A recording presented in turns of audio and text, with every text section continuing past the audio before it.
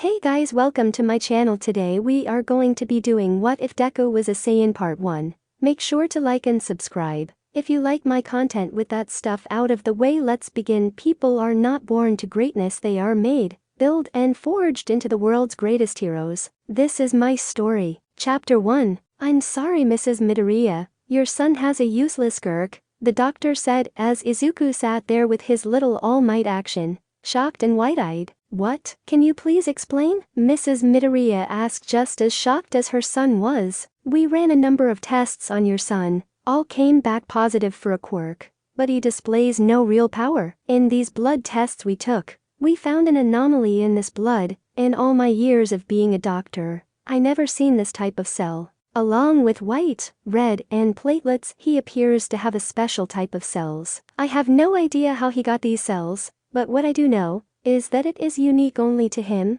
There is no record of anyone else having this type of cell. I assume that this is his quirk, this type of cell, the doctor said, trying to make Inko understand without making the situation worse for her son. With a sad expression on her face, she asked, well, what do we do now? It has been his dream to be a hero. Will he still be able to be a hero? The doctor looked at her as to what to do now. I've sent a sample of his blood to a lab where they can do future tests. And to your second question, turning his attention to Izuku with a sad expression looking down at the floor, he continued, I'm sorry son, but no, you can't become a hero. This broke Izuku. When he got back to his apartment, he didn't say a word to his mother. All he did was walk up to the computer and began to look up All Might rescue videos. After the video had finished, he turned around to find his mom was behind him, waiting for him to say something. With tears in his eyes, he asked, can I still become a hero if I have a useless quirk? Having no words, all she could do was run up to him,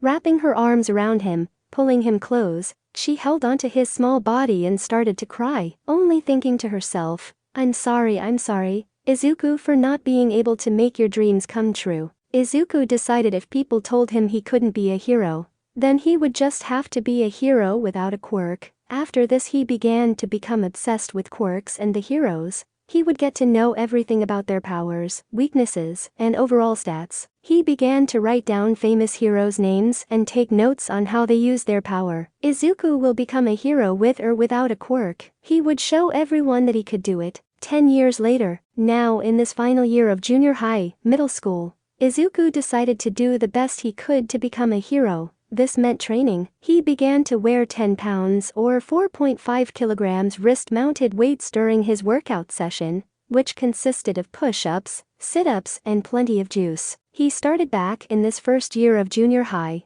so he had built up a decent amount of muscle, not a lot, but enough for people to notice that he worked out. Alright, you little parasites, I know it's the end of the year, and you are all looking forward to the summer break. But don't forget that you have to start thinking where you will go to high school, his homeroom teacher said, trying to calm his class down. Since you all have dreams of becoming heroes, I would think you will all be aiming to get into UA. Hey teach, don't throw me into the same category as these losers. I'm way too strong, I'm too out of their league, Bakugo said while having his legs kicked up on the desk and leaning back in the chair. I will be the only one in this stupid school to get into UA. Mark my words. Oh yeah, Izuku also wanted to get into UA if I'm not mistaken. Isn't that right, Izuku? This teacher looked down at his clipboard. The whole class turned to look at Izuku. Bakugo sat back upright at this news, who started to shot eye daggers at him, all the while causing a small explosion in his palms. Yes, that's true, he said as quiet as a mouse. This only enraged Bakugo, placing his palm hard down on Izuku's desk, causing an explosion. I thought I told you before, Deku, you have no power, no quirk, you're useless. Why don't you just jump off a building and die? Maybe you'll get a better quirk in the afterlife. After saying this, the whole class erupted in laughter, all knowing how useless Deku's quirk was. But it takes a lot more than a quirk to become a hero, Izuku said, while covering his face with a notebook out of sheer embarrassment. Plus, it's not like you will ever make a good hero. Not with that attitude, he tried to say under his breath, but Bakugo heard it. What did you say, you piece of shit? As Bakugo lunged toward Izuku, ready to blast him across the room, the final bell had rung and school was now out for summer vacation. Grabbing Deku by the collar, you better watch yourself, Deku. If not, I'll do this to you. Grabbing Izuku's hero notebook he had on his desk, he proceeded to burn it. Just then something inside Izuku snapped. He felt an anger that he never experienced before. Something felt like it was crying out, almost roaring inside him. No! Izuku yelled as to pushed Bakugo, making him let go of his collar, and with a swift palm strike to the chest, he was able to actually knock Bakugo a couple feet back. The look of shock on Bakugo's face said it all. In all the years of bullying and abuse that Izuku had taken, he never fought back, not even once. He was a kind person, and never one to fight. With the initial shock of actually being knocked back, Bakugo said nothing as he dropped the notebook. As he walked out of the class, what was that? I never felt so angry before, and how did I get so strong? Yes, I am working out, but I shouldn't be able to push Kachin back, Izuku thought on his way back to his house. He decided to take the shortcut home, which meant he had to go under the bridge that no one ever went under. To his surprise, a villain appeared from inside the sewer system. He was completely made of a dirty green sludge. Before Izuku couldn't react in time, the villain began to wrap around his body. Don't worry kid, it will all be over soon. I just want to borrow your body kid, nothing personal. But I need to host if I want to get away from him, the slim villain said while laughing. Well, I guess this is where it ends. Huh, I'm sorry mom, but I just don't have what it takes, Izuku says, closing his eyes and accepting his fate. No sooner than when he closed his eyes, he heard someone yell, "Evil containment wave soon." The sludge villain was surrounded by a green swirl of energy. The sludge villain dropped Izuku before he got caught in the wave. Snapping his eyes open, Izuku could watch as he hit the ground hard. What is this? The sludge villain said as he being pulled towards a small container with a seal that read Demon Seal. As soon as the villain was inside the container, a cork was placed and picked up by a small, bald old-looking man, who wore sunglasses, that had a turtle shell on his back and a thick white Fu Manchu mustache and beard. Well, that was a close one, said the old man as he said, walking up to Izuku,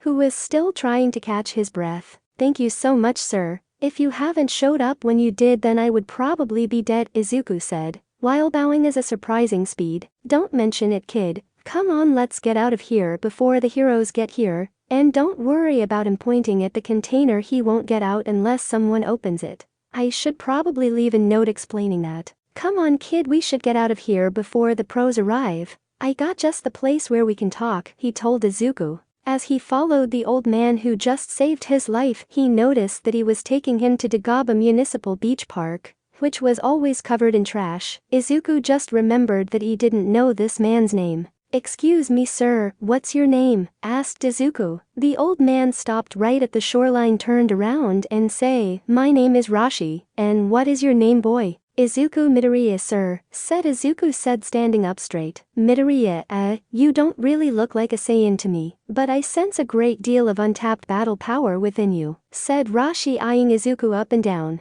A Saiyan? What is that? And what do you mean untapped power? Like a quirk? That can't be right since I don't have a quirk. Izuku was trying to get answers, but wasn't getting any. In time I tell you all you want to know, but for now I'll tell you this, with some training you can become a hero. I haven't seen this much potential in someone since my past students. What I'm saying, son, is that you too can become a hero. Izuku was not ready to hear those words, but how he longed to hear them. Izuku couldn't hold back his emotions anymore. He fell to his knees, as he started to cry uncontrollably the moment with his mother began to play in his mind. All these years there was finally someone who actually believed in him, that he too can become a hero. After a few minutes of collecting himself, he asked Rashi, when can I start? Master Rashi smiled. I like your enthusiasm kid. Meet me here tomorrow. I'll start by answering all the questions you might have. Till then go home and rest. Back with the sludge villain. I could have sworn that I saw the villain go in this direction. After a few more minutes of looking around, All Might found a small container and a note. Picking up the note, it read, do not open, sludge villain inside. What is this? A seal? It's most impressive that whoever did this was able to contain the villain inside, All Might said, pocketing the container. Whoever this was, I have to thank them one day. But for now I must go, All Might said to himself, jumping away and towards the police station. I should really start looking for a successor. My time is quickly running out, All Might thought himself as he coughed out blood. Chapter 2. Training. Master Rashi told Izuku to go home and meet him tomorrow morning to talk about training and to answer some of the questions he had. Once home and enjoying dinner that his mom had made for him, he decided to go to sleep early to prepare for tomorrow. Dagaba Municipal Beach Park. Izuku walked up to the beach but quickly noticed something. Huh, he's not here. He told me to come back here today. Where is he? Turns out he was her, but a little preoccupied watching some woman jogging. But before he could approach Master Rashi, he saw the woman slap Rashi across the face and walked off. Women today have no respect for the elderly anymore. She didn't even let me see her panties, said Master Rashi, with a big handprint on his cheek, walking up to Izuku. What? No wonder she slapped you. What are you, some kind of pervert? Izuku thought. Well, Izuku, I know you a lot of questions, and you want answers, so go ahead and ask, said Master Rashi, putting down his staff and sitting down on a broken refrigerator. Izuku only had 3 questions for Master Rashi. Alright then, first, what is a Saiyan? Second, what is this power you said yesterday? Third, can I really become a hero with this power? Said Izuku, looking at Master Rashi dead in the eyes. The first 2 questions go hand in hand. A Saiyan is an alien warrior race who long ago conquered planets. Obviously, to do this you need power, and Saiyans are powerful. This is where you come in. Someone in your bloodline was a Saiyan, most likely your father, which makes you a half Saiyan. Saiyans also have a strong control over Kai, other known as life force energy. Every living thing has this Kai. If you are able to draw out your Kai, then you can use that for offensive and defensive purposes. Example: Master Rashi extended his arm out and opened the palm of hand towards the direction of a pile of trash. Suddenly a bright ball of yellow energy began to appear. Izuku was mesmerized by this. He's never seen anything like this before. A second later, Master Rashi forced the ball of energy away from this hand and towards the trash. Once it made contact, the trash was vaporized. Izuku could only stare at what he had just witnessed. If I can do that, then I could be a hero too. Turning back to Master Rashi. And there you have it. You have the potential to his and much more. And to answer your final question, yes, I will train you for when the day comes. You will become the greatest hero, but getting results is completely up to you, Master Rashi said, getting up and placing his hand over Izuku's shoulder. Without a second thought, yes, please train me. I'll do whatever it takes. Izuku knew this was his chance to become a hero,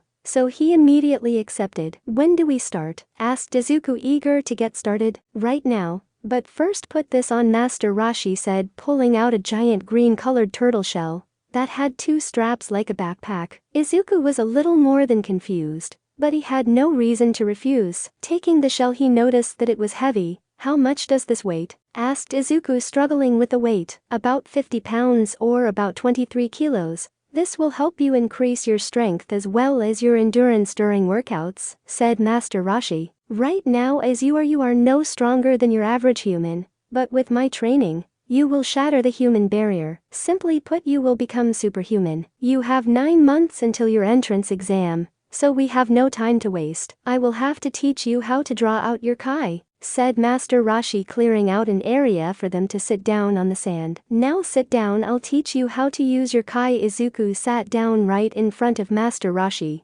Now relax, use your emotions to draw out your Kai. Feel your energy within you. It should feel like a warm sensation. Once you find it, grab onto it, and focus on bringing out this energy within you, instructed Master Rashi. Closing his eyes, Izuku did what he is told. Only seeing black, Izuku focused. Remember everything that has happened to you, what they have done to you, all the bullying, teasing, and abuse. What is that? A light? It's so warm. That has to be what Master Rashi meant. All I had to do was grab it and focus, then bring it out, Izuku said. He felt it, power rising from his core and running towards his hands. This was it. Suddenly a small ball of green energy began to form in his hands. Master Rashi, look, I did it. And on my first try too, Izuku said, excited at what he just did. This kid, I would never have guessed that he would have done so soon, on his first try no less. I may have underestimated his potential, thought Master Rashi, impressed. Perfect. Remember that feeling, that is your energy. Now let's call it today.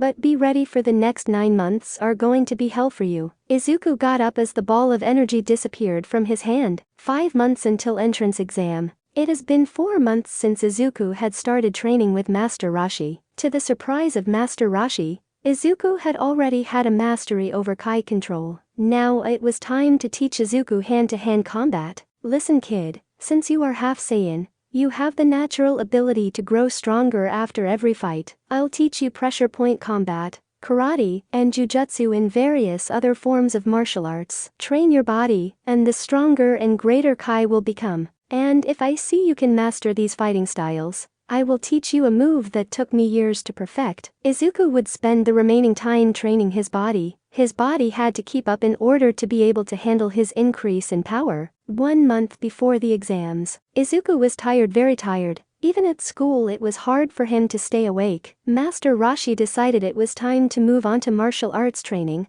so this meant a lot of sparring, 2 months to be exact. With the giant turtle shell on his back, it made his movements limited, but was getting used to the added weight. It didn't help that Master Roshi decided to teach Izuku his ultimate move, which puts more strain on his body. Man, I have another sparring match against Master Roshi today, this is going to suck, said Izuku getting ready to leave from his classroom. Izuku was stopped at the doorway. There stood Kachin, his bully. Damn it, here we go again, thought Izuku, knowing what was about to happen. Deku, you useless crap, how dare you apply to UA? You have a useless quirk and you think you can get in? Don't even think about showing up or else you will regret it, yelled Kachin, letting off an explosion that knocked Izuku into the wall. Izuku got up glaring at Bakugo. Oh, what's this? Deku is actually going to fight back. Bakugo mocked him, sparking small explosions in his palm. Izuku gritted his teeth, looking down at the floor in defeat. That's what I thought, the weak should just shut up and listen to the strong, Bakugo said as he walked out of the classroom, leaving Izuku to his own thoughts. Damn it, after all that Master Roshi has done for me, I still can't stand up for myself. One day, I promise Kachin, I will show you that I'm not useless anymore, Izuku thought as he slammed his fist into the wall, causing a crack in the wall. 1 week before the entrance exam. Alright Izuku, time to test yourself. If you can land a single punch to my face, then you win, and I'll let you take the week off, deal, said Master Roshi, preparing himself to fight. Deal, responded Izuku in a fighting stance. Hey-ya-ya, as a green aura began to form around Izuku, he felt his power rise higher and higher. Kai engulfed Izuku like a flame. He was ready. Izuku charged at Master Roshi, throwing a punch aimed for his head. Master Roshi saw this coming from a mile away. Rookie move. Seeing that this was not going to work, Izuku changed up his attack. He would go for an attack from above, disappearing from Master Roshi's line of sight. He jumped and with a hard kick aimed down. This caught Master Roshi off guard for a second, but smiled quickly after, going for the quick change. I see, but it's about 200 years too early for you to try to take me head-on, Master Roshi thought, while dodging Izuku's attack with ease. Izuku was rapidly throwing punches at Master Roshi, but none of them connected. Damn it, why can't I hit him? He's too fast for me, Izuku thought as he felt a sharp pain in his neck. In an instant he was knocked out cold. So much potential. I'm sure you are watching, Goku. He reminds me of you when you were a child. This boy, I think, will one day surpass you, Master Roshi said, holding Izuku in his arms. Izuku, wake up, called out an unknown voice. Huh, who said that? Izuku said, looking around suddenly, but noticing that he was surrounded by nothing but a black void. I must have been knocked out by Master Roshi again. He's too strong for me still. I'll never be able to be a hero if I can't even beat an old man. Izuku was mad at himself for not being strong enough. Hey, enough of that. You're still a kid, it's only natural for your power level to be low, said a man wearing an orange guy with a blue undershirt. But what was most surprising was that he had a halo on his head. Who are you? Asked Izuku curiously. Hey there, I'm Kakarot, but you can call me Goku, and I'm one of Master Roshi's past students, Goku said, smiling at Izuku. It's nice to meet you, Goku. I'm Master Roshi's current student, said Izuku, also smiling. Oh, I know. I can see you training from the other world. Man, you are a natural. I can't wait to see how strong you'll become. I bet you will even surpass me on day, Goku said, showing his excitement upon meeting someone like Izuku. Other world? What do you mean? And why do you have a halo ring above your head? Izuku said, mumbling out. Oh, that's easy, I'm dead, Goku said with all the calm in the world. Dead? What? Then how are you talking to me? Wait, does this mean I'm dead? Oh god no, there's still so much I had left to do. Go to UA, be a hero, kiss a girl. Izuku couldn't help but panic mumble. Hey, take it easy, you're not dead, just unconscious. Since I'm dead I can't talk to you directly,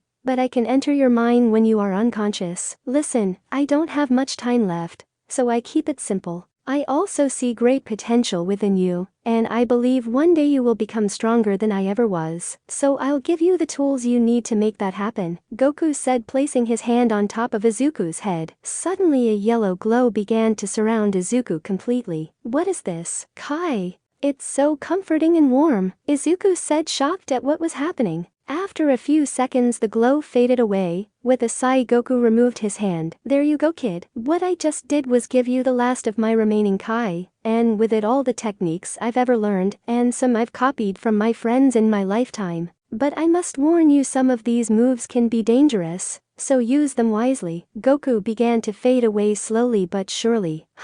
So this is it then? Well, I'll see you later, Izuku. You got a lot of talent. Don't let it go to waste. Be the hero you always wanted to be. Oh, almost forgot. You should wake up soon. See you later. And with that Goku had disappeared. That was interesting to say the least. I don't feel any different, but it does feel like I learned new moves. I'll just try them out later. White light began to fill the blackness within the void. Izuku was waking up. To his surprise he was still at the beach. Noticing that the sun was now setting he sat up and looked around. God, how long was I out for? It's already late afternoon, Izuku asked, rubbing his neck. You were out for 5 hours, Master Roshi's voice said. What, 5 hours? But it felt like 5 minutes. Izuku thought to himself, confused at the time. So, you got talking to Goku and judging on your Kai. It looks like he left you a parting gift. Goku always trying to help. Even in death you never change. Master Roshi gets up and walked towards Izuku. All this time I could have been chazzing the ladies,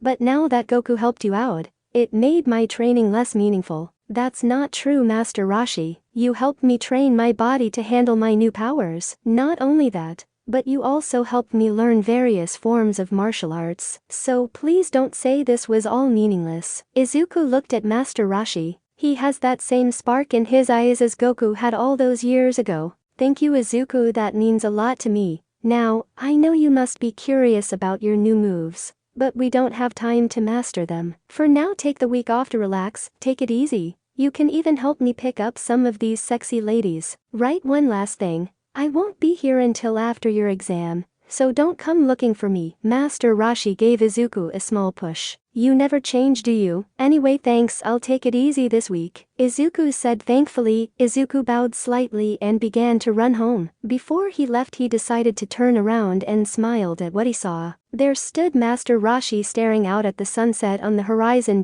Chapter 3. Chance meeting. Izuku was bored, really bored. He now had the whole week off, thanks to Master Roshi. All he did was lay down on the couch. Maybe I should go train by myself just for this week. No, I rather not. No use in torturing my body. I'm not going to get any stronger. Screw it, I'll go for a walk. Hey mom, I'm going out for a walk, Izuku said, grabbing his jacket. Alright sweetie, just make sure to come back before dinner, Inko said, and Izuku walked out the door. Once alone, she could only think back to her husband's words. Listen. There will come a time when Izuku will become a great and powerful warrior. Don't let him get corrupted by that power. I don't know if I'll come back, but know this, I'll always love the both of you. Please be okay, Inko said worriedly. Izuku knew Master Roshi wasn't at the beach, but he would go and meditate there anyway. As he was walking he thought to himself, Goku gave me some of his old moveset. Maybe I can try some of them. And before he could finish his train of thought he crashed into someone, knocking the other person to the ground. Izuku was surprised to say the least. I'm so sorry, I wasn't paying attention to where I was going. Here, let me help you up. He extended his hand out to help the person up. Thanks, and I'm sorry I wasn't paying attention to what was, or in this case who was in front of me. As the person grabbed onto Izuku's hand, they both paused for 1 second to look at each other. Wow, he's cute. Both echoed in each other's their compassers. They both kinda stared at each other. After a few more seconds of awkward silence, she decided to talk. I'm sorry, I should introduce myself. My name is Ichako Uraraka. It's nice to meet you. She smiled. Izuku froze. He was already a shy kid to begin with, but a girl was actually talking to him. I Izuku Midoriya, and sorry again for bumping into you, he said nervously, bowing slightly. No, it's fine really, Uraraka said, slight blushing in embarrassment of the current situation. Izuku had to make it up to her. Hey, do you want to go grab a coffee of something? Izuku couldn't believe what he had just said, and so calmly. It's cause I still feel bad for knocking you down, even if it was on accident, he said, quickly waving his hands in front of him to cover up his red face. I'd like that is all he heard from behind his hands. Looking back at her, Izuku was surprised to see that Uraraka was equally as red as he was. Alright, I know just the place. It's only about a 5-minute walk from here. Come on, let's go, said Izuku. As the two of them walked, people on the sidewalk couldn't help but think how cute they looked together. Finally arriving at the coffee shop, they both placed their orders. Izuku paid after some back and forth with Uraraka. Once their drinks were ready, so they decided to find a place outside to sit. After a brief awkward silence between them, Uraraka broke the silence. Do you live around here? Really, that's the best you can come up with, brain? Uraraka wanted to punch herself. Why yeah, I live just a couple blocks away. I found out about this place after a training session with my master to get into UA, said Izuku, taking another sip of his coffee. You want to go to UA? That's awesome, me too. So what's your quirk? I bet it's awesome, Uraraka said with excitement. Oh, my quirk is called Kai Control. I can control my body's natural energy and use it for offensive or defensive moves. I can also could sense other Kai sources. Look, I'll show you, he said, forming a small green ball of energy in the palm of his hand. Uraraka could only use one word to describe what she was seeing. Beautiful were the only words that left her mouth. Closing the palm of his hand, he let the energy disappear. So that's my quirk. What's your quirk? Asked Izuku, curious as to what type of quirk she had. Oh, it's nothing too special. But you see these little pads on my hands, she said, raising her hands so Izuku can see. If I touch an object, be it a person or a car, with all 5 fingers, I can cancel its gravity and make it float, she said, slightly blushing when she saw Izuku's face, which was filled with excitement. Wow, that's amazing. So do you a weight limit? Can you make more than one thing float? What about yourself? Izuku started to mumble out loud really quickly, which caught Uraraka off guard. Whoa, slow down, she said. Noticing the other people in the coffee shop look at them, she began to feel embarrassed and tried to make him stop. Izuku, you're kind of mumbling. People are staring, she said, turning slightly red. Izuku quickly snapped out of it when he saw her turn red. Sorry about that bad habit of mine, he said, chuckling nervously, turning slightly red. It's fine really. It shows how excited you are to learn about quirks. Anyway, I'm sure with a quirk like that you will definitely get into UA, she said, trying to change the topic. I hope so. I haven't had much time to practice with my quirk, since I recently found out what it can actually do. Before then, people used to tease me for having a useless quirk. Even my best friend called me Deku, which means useless, Izuku said, looking down at his cup. I'm sorry, I didn't mean to bring up something uncomfortable for you, but you know what, I like the name Deku. It almost sounds like the meaning for you can do it, she said, trying to cheer up Izuku. Huh, I never thought of it that way, Uraraka. Thanks, you can call me Deku if you want to. Now that you changed the meaning of it, I kinda like it, he said, smiling. Uraraka blushed when he told her this. She didn't know why, but he made her feel warm and welcomed. Izuku and Uraraka both just started to chat about random stuff. As they finished their coffees, they decided to go for a walk near the beach. Soon minutes turned to hours, and after a few hours, they both noticed how late it actually became, and both decided it was time to head home. But first, hey Deku. I was wondering if I can have your number, so we can keep in touch before the entrance exam, said Uraraka, blushing slightly. Izuku just stood there with a blank expression on his face. Why, yeah, sure, here, he said, pulling out his phone. She quickly took it and added her number. Giving back his phone, she turned around ready to leave, but stopped. I'll text you later. Bye, Deku. It was nice talking to you. Bye. Oh god, I just got a girl's number, Izuku thought to himself as he waved as she began to run off into the distance. He decided it was about time he head home too. After enjoying dinner with his mother, we went to room to relax and read over his notebooks. A few minutes later there was a knock on his door. Izuku, can we talk? It was his mother. That's strange, she sounds very serious and nervous all of a sudden. I wonder what's wrong. Izuku started to get scared hearing her tone. Yeah, mom, come on in, the door is unlocked. Once inside his room she sat down on his desk chair while he sat on the bed. Listen Izuku, I know these last couple of years have been rough on you.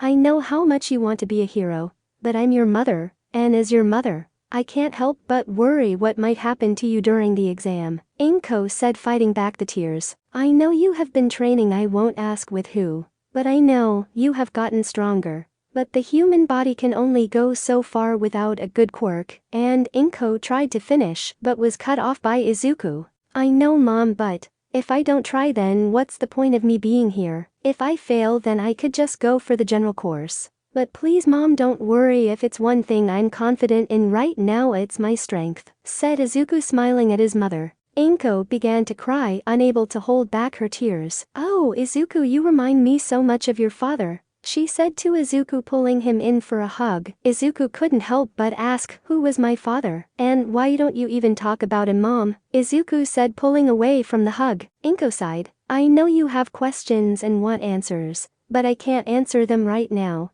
How about this? If you get into the hero course at UA, then I'll answer all the questions you want, deal? Hearing this only strengthened his resolve to get into UA. Deal mom, Izuku said. Anyway, where did you go today? I thought you said went for a walk, asked Inko, curiosity. Oh, you know I did go to walk at the beach, Izuku said with a slight blush. Oh really? Then why did I find a receipt from a coffee shop with 2 names on it? Izuku and Uraraka. Is there something you want to tell me, Izuku? Inko said, teasing poor Izuku. At this point Izuku was as red as a tomato. What, I thought I had that in my pocket. It must have fallen out, thought Izuku, yelling at himself. Oh, you know, just a friend from school. Anyway, I should head to bed. It's getting late, don't you think, mom? Said Izuku, quickly trying to change the subject. Oh well then, looks like you're not going to talk, but Izuku, just be careful, okay? Izuku could only nod, questioning why she would say to be careful. As tiredness began to take over, Izuku went to bed happy with today's events. Meeting Uraraka was nice. Maybe we should hang out before the exam. Nah, we should both focus on the exam. I'll text her in the morning to see how she is doing, thought Izuku as a small blush began to form. After a little while he had fully gone to sleep. Izuku would soon be taking the entrance exam at UA. The worries of passing began to hit him as the days went on. Izuku got the courage to call Uraraka. This helped him calm his nerves down. He didn't know why, but just being able to talk to her was enough to make him happy. Unknown location. As the moon began to rise and its light began to fall on the land, a human-looking shadow began to rise from the ground, pulling itself out of the ground. Its face began to be lit by the moon. A smile began to form, a twisted one. As the moonlight shined across the figure's face, it revealed red eyes, eyes that rivaled the very earth's magma in color. Soon it will make its move. Soon it will take its place above all others. Soon there will be no stopping it. Its eyes began to glow red, and with a twisted smile, it spoke only a single word. Soon. Chapter 4. Exam day. Exam day. 1 week later, day of the exam. The week leading up to the exam was uneventful. Aside from texting Uraraka almost every day, they started to build up a friendship, in Izuku's case maybe more like a crush. Regardless, they got along and planned to meet up in front of the gate of UA before the exam. This was it, the day Izuku was waiting for. This day would either begin his journey to become a hero or break it. He was ready no matter what the outcome was, but it was about to start off a bit rough when he spotted Kachin, who made a beeline straight at Izuku. Izuku knew he wouldn't start anything, but he can feel his menacing Kai. What the hell are you doing here, Deku? Didn't I tell you I would be the only one to apply and get into UA? Screamed Kachin. Izuku was scared, but training with Master Rashi, and the short amount of time he was talking with Uraraka, made him a little more confident. This time he would say something, instead of cowering in fear and saying nothing. Listen here, Kachin. I have every right to be here and take the exam. If you want to settle our differences we can do that but not today. Izuku surprised himself with what he just said. Kachin said nothing when he started to walk away, but Izuku felt the killing intent oozing out of him. After a few seconds of collecting himself, he felt a slight tapping on his shoulder. Turning around he was met by Uraraka's face. "Hey Deku, are you ready to do this?" she said eagerly. "Hey Uraraka." "And yes I am. Come on let's go inside," he said walking side by side towards the auditorium. Walking in, Izuku sensed strong kai all around him. Someone who caught his attention was a boy with half white and half red hair. I should keep an eye on him, he can be a great rival for me in the future, Izuku thought as himself. And Uraraka found some empty seats. Suddenly the pro hero present Mick walked onto the stage. "Hello future heroes, who's excited to take the entrance exam? Can I get a hell yeah?" Present Mick said, hoping for a response from the crowd. Complete silence fell around the auditorium. "Wow, tough crowd," Present Mick said, disappointed. "Oh well, let's get down to business. Today you will take 2 tests. One exam consisting of hero questions, and secondly, we will test your quirks in a fight between robots. The robots have points ranging from 0 to 4, so the more you destroy the higher your score. But he warned there is a useless robot that is worth 0 points, so don't fight it. With that out of the way let's get started." After taking the written exam, the students were separated into different areas. If you were in the same middle school you would be separated. This meant Kachin would not be with Izuku. Lucky for him Uraraka was in the same testing arena with Izuku. In front of Izuku and Uraraka, there were 2 giant metal doors. The sheer size of the doors was more than enough to intimate. Uraraka looked at Izuku. "I'm really nervous Deku. What if I don't get enough points?" she said as she began to sweat. Izuku had to calm her down, but how? That's when it hit him. Placing his hand on hers, and slowly allowed his kai to engulf his hand in a green glow. Uraraka was shocked at first, but then felt a warm sensation on her hand, until her hands were also covered in the green glow. Uraraka blushed slightly when she felt the warm sensation, and truthfully, it began to calm her down. "So warm and comforting. Thanks Deku. I feel a lot better thanks," said Uraraka blushing as the other examines were staring at them. Izuku noticed as well, and quickly pulled back his hand turning red as a tomato. "And no problem, come on relax, we got this." Uraraka nodded. Present Mick was ready to start. "Alright everybody get ready go," he yelled as the doors swung open, but no one moved. "What are you doing? There is no countdowns in real life, go go go," Mick said. Suddenly everyone started running towards the doors. Izuku and Uraraka quickly followed the group, only to see a giant fake city in front of them. Everyone went their separate ways trying to find the robots. Soon they emerge. Izuku couldn't read their power levels since they were not alive, but yet he ran in, powering up as he went. Soon a green glow began to surround him. "Perfect a 2-pointer," Izuku said, running towards the robot. Focusing his kai to his hand, he created a green ball and threw it towards the robot, destroying it. "Nice, on to the next on." This went on for a while, taking out mostly 2 and 3-pointers. Either by kai blast or just punching it. Izuku was running out of kai. "Damn, I'm tired, I must have used up too much energy. I need to learn when to put more or less power into my attacks, when the situation calls for it. I have around 45 points, that should be more than enough," thought Izuku. In the observation room, 10 shadows were seen inside, with screens showing the different testing arenas. "This year's batch have a lot of potential," said one shadow. "Yes, but remember we are looking for qualities other than power." "Yes, power is important, but you also need speed and intelligence. But most important, you need the will to help people in danger." Speaking of which, release the Titan, said a rather small shadow, almost like a bear or a mouse. In the back of the room, there was an outline of a tall muscular man. "Maybe I will find the perfect person to take on the responsibility of being the next symbol of peace. This person should be a first year, so there will be enough time to train them." Back in the arena, having exhausted almost all of his kai, Izuku decided to take a breather on one of the nearby roofs. That's when the Titan emerged, standing well over 8 stories tall. With a powerful swing it demolished one of the buildings. Then it slowly began to make its way towards a group of examines. "Yeah, I'm going to stay away from that," said Izuku, turning around to leave. But that's when he heard it.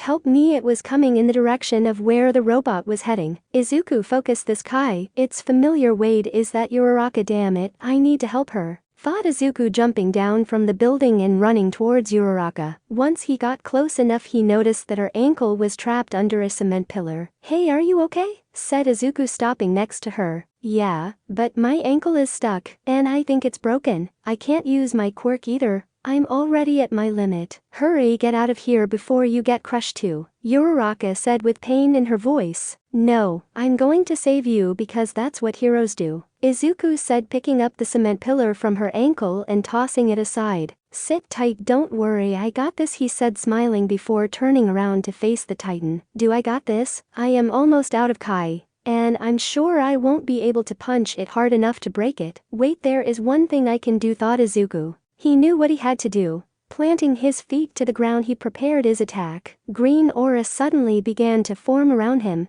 cupping his hand to his side. As the ground around him began to break apart, the floor rumbled. It all or nothing. Let's hope I can do it. A green ball of energy formed in his hands, growing bigger and bigger with every passing second. Izuku knew it was time. Izuku looked back at the quickly approaching Titan, and with a gleam in his eyes he shouted out, Kamehameha. A green beam of energy fired out of Izuku's hands with so much force it kicked up the small debris around him. This powerful attack went straight at the Titan. As the green beam got closer, the Titan raised an arm trying to block the attack, but it was not quick enough. It pierced the Titan's upper armor and went straight through it, leaving a hole in the Titan. After a few seconds, the Titan began to fall apart. Tiny explosions, then followed by the whole upper body, fell off, crashing into the ground. Everyone on the ground all had their jaws hit the floor. This display of power left them lost for words. Only Uraraka could muster up a single word: incredible. A tall boy with glasses was also lost from words, but had plenty to say in his mind. That was amazing, but why didn't he run away like the rest of us? Wait, he went to save that girl.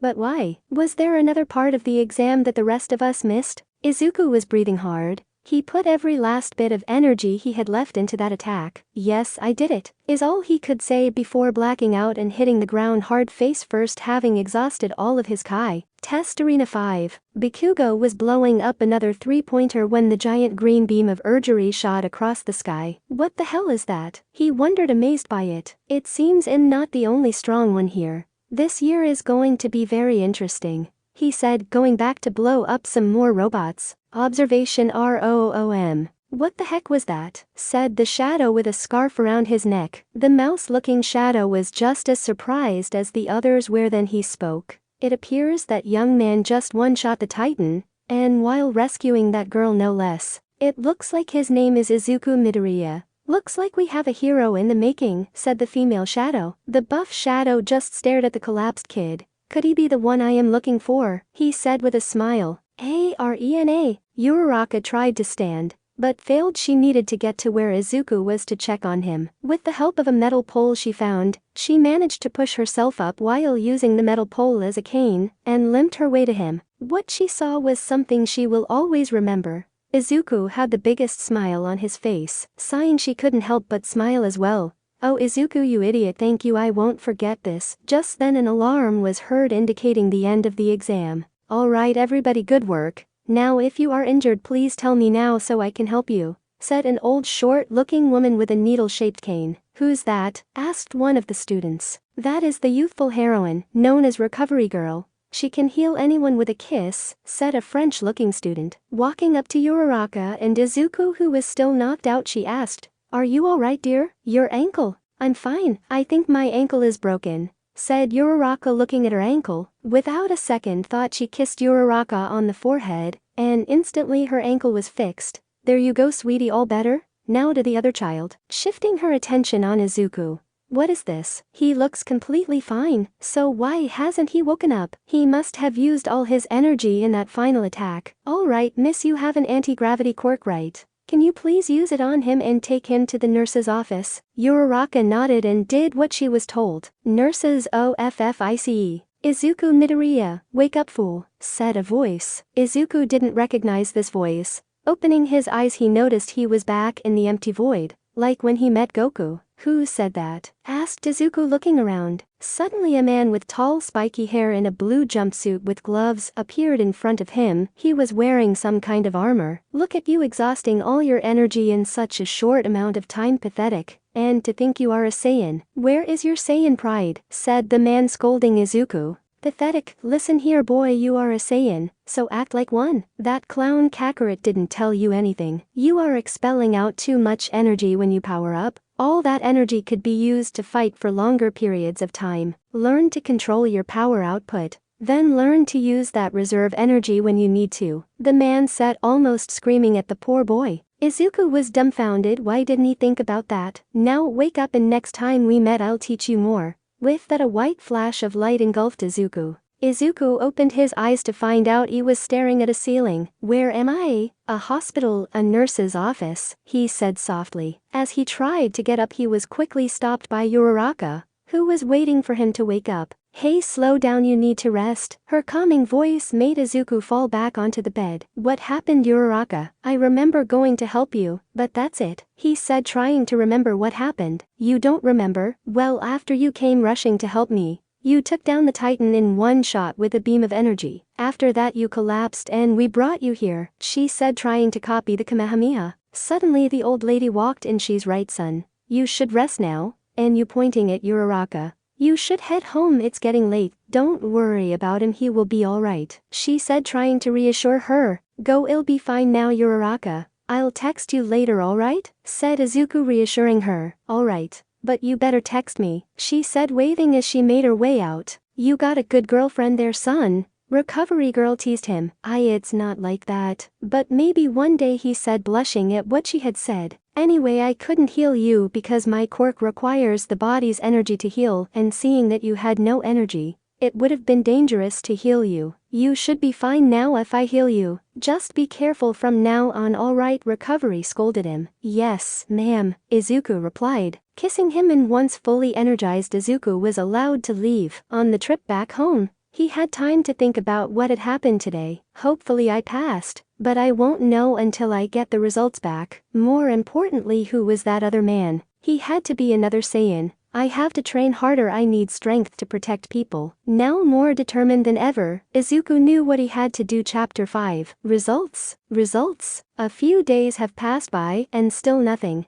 Izuku was starting to get scared. What if they wrote my address wrong? What if it got lost in the mail? What if I did so bad that they didn't bother writing me? I need to go lay down. Izuku's thoughts were running wild again. Izuku sat at home waiting for the letter to arrive. He had texted Uraraka right after the exam. They had planned to meet up and open their letters together. As he went to his room, his mother suddenly ran inside the house, holding what appeared to be a letter. Izuku, it's here, she panicked as he placed the letter in his hand. Izuku stared at the letter, too afraid to open it. Well, aren't you going to open it? Asked his mother, snapping back to reality. Oh, sorry, Mom. Me and Uraraka decided on meeting up and opening them together, Izuku replied. Oh, Izuku, such a ladies' man, I see. So who is she? Teased his mother. Well, alright then. What are you waiting for? Go, she said, almost pushing him out the door. Izuku called Uraraka to see if she received the letter as well, which she did. The place they decided to meet up was at the same cafe as before. As Izuku arrived, he noticed that Uraraka was already sitting down at a table with 2 cups of coffee. Hey, Uraraka, said Izuku, taking a seat across from her. Hey, Deku,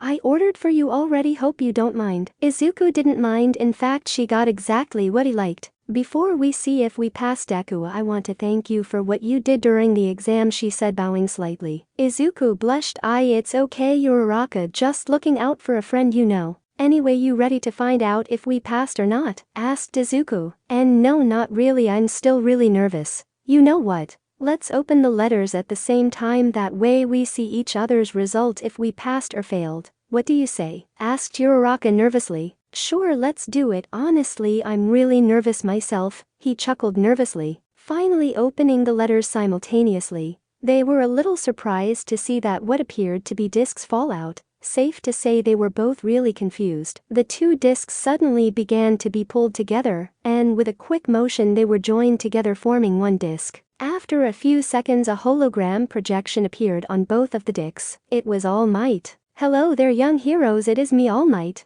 I know what you are thinking. What is All Might here? Well, the answer is simple. You are looking at the newest teacher at UA. I will be teaching hero basics this year. Izuku couldn't believe what he was hearing. His favorite hero will be teaching at UA. Uraraka was just as surprised. Looking at Izuku, she couldn't help but laugh, noticing his big goofy smile. Anyway, on to the important Ichako. Uraraka, we are happy to say that you have passed the written part of the exam. Now to the practical. Uraraka, you scored 38 villain points, not bad, but not good either. However, there is a second way to score points, we call it rescue points. And you earned 45 rescue points for a total of 73 points. Congratulations, you pass and welcome to UA. Uraraka screeched in excitement. I did it, Deku. I made it to UA. She was so happy that she didn't notice that she got up and hugged Izuku. The customers outside the coffee shop stopped and stared at the pair, noticing how cute they looked together. That's great, Uraraka, I'm so happy for you. But can you please let me go, people are staring at us, he said, blushing red. Noticing what she was doing, she quickly let him go.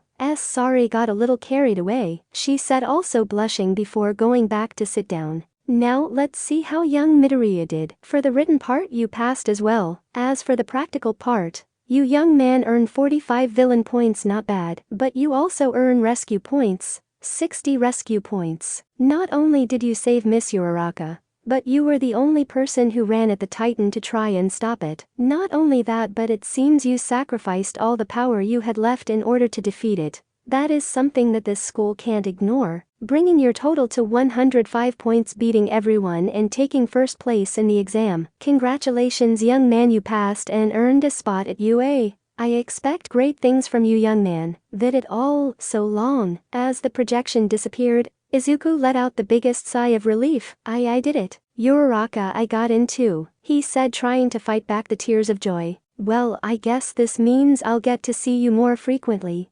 Huh, she said, smiling. Why, yeah, I still can't believe we both made it, Izuku said, blushing slightly. Anyway, I need to get home, it's getting late. I'll see you in school, alright, bye. Uraraka waved as she left. As Izuku was walking home, he started to think about the deal he made with his mother. He had so much he wanted to know, so much to ask. Where did he even begin? But what bothered him the most is what would the answers to his questions would be. What if I don't ask the right questions? What if I don't like the answers to my questions? Finally making it to his front door, opening the door, he was immediately greeted by his mother. Oh, Izuku dear, welcome back. So don't keep your mother in suspense. Did you make it to UA? His mother questioned. I made it, Mom. I made it to UA, is all he could say before the tears started falling.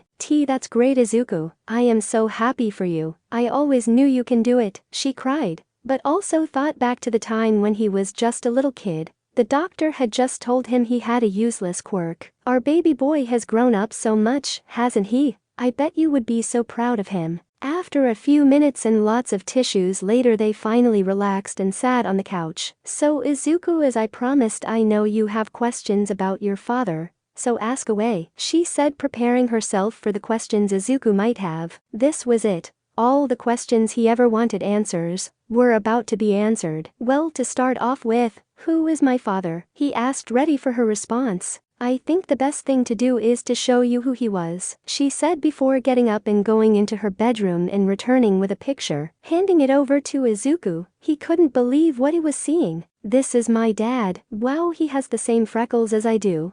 And the same crazy hair. He smiled at the picture. This tall, freckled with spiky black-haired man was his father. Wait, is that a tail? Noticing something on the corner of the picture. Yes, it is. See, your father wasn't from around here. And well, he was before she could finish. Izuku finished the sentence. A Saiyan. Inko was shocked to say the least. How did he know? I'm sure I never told him anything. Then how? Knowing that she had nothing else to hide from him, she sighed. Yes, he was. But Izuku, how did you know? I met someone who knew who I was. I know I am half Saiyan. So tell me, Mom, how did you meet Dad? He asked, still looking at the picture. You know how I grew up in the countryside, right? Well, one day I was visiting your grandparents while I had the summer off from university. And one of the days I was there, I saw what looked like a shooting star. But I noticed that it was coming straight down and crashed in a nearby field. So I went to look, and what I found was a strange-looking ship. It was a weird ball-shaped object. I went into the crater it created to get a closer look. To my surprise, I saw a man through the window of the ship. She was interrupted by Izuku. "It was Dad, wasn't it?" he asked. "Yes, it was. When the pot opened, he was badly injured and bleeding all over the place. I decided to take him back to my parents' garage where I can nurse him back to health. His recovery was slow and took months to fully recover, and within those months we fell in love, and well, you came into our lives. Sadly, shortly after you were born, he had to leave us. I'll never forget the day when he told me he was leaving. His face was so filled with worry. He couldn't say where he was going because, according to him, it would put both of us in danger. However, before leaving me left me a note saying 3 things. 1 was to make sure to cut your tail. 2, to never let you stare at the full moon. 3, that he loved both of us, and that he'd hoped he would come back to us one day." Inko said, hoping that Izuku will understand. "I had a tail, and why can't I stare at the full moon?" Izuku said in shock to the news he had just received. Inko chuckled, seeing her son like this reminded her of him. "Oh, Izuku's so much like your father." "Alright, Mom, I have one last question. What was my father's name?" Izuku said, looking at his mother. "Esker. He was a powerful man, always eager to fight, but calm when he needed to be. He also mumbled when he got too excited." "Kinda how you do." Inko smiled, remembering her husband. "I see, thanks Mom, this really means a lot to me," he said, going to hug his mother. "You're welcome, Izuku. If you have any other questions, don't hesitate to ask me," she said, holding his closer. After going to bed, Izuku sat on his bed thinking about what he just heard. Wow, this is a lot to take in. Still can't believe Dad was an alien. That makes me half human. Suddenly Izuku stood up, sensing a familiar energy. He's back. Master Roshi is back. I'll have to see him at the beach tomorrow. But something is wrong, it feels like he's gotten weaker. Izuku decided to ask Master Roshi what was wrong tomorrow. Now it was time to rest. "UA Principal's office. Are you sure about this, All Might?" said a small little bear mouse-looking animal in a suit. "Positive, Principal Nezu," All Might said. Nezu thought about it for a good long while. Sighing, he said, "Very well, it is your choice, and I must respect that. But what makes you positive that he will accept?" All Might knew that it wasn't a for sure thing. "But I have this gut feeling, I can't really explain it." Smiling, he looked straight at All Might. "I never questioned your gut feelings, and I won't start now. So when do you plan to approach the boy?" asked Nezu. "I believe that I still have to see what the boy can do, so I will wait half of the school to make my choice," said All Might, closing the file that read Izuku Midoriya on the front. Chapter 6. Farewells and New Beginnings. Note: since it's my birthday today, I've decided to post this chapter today. Hope you guys enjoy. Thanks for reading. Farewells and New Beginnings. Izuku woke up at the crack of dawn the next day to see Master Roshi. As he headed down to the trash-filled beach, he noticed that Master Roshi was there, sitting on an old broken fridge. Strange, why isn't he looking at all the women that jog past him? Izuku started to get scared. His Kai was weak, very weak. As he approached Master Roshi, he noticed he looked different, older than he usually did. "Master Roshi, what's wrong? You seem weaker since the last time we met," Izuku asked, hoping everything was alright.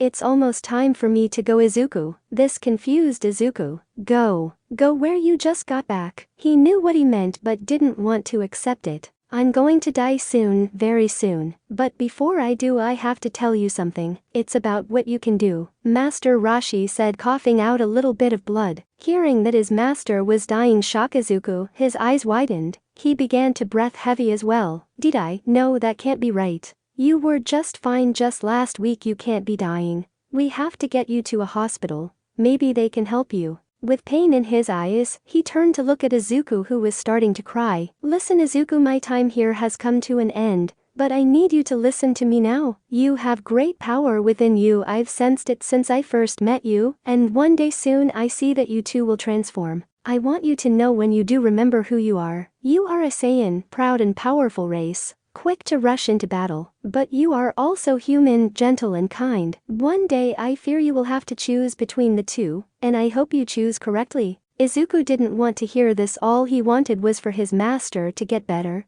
He didn't want him to die. "Master Roshi, please, hang on, I can get you help." He was now crying uncontrollably. placing his hand on top of Izuku's head. "Oh, Izuku, my boy, you made these last months here enjoyable, but please don't forget my words. Here, take these," Master Roshi said, handing Izuku a small pouch. "These are called senzu beans. They are a magical bean that heals all wounds and restores your kai. I only had time to make 3. So don't waste them. However, if you or someone you care about is in mortal danger, don't hesitate to use them. Before you try, no, they won't work on me. Also take these." Master Roshi handed him bag. Inside were 6 bright orange balls with stars inside. These are 6 of 7 dragon balls. Once all 7 are collected, you can summon a dragon to make any wish you want. I hope one day you find all 7, he said, coughing out more blood. Izuku, still holding the items his master just gave him, felt it. Master Roshi's kai was almost out. "I won't forget, Master Roshi, I promise you." Falling to his knees, he cried until he saw Master Roshi's body begin to fade away, starting from the bottom up. "I see, so this is it. Huh," said Master Roshi, looking down at his now gone feet. "And no, please no. There's still so much you have to teach me. I can't do it without you, please don't go." Izuku tried to hold on to Master Roshi but couldn't. His hands kept passing through him. "It's okay, Izuku," he smiled. "I can finally go to see my friends again after so many years. I couldn't be happier. I couldn't ask for a more peaceful death than to have my last student by my side. It was both an honor and a privilege to meet you, Izuku Midoriya. I'll say hi to Goku for you." Izuku cried as he saw Master Roshi disappear right in front of him. And with that, Master Roshi was gone. No body, no blood, no nothing, a perfect and peaceful death. I couldn't help him. I want to be a hero, to save people. But I just watched you die." Tears still falling, he created 2 fists and slammed the ground out of anger. "Damn it, why can't I help those care about the most?" At the time Izuku didn't notice it, but his power began to rise higher and higher. Letting out one final yell, his kai exploded outward. Raya. As his kai exploded outwards, it obliterated all the trash on the beach, leaving nothing but sand and the sea. He didn't notice at the time, but Izuku's hair flashed golden yellow for a split second. After regaining his composure, he picked himself off the sand and began to walk back home with his head down the whole way. Izuku couldn't sleep that night. All he could think about was how he watched Master Roshi die, unable to do anything. "I promise you, Master Roshi, I won't let you down. I'll become the #1 hero and make you proud." The next week went by painfully slow for Izuku. Still feeling the loss of Master Roshi, he trained from sunrise to sunset every day, leading up to the first day of class at UA. Izuku and Uraraka agreed to meet up after they see which class they got put into. "Izuku dear, are you sure you have everything? Backpack, pencils, pens, notebooks, handkerchief?" his mother asked, muttering. "I see how people can get annoyed by that," he thought. "Yes mom, I'm sure. Now please, I have to go or I'll be late," he said, trying to open the door. "Wait Izuku, look, I just want to say how proud of you I am, and I can say your father would be proud too," she said with a smile. "I know mom, and I'll try not to disappoint both of you." "Bye mom," he said, rushing out the door. The commute to UA wasn't too bad. It was about a 20-minute train ride one way, and with his new train pass provided by the school, he could commute every day. Izuku was standing in front of the school waiting for Uraraka. They both made plans to meet up before they went to class. "Finally here, I'll make you proud, Master Roshi." "Hey Deku, aren't you excited? Today is the first day of class?" Uraraka said, walking up to Izuku in her school uniform. "Wow, she looks cute in a uniform," Izuku thought. "Yeah, I'm excited. By the way, what class did you get into?" "I got into 1A," he said, blushing. "Really? Me too. Wow, looks like we will be seeing each other this whole year. But enough of that, we got to get to class," she said. Izuku nodded and they went inside the school to find their class. As they walked along the wide hallways, Izuku began to feel large kai sources. It seems like some of the teachers and a few students, he thought, arriving in front of a huge door that read 1A. "Wow, that's a big door," Uraraka said, surprised by the sheer size of the door. "It must be because of some students' quirks," said Izuku.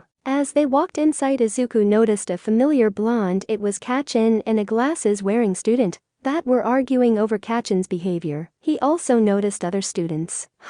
A girl with pink skin, another with earphone jacks, a French guy. "Does UA have an exchange program?" Wow, he looks like a crow. Izuku didn't notice that he was muttering again. Izuku felt a hand on his shoulder. Deku, you're muttering again, said Uraraka, making him stop muttering. Thanks for stopping me, he said, blushing. Without saying a word, the glasses-wearing student turned and looked at Izuku. Suddenly he started rushing at him. It's you from the entrance exam. I must apologize for my thinking towards you after the exam, he said, bowing quickly. My name is Tenya Ida. Please accept my apology. What is he talking about? I'll just roll with it and no.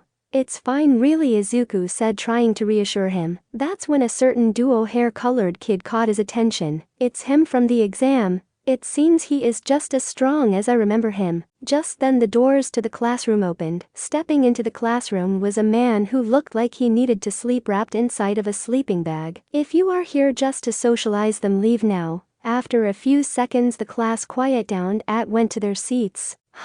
7 seconds to shut up and listen. Not bad, but time is precious, especially for us heroes. Now I'll be your homeroom teacher, Mr. Izawa. But before we do anything, go put on your gym uniforms and meet me on the field in 10 minutes. The whole class looked at each other, not knowing what was going on. 10 minutes later, the whole class was now in front of the field. Alright everyone, right now we are going to be testing your quirks, Mr. Izawa said, looking like he was about to drop dead.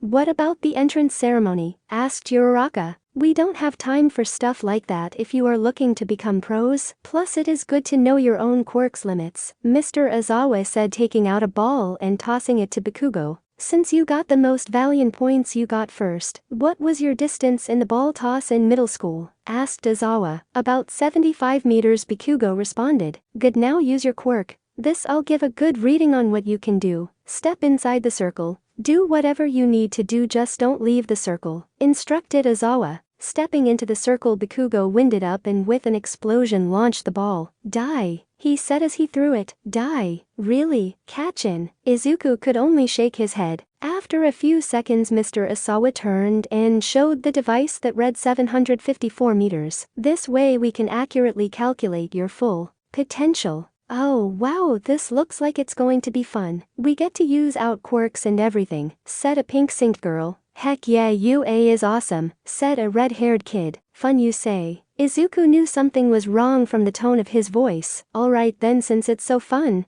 the person who places last in the exam will be expelled from the hero course. Izawa grinning, which scared some of the students. But you can't do that, can you? It's only the first day, plus it's unfair, Uraraka said in a bit of a panic. Life's unfair. If you don't like it, then leave now. Izawa scanned his students, and no one moved a muscle. No. Alright then, let's begin, shall we? Izawa said. Alright, it's time to prove that my time with Master Rashi was not wasted, Izuku thought to himself. Up first was a 50-meter dash. They went in pairs of 2. Unfortunately, he was paired with Kachin. As they got ready at the line, Izuku channeled his Kai through his body. Boom, the starting gun fired. Izuku sprinted forward before Kachin could even leave the starting line. He finished in 2.2 seconds. Kachin, on the other hand, finished in 4.8 seconds with the help of his quirk. Wow, he's fast, thought the other students.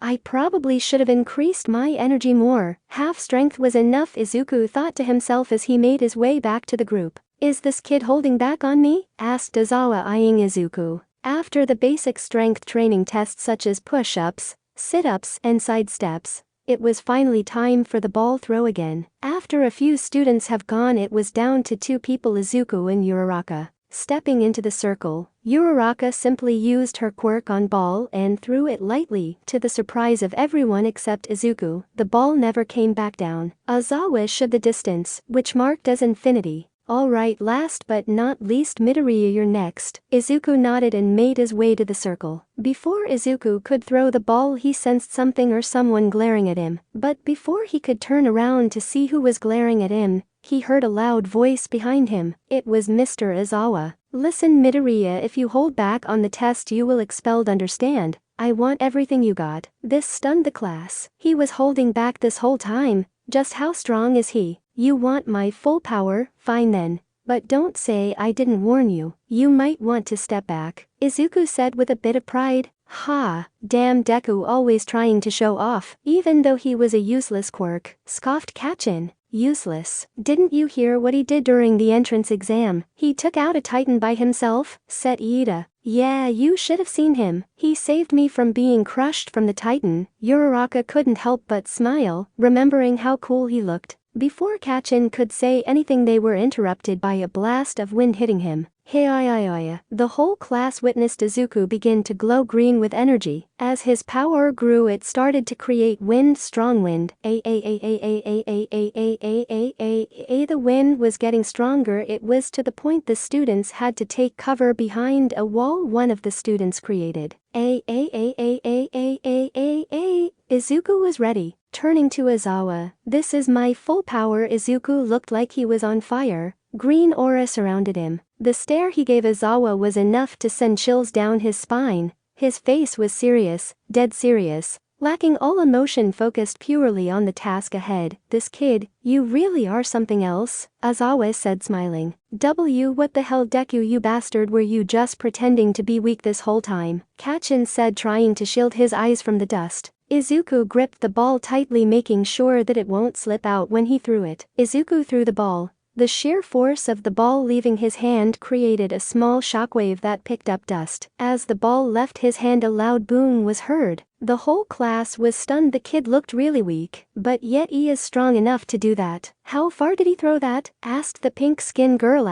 "He was strong enough to create a sonic boom with just a throw. I'd say about 2,000 meters, answered the black-haired girl. Everyone waited for Izawa to show them how far. It took a couple seconds for the ball to reach the floor, but when it did, it shocked Izawa. 2,300 meters, reasons the device. The whole class just stood there with their jaws dropped. "So how was that, Mr. Izawa? Or should I go again?" asked Izuku. "And no, that won't be necessary. Just go back to the group, I'll show the results in a second," Izawa said. Izuku nodded and went back with the rest of class. "That was amazing, Deku. I didn't know you were that strong," Uraraka said, running towards Izuku, getting up close. Oh, it was nothing, I just got lucky, I guess." Izuku blushed, seeing how close she was to his face. "Lucky my ass. Deku, you've been hiding your true power, haven't you?" Bikugo thought as rage filled his mind. "Alright, these are the results," Izawa said, pointing at a board with all the students' name. Izuku had gotten first place, followed by Shoto Todoroki,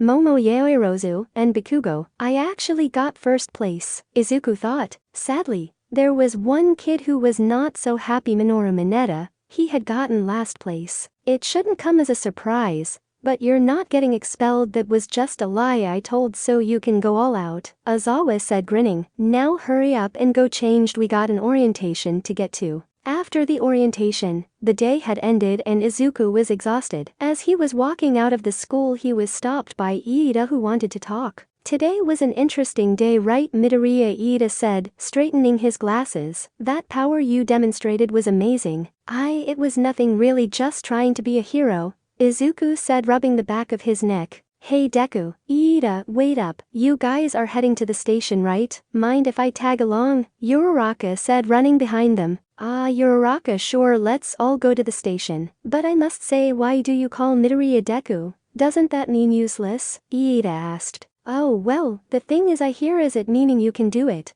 So it has another meaning. Plus I think it's kinda cute," Uraraka said, turning slightly red. "I see. Well, if it's all the same, I'll keep calling Midoriya," said Iida. Izuku nodded. "Wow, first day of school, and I already have more friends than I ever did when I was little." Izuku smiled as he walked to the station with his new friends. Chapter 7. Worthy opponent.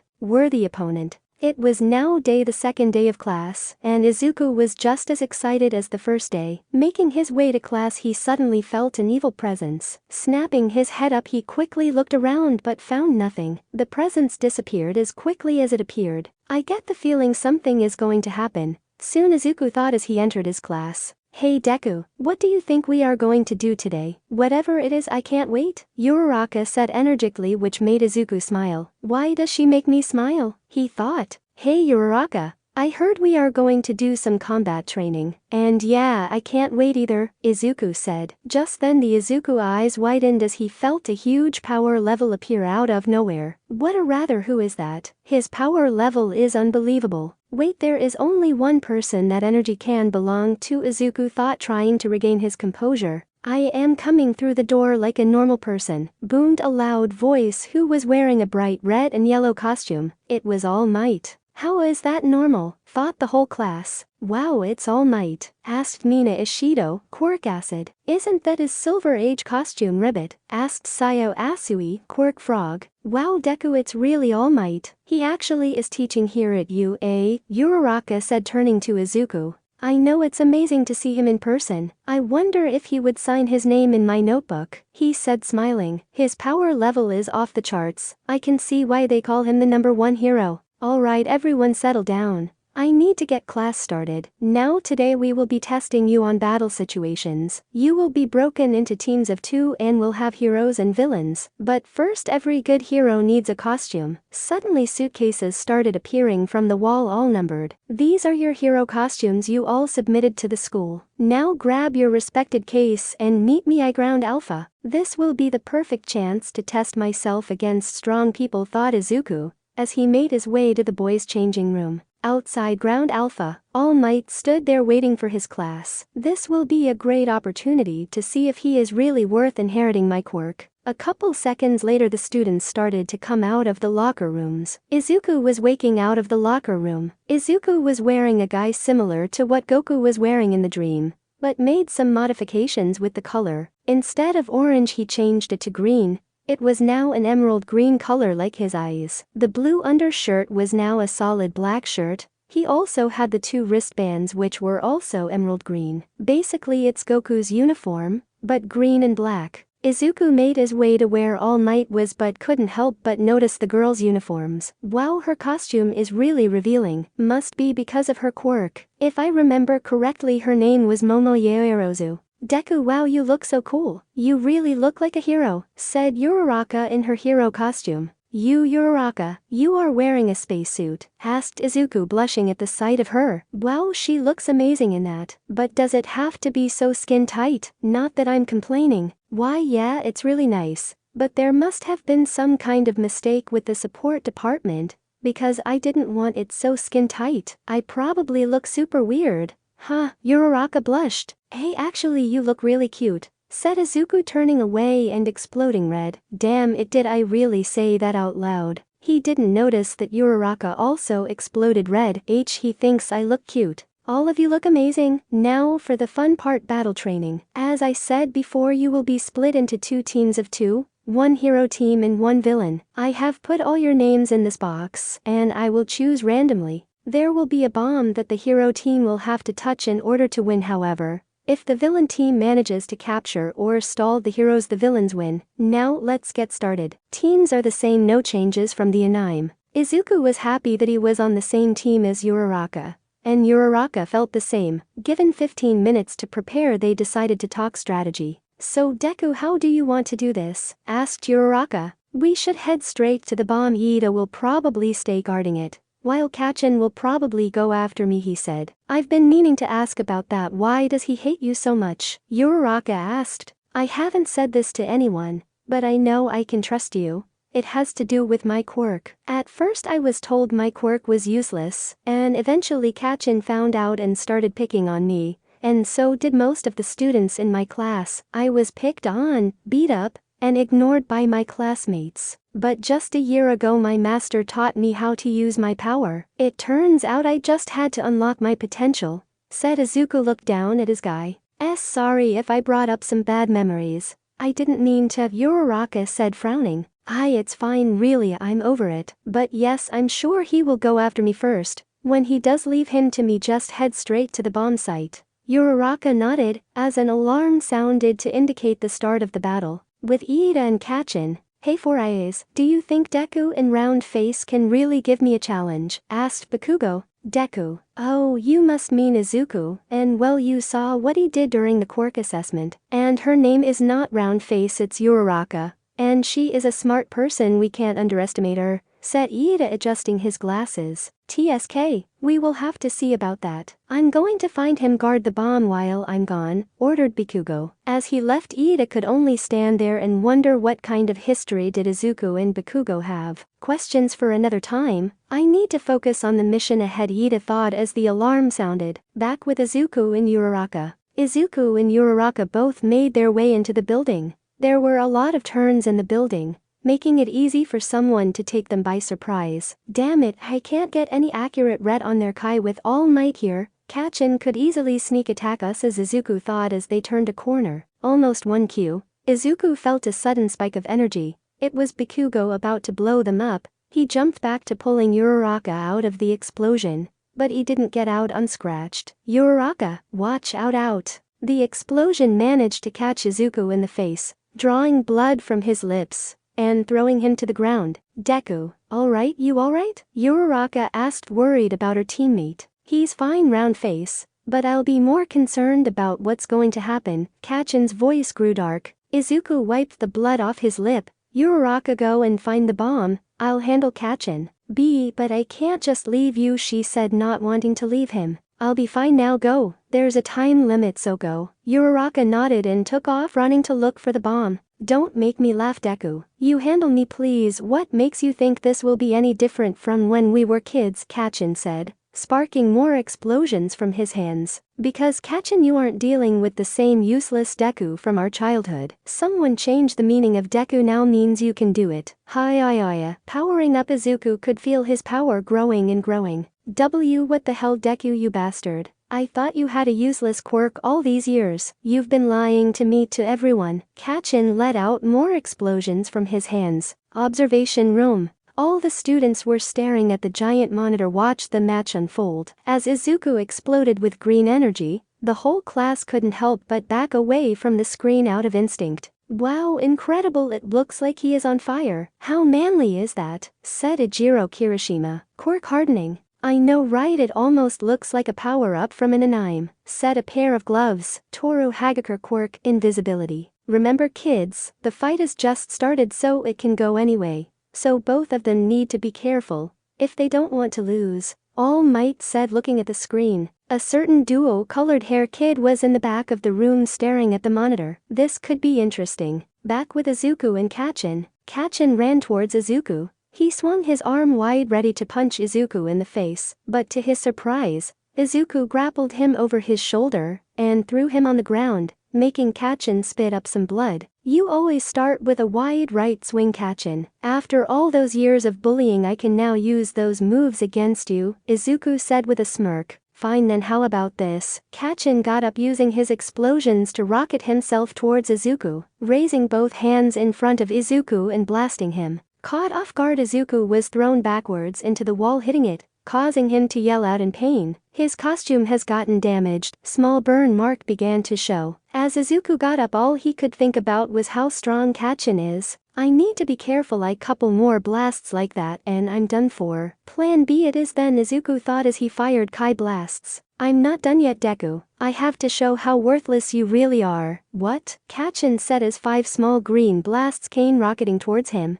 hitting him and throwing him back into a wall which pinned him against it. Damn it, Deku. Where did you get this kind of power? Before Bakugo could react, Izuku cannon punching Kachin in the stomach, followed by a swift uppercut, and finishing with a hard kick to the ribs, which made Kachin spit up blood. Izuku walked towards Kachin, who was now down on one knee. How the tables have turned. Kachin. Izuku felt a surge of pride fall over him. This only angered Bakugo. Do you honestly think you have me beat? Then how about this? Jumping back, Bakugo tried to get some distance between Izuku. If you know so much about me, then you know what this does, he said, reaching and beginning to remove a pin from his gauntlet. All Might's eyes widened when he knew what Bakugo was doing. Bakugo, stop. You could end up killing him. All Might's voice was heard on the loudspeakers. He won't die if he dodges, Bakugo said, releasing the pins. He can't be serious. Damn it, this is going to hurt, Izuku thought as he crossed his arms in an X formation in front of him. Boom. Bakugo's explosion shocked the entire building, causing all the windows in a 30-meter radius to shatter. Nuo. All Might's voice was heard. The exercise is over. Before All Might could finish his sentence, he was interrupted by one of the students. Sir, look. All Might turned to the monitor.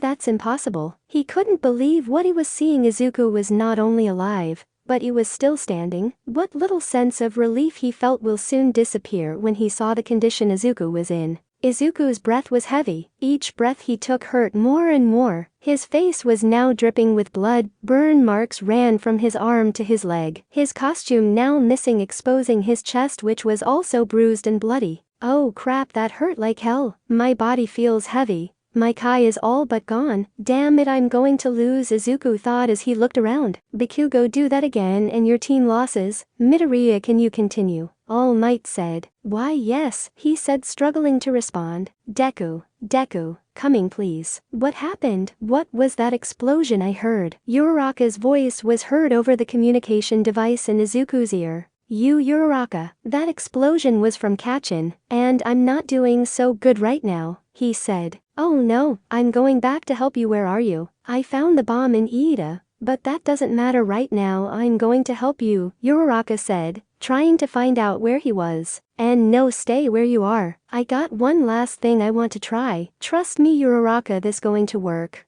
When it does, you have to be ready to touch the bomb. Oh, Izuku said, grabbing his side. Oh, okay, I don't like it, but I'll just have to trust you. Whatever you are going to have to do it fast. Iida might capture me. And please be careful, Uraraka said, worried about her friend. Will do, said Izuku, now turning his attention to Bakugo. Hey Kachin, I'm still standing. Is that the best you got for me? Izuku said, fighting through the pain. Why didn't I bring a Senzubin? It really would have helped right about now. Bakugo was in complete shock. Not only did Deku not dodge the attack, he was still standing. Damn it, Deku, you think you are so much better than me, don't you? Now look at you, barely able to stand and a bloody mess. Well, screw you. I don't care if I lose, I'm taking you down, Kachin said, rushing Izuku, ready to pull another pin. I never practiced this, but it's all or nothing now, Izuku thought, also rushing Kachin. Kaioken, shouted Izuku. Suddenly red aura began to form around Izuku. Izuku felt his body swell up, his muscles increased in mass. Without a shirt now, everyone in the observation room also noticed. This is ripping my body apart. I don't think I can hold it for more than a minute, Izuku thought, feeling more pain than he already was. Kaya, what? Was the only words Kachin could get out before being met by Izuku's fist, which hit him straight under his chin. Izuku punched Bakugo so hard that it sent him flying towards the ceiling. Izuku was not done yet. Izuku quickly jumped up and punched Kachin again with both fists to the stomach. The impact is so hard that it sent Bakugo crashing into the ceiling, breaking it. Floor after floor. This happened until they reached the floor with Uraraka and Iida. As the floor they were standing on began to break and fly upwards, this caused Iida's focus to shift from Uraraka to Izuku. What is this? Iida yelled, surprised at what was happening. Deku. Uraraka was shocked to see the state Izuku was in. Before she could say anything else, she heard a yell. Uraraka now? Izuku yelled, knowing that Iida was distracted. In the confusion, she had made herself weightless and jumped over the giant hole in the floor. Now safely over the hole. Release, she said as he fell right on top of the bomb, hugging it. Got it, was the last thing Izuku heard before passing out from the pain. Bakugo had also passed, but this was due to the rocket punch Izuku delivered to his stomach. Observation room. Hero team wins. Now medic bots, please take young Midoriya now. All Might yelled over the microphone. That was incredible, he withstood that blast, that was so manly, said Kirishima. Yes, it was quite impressive, but he received too much damage during that fight, and barely passed the exam, explained Momo Yaoirozu. How right you are, Yaoirozu. He did take too much damage during the fight, making himself a liability to his teammate. Take what you just saw to heart, kids. While it is true that they won, it came a cost. And always remember to go beyond, said All Might, turning his attention to the class. Plus Ultra, shouted the whole class in unison. Now if you excuse me, I have to go help young Midoriya, he said, running towards the arena. Back on the test field. Deku, please wake up. Uraraka was shocked to see Izuku laying face down on the ground motionless. A single tear was seen running down her cheek. It seems he just passed out due to his injuries. I'm sure Recovery Girl can heal him, so don't worry, Uraraka, Iida said, trying to comfort her. As this was unfolding, Bakugo began to wake up. What the hell happened? He asked, looking around. Oh, now I remember. That damn Deku. He actually was able to knock me out. But what the hell was that aura? Bakugo looked around until he saw him. Izuku there laying on Uraraka's lap, a burned and bloody mess. His eyes widened, an expression of pure shock fell over him, then one of anger. I swear, Deku, I will make you never want to play heroin again, he thought before walking out of the building without saying a word. As the medic bots came in, a carefully placed Izuku on a stretcher. Uraraka could only watch as they carried him away, hoping that he will be alright. Please be alright, Deku. All Might walked into the building. Alright kids, please make your way to the observation room. We still have others who need to take the test. He noticed Uraraka, who was frowning. Walking up to her, he placed his hand on her shoulder. I know you are worried, but trust me when I say he will be just fine. Recovery girl will patch him up. He smiled. Uraraka nodded and proceeded to follow him out of the building. Chapter 8. Aftermath. Izuku did not know what was going on. He was knocked out and awoke once again to an empty black void. Looks like I'm back here again. I wonder if I'm going to meet someone else here. Looking around, he noticed a bright light. At first he thought it was a sun, but it got closer and closer. That isn't a sun, he said, trying to make out what it was. Is that a man? He's wearing an orange uniform. Wait, it couldn't be Goku, he said, jumping with excitement. As the bright white light stopped in front of him, it began to materialize into Goku. Hey there, Izuku, it's been a while. Goku said, laughing. Goku, it really has been, Izuku said. So I heard you got talking to Vegeta. Yeah, he can be really mean sometimes, but he's a good guy. Anyway, I'm here to tell you something. Goku turned serious as he said this. Izuku swallowed nervously. What does he want to tell me? Listen, Izuku, you are strong, but don't forget you are not invincible. We all have our limits. You are young, so your power still hasn't fully been unlocked. I know you want to get stronger, but remember, this power comes in response to a need, not a desire. Goku sighed. I also saw what you did to your body. Taking hits like that will only make you less effective in a fight. Not really smart. You're lucky you are half Saiyan. You see, we Saiyans have a unique ability to grow stronger every time we get close to death. So you will probably be a little stronger than before, Goku said. Izuku couldn't believe what he was hearing. I'll get stronger every time I get close to dying. That sounds like a cheat code to me. Oh, also Master Roshi wants to send his regards. He told me to tell you that he is happy now, and he doesn't blame you for not being able to save him. Also, he mentioned someone. Uraraka. He said you are a real ladies' man,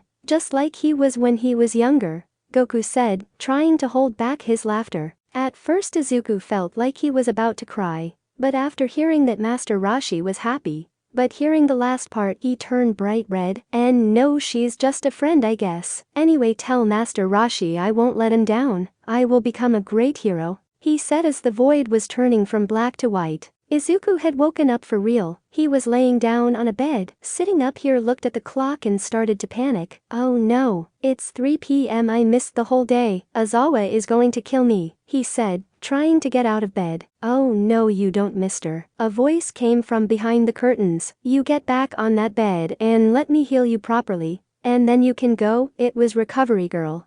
Sorry about that, I just panicked for a second, Izuku said, rubbing the back of his head. Anyway, let's get you patched up, she said, kissing Izuku on the arm. As the wounds began to close, Izuku only watched in amazement. Alright then, off you go. You should be able to catch the tail end of your last class if you hurry. Now please keep those bandages on for at least the night time, she said. Izuku thanked her and rushed out the door, feeling different. Wow, I feel great. Looks like Goku was right, he thought as he ran to his class. Making his way to class, he stopped just before he opened the door. What if Kachin is mad at me for knocking him out? I don't want to get injured again. Oh well, there's nothing I can do now, he thought as he opened the door to his class. Once he opened the door, he was immediately swarmed by some of his classmates. Hey, it's you. You're the guy who withstood Bakugo's attack. So manly. Oh, I'm Kirishima, by the way. That was amazing what you did. You were so awesome with your blasts and moves. My name is Mina. Nice to meet you, she said, getting a little too close for comfort. Izuku gave them an awkward smile. Whoa, I wasn't expecting this. But I don't see Kachin anywhere, he thought, looking around the room. He didn't find Kachin.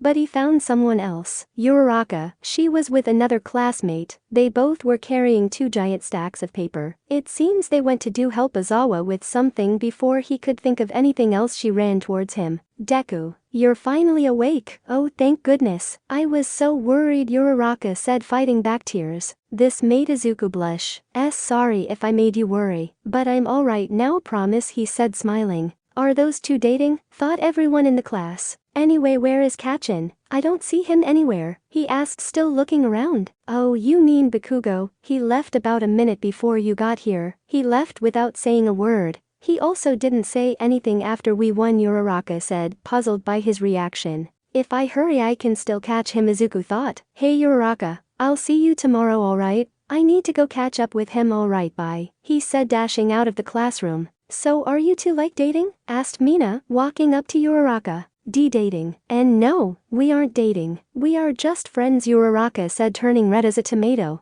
It looked that way to me. Well, if you don't want him, can I take him? Mina said with a smug look on her face. Sir.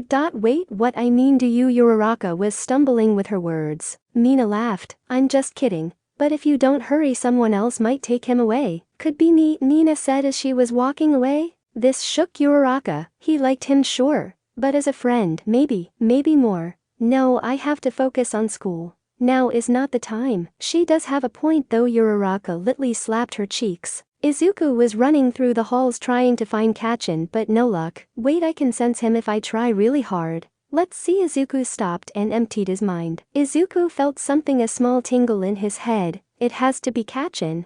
But where is he? After a few more seconds he got his answer. There, in front of the school. Izuku ran after him. Kachin, wait! Izuku screamed. Bakugo turned around to find Izuku running towards him. What do you want, Deku? Bakugo said with surprisingly calm voice. I just want to apologize about what happened. I didn't mean to knock you out, Izuku said carefully, trying not to make him angry. Bakugo gritted his teeth. You got lucky, Deku. It won't happen again. I promise you that. Alright. Let's keep getting stronger together, Kachin, Izuku said, smiling. UA office. These years kids have a lot of work ahead of them, so they better be ready, Aizawa said, looking over the results of the test. This Midoriya kid has a lot of power, but he thinks he's invincible. We will have to work on that, he said, going over Izuku's exam. This is a surprise. You still here, Aizawa? Asked Present Mick. You should go home already. As much as I can't, I still have some paperwork to fill out for the exercise we are going to do at the USJ. Aizawa rubbed his eyes. Oh yeah, your class is doing that in a couple of days, said Present Mick. Yeah, we have to see how well they do under some rescue exercises,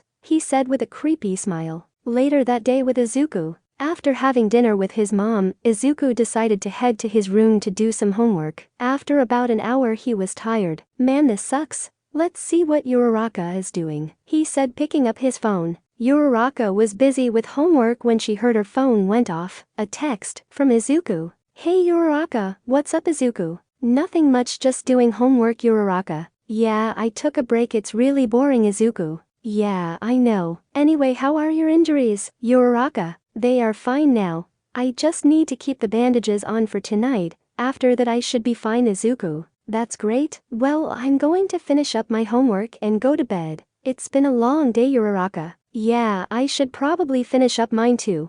Alright then, I'll see you tomorrow. Then good night, Izuku. Yeah, good night, Uraraka. As Izuku put his phone down, he couldn't stop thinking of her. Damn it, why can't I get her out of my mind? He sighed and decided to just keep doing his homework. The next couple of days were pretty boring. They went over hero rules and regulations, safety laws, and hero registration law. As much as Izuku thought these topics were boring, he knew that they were important. Izuku was tired after all. He didn't get enough sleep last night. I have a bad feeling about today. This thought rang inside mind all the way to school. As he walked, he couldn't help but feel someone was watching him. There is someone or something that is following me. A villain, he thought as he turned to where he felt the stare. There you are. He looked at the direction on a tall building. On the roof there was someone wearing an all-black hoodie and trench coat. Izuku had to know who this was. Without giving it a second thought, he disappeared from the line of sight of the mystery person. What? Where did he go? Thought the mystery person. Hey! Izuku shouted. This caused the mystery person to turn around in shock, as in front of him stood Izuku. He's fast, can't say in surprise though the mystery person thought. I don't know what your deal is, but you better back off. Izuku's voice was stone cold, making sure that their face was covered their face. They jumped from roof to roof making their escape. Not now, soon I will show myself to you Izuku. When that day comes you'd best be prepared, protect those you care about, because I'm the one you need to fear the most. Izuku caught a quick glimpse at the mystery person's eyes. Those eyes are blood red, scary stuff. Looking down at his watch he noticed the time. Oh no, I'm going to be late at this raid. I need to pick it up the pace, he said, starting to run. Jumping off the building he landed and started to run as fast as he could, picking up dust as he ran past. Just who was that? And why did his sky feel so dark, but yet so familiar, and those eyes so filled with hate? Izuku thought as he ran towards the school. I will have to be careful these coming days. I don't know what he is planning. I have to keep everyone safe, no matter what. Izuku had some trouble getting into the school. The press had gotten wind of All Might's acceptance as a teacher at UA, and they wanted an interview. However, only teachers and students with a valid ID can enter the school. Any who didn't would be met by a giant metal wall. Now in school everything was normal. Class went on without any problems. That is until Aizawa walked into the room. Today Aizawa had an announcement to make. Today you will be picking your class representatives. All at once every student shouted, I want to be it. It's too early for this, as Aizawa said, activating his quirk, which quickly made the class shut up. I can't care how you do it, just choose someone by the time class ends. I suggest you leave it to a vote, Aizawa said, sliding into his sleeping bag. Alright everyone, I'm going to pass out slips of paper. Please write down your vote and then pass it forward, said Ida, passing out papers. After collecting, Momo tallied up the votes. The results: Izuku Midoriya 5 points, Momo with 3, and Ida with 2. Bikugo was furious at this. Who the hell voted for Deku? Uraraka just whistled at this. I should probably keep my vote to myself. No one was more surprised than Izuku. Well, it looks like I'm the class president. Somehow, I promise you that I'll protect everyone no matter what. Well, there it is. Midoriya is class representative, and Yaoyorozu is vice representative, Aizawa said, waking up from his nap. Just then the bell rang. It was lunchtime. While walking to the cafeteria, Izuku decided to have lunch with Ida and Uraraka. They got their food and sat down on an empty table. So Midoriya, why do you want to become a hero? Asked Ida out of nowhere. This question caught Izuku off guard. Well, you see Ida, it's cause up until recently I was treated as a quirkless person. Yes, I had a quirk, but it was useless until my master taught me how to use it properly. I want to prove to everyone that I can become a hero, he said, looking down at his food. I'm sorry you had to go through that, Midoriya, Ida said, regretting what he asked. Hey, forget about it, I'm alright now. Anyway, why do you want to become a hero, Uraraka? Izuku asked. Well, I'm in it for the money, she said, scratching the back of her head in embarrassment. For the money, both Izuku and Ida said. Don't get me wrong, there is a reason why my parents run a construction company, and well, it's not doing that well right now, and I want to repay them for all they have done for me, she said. Well, that changes everything, Uraraka.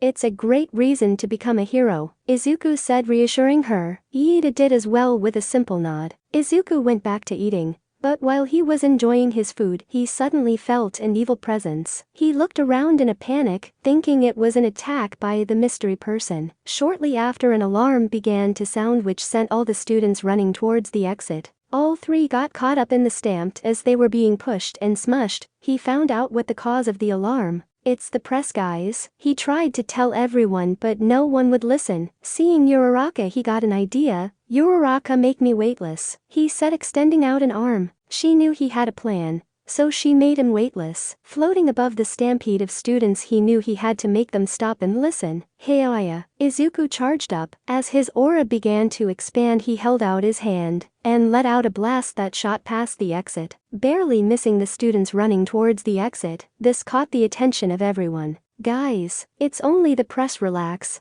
and let's go back and enjoy the rest of our lunch, he said firmly. The other students noticed the press rushing inside the school and decided to return to finish their lunch. Uraraka, you can release your quirk now, he said, upside down due to the lack of gravity. Uraraka laughed but did eventually place the tips of her hands together. She said, "Release." Izuku landed on his feet and made his way back to his table to finish his meal. Lunch was now over, and after going to other classes, it was now time for homeroom once again. Alright everyone, today you will be having training exercise off campus. So get your suits and head to the bus, Aizawa instructed. The whole class cheered, but little did they know that their biggest challenge yet was quickly approaching. Unknown location. "Are we ready?" said the unknown figure. "Yes, we are just getting the last of the minions ready, but everything should be ready by this afternoon," said the mist individual. "Perfect. In a few hours the whole world will know to live in a world without their precious symbol of peace." The unknown figure grinned evilly. "It's unfortunate that we lost the test subject a while ago.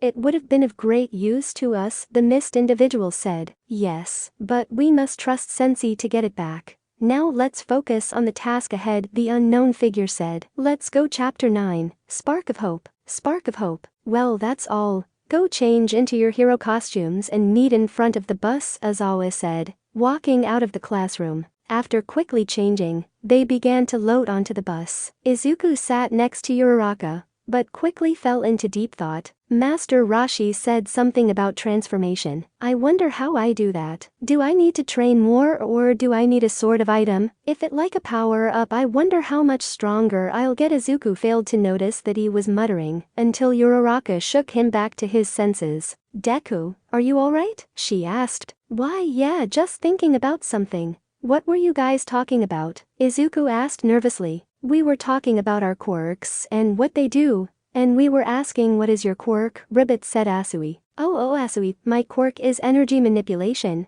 I can use my body's energy and use it in various ways," Izuku said, creating a small green ball of energy in the palm of his hand. "See. Kalnitsu. And I see, that's really cool, Ribbit," she said, amazed by what she saw. "Wow, that's so manly," said Kirishima. "My quirk isn't flashy like some people, so I don't think it's all that useful," he said, transforming his arm hard. "Really? I think your quirk is really cool. It can be really useful in rescue as well as combat," Izuku said. "You really think so? Awesome, thanks man," Kirishima smiled. "Talking about flashy quirks, I'd say that would be Bakugo or Todoroki," Ribbit said, pointing at the two. "But Bakugo's personality is a little, how should I say this, bad." "What did you say, frog face?" Bakugo exploded in anger. "See, proving my point, Ribbit," she said smugly. "You know, dude, we known you for a little bit, and we all know your personality is terrible," said Denki. "I can't believe this Kachin is actually getting picked on." Izuku was surprised to see this. "Hey Deku, you're doing it again," Uraraka said, shaking Izuku again. "Ah, thanks Uraraka." Izuku smiled, his cheeks turning red. Mina picked up on this and decided to have a little fun. "So, are you two like dating or something?" Mina asked, which made the whole class stop and stare at the pair. Both of them turned bright red. "And no, we aren't dating or anything like that.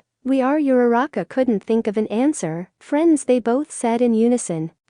I get it. Well then, Izuku, want to go out with me?" Mina asked with a smug look on her face. Izuku's face turned white, not knowing how to process what just happened. WLUCT, that's. He turned to see Uraraka's face, only to find her face expressionless. "I'm just kidding, Midori. You're so easy to mess with." Mina laughed at their expense. "Did she just call me Midori?" Izuku let it slide. "Alright, quiet everyone. We have arrived," said Aizawa. Once everyone was out of the bus, the students were completely amazed by the sheer size of the facility. Making their way in, they were greeted by the space hero 13. "Oh my god, it's 13, my all-time favorite hero," yelled Uraraka. Izuku smiled, seeing her smile. Her smile was contagious, and always made Izuku feel happy. "Hey 13, where is All Might? He's supposed to be here right now," Aizawa asked, to which 13 only responded holding up 3 fingers. I see, well, no helping it. Go ahead 13. "Alright everyone, I just want to go over something with you before we start, and that is your quirks, and how they can be easily be used to hurt someone," 13 said. This confused some of the students. "As some of you may know, my quirk is Black Hole. I can take anything, I suck up anything, and dematerialize it down to its atoms. Perfect for rescue missions but also very dangerous. I could easily use my quirk to kill, but thanks to training it never has happened. What I'm saying is treat your quirks as weapons, learn to control and use them correctly. Alright, with that out of the way, let's get started, 13 said. As Izuku was still processing what 13 said, he began to sense something. What is this? So strong and so evil. His eyes went wide, his face turning white. He couldn't believe the energy he was sensing, it was mind-boggling. Deku, are you alright? It looks like you just saw a ghost or something. Uraraka noticed his panic look. Mr. Aizawa, something is coming, Izuku said, turning his attention to the fountain in the center of the USJ. As a black mist portal began to form, out walked a lot of villains, all with different quirks. But Izuku was not concerned with them. It's what followed that scared him. A giant creature with a bird-like head emerged from the portal, his brain visible. That can't be possible. What is that thing? It's so strong. If I'm feeling this right, that thing is just as strong as All Might. Izuku stepped back in fear. Are those robots or something, Mr. Aizawa? Asked Kirishima. And no, those are real villains. Everyone group up, 13 protect the students, and Kaminari called for help. Aizawa ordered. I'm going to buy you some time to get away. Now go, he said, jumping down the stairs towards the horde of villains. With Aizawa was making quick work of the low-class villains, using his capture weapon and the use of his eraser quirk, punching, kicking and slamming villains into the ground left and right. Why don't we have a little fun? What do you say, Nomu? The giant creature stretched and ran towards Aizawa, who quickly activated his quirk, but it had no effect. What? Did I miss? No, this is his natural speed and power. If that's true, then that thing is almost as strong as All Might, Aizawa said, jumping out of the Nomu's reach. But of course he was specifically designed to kill All Might. Kurogiri, go after the kids. If things don't go your way, take a hostage and bring them to me. Nomu will handle Eraserhead, said the villain with a ton of hands attached to his face and arms. Yes, Shigaraki. At once Kurogiri teleported away. Back with the students. He won't be able to hold them off for long. We got to help him, Izuku said as he ready to jump down there to help, but was stopped when he noticed a black mistake form in front of the class. It would be in your best interest if you paid attention to who's in front of you, said a tall dark mist person. Allow me to introduce ourselves. We are the League of Villains, and you lot have the great honor in becoming our first victims in our grand plan to take down All Might. Before he could continue, he was jumped by Bakugo and Kirishima. Both of their attacks have no effect on him. How rude of you. I'll deal with you later, but first the hero. The mist guy said, activating his quirk, aiming for the hero. Oh no, you don't, black hole, yelled 13, activating his quirk. 13's quirk began to suck up the mist villain. Too predictable, said the mist guy, opening a portal in front of him and reopening it behind 13. From the portal behind 13, his quirk began to suck away at the suit on his back. What? No, my quirk, 13 yelled as his quirk tore through his back. He deactivated just in time, but not fast enough to avoid injury. 13's quirk ripped the suit off of his back, exposing his back to the black hole and causing large cuts. And now for the students. My part was to make sure to separate you all. Now disperse. He created portal that threatened to cover them all. Oh no, everyone move, yelled out Izuku, pushing Uraraka and Mina, who were closest to him, out of the way of the portal. Iida also was able to get out of the way in time and save a couple of students as well.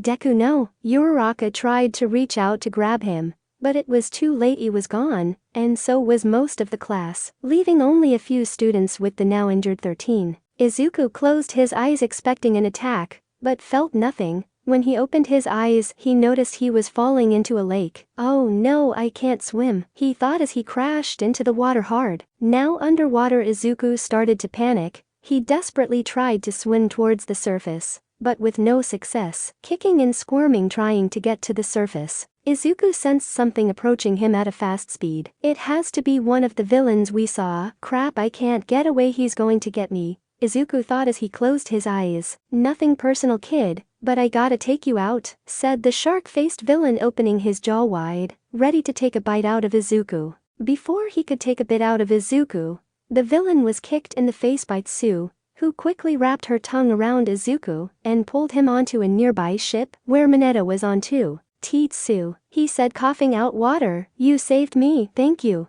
No problem. But we got bigger fish to fry, Ribbit, she said, looking at the villains circling the boat they were on. Guys, I don't want to be that guy. But we need to seriously get out of here, Mineta said, crying his eyes out. All I have are these sticky purple balls on my head. They stick to pretty much anything, but it's so useless right now. Okay, let me think. After a few seconds of think, Izuku had a plan. Alright, listen up, Sue, wrap both me and Mineta with your tongue, and jumped as far as you can. Mineta, when I say so, throw as many balls as you can into the water. While they are distracted, I'll fire off an energy blast into the water. Hopefully they will get caught vortex and onto your balls. Sounds like a plan to me. Ready, Mineta asked Sue. No, but let's do it. But if I die, please delete my internet history, Mineta begged. Ignoring him, Izuku nodded to Sue, signaling it all was time. Sue wrapped her tongue around them both and jumped. Once in the air, every villain in the water looked up at them. Izuku powered up, Rag firing off a large Kai blast into the water. Exploding when it made contact with the bottom of the lake created a large water vortex. Mineta now, yelled Izuku, to which Mineta threw as many balls as he could. To their surprise, all the water villains were all stuck together, unable to swim. Well, it looks like your plan worked, Izuku. Ribbit Sue was impressed, as they landed just short of the shore. I can't really swim, so can you please hold on to me? Sue nodded, not minding it. Let's stay close to the shore and make our way towards the center plaza. Mr. Izawa might be in trouble. You want to go towards the fight? They said they wanted to take down All Might. Do you think they can? Mineta asked. They can both. Sue and Mineta looked at Izuku. It's that giant bird monster. He has power equal to All Might. They're smart, they plan this. Power equal to All Might? There is just no way, right? Asked Mineta. Trust me, I can sense these things. For now, let's see if need any help. If he doesn't, then we head towards the entrance with the others. The others nodded and swam towards the center plaza. Back at the main plaza, Ozawa was not having the best of times. He was tired. He had taken out most of the lower level villains with some work, but now he was exhausted, and the constant usage of his quirk made his eyes hurt. Now it was down to Shigaraki and the Nomu. Good, they're all down. Now it's time for the bosses. Impressive, Eraserhead, but you don't stand a chance against the Nomu. He was specifically built to take on All Might. Nomu, get him, he said, gesturing his hand towards Ozawa. Ozawa blinked, and the Nomu disappeared from his sight. What? Ozawa thought, turning around to see the Nomu winding up for a punch. Lucky for Ozawa was barely able to dodge it, giving Ozawa no chance to catch his breath. Shigaraki rushed in for a follow-up attack. Ozawa went in for elbow to his face, but it was caught by Shigaraki, who activated his quirk, as Ozawa's elbow began to dissolve, breaking his skin and exposing muscle. He was able to kick Shigaraki off of him, and retreat at a distance. This quirk, you must be the one responsible for how the press got in. There's no way they could have gotten past our security, Ozawa said, holding his elbow, as expected of Eraserhead. But should you really be thinking about that now? Asked Shigaraki. To Ozawa's surprise, the Nomu was able to get the jump on him again. But this time Ozawa had time to activate his quirk, and again it failed. Nomu showed no signs of slowing down after Ozawa activated his quirk. Instead, the Nomu was able to connect to Ozawa's jaw, sending him flying back several feet. Damn, I'm sure I erased his quirk, yet he is still so strong. He wasn't lying about it being just as strong as All Might. That or he has multiple quirks. Ozawa got back up with cuts and bruises, wiping the blood off. Nomu, we can't have him getting in our way any longer. Break his arm, Shigaraki said. With a roar, the Nomu rushed Ozawa again. But this time Ozawa thought of something. If I can take him out, then the Nomu will no longer have any commands to follow, he thought as he rushed towards Shigaraki. Right before landing a punch on Shigaraki, the Nomu was able to catch up to Ozawa, catching his fist before it hit. Holding Ozawa's arm in place, Nomu slammed Ozawa's face into the floor, with enough force to crack the floor. Lifting him back up, Ozawa was now a bloody mess. He was no longer in any condition to fight. Izuku, Sue, and Mineta looked on with horror, seeing Ozawa being beaten to the ground. We have to help him. Izuku was starting to get angry. Izuku, calm down. You can't go rushing in with no plan. Sue tried to calm him down. Isaac gritted his teeth at this. I can't just stay here and do nothing, he thought as his aura began to form around him. Back at the entrance, Uraraka was scared, after seeing her friends being transported away to an unknown fate. But she kept a brave face on, not wanting to show fear the enemy. This is when she noticed a metal plate on the villain. That must be a weaknesses. Iida, listen and listen good. Iida turned to Uraraka. We need you to get out of here and warn the school. You are the fastest one here, so you have to do it. His tone was dead serious. We will distract him long enough for you to get out. No, I won't leave you guys behind. Before he could say anything else, Uraraka snapped. You have to, Iida. If you don't, people are going to get injured or even worse. Iida was lost for words. He'd never seen Uraraka get mad at anyone. I know you are worried. I am too, she thought of Izuku. But you are our only hope to get help. Please, Iida. Iida was still hesitant, but he made up his mind he would do it. Fine, I'll do it, just be careful, all of you. Uraraka nodded. Alright Mina, everyone go for his metal plate. I think that's his weak point. Planning in front of your enemy, how foolish. You won't get far. Kid Kurogiri started to activate his quirk. Iida now, shouted Uraraka. She rushed towards the Miss Villain. If I get in close to touch the metal part, I can make him float? As she tried to reach for the metal part, Kurogiri used his quirk to warp past her attack. He didn't notice Mina, who threw some acid aiming for the metal plate. To her surprise, it met its target. The acid slowly started to dissolve the metal plating. No, if it breaks, I won't be able to use my quirk properly. As Kurogiri was distracted, Iida made a run for the door. The door was heavy. He struggled to open it. Come on, come on. After a few seconds, he opened it enough to squeeze past. I did it, everyone. I'll go get help, just hold on. He kicked his engines into high gear. No, Shigaraki is not going to like this. Plan B it is, as Kurogiri thought, looking at the remaining students. He saw Uraraka. You plan this? So you are coming with me, Kurogiri said, activating his quirk and taking Uraraka with him. Uraraka. Mina tried to grab Uraraka, but it was too late. Back at the center plaza, Izuku was ready to jump in there to save Izawa, but stopped himself when he saw a portal begin to form next to Shigaraki. Someone is coming out of that portal. Wait, this energy, no. It couldn't be. Izuku's eyes widened when his worst thoughts began to play out in front of him. It was Uraraka. She was being restrained by the mist villain. Shigaraki, I'm sorry, one of the students got away, and is most likely on his way to warn the rest of the pros, Kurogiri said, holding Uraraka with his mist. I got a hostage just like you said when things went south. She's the reason why the other student escaped. You are lucky, Kurogiri. If you weren't our way out, I would have killed you by now. But this is your fault. Thanks to you, it's game over now. However, we can still leave the symbol of peace a few bodies, starting with you. He reached for Uraraka's neck, ready to disintegrate it. The water around Izuku began to bubble from the heat of his aura that formed around him. You bastards. Let her go, shouted Izuku, jumping out of Tsu's grasp and running at Shigaraki at full speed. His aura was exploding out of him.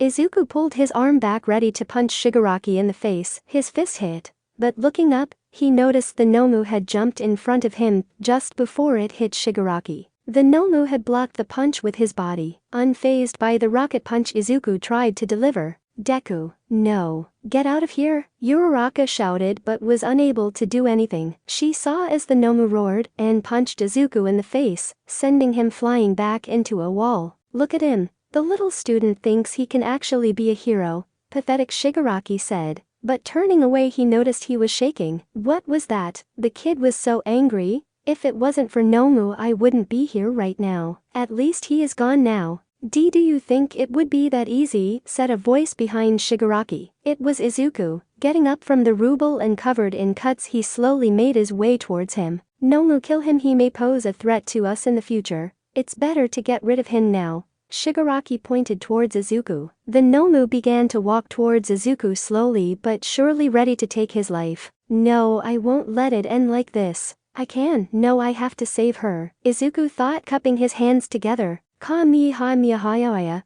The giant green beam of energy shocked the ground. Everyone in the USJ felt the ground shake and thought of one person, Izuku Deku Midori. Izuku was pouring every bit of energy into this attack. The attack engulfed the Nomu completely as it continued to walk towards Izuku. Yes, I got him. Izuku was horrified when a giant hand reached out to grab him from inside the blast. What? That's not possible. The giant hand grabbed onto Izuku's head and lifted him off the ground. The Nomu squeezed hard on Izuku's head, causing him to scream out in pain. Uraraka couldn't bear to watch what was going on, but she felt every drop of pain in Izuku's voice. "Stop it please, you're killing him," she cried out. Seeing Uraraka crying only made Shigaraki mad. Nomu make him suffer a little more following this order. The Nomu punched Izuku in the stomach, causing him to spit out blood. Nomu continued his punches on Izuku, going for his face and stomach. The Nomu let go of Izuku, who crashed onto the floor motionless. Going in for the finishing blow, the Nomu roared out and began to bring his fist down on Izuku. "Nomu, wait, bring him over here.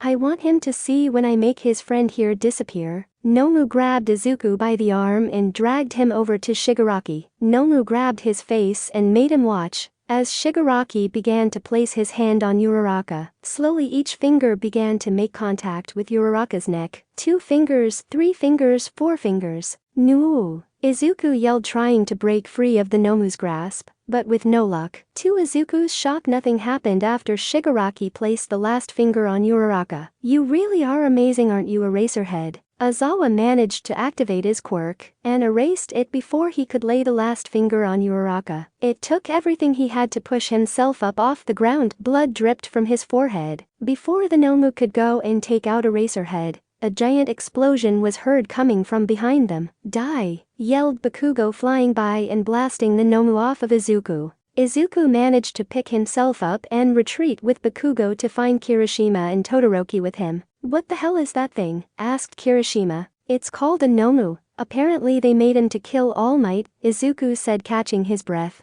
"Midoriya, can you still fight?" asked Todoroki. "Yes, but not for long. I'll have to use the Kaioken to distract that thing when I do get her out of there," Izuku said, readying himself to fight. His aura formed once again around him. Todoroki nodded. "Bakugo, ready your strongest blast. Kirishima, once we get Uraraka out of the way to protect her." "Got it." "Kaioken!" Izuku shouted. As his green aura turned red, his muscles bulged up, causing his wounds to burn from the energy he was putting out. "I don't need to take it out, all I need to do is distract it long enough," Izuku thought as he got himself ready. "Go!" yelled Todoroki. Izuku was quick to jump straight at the Nomu, punching it in the stomach repeatedly. As the Nomu was distracted, Bakugo and Todoroki went to rescue Uraraka, who was still being held by Shigaraki. Todoroki created an ice wall separating Uraraka from the villain's grasp. Mr. Aizawa, noticing that his student was now free, deactivated his quirk. "Don't die," he said before passing out. Uraraka made her way towards where Kirishima. The plan worked. This caused Shigaraki to stumble backwards. The wall of ice appeared in front of him. That's when Bakugo came in, ready to blast Shigaraki with all he had. "Die! Damn this kid. He's strong. If this blast hits me, it's over," Shigaraki thought, bracing himself for the blast. Lucky for him, Kurogiri was able to open a portal under him and teleport him away from the blast. Damn it. Bakugo had missed his chance to take him down, and he didn't know if he would get another chance to. Izuku was quickly losing ground against the Nomu, and he knew it. "Damn, I can't keep this up much longer. The strain on my body is too much." Izuku glanced over to Kirishima and saw that Uraraka now safe with him. Yes, she got away. This moment he lost his focus on the fight, and the Nomu took advantage of this, punching Izuku in the face, sending him back towards Kirishima and Uraraka. He no longer had the stamina to keep Kaioken going. The red aura faded as he slid to a stop in front of Uraraka and Kirishima. "Deku." Uraraka rushed to his side, noticing how badly injured he was. "It's alright, Uraraka, I'm fine now. How are you holding up?" he asked. "I'm going good so far." She was cut off by a giant fist hitting her in the side of her head. Crack! Izuku heard her neck snap as she flew back towards a wall. Bakugo, Kirishima, and Todoroki both were wide-eyed, slowly processing what happened. Tsu and Mineta didn't see what happened. The Nomu moved too fast for them to track him. All they heard was a crack and the body of Uraraka hitting the wall. "No!" Izuku yelled, running to where Uraraka was, her body just laying there showing no sign of movement, pieces of the wall covering part of her body. Izuku felt her energy disappear fast. His face was filled with horror seeing her. "Looking away in a fight could get you killed, kid," Shigaraki said with an evil smile. Izuku quickly got the pieces of ruble off of her. Deku. Uraraka's voice was quiet and fading.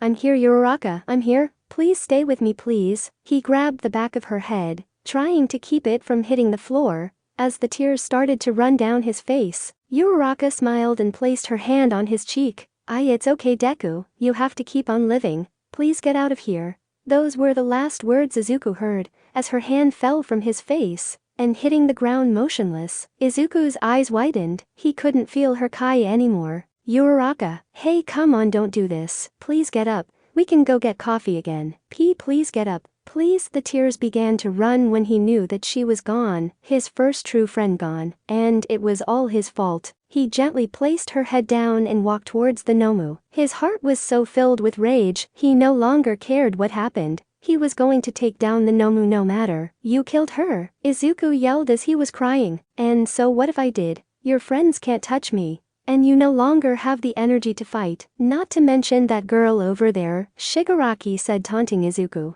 You killed her, I don't care anymore what happens. I will make you suffer. Green lighting strikes began to fall around Izuku. Gra, you will suffer. His hair began spike up, his hair flashing yellow, then returning to his green color, pulsating with every breath Izuku took. The ground began to shake violently and break around him, the broken earth floating into the air from the sheer power growing inside him. Uraraka, I'm sorry, and in that moment Izuku's mind went blank. Ryoig. What is this? Shigaraki said, not knowing what was going on. Izuku transformed, his body changed, growing in muscle mass, and his hair was no longer the emerald green, instead it turned golden yellow. His eyes turned into a teal color. The once green aura that surrounded him was now also golden yellow, like the very sun itself. He was finally ready to take on the Nomu. But would it be enough to take down this monster? Back at the UA campus, I used too much power today, coughed All Might in his normal state. Just then the door opened and in walked a Principal Nezu. All Might, how are you? Care for a cup of tea? Green tea is your favorite.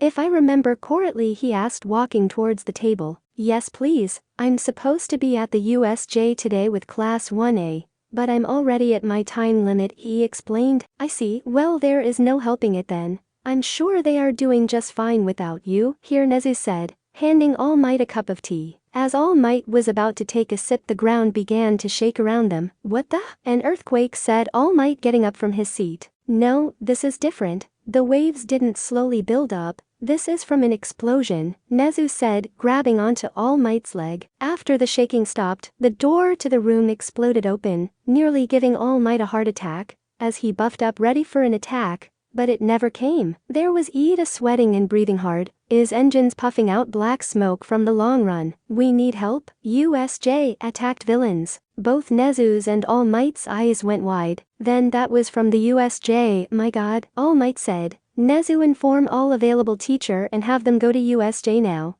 I'll go on ahead. As All Might ran out, Nezu nodded, and quickly ran over to the desk with a speaker. Attention all teachers, we need immediate backup at USJ. Villains have attacked. This is not a drill. I repeat, this is not a drill. Converge to the USJ now. He voiced echoed through the halls of campus. Students, please be alright. I am on my way, All Might thought, running towards the USJ at top speed. Chapter 10. Resolve. Bikugo, Kirishima, and Todoroki all stood there not knowing what had happened to their classmate. Izuku turned to them with rage in his eyes. Guys, take Uraraka and Mr. Izawa to the entrance and get out of here. I'll hold them off as long as I can. That means you Tutsu. Mineta, go now. Izuku got no response, which only made him snap. Get Uraraka and Mr. Izawa to the entrance and get out of here now. This snapped them back to reality. Alright, let's go guys, Kirishima said, picking up Uraraka, and began to run towards the entrance. Sue and Mineta quickly got out of the water,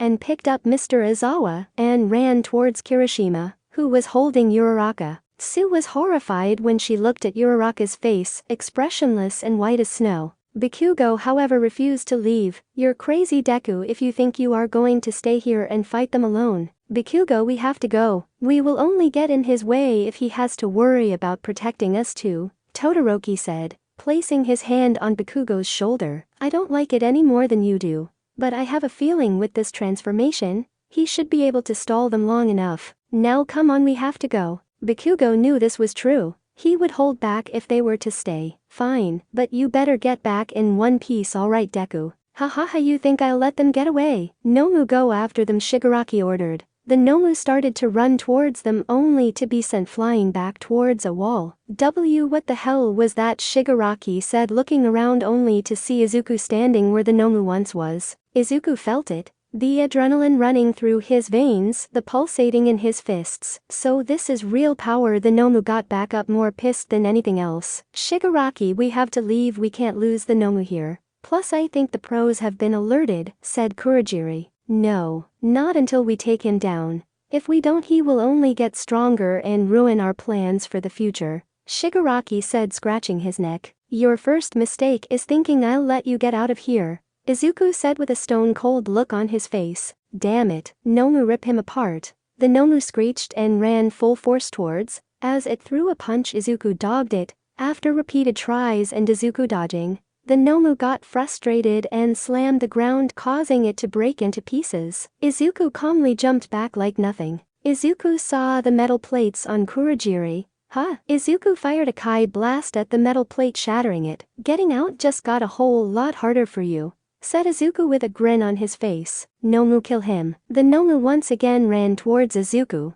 But this time he wasn't going to dodge. Instead he cupped his hands together. Kamehameha. The Nomu screamed out in pain as the beam engulfed him again. But this time he wasn't going to walk away from it unscratched. Shigaraki was able to grab Kurogiri out of the way of the blast. Turning back to the Nomu, he noticed the Nomu covered in burn marks and missing an arm. Izuku smirked. But to Izuku's surprise, Shigaraki started to laugh. What's so funny? The words from Izuku were like venom. Haha. Do you honestly believe super strength was his only quirk? Shigaraki said, looking at the Nomu, as it started to grow back its arm and healing the burning marks around his body. Izuku's eyes twitched. Looks like I'll have to try harder. Then won't I? He said, readying himself. Damn it, I didn't think he would be able to regenerate. This is going to be harder than I thought. Not to mention that thing seems to absorb all my punches. Izuku's eyes widened. What is this power? It's so strong and approaching fast. Wait, I felt this energy before. It's All Might. Hahaha, you guys are so screwed now. All Might is on his way here. Izuku laughed. He's what?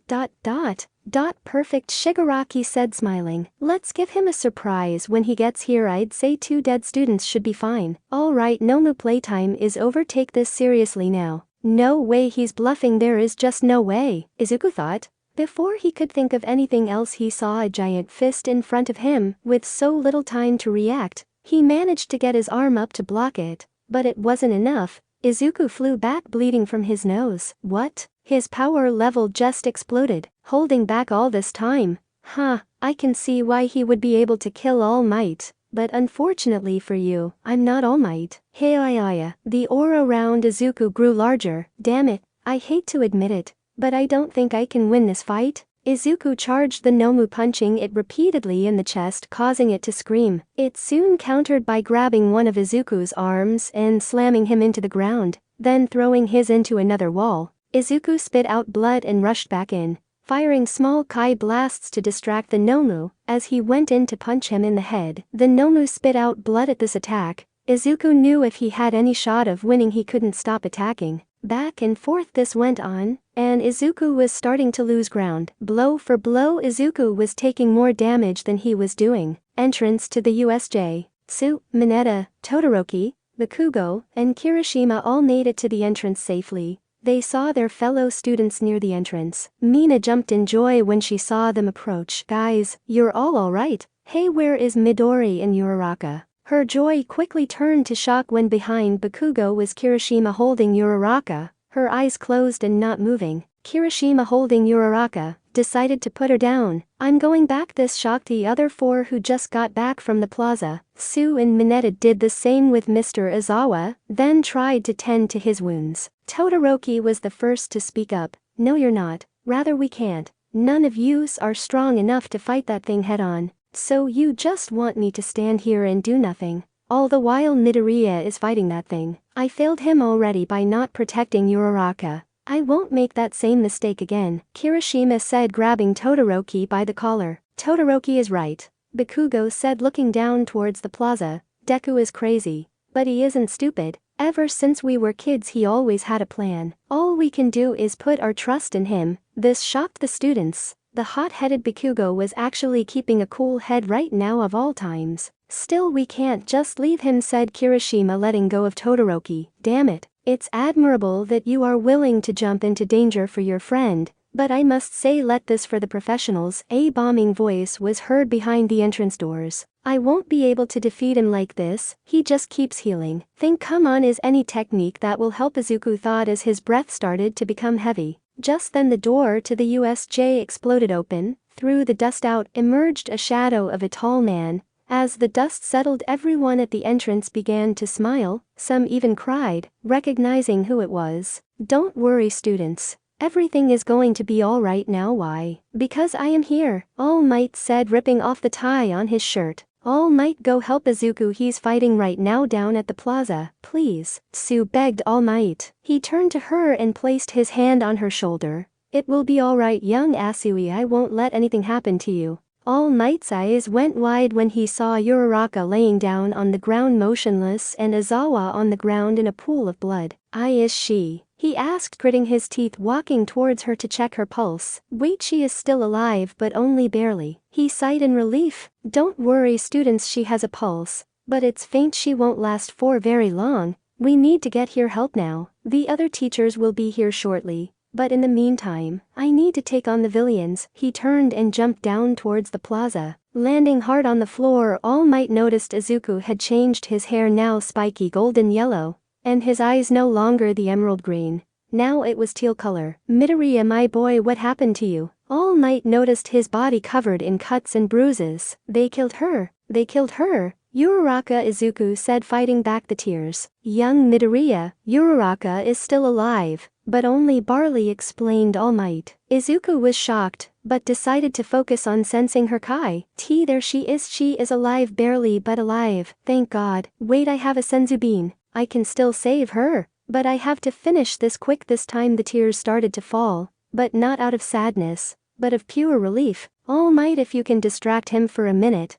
I may be able to blast him and end this. Be careful, he is just as strong as you are, if not stronger. Also he heals and can tank hits like it's nothing, Izuku told All Might. Very well, young Midoriya, get back and get ready. All Might said, running towards the Nomu, which screeched as it also ran towards All Might. As their firsts collided, the wind pressure pushed back the two villains back. It seems he has shock absorption. I see why young Midoriya had trouble taking you down. But it's not shock nullification. Then that means there is a limit on how much you can take. That means I just need to reach that limit, and he can finish the rest. The shock wave of their fists colliding grew more intense as they began to punch harder and faster. Amazing, thought Izuku as he charged his kai. Damn it, I can't get in close to help the Nomu, and with my metal plate destroyed, I can't accurately open warps, Kurogiri said, trying to keep himself from being blown back. The Nomu and All Might went back and forth, each strike on each other even stronger than the last. Izuku was in awe seeing the fight being played out in front of him. With a punch to the Nomu's face, All Might felt it.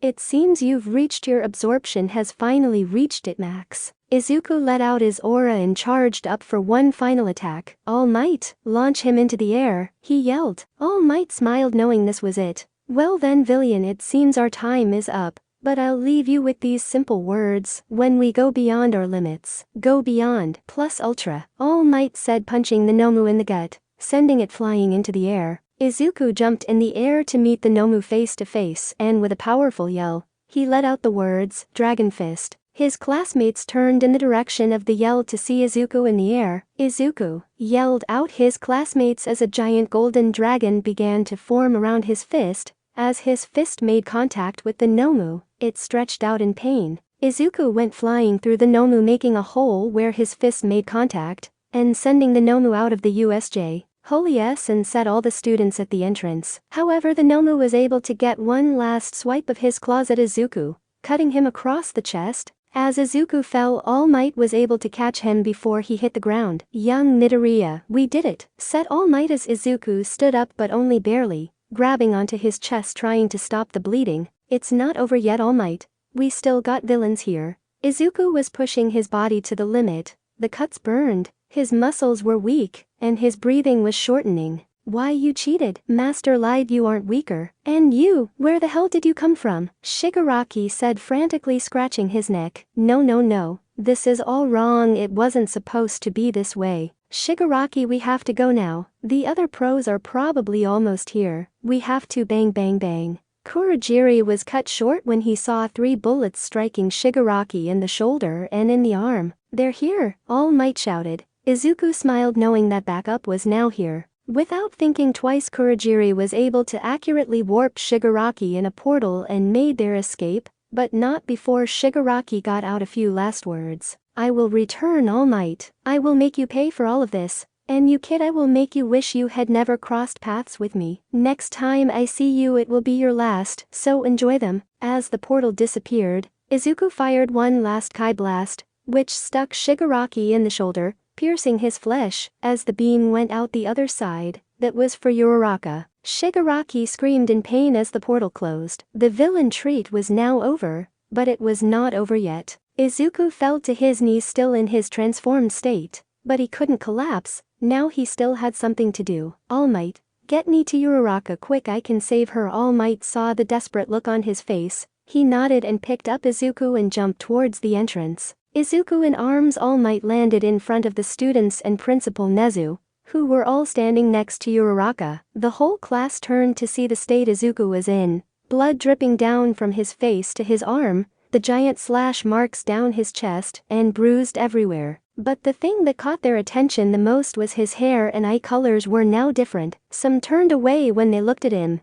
others stared in amazement on how he was still conscious. Izuku jumped out of All Might's arms and landed on the floor, struggling to keep his balance. Thanks, All Might, he said, walking towards Uraraka. When he walked towards her he felt a great deal of sadness and guilt, that he couldn't do anything before. If only I had this power before, I could have stopped this from happening. But now was not the time for self-reflection. Izuku reached into his pocket and pulled out a small green bean. Please let us work, he whispered. What is that, Midoriya? Asked Nezu. Don't worry, Principal Nezu, this should heal her up, he said, placing the bean in Uraraka's mouth. Uraraka, can you hear me? If you can, you have to eat the bean. I promise it will heal you up. Uraraka slowly began to bite down on the bean. Slowly, but surely she managed to eat it. After a few seconds, Uraraka opened her eyes and suddenly sat up, to everyone's surprise.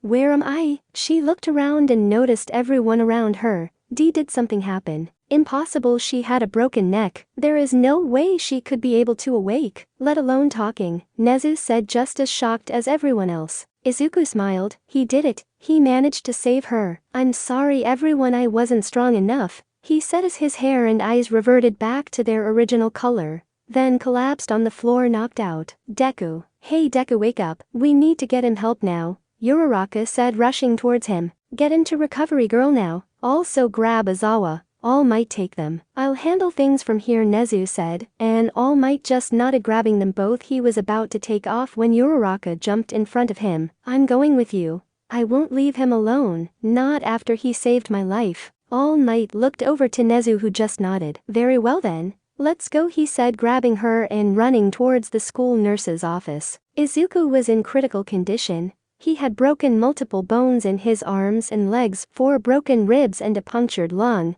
multiple cuts and bruises, not to mention the giant claw marks on his chest. Recovery Girl was able to heal most of his injuries. The bones would heal after a few more treatments. But the wound on his chest was a different story. The wound was too deep. Even with Recovery Girl's power, it would still leave scars behind. Izuku woke up once again in the dark void. This again. Sigh, at least I was able to save Uraraka, he said, looking around. As a bright light began to manifest in front of him, he noticed someone that he knew. Vegeta. Izuku, congratulations, you are now a Super Saiyan, Vegeta said proudly. Izuku was more confused than anything else. What is a Super Saiyan? Master Roshi said I would be able to transform, so this is what he meant. Yes, you are now a true Saiyan. You see, we Saiyans can transform when we have a trigger. In most cases it's rage. This was the case with you. When you saw your girlfriend die, you became enraged and transformed. Izuku blushed at what Vegeta said, but said nothing. Super Saiyan multiples your base power by 50x. However, be careful, with every transformation you lose sense of who you are and become more instinct prone. Now go. Wake up, you need to keep training.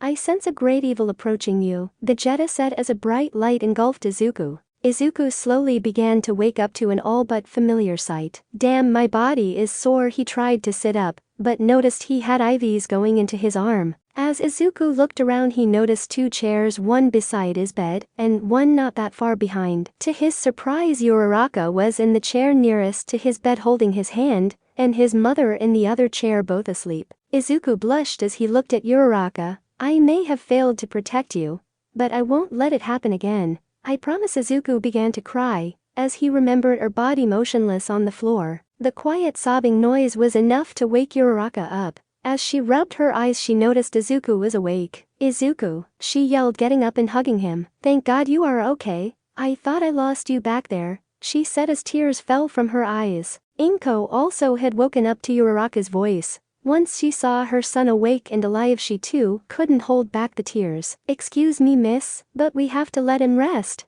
How are you feeling, Izuku? She asked. I feel great, Mom. A little sore, but other than that just fine, he said, pounding his chest. That's great, honey. Hold on, I'll go get Recovery Girl, Inko said, getting up and walking down the hall. Uraraka was still crying, and Izuku had no idea what to do. Crap, what do I do in this situation? He did the one thing that felt natural to him. He placed his hand behind Uraraka's head and began to stroke her hair. It's okay, Uraraka, I'm fine now, and I'm not going anywhere. She looked up at him. Promise? I promise, he said, smiling at her. She felt better as she wiped the tears from her eyes. All right then, no more getting injured like that, okay, she said. Yeah, I know. Anyway, how are you? The last thing I remember is giving you the senzu bean. After the Nomu, he gritted his teeth, remembering what happened. I'm fine, Deku. From what Sue told me, you passed out after giving me a strange bean. Everyone is fine, just minor injuries, well, except for yours. Recovery Girl had to use her quirk on you multiple times to heal you properly. They didn't catch the 2 villains in the plaza, but they did get the Nomu. Listen, Deku, this is the second time you saved my life. If it wasn't for you, I wouldn't be here, so thank you. One day I hope to repay you. But for now, kiss, she said, blushing while planting a kiss on his cheek. I hope this will be enough for now, Uraraka said, blushing. Izuku's mind went blank once again. This time it wasn't from a fight, but from embarrassment. It's nothing, Uraraka. I just did what any hero would do. You know, he said, still red-faced. You're wrong, young man. What you did was nothing short of a miracle. Not only did you help save the lives of your fellow classmates, but also some pros entered. Recovery Girl, followed by Izuku's mother. Also, whatever you gave, it healed her wounds instantly. No scars, no weeks of recovery, and no side effects. It's like the injury never happened. How did you do that? Recovery Girl asked. Oh, that was a senzu bean. My master told me it heals all wounds and restores stamina, he said, as calm as ever. That is very interesting, young man. You don't happen to have any more, would you? Asked Principal Nezu, walking in. I do, sir, but only a few left, and are only to be used in emergency and not given to anyone else, Izuku said, sitting up on the bed. I see. Well, I must ask you to hand them over to us. We can't have such a useful items in the hands of a student now, can we? There is no telling if villains will attack you to get their hands on these beans, Nezu said firmly. Uraraka was just about to cut in, but Izuku stopped her. I'm sorry, sir, but that's not going to happen. My master gave them to me and are to be used when I see fit or deem necessary, Izuku said, staring back at Nezu. I see. Well then, I do hope you will make that call when the time comes. In the meantime, stay here and recover. School will not start until Monday, so you have 4 days off. Upon your return, I wish to have a little talk with you about the transformation you had during the incident, Nezu said, walking out of the room. He is right, you have to rest. However, I must ask you to leave, miss. I need to discuss something with Izuku and his mother. I'll call you back in when we are done, Recovery Girl said, pointing at Uraraka with her cane. Uraraka didn't want to leave his side. It's okay, Uraraka, Izuku said, reassuring her. She nodded and left the room. Now then, where should we start? I know, let's start with a question. You aren't fully human, are you? She asked, raising her eyebrow. Both Izuku and his mother were shocked.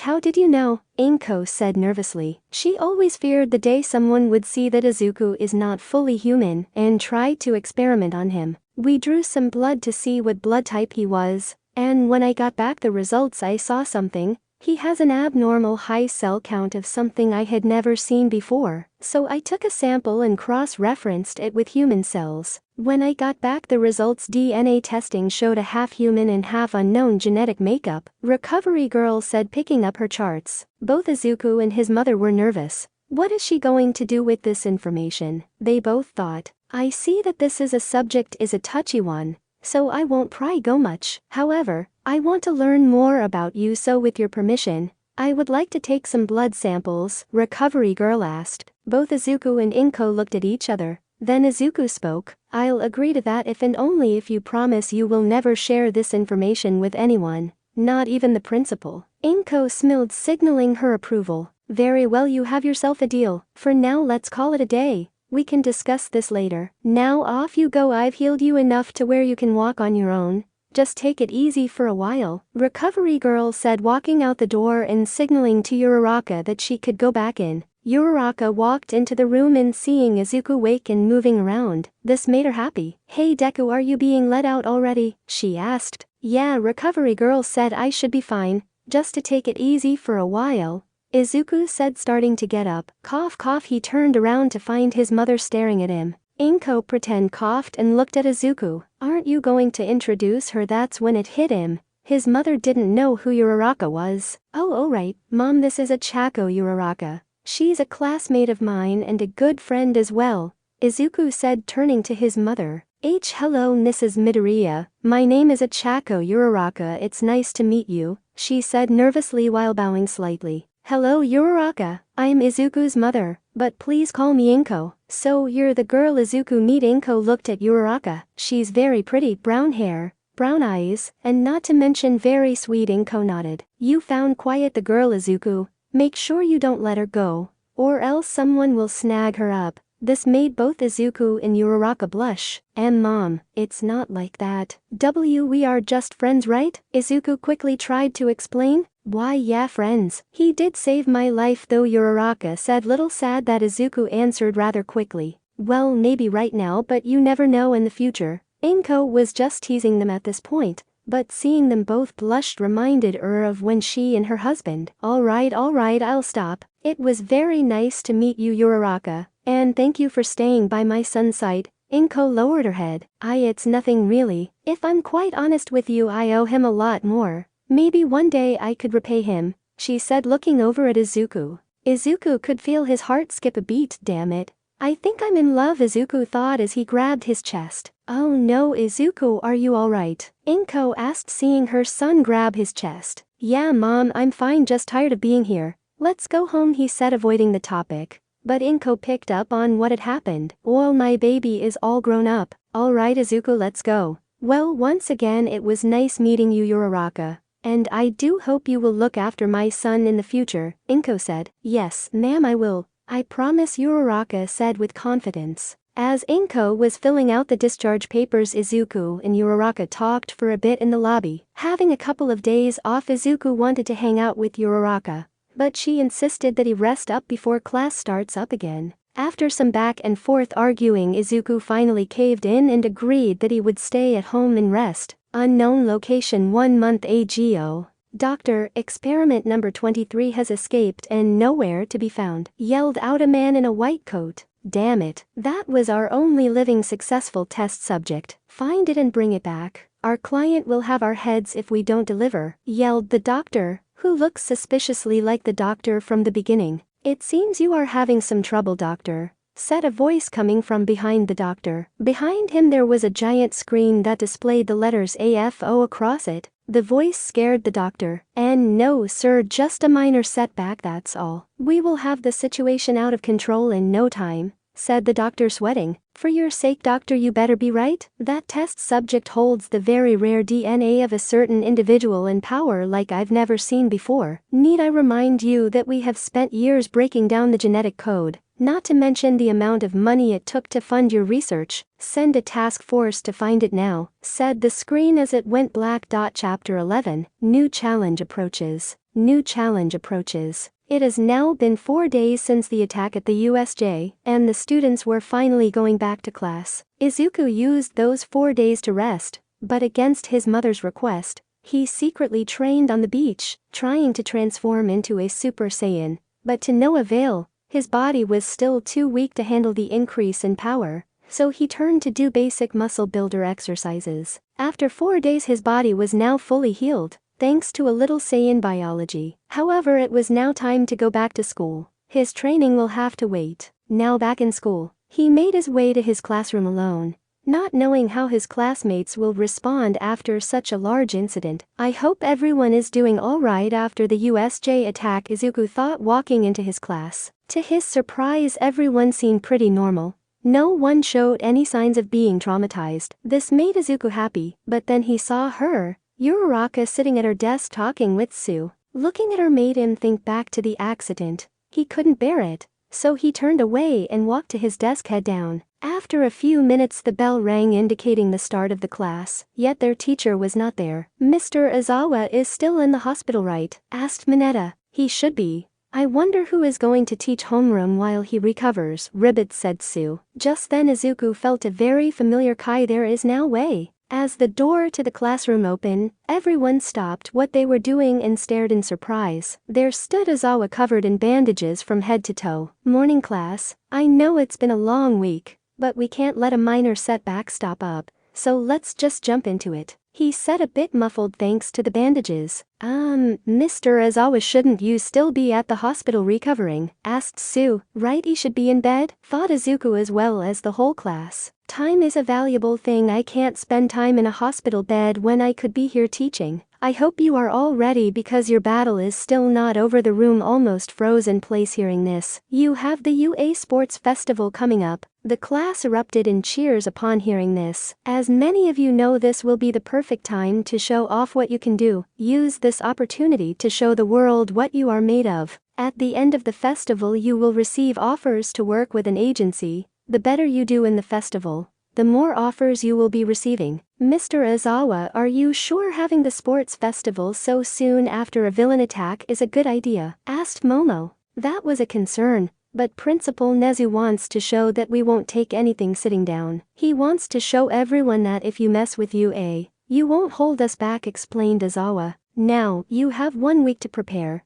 so take this time to train your bodies and quirks. Most importantly, remember it's not all about power. Use your minds as well." Aizawa finished his little speech. He walked out the classroom before the final bell rang, so this let the students talk among themselves. Izuku knew this was his chance to show the world that he can be a hero. But before he could say anything he felt something behind him. Izuku thought it was an enemy. Turning around quickly he noticed that it was Uraraka. Her face so filled with determination, he will to fight was showing. "Are you ready, Deku?" "'Cause I'm going to win," Uraraka said, punching the air. "Wow, you are really pumped up, aren't you, Uraraka? What's up? You are usually the most chill girl here," Mina asked, amazing with her sudden transformation. "Oh, nothing, I just really like winning, you know." Also back in the USJ it became apparent that I need to become stronger. Izuku picked up on something. The way she said that, she is feeling bad about something. He questioned himself. As the day finally came to an end, everyone went home. They began to train before the sports festival. Izuku had one goal in mind: to be able to transform at will into his Super Saiyan state. Going down to the beach where he trained, he began his training. "If rage was my trigger, then I should think of stuff that makes me angry." Izuku closed his eyes and began to think of all the bullying he endured when he was little. This aura flared up, but not the yellow color, instead it was his normal green aura. "Damn it, this is harder than it looks." Izuku wasn't getting that enough. "I need to focus on that rage. But if I let it take over I might lose control. Man, this is difficult." He let his aura die down. "I got to think back what made me go into a rage. It was when Uraraka." He remembered Uraraka's body on the ground motionless. Then he remembered his face, Shiraki. He was the cause of everything. If it wasn't for him, Uraraka would have never been hurt. Izuku felt his anger build up deep within him. Flashbacks of the USJ began to play in his mind. The Nomu breaking Uraraka's neck, the bloodthirsty screech of the Nomu, and the face of the man responsible. "You failed." Izuku clenched his fists hard. Izuku couldn't take it anymore. His anger peaked. As his aura began to flare up, his hair began to change. His hair pulsating golden yellow, with every memory.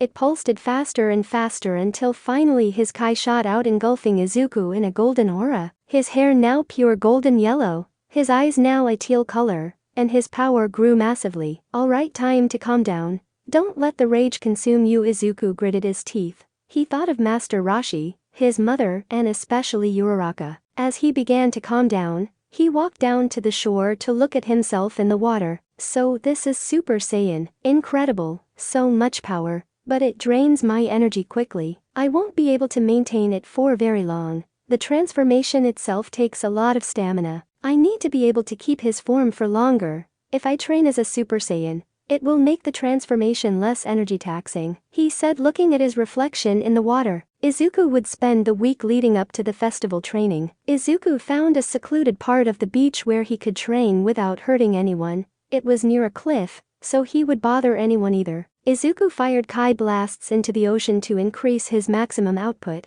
He used the cliff to punch, polishing his fists to make them faster and stronger. Day after day he would train in his Super Saiyan form. With every passing day he would maintain it for longer periods of time. Before Izuku knew it, he was able to maintain his transformed state all day. He gave his mother a good scare when he walked into his house with a different hair color, but after some explaining she was able to calm down. I should tell her these things beforehand. The week went by fast, and before Izuku knew it, the day finally came. It was time for the sports festival. Everyone was told to put on their gym uniforms and meet in the waiting room before they were called into the arena. This gave them time to talk amongst themselves for a while. Man, it sucks I won't be able to use my costume. I really wanted to wear it, Mina complained. Yeah, me too, but I get why they do it. It's so no one has an edge over the other. It makes sense, Kirishima said. Izuku was quietly meditating on the bench when he was interrupted by Todoroki. Midoriya. Izuku opened his eyes and looked at Todoroki.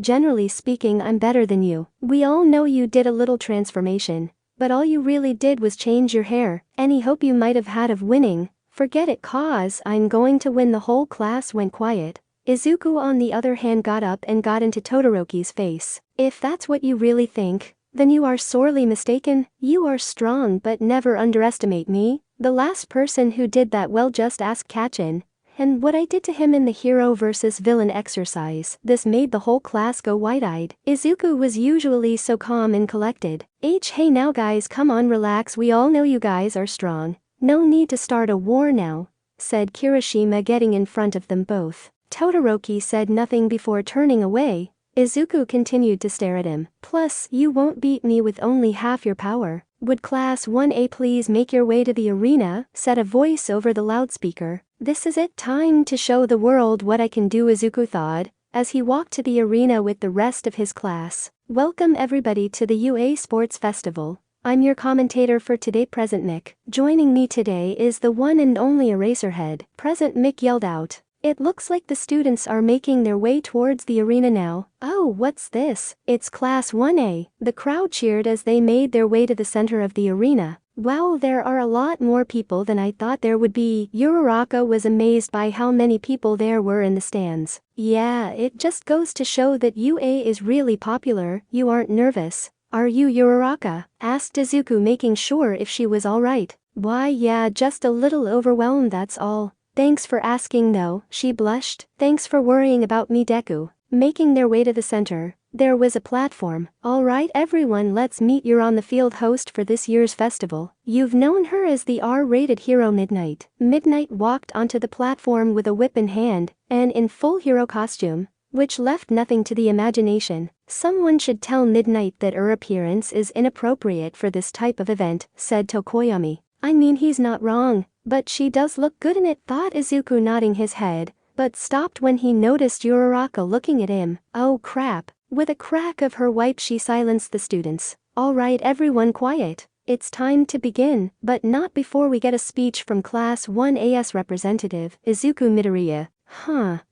Wait me, why didn't anyone tell me this? Izuku was screaming inside his mind while making his way onto the platform. Now standing in front of the mic, he didn't know what to say. I have to think of something. He took a deep breath. We are here today to show the world what we can do. For many of us, it's been a lifelong dream to become a hero, me included. However, getting here wasn't easy. We had to battle our fellow students for points in the entrance exam, and score high enough in the written exam. Not everyone can be accepted into the hero course, but anyone can be a hero if we just believe in ourselves. For a moment the crowd fell silent as Izuku walked off the platform, then interruption, cheers and whistles was heard all around the stadium. Looks like I did pretty good. Wow Deku, that was amazing, Uraraka said. Thanks Uraraka. I thought I was going to mess up bad, but it looks like everything went alright, he said, proud of himself. Thank you Midoriya for that amazing speech. Now without further ado, let's see what the first game would be. Midnight pointed to a giant screen that displayed the various games. Hitting the random button, the games began to move fast and then slowly began to stop and landing on an obstacle course. It looks like we are going to start off with an obstacle race. Will all classes please proceed to the starting line, said Midnight, cracking her whip. As the classes made their way to the starting line, Izuku felt how strong everyone else was. It seems I can't underestimate anyone or else I am in trouble. As Izuku lined up at the starting line, he couldn't decide if he wanted to transform now or save his energy till later events. If I use up too much energy now, I won't be able to participate in any other events. I better not, I'll save my strength. Students, are we ready? On your marks, get set, go. As Midnight fired the starting gun, a gust of wind pushed her off her balance. Regaining her composure, she noticed a wall of ice blocking the starting line. Moments before it started, Izuku focused his Kai. Alright, time to get going. As Izuku took off, he was cut off by a giant ice wall blocking the way. What? Todoroki, using cheap tricks won't work on me. If I can't go around, I'll just have to go through it. Izuku charging up a Kai blast. That should slow them all down. As Todoroki turned around, he saw his ice began to break. As the ice shattered, he noticed a familiar green-haired classmate running through the ice. Midoriya, I should have known that wouldn't work on you. As he continued to run, he felt the ground beneath him shake. Oh, did we forget to mention the giant robots trying to stop you guys? Maybe I just forgot to tell you. Best of luck students, Present Mick said, turning to Izawa. So Eraserhead, how do you think your class will fare against everyone else? They will do just fine. If they learned anything in the last week, it's that they can't wait for things to happen. Their battle at the USJ gave them something no other class has right now. Izawa was a bit muffled thanks to the bandages around his face. Oh, and what is that? Asked Present Mick. But before Eraserhead could answer, the giant robots on the field were completely covered in ice. What the heck? My students learn to face whatever is in front of them head on, Eraserhead said, smiling under the bandages. As the giant robots slowed down to a halt due to the ice, Izuku took advantage of his to fire Kai blasts at the giant robots, knocking them over. As they fell, they shattered into pieces. Izuku looked back and felt a little bad for the rest of the students. Probably overdid it there. Oh well, I'll apologize to them later, he said, running after Todoroki. Deku, you bastard. You think you can outdo me? Yelled Bakugo, jumping out of the way of the falling robots with the help of his quirk. I won't let you win this one, Deku. Oh no, I better get out of here before he catches me, Izuku said, running faster. The next obstacle was a tightrope walk over a giant canyon. Todoroki used his ice to freeze the rope and glide over it. Izuku, on the other hand, focused his Kai to his legs and jumped, breaking the ground and clearing the gap in one leap. Bakugo's approach was to blast his way across. Now making it to the other side, they were on the last obstacle in the race. The trio of leaders stopped in front of a giant open field that had circles everywhere. This last obstacle is the most explosive. We mined the area in that field, so you better watch your step, students, Present Mick said. If I use my ice, then that will leave a path open for the others, said Todoroki, weighing his options. Before he could think of anything, he turned to find Izuku walking towards the minefield. What's this? It seems Izuku is taking a very direct approach. What is he thinking? Present Mick said as the crowd roared. Izuku walked forward towards the circles in the ground, stepping on a mine. The resulting explosion kicked up dust covering Izuku. Deku, yelled Uraraka, still at the second obstacle. As the dust settled, Izuku emerged from the dust unscratched. An explosion like that should have been strong enough to throw him back. Izuku had a smirk on his face. Before he stepped on the mine, he used his Kai to create a barrier around him. Yes, it worked. I can run through this minefield, thought Izuku, running towards the finish line. Both Todoroki and Bakugo both stood there looking at Izuku running through the minefield, setting off explosions as he went. Damn it, Deku. Bakugo jumped at with the help of his explosions. He blasted his way over the mines. Todoroki on the other hand created an ice path covering the mines so they wouldn't explode. Izuku had a slight lead, and it was the final 50 meters. And Izuku had to come up with something fast if he wanted to win. I'm slower with the barrier up, damn it. I have to think of something, or else they are going to catch up. Just then Izuku got it. One of Goku's techniques would help in this situation. Having a slight lead from the others, he quickly stopped and turned towards the duo running towards him. Eraserhead, what is he doing? Did he just stop? Present Mix said, confused as to what Izuku was doing. If I know the kid, then he probably has something planned out. Just watch and see, said Eraserhead. Izuku brought his hands close to the center of his face. While spreading his fingers, solar flare, he yelled out. A bright white light flared out from his body, blinding Bakugo and Todoroki. They tried to shield their eyes, but it was too late. They both stopped dead in their tracks in pain from being bright light. Damn it, I can't see. Deku, you bastard. When I get my hands on you, I'll kill you, said Bakugo, swinging his arms around trying to hit Izuku. Izuku smiled at what he had just done. He turned back towards the finish line at top speed. And the winner of the obstacle race is Izuku Midoriya. The crowd cheered as Present Mick announced the winner. Still seeing spots, Todoroki was the next to cross the line, followed by a very angry Bakugo. Izuku was taking in the sights and sounds of his victory. He earned this moment pushing himself to the limit every day, and his hard work was finally paying off. While he was doing this, the rest of the students began to cross the finish line. Deku, you were amazing out there, Uraraka said, walking up to Izuku. Thanks, Uraraka, you didn't do that bad yourself, Izuku said, blushing. Alright everyone, the top 42 people will move on to the next round. The next event will be, said Midnight, pointing at a screen. Cavalry battle. This event will be point-based. The points will be determined by where you finished in the cavalry battle. The higher you place, the more points you are going to be worth. Oh, I get it. Since I got first place, that means I should be worth a good amount of points. I'd say about 1,000, Izuku thought. However, there is a twist. First place will obviously have more points. But this year they would be worth 10 million points, Midnight said, to the despair of Izuku. 10 million, that means everyone will be going after me. Izuku lost his train of thought when he sensed everyone looking at him maniacally. You will be given 10 minutes to decide on your team. Each team should be at least 2 people,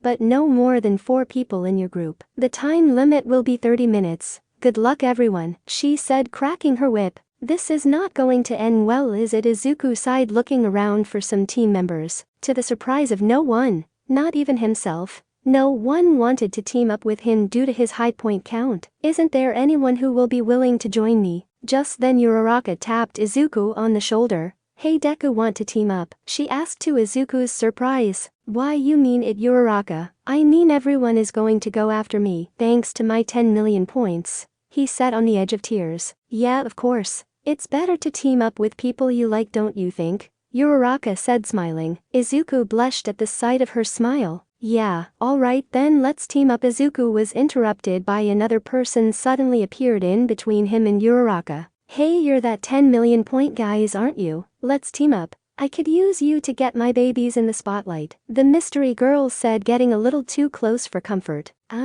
Who are you? And can you please back off? You are a little too close to him. And what was this about babies? Uraraka said with a stern look on her face. Izuku blushed, seeing how close she was to him. This made Uraraka just a bit jealous. Right, my name is Mei Hatsum, a student from the support class. Nice to meet you, Hatsum said, introducing herself. Hey, alright, well anyway, sure, you can join us. You have some gadgets, Hatsum cut in. Babies. This left Izuku with a blank look on his face. Babies, we can use some of them to our advantage. Of course we can use this jetpack I have, or we can use this scouter thing. That shows the quirk levels of everyone else. It's not very useful in a fight, but it will show me if we should avoid a fight or not, she explained. That last invention caught Izuku's attention. Yeah, but that still leaves us with 3 people. We should find at least one more teammate, Uraraka said. Izuku agreed, but all the strong students were already in teams. Wait, there is still someone we can ask. I sensed that he had some hidden power back at the USJ. Time to see if I was right or not.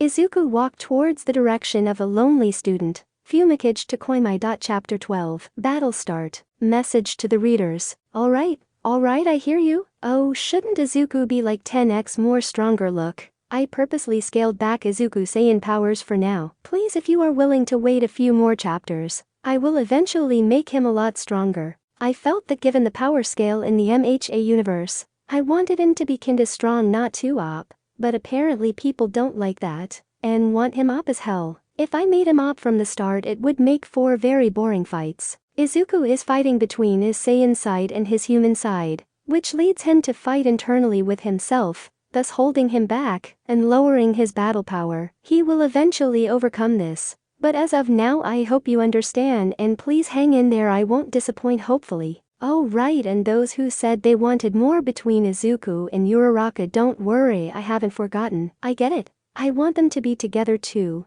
and I know you will like the few upcoming chapters. Thank you for taking the time to read my story. I will always appreciate that. And as long as people are reading this story, I will continue to write. Also, I need some help. I've been thinking about the hero internships, and I honestly don't know how I'm going to do that. So I need suggestions. If you have an idea, please write it down. Battle start. Izuku's team was now set. His team had 4 members: himself, Uraraka, Hatsune, and Tokoyami. It wasn't the best team, but it would have to do. Izuku would be the one on top wearing a headband with the total number of points they were worth. Alright, time's up. Is everyone ready? This event will be 30 minutes long, so make sure you survive, Midnight said, walking onto her platform. Everyone knows the plan, right? Asked Izuku. Everyone nodded. Hatsune put on the jetpack boots and the scouter. Tokoyami would provide defense with his quirk, Dark Shadow. Uraraka would provide mobility. With her quirk they can easily jump around. Other teams are also the SAME.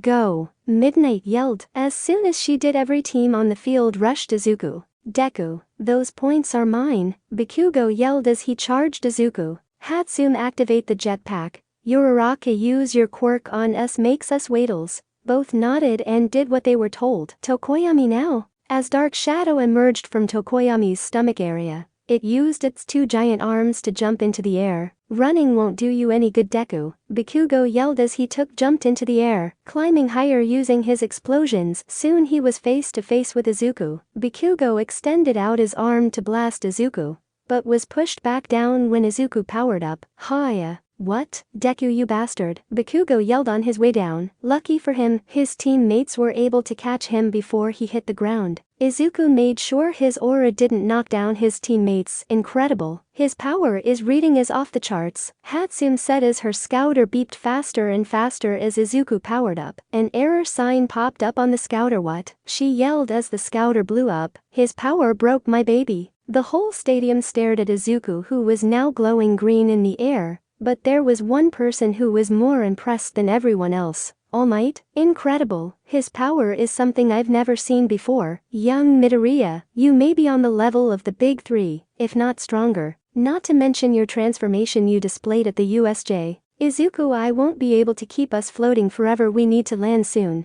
Can't you use that barrier thing you did in the first event? Uraraka had been making them float for about 10 minutes now, and he was getting nauseous. I can, but it uses too much energy. I will run out of energy before the event ends. Alright, Hatsune, deactivate the jetpack. Tokoyami, when we land we will targeted use Dark Shadow to defend us. Uraraka, rest up a bit, don't use your quirk. I'll make sure no one gets behind us. Everyone nodded. Izuku was right. As soon as they landed, Todoroki's team ran at Izuku. To get us in close, he ordered. As they got closer he activated his ice, trying to freeze Izuku in place. Tokoyami, Izuku yelled. Dark Shadow emerged and blocked the initial attack. Todoroki and his team were sent staggering back. Momo created a metal rod to use. Todoroki grabbed it and covered it in ice, picking the rod up and threw it towards Izuku. Deku, watch out, said Uraraka, warning Izuku of the incoming ice spear. Izuku saw it and quickly fired a Kai blast, destroying the spear.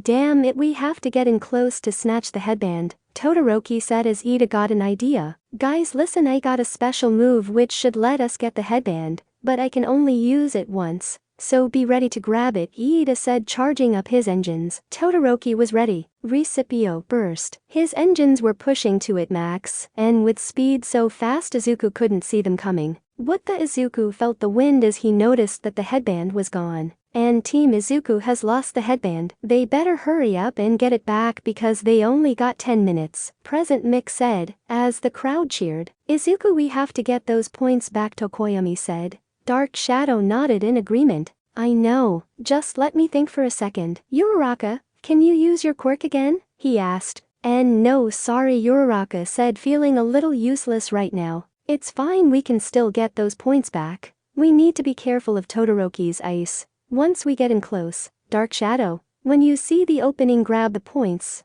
They all nodded and rushed towards Todoroki. They're coming, Momo yelled out. Damn it, our speed is gone and we are sitting ducks here. No time, got to build a defense, Todoroki said, creating multiple layers of ice surrounding his team. This should buy us the time we need to win. We just need to hold on for a few more minutes. Izuku, we need to get past those ice walls. I counted at least 5 walls, Tokoyami said. Izuku knew that. Alright, I'm going to take out those ice walls when I do rush in there. Izuku charged up and aimed the palm of his hand towards the ice walls. 5 Kai blasts launched out in quick succession. Guys, run towards the walls, Izuku yelled out. The first Kai blast made contact with the ice wall, shattering it. Damn, they are breaking the ice. Todoroki, we need to move, Kaminari said as 3 more walls broke. We can't leave, not with this ice in the way. We wait until they breach the last wall. Then we make our move, Iida said, still catching his breath. Todoroki watched as the last wall began to crack, then shatter. His eyes widened as he saw Izuku's team rush in.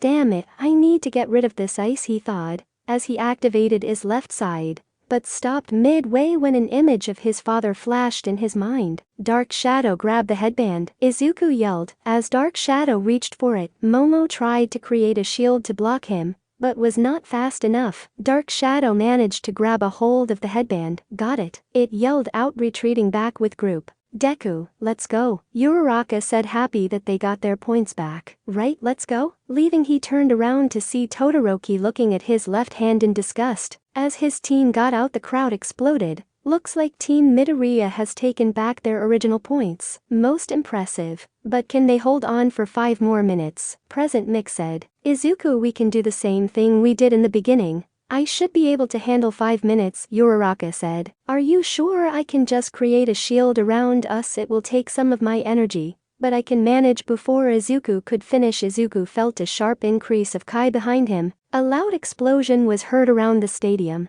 It was Bakugo. His team was able to sneak around Izuku. Haha, take that, Deku, he boasted. Wow, that was really close, wasn't it? Kachin, Izuku's voice was heard behind the dust. This shocked Bakugo. Impossible, I got him point blank, he thought. That's when he saw it. Izuku and his team was still standing. Izuku was able to surround his team in a Kai shield. Guys, I can handle the last few minutes. Let's just relax here. Good job, everyone, he said, smiling at his teammates. Uraraka was especially happy, since she wouldn't have to strain herself by using her quirk. You think a little shield can stop me, Deku? Bakugo fired multiple blasts at the shield. It didn't do anything. Damn it. He kept trying until there was no more time left. A buzzer went off signaling the end of the event. Team Izuku would be making it to the next round. Izuku dropped the shield. I used more Kai than I thought I would. Hopefully I still have enough for the next event. Team Izuku wins first place. Is there no stopping this up-and-coming hero? Second place goes to Team Todoroki. Third place we have Team Bakugo. And last but not least, Team Shinso.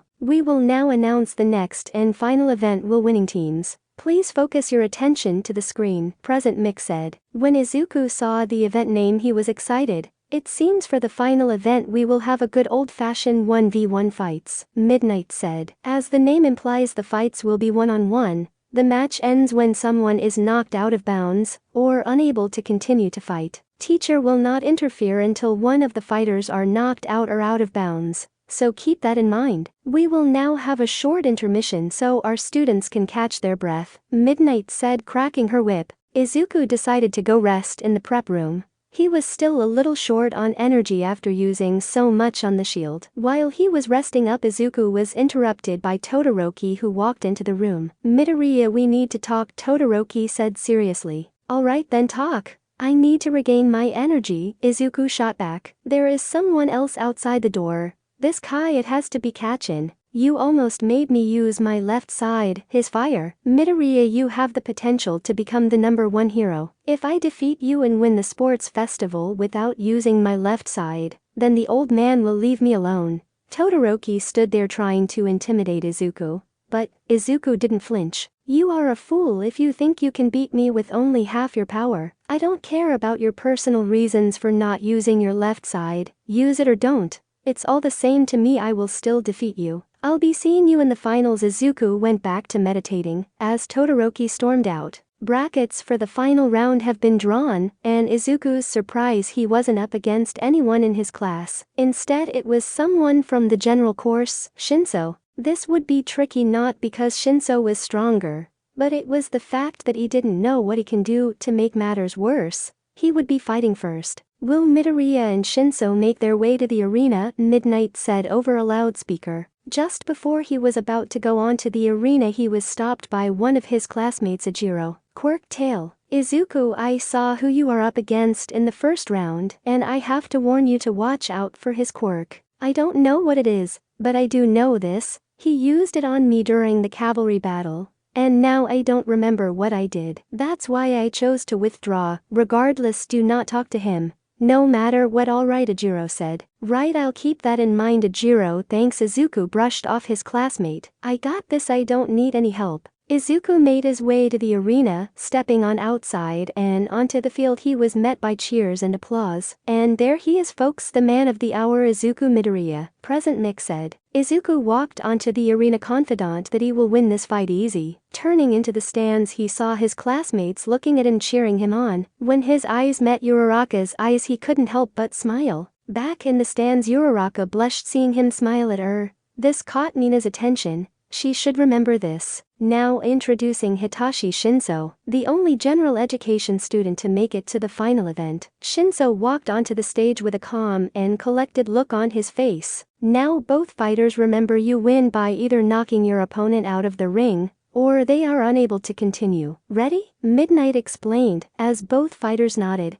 A gong was heard signaling the start of the fight. As Izuku was just about ready to charge in, Shinso began to talk. Well, it seems that you Class 1A students are all the same. I heard what you did during the entrance exam. If you ask me, I think you cheated. You don't deserve to be here. Shinso was trying to provoke Izuku, which worked. Izuku was furious. What did you say? He yelled out, running towards Shinso. Idiot, Shinso said, activating his quirk. Izuku's mind went blank. He no longer had control over his body. What's this? Izuku just stopped. Is this Shinso's quirk? Asked Present Mick. It is Eraserhead, said Hitachi Shinso. General education student quirk. Brainwashing. It is a very powerful quirk when used correctly. Only drawback is that he needs the other person to talk in order to activate his quirk. In the stands, Uraraka couldn't believe what she was seeing. Deku, what just happened? He just stopped. It's that guy's quirk. He used it on me during the cavalry battle too, Ajiro explained. If Izuku can't break out of this, then he is going to lose. Oh no, come on Izuku, she yelled, trying to cheer him on. Uraraka, you seem to have a favorite, don't you? Mina said with a smug face. Uraraka turned red. What are you saying? It doesn't. I mean, the rest of the 1A girls knew she had a thing for Izuku. Ha ha ha, I'm just messing with you, Uraraka. But seriously, I can see why you like him, Mina said. Uraraka decided to stay silent, hoping that the teasing will pass. Back in the arena, Izuku was now in a panic. Damn it, I can't move. It has to be his quirk. I should have listened to Ajiro. Good, now do as I say and walk off the arena, Shinso commanded. To the surprise of the whole stadium, Izuku began to walk towards the edge of the arena. No, it can't end like this. I have to break this quirk. Izuku struggled inside his mind to try to break the mind control. As Izuku walked closer to the edge, Shinso smiled. Why wouldn't he smile? He was about to win. Izuku, someone called out to him, just feet before reaching the edge. This voice, it couldn't be Master Roshi. Izuku stopped inches before reaching the edge. What the? Why did you stop? I said walk off the arena. Shino shouted, surprised that Izuku didn't do what he was told. Izuku, you have grown strong, haven't you? I am so proud of you. Master Roshi's voice made Izuku begin to shed a tear. Izuku, you want to be a hero, right? Then prove it to me right now. Prove to me that you were worthy of becoming my student. Show me the powers of a Super Saiyan. Show me your power. Izuku's eyes began to change color. This hair began to spike up, and he could feel it power building up inside him. Then with one giant outburst of energy his hair turned golden yellow. His energy radiated away from him and everyone in the stadium could feel it. What the Shinso said before being knocked down by a strong gust of wind. When he picked himself back up he noticed Izuku was no longer walking towards the edge, but rather walking towards him, back in the stands. Oh wow, he looks just like he used to when we were at the USJ, said Momo, surprised at his transformation. Yeah, and did you feel that gust of wind? He must be crazy strong right now, Minda said, jumping in her seat with excitement. Yeah, but do you see that it looks like he is crying? Mina said, pointing out the tear trailing down Izuku's cheek. Deku, what the hell are you? This power, it's something else. But what Bakugo thought, gritting his teeth. Incredible. Not only did Midoriya break the mind control, but he also transformed. What a shocking revelation, Present Mick said, revving up the crowd. So this is how he looked when he saved me back at the USJ. Amazing, Uraraka said quietly. Back at the arena? How did you undo my brainwashing, and what is this transformation? Yelled Shinso, trying to activate his quirk again. Answer me. Izuku, however, learned his lesson. He stayed quiet. Instead he ran towards Shinso with such speed that he appeared to teleport. With a quick palm strike to the side, he managed to send Shinso flying off the arena. And the winner is Izuku Midoriya via ring out. Midnight Syed cracking her whip. Izuku depowered from his Super Saiyan state to his base form. Awesome, I hope you are watching. Master Roshi, as he was about to walk away, he heard a voice. You hero course students sure have it easy. I want to be a hero. But how can I compete with that? I should just give up, Shinso said, still laying on his back. Izuku got mad. Running towards Shinso, he picked him off the ground from his shirt collar, holding him just off the ground. If you really wanted to be a hero, then you wouldn't be talking like that. You think we got into the hero course by luck? No. We earned our spot, and one day I'm sure you will too. Pick yourself off and train. Then maybe one day you might be taking my place in the hero course. Because I know talent when I see it, and I see that you can be a hero, Shinso. Izuku let Shinso go. Hitting the ground, Shinso could only reflect on those words. Maybe he's right. Maybe I can be a hero. No, I will be a hero and prove to everyone that I can be a hero. Shinso smiled. I won't forget this, Izuku Midoriya. Izuku made his way toward where his fellow classmates were. Izuku, that was quite a show. Good work, Ida congratulated him. Thanks, Ida. Not going to lie, I thought he had me at first. Izuku laughed nervously. Deku, congrats on your win, Uraraka said while signaling him to sit next to her, which he did. Thanks, Uraraka. Anyway, who's the next fight anyway? He said, looking down at the arena. Oh, it's Todoroki versus Zero. Who do you think will win, Deku? She asked. Without a second thought, he replied, Todoroki hands down. Watch. Just as the buzzer sounded, Todoroki went in for the quick win. He summoned his ice, which completely covered Shiro, which extended outside the open roof of the stadium. The ice was inches away from where Izuku and his class were sitting. He must still be pretty mad. The whole crowd was silent until Midnight announced Todoroki as the winner. As Izuku looked up at the bracket, he noticed that he will be fighting Todoroki next round. It seems you may get your chance to fight me sooner than we thought. Will Uraraka and Bakugo please make your way to the arena for the next match? Eraserhead announced. Well, this is it, guys. Wish me luck, Uraraka said, getting up from her seat. Before she could leave, Izuku stopped her. Wait, Uraraka. If you want, I can give you some pointers on how to beat him. Uraraka shook her head. No, sorry. I appreciate the offer, but I want to do this my own way. If I want to be called a hero one day, I will have to stand on my own 2 feet. Don't worry, Deku.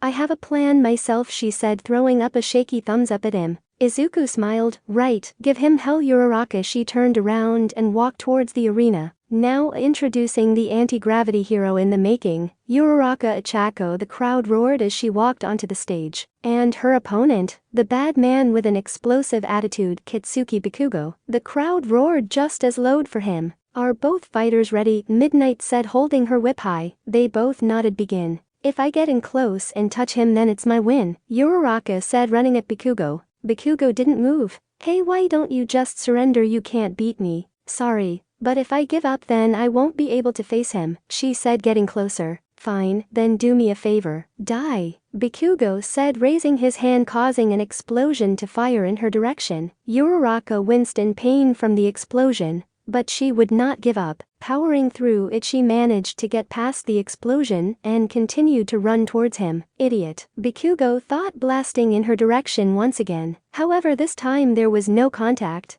Instead, all Bakugo saw was her jacket where she once was. What the? Uraraka hid behind the smoke from his explosions to flank him from behind, but to her surprise, he was able to track her at the last second and blast her away. Uraraka rolled on the ground as she landed. Everyone could see she was in bad shape. Burn marks were visible throughout her body and some of her gym clothes began to burn. Enough. Throw yourself off the ring unless you want to get hurt, Bakugo said with a cold voice. I refuse. You will have to beat me. Before I give up, she got up, wiping the sweat off her eyelids. You are just like him, and that really ticks me off, Bakugo said, using his explosions to get in close. He raised one of his hands and aimed at one of her arms, firing off an explosion. Uraraka yelled out in pain. Her whole arm was now a burnt and bloody mess. In the stands, Uraraka, Izuku screamed from the stands. What is he doing? He's just toying with her now, Nina said, horrified at what she was seeing. Kachin, Izuku gritted his teeth as he got up from his seat, angry as hell. His green aura began to form around him, surprising his classmates who were sitting next to him.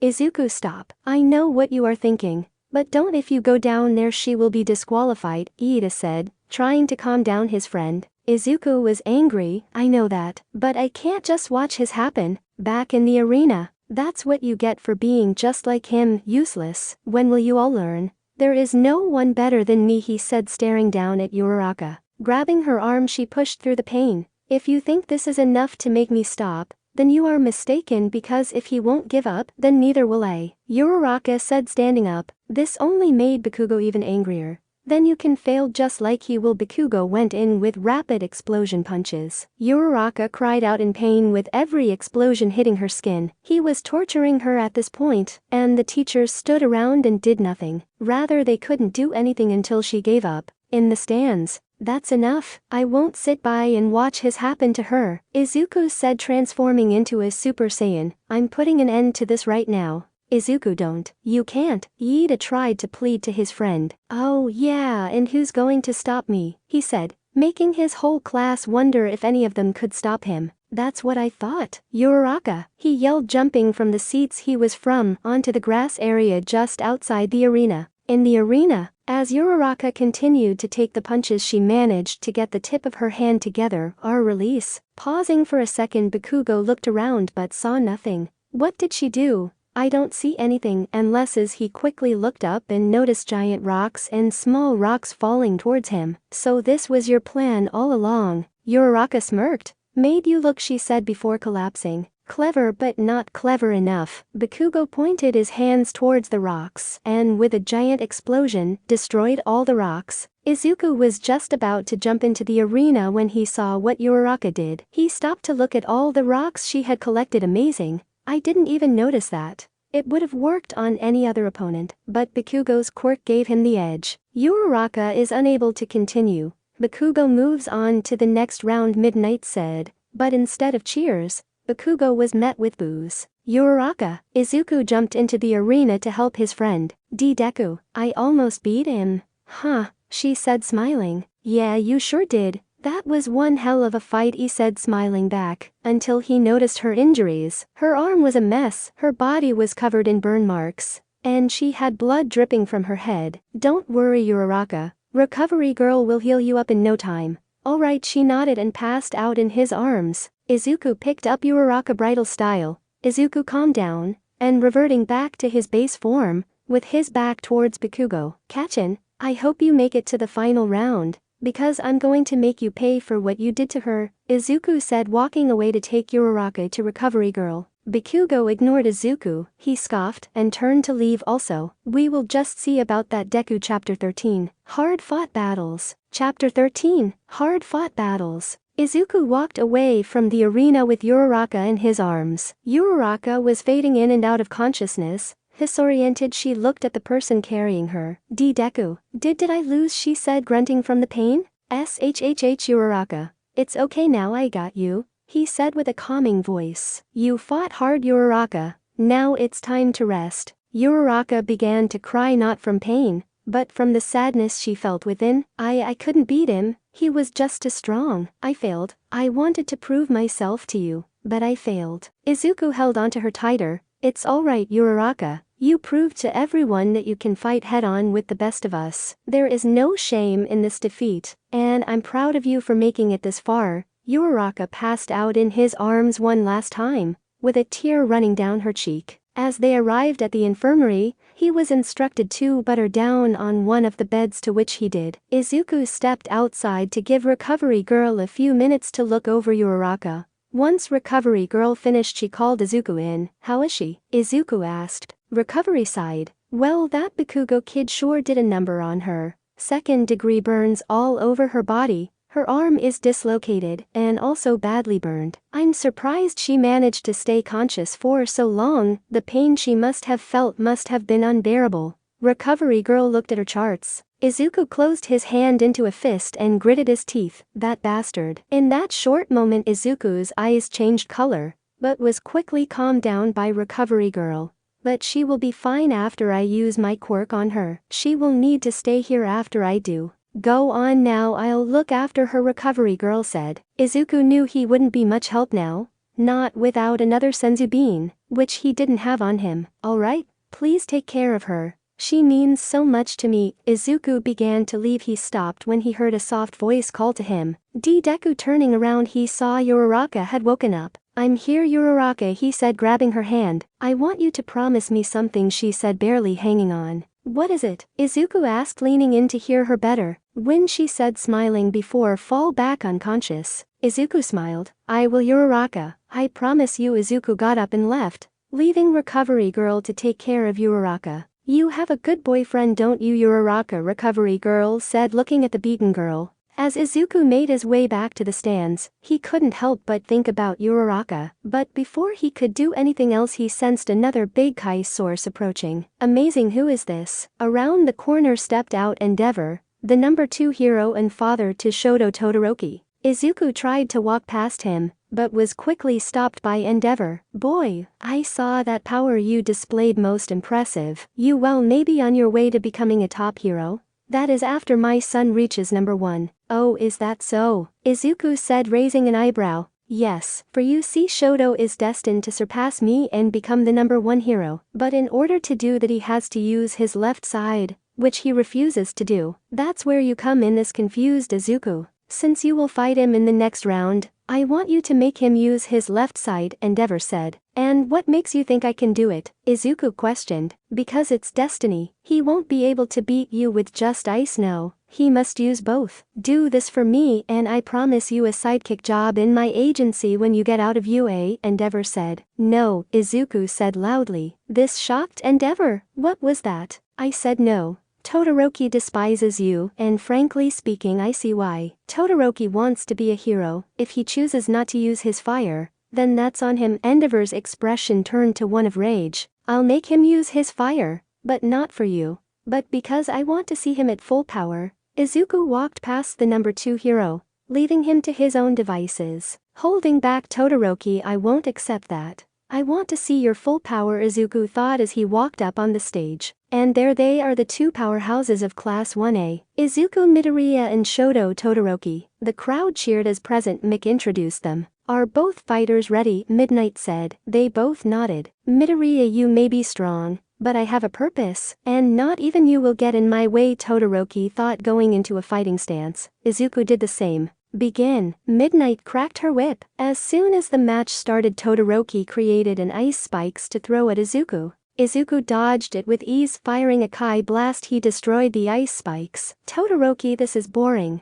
Why don't you use your fire? Izuku asked, yawning. No, never. I refuse to use his quirk, Todoroki yelled back, launching more ice towards Izuku. In the stands, Uraraka had gotten healed up by Recovery Girl. and was allowed to go watch the fight with her class. After a phone call with her parents, Uraraka made her way towards the seats where her classmates were seated. Uraraka appeared from the stairs walking to a seat. She said nothing to her classmates. They knew better than to talk to her after such a horrible defeat. Her wounds were now healed, but her arm still needed to be wrapped in bandages. Taking a seat, she looked down at Izuku's fight with Todoroki. As she looked at the bracket, she noticed Iida's name had slash over his name. Hey Nina, what happened to Iida? Why does he had a slash over his name? Oh, he said he had a family emergency and decided to drop out. I don't know what happened, but the look on his face made me worry, Nina explained. I wonder what could have happened. I'll ask him later, Uraraka thought, shifting her focus back on the fight. Back in the arena. You know, if you maybe actually used your fire, you may actually hit me. Izuku mocked as he dodged Todoroki's ice with little effort. Did he pay you to say that? To make me use his fire? Todoroki covered the floor with a sheet of ice. Oh, what's this? Todoroki closed his hand in an upward motion, as the ice surrounded Izuku, completely covering him. Ice coffin, let's see you get out of that, Todoroki smirked. But he wasn't doing so good. Each time he used his ice, it would slowly begin to cover him in ice as well, lowering his body temperature. Incredible, it looks like Midoriya has been encased in ice. Will he be able to escape, or did Todoroki just secure his win? Present Mick said. It's over, Todoroki said. Midnight couldn't believe it, and the winner is. Before she could finish, the ice began to crack. Alright Deku, I knew you wouldn't lose that easily, Uraraka said, cheering on her friend. Hi. Izuku's voice began to be heard coming from the ice. Rays of green light began to radiate from the cracks in the ice. Izuku had shattered the ice, sending pieces of ice flying in every direction. Amazing. It seems Midoriya shattered the ice with pure force. Present Mick yelled as the crowd roared with excitement. That ice must have been at least 12 inches thick. That much ice can hold up an 8-ton truck, Eraserhead said in a surprised voice. Wow, now that was cold. Hey Todoroki, want to warm me up? Actually, you might need it more. Look at you, Izuku asked, shivering. Why do you want me to use his quirk? Tell me. Todoroki shouted, ice now covering his arm and part of his face. Because you are kidding yourself. It's your quirk, not his. If you really wanted to be a hero, you'd use your quirk. Izuku quickly got behind Todoroki. Before he had time to turn around, Izuku punched him in the back, sending him flying towards the edge. By sheer luck, Todoroki was able to put up an ice wall in front of him, stopping him from being eliminated. Todoroki fell to his knees, gasping for air. Enough.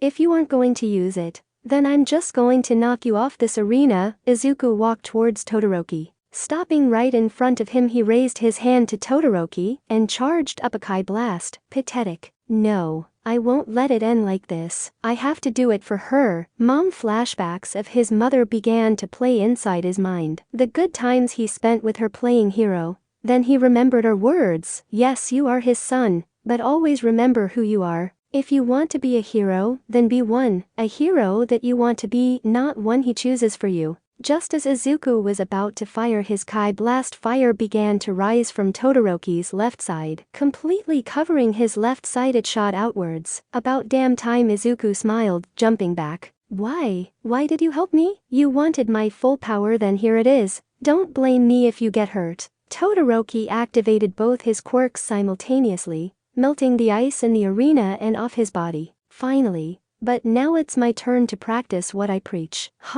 Izuku powered up to Super Saiyan, his aura now golden yellow. Come at me with everything you got, Todoroki. Izuku cupped his hand together. Aura began to build around him, then from the inside of his hands, Kamehameha. Izuku fired a full power blast towards Todoroki. I see now, Midoriya. Thank you. Todoroki raised his left hand, letting his fire out, while using his ice to send pillars of ice towards Izuku. The pro hero Cementos saw what was coming and tried to intervene by putting up giant cement walls in front of them. Midnight. This has gone too far. One of them could be seriously hurt. Too little, too late. The walls proved to be useless, breaking from each student's attacks. As both attacks met in the middle, there was a giant explosion, sending a shock wave throughout the whole stadium. Midnight, who was watching from the ground, was knocked off from her platform as it flipped over from the resulting shockwave. As dust began to kick up, It covered the arena. No one could see what had happened. Deku, please be alright. Uraraka closed her eyes and hoping that Izuku was alright. Midnight, are you alright? Cementos said. Midnight picked herself off the floor. Yeah, barely. Man, what is wrong with these kids? They are getting stronger every year, she said, rubbing the back of her head. The dust settled, and everyone could now see the result of the explosion. The arena was destroyed. There was a giant crater in the middle of the arena. In the dust there appeared a figure still standing in the arena. It was Izuku. He was still standing. The explosion sent rocks flying at Izuku, which cut him all over his body. Izuku Midoriya is still in bounds. But where is Todoroki? Midnight announced, looking towards the other end of the arena. You might want to check out of bounds, Izuku said, pointing, bleeding from his cuts. Sure enough, there was Todoroki out of bounds, laying down on the ground motionless with his left side of his shirt burnt off. Good thing I eased off the attack at the last second, or this could have ended badly for Todoroki. Todoroki is out of bounds. Izuku Midoriya wins via ring out. He moves on to the final round, Midnight announced, cracking her whip. The crowd roared. Izuku stood proud of his victory, turning where his classmates were, raised up a thumbs up. That was amazing, Deku. Looks like you might get the chance to keep your promise, Uraraka thought as her eyes met his. We are going to take a quick break to fix the arena, so hang tight everyone present, Mick announced. Izuku made his way to the infirmary to get his cuts healed. As he was walking, he noticed the medical bots carrying Todoroki. Izuku made it to the infirmary. Recovery girl, you in here? He asked, peeking his head in the doorway. To this surprise, it wasn't recovery girl but rather Todoroki. She went to get more bandages, Midoriya. Oh, Todoroki, you're awake and all healed up, I see, Izuku said, walking in. Yeah, that blast was enough to knock the wind out of me, and like yourself cut me with flying rocks. Listen, Midoriya, I want to thank you. You made me realize that if I really wanted to be a hero, then I have to use my left side. I will be the hero I want to be, not the hero he wants me to be, said Todoroki. You're welcome, and hey, when you learn to control it properly,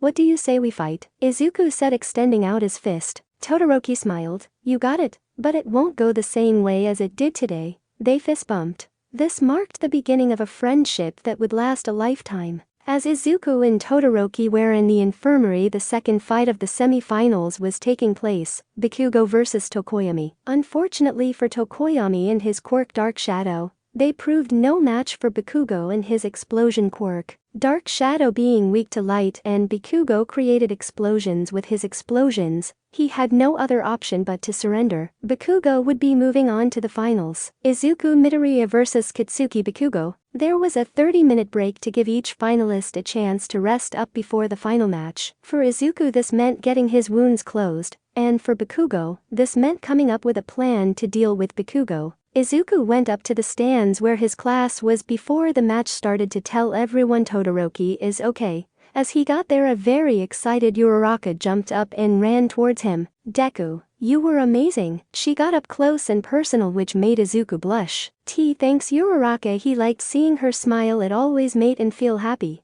Hey, I don't see Ito around. Where is he? Izuku asked, looking around. Oh, he had a family emergency and left without saying a word. Uraraka was worried about him. I see, so that's why Bakugo fought Tokoyami. He must have quit before the match. Izuku was also beginning to worry. Midori, you think it's a good idea to stay here talking when you should come up with a plan to fight Bakugo? Mina said, jumping in the conversation. Oh, I got that covered. I won't go down without a fight. That's for sure, Izuku proudly said. The key to winning is to break down his pride. And I know just how to do it. Bakugo meanwhile was trying to come up with a plan to take down Izuku. Damn it, I can't think of anything. He has that damn transformation of his. He was frustrated. If it's power you seek, then I can give it to you, a voice said behind Bakugo. This caused him to jump back. What stood in front of him was a tall figure covered from head to toe in a dark trench coat. His face hidden behind a mask that covered his face except for the eyes. Who are you? And how did you get in here? Bakugo raised his hand ready to blast this person. His eyes, they are so red, so filled with hate. They seem so familiar. No, it couldn't be Da. His thought was interrupted by the unknown figure speaking. Now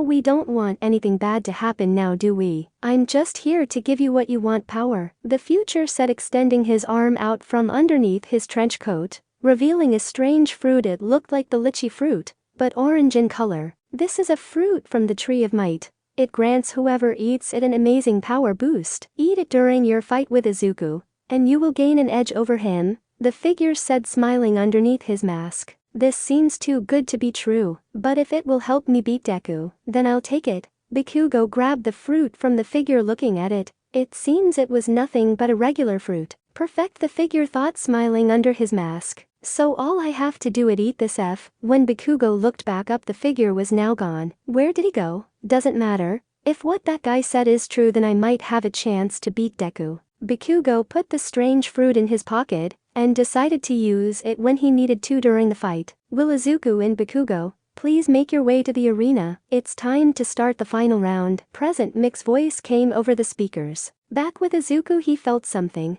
It's that strange Kai I sensed back then. It was only for a second, but I'm sure it was as. When he heard it was time to head down, he was about to leave when Uraraka grabbed his arm. Deku, I know I told you to win, but please be careful, she said with sad eyes. It's alright, Uraraka, I'll be careful. I did make a promise to you anyway. He turned away, walking to the exit to head towards the arena. Damn, my heart is beating out of my chest. If I win, I'll tell her. Welcome everyone to the UA Sports Festival's final event. We have an unbelievable matchup today. The kid with the golden hair, introducing Izuku Midoriya. The crowd went wild. The whole stadium was up on their feet cheering him. And his opponent, it's the boy with the skills to pay the bills, Katsuki Bakugo. Some cheered and others booed him for what he did to Uraraka. He didn't care though. All he wanted was to fight Izuku. As both fighters arrived at the arena, they sized each other up. Remember, go after his pride, Izuku thought. Do as much damage as possible. If all else fails, I'll eat the fruit, Bakugo thought as they both went into a battle stance. Are both fighters ready? Asked Midnight. Both nodded. Izuku's Kai flared out,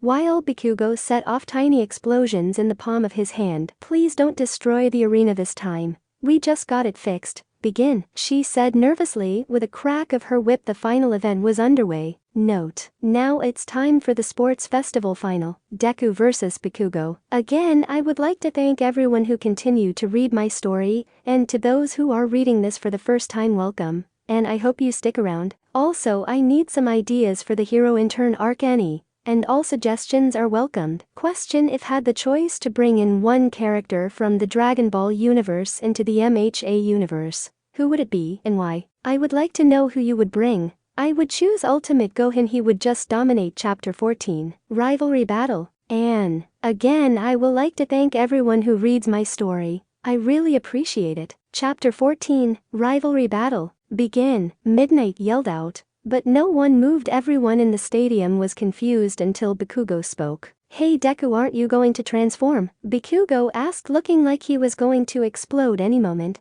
Izuku smirked. No, I don't think I'll need it to beat you. What did say, you bastard? Bakugo ran towards Izuku, ready to blast him away. Die! Bakugo's explosion rippled through the stadium, kicking up dust and debris where Izuku was standing. Everyone was stunned when they noticed Izuku did not move. Is that all you got, Kachin? Izuku's voice was heard from within the dust. As everything began to clear up, they saw Izuku unscratched from the explosion, with a green force field around him. You bastard, this trick again. Why don't you take down the shield and fight me? Bakugo yelled. I have a better idea. I'll take down the force field. Izuku dropped his force field. Tell you what, I'll give you a free shot, but if you waste it. Izuku was cut off by Bakugo flying towards him, raising his hands to Izuku, and firing off an explosion at point-blank range. Smoke from the explosion covered both Izuku and Bakugo. He had done it. He just beat Izuku. Bakugo smiled. You shouldn't have given me that free shot. To Bakugo's surprise, an all but familiar voice came from the smoke. You're going to regret it. The force of the explosion was enough to leave burn marks on Izuku's uniform. Except for some small cuts on his face and the blood dripping, he was fine. Wiping the blood off him, he rushed Bakugo, punching him hard in the stomach. Huorg, you bastard. Bakugo grabbed him stomach. I'll get you for this asshole. Izuku went wide-eyed. I'm the asshole. Ha, that's rich coming from you. For years you made my life a living hell, and you have the guts to call me an asshole? Screw you. Izuku ran at Bakugo, kicking him hard in the stomach. Bakugo hunched over in pain, spitting out blood. Izuku followed up with a hard uppercut, which sent him flying towards the edge of the arena. Bakugo managed to regain his composure mid-air, and with the help of his explosions, he managed to stay in bounds. Damn it, I guess I have no choice now, Bakugo said, pulling out the fruit from his pocket. Kachin, this is no time for a snack.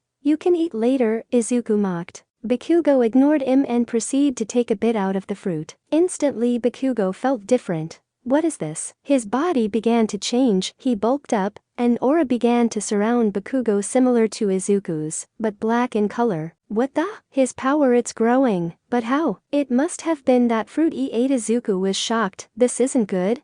Hiya! Izuku fired Kai blasts at Bakugo, but did nothing. If blasts won't work, then how about this? Izuku ran towards Bakugo, punching him in the face. Tickles. Bakugo smiled. His punch had no effect on him. Izuku jumped back, shocked that his punch did nothing. He's gotten stronger. He might be just as strong as me. Time to kick this up a notch. Raghh. Izuku powered up to his Super Saiyan from. Same old tricks won't work on me, Deku. Bakugo charged in. With such speed Izuku had trouble following him. Raising his hands once again, Bakugo pointed and fired. The resulting explosion was larger than his previous one. This attack would do damage to Izuku. Deku, Uraraka yelled. What the hell happened to him? He's gotten stronger after eating that strange fruit, Kaminari said. It must have been some sort of quirk amplifier or something, Momo said. Izuku was blasted back from the explosion. He had enough time to raise his arms in front of him,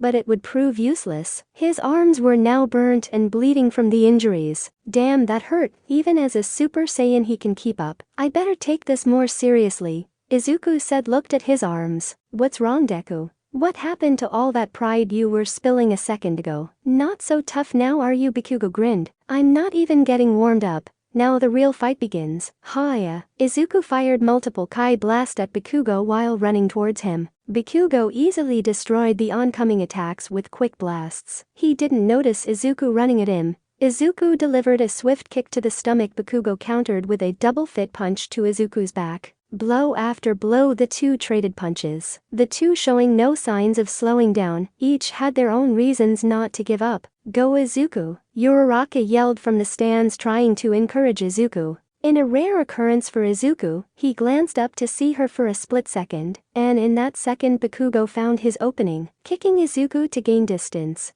Bakugo used his explosions to rotate fast, to create a vacuum of air around him. Howitzer impact, the explosion so massive that it had the equivalent to a missile explosion if not greater. Izuku tried to activate a Kai barrier, but it was too late. The explosion made contact with Izuku, his skin seared. The UA gym shirt was disintegrated. Crap, this is going wrong fast. Izuku was thrown into the air like a ragdoll, unable to control himself. He saw that he was falling out of the ring. Thinking fast, he fired a Kai blast. Using the kickback to help him, he was able to push himself back onto the ring. Landing hard on the cement floor, he cracked it, leaving a small crater where he fell. Damn, another shot like that, and I'm Izuku looked up to find Bakugo once again ready to fire another attack. Howitzer impact X2, Bakugo yelled, firing off another attack. Amazing. Bakugo fired off another devastating attack. I don't think Izuku is getting up from that one. Mick's voice was heard across the stadium.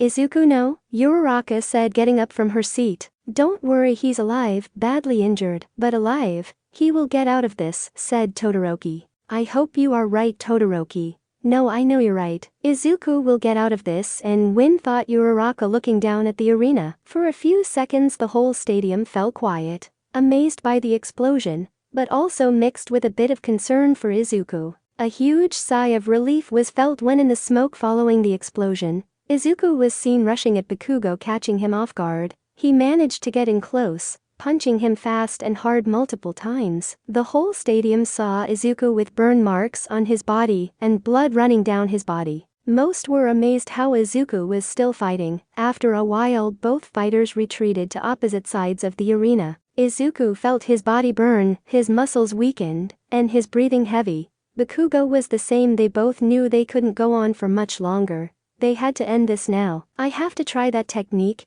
It may have negative effects, but if I end it fast enough it shouldn't matter. Are you ready to give up, Deku? Kachin asked, walking towards Izuku. But before he could get close enough to finish the fight, Izuku's aura exploded out. "It's been fun catchin', but I think it's time we end this, don't you think?" said Izuku. "Finally something we can agree on." Bikugo fired explosions from his hands. "Hey, Izuku screamed as his body began to bulk up, his muscles expanding with everything second. His aura fluctuated, now with no shirt on the entire stadium, and the TV viewers can see his muscles bulk up. Wow, look at Midori, he's getting super buff all of a sudden. He looks good with all those muscles," commented Mina, making all the girls nod in approval. Uraraka just blushed at the sight of Izuku. She tried to look away, but always found herself staring. Izuku felt it very nerve in his body contract, his kai going through his body, and his power increasing. The whole stadium shook from the sheer power he was outputting. Izuku went quiet, then smirked. Kaioken. Instead of his golden aura, his aura erupted to red, covering his entire body. The light he was emitting was so intense that the whole stadium was shadowed by the red glow of his aura. "This another power up, Deku. Doesn't matter because you are going down." Bakugo also ran towards Izuku. Both fighters knew this was it. First one to land a solid punch would win. As both brought their arms back ready to finish it, Izuku couldn't help but smile. Bakugo fired one last blast to give his punch more kick to it. Deku. Izuku focused his kai to his fist. It started to glow red as they ran towards each other. Catchin'. As both fists made contact with their targets. A clean shot to the head. A shock wave rippled outwards towards the stands. Those who were sitting felt themselves being pushed back in their seats. Those who were unlucky enough to be standing were pushed to the ground. A cloud of dust was kicked up due to the collision. No one could see who was still standing. As the dust settled, the outline of someone began. The outline. Haya. A yell was heard from the dust, then followed by the green glow of energy that pushed the dust out of the arena. It was Izuku, still standing, but now in his normal state. Bakugo laid on his back, completely knocked out cold. Izuku had won the UA sports tournament, and the winner is Izuku Midoriya from Class 1A. Present Mick said. The crowd cheered as they finally had a winner. I did it," Izuku said before hitting the ground facing up. "Uraraka, I kept my promise," he thought as he raised his hand up in signaling a thumbs up. "Wow, that was an incredible show," Momo said, uploading. "I know, right? Midori was amazing," said Mina. "Deku, you did it just like you said you would." "Thank you," Uraraka thought, whipping away a tear. As Izuku laid on his back, he couldn't help but think about that strange fruit. Where did Kachin get that fruit? And who gave it to him? I'll have to ask him later. Izuku and Bakugo were taken to the infirmary to get their wounds healed. Bakugo was knocked out until recovery girl healed his injuries. Broken ribs and a few cuts and bruises, but nothing she couldn't fix. Besides the injuries to his hands, Izuku also had cuts and bruises, but the most damage was in his internal organs. The explosion had ruptured his liver and a mild concussion. Lucky for him, with a quick kiss for both, they were both up and ready to receive their medals. Bakugo didn't say a word when they walked to the arena once again for the award ceremony. "Hey Kachin, it was a hell of a fight, but I have to ask, where did you get that strange fruit?" said Izuku. "FCK off, Deku. I don't need your pity. And as for the fruit, it's none of your business where I got it. All you need to know is that I'll get stronger and kick your ass one day," Bakugo said with his hands in his pocket. "I will be here waiting, Kachin, wherever and whenever you are ready," Izuku said, walking onto the arena. "And there they are, everyone. Now it's time, the award ceremony, and who else to give the medals but the one and only All Might," Midnight said as a shadow jumped over the stadium and into the arena. "Hello everyone, it's your one and only All Might, here to give out medals. Let's start off with third place, Shoto Todoroki." The crowd cheered as All Might placed the bronze medal around Todoroki's neck. "Well done, young man, you have a bright future ahead of you. Learn to control both of your quirks, and you can very well be a top 10 hero." Now second place, Katsuki Bakugo. The crowd cheered, but not as loud. "You showed great drive in the final fight. With a little more training you should be able to take first place next year." Bakugo looked at the silver medal and refused to accept it. "No, I won't take it. I won't accept it. I refuse to be second fiddle to him." Bakugo turned away, so All Might couldn't place the medal on him. "Accept it, young Bakugo. Use it as a reminder to get stronger. That will help you in the future when you try to overcome the current power gap," All Might said. To his surprise, Bakugo turned back to him and lowered his head to show that he would take the medal. I am also curious where you got that strange fruit. It's far too dangerous. It could land in the wrong hands. Principal Nezu and I are going to have a few words with you. Something so powerful should not be taken lightly, All Might thought as he moved on to Izuku. And now, last but certainly not least, our first place winner, Izuku Midoriya. The crowd exploded in cheer. The whole stadium stood up to applaud Izuku. For your amazing display of power, I give you the first place medal. You have amazing potential, young Izuku. I hope to see you in a few years at the top 10 heroes, All Might said, placing the gold medal on Izuku. Izuku couldn't believe it. He was now one step closer to becoming a hero, just like Master Roshi wanted him to be. This is for you, Master Roshi, looking at the medal, then looked towards the sky, hoping Master Roshi was watching. And with that, the UA Sports Festival is now finished. Congratulations to everyone who participated. Remember to never give up and say it with me, everyone. Ready, go. Thanks for participating, said All Might. But that's not what everyone else said. Plus Ultra. Boo. You were supposed to say Plus Ultra. The crowd yelled at him. Oh, sorry. I'm just going to leave now. All Might quickly jumped out of the stadium. The sports festival was now over. The students had the weekend to take it easy and relax, but for others it was time to revisit past trauma. As in the case of Todoroki, for others it was time to find new allies, evil allies. Unknown bar location. Shigaraki, we need to get new members into the League of Villains. We lost almost all of our minions during at the USJ. You think I don't know that? My injuries have healed. Now it's time to go on hunting, Shigaraki said. I have a better idea, came a voice from the dark back entrance. Who's there? Shigaraki turned around in a panic, as tall figure wearing a black trench coat and black hoodie came out of the shadow. I'm here to offer you an alliance. Oh, and why should we accept? Questioned Shigaraki. Because I'm offering you a chance to not be destroyed by me when I take over Japan, and I can prove a vital piece in your puzzle to take down All Might. The tall figure clenched his fist. Enough from the clown, let's kill him, Shigaraki said, getting up from his seat. Wait, Shigaraki. A voice was heard from a monitor inside the hideout. Welcome back, Experiment 23. May I ask why you've come back? It was all for one. I'm not back, I'm just here to help you out. I have my own plans now, and they just so happen to overlap with yours, E23 said. Oh, and what plans might that be? Shigaraki said. They don't concern you. But if you agree to one term, I'll fight alongside you. E23 looked straight at Shigaraki. Very well, what is this term you speak of? Afo said over the monitor. I want to kill him, E23 said, sliding over a picture of Izuku. Leave him to me. No deal. I have to get him back for what he did to the Nomu, said Shigaraki in angry tone. Very well, Afo voice was heard. But master, you can't be serious. Shigaraki was furious that Afo would agree. Very well, here, take this, E23 said, throwing a cell phone at Shigaraki. It has only one number in it. Call me when the next big thing is, and I'll show up. But I warn you once and only once, don't ever try to screw me, or else you're going to regret it. E23 vanished from the bar. Could it be that you know where you came from? Afo thought to himself. Master, why did you agree to his terms? We don't even know who that is, Shigaraki said, disintegrating a nearby chair in frustration. You don't know this? But he was the experiment that escaped before the attack at the USJ. He is the only successful experiment we had, and his power could be limitless. If we can use him in any way, we have to.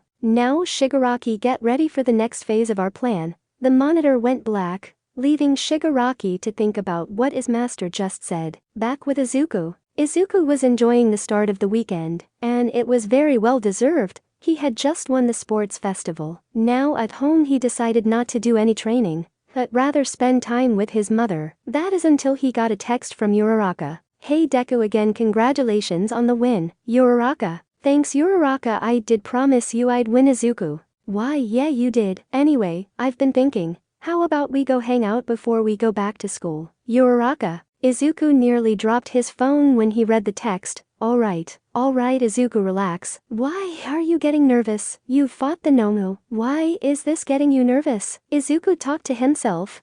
Sure, where do you have in mind? Izuku. I was thinking maybe the mall. We could go hang out, you know Uraraka. Yeah, let's go. Saturday, good for you. Izuku. No, sorry, my parents are actually here at my apartment right now. They wanted to come celebrate with me for making it so far in the sports festival. They won't leave until Saturday night. How does Sunday sound to you, Uraraka? Sunday works. I'll meet you at your place, Izuku. Alright, perfect. I'll send you my address later today. I'll see you Sunday then, Uraraka. Yeah, see you then, Izuku. As Izuku put down his phone, he couldn't believe what had just happened. Wait, is this a date? No, there's no way, is there? With Uraraka. I can't believe you guys made me do this, Uraraka said, putting down her phone, blushing. Oh, come on, dear. You have to properly thank him for saved you, Uraraka's mother said. Plus, I saw how he was carrying you after your fight. And Mom, it's not like we are just friends, Uraraka fired back. Maybe not now,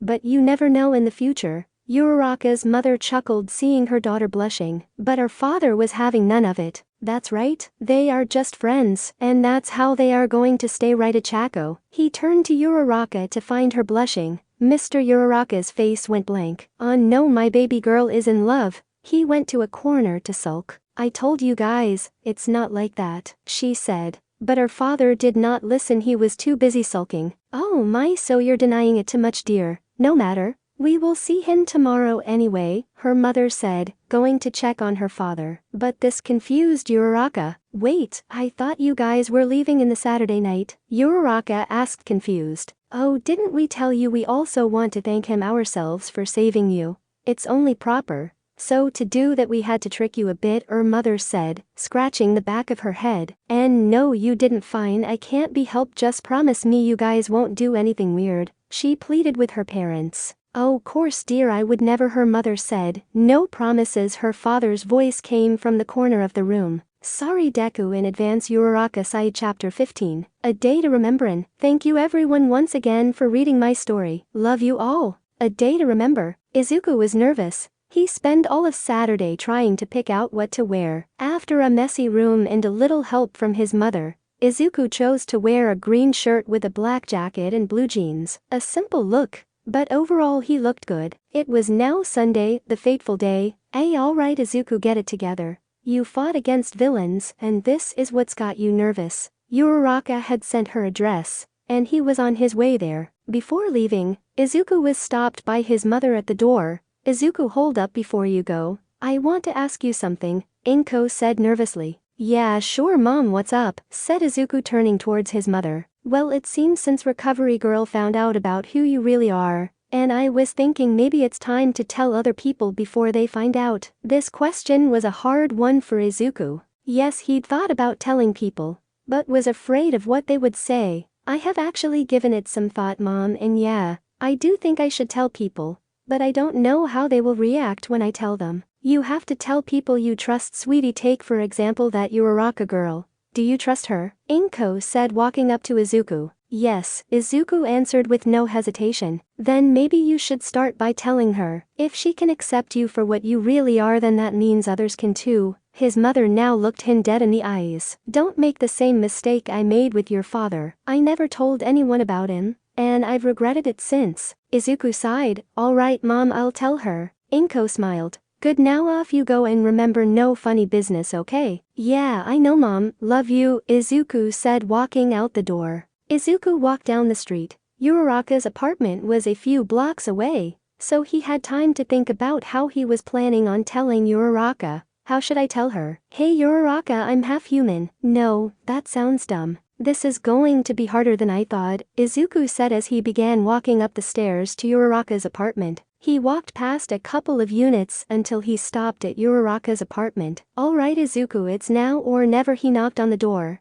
He heard someone approach the door. His heart started to beat faster as the doorknob turned. To his surprise, it wasn't Uraraka who answered the door, but rather a woman. Yes, how can I help you? She asked. Wow, she looks like Uraraka, just with longer hair. Must be her sister or something, thought Izuku. Oh, I'm sorry, I'm looking for Achako, Uraraka. I thought she would be here. Sorry to bother you. Izuku panicked and began to go turn, but was stopped when the woman spoke. No, wait, please come inside. Uraraka is actually getting ready. She invited him in, but Izuku was still a little skeptical, but sensed no hostility, so he went inside. Please have a seat on the couch. I'll bring you some tea, she said, going to the kitchen. Oh, thank you very much. He was handed a cup of tea. While the woman sat across from him, he nervously took a sip of the tea. Wow, this is good. I'm sorry for asking, but is you Uraraka's sister? Izuku asked, taking another sip of tea. Oh my, do I look that young? And yes, I am. It's nice to meet you.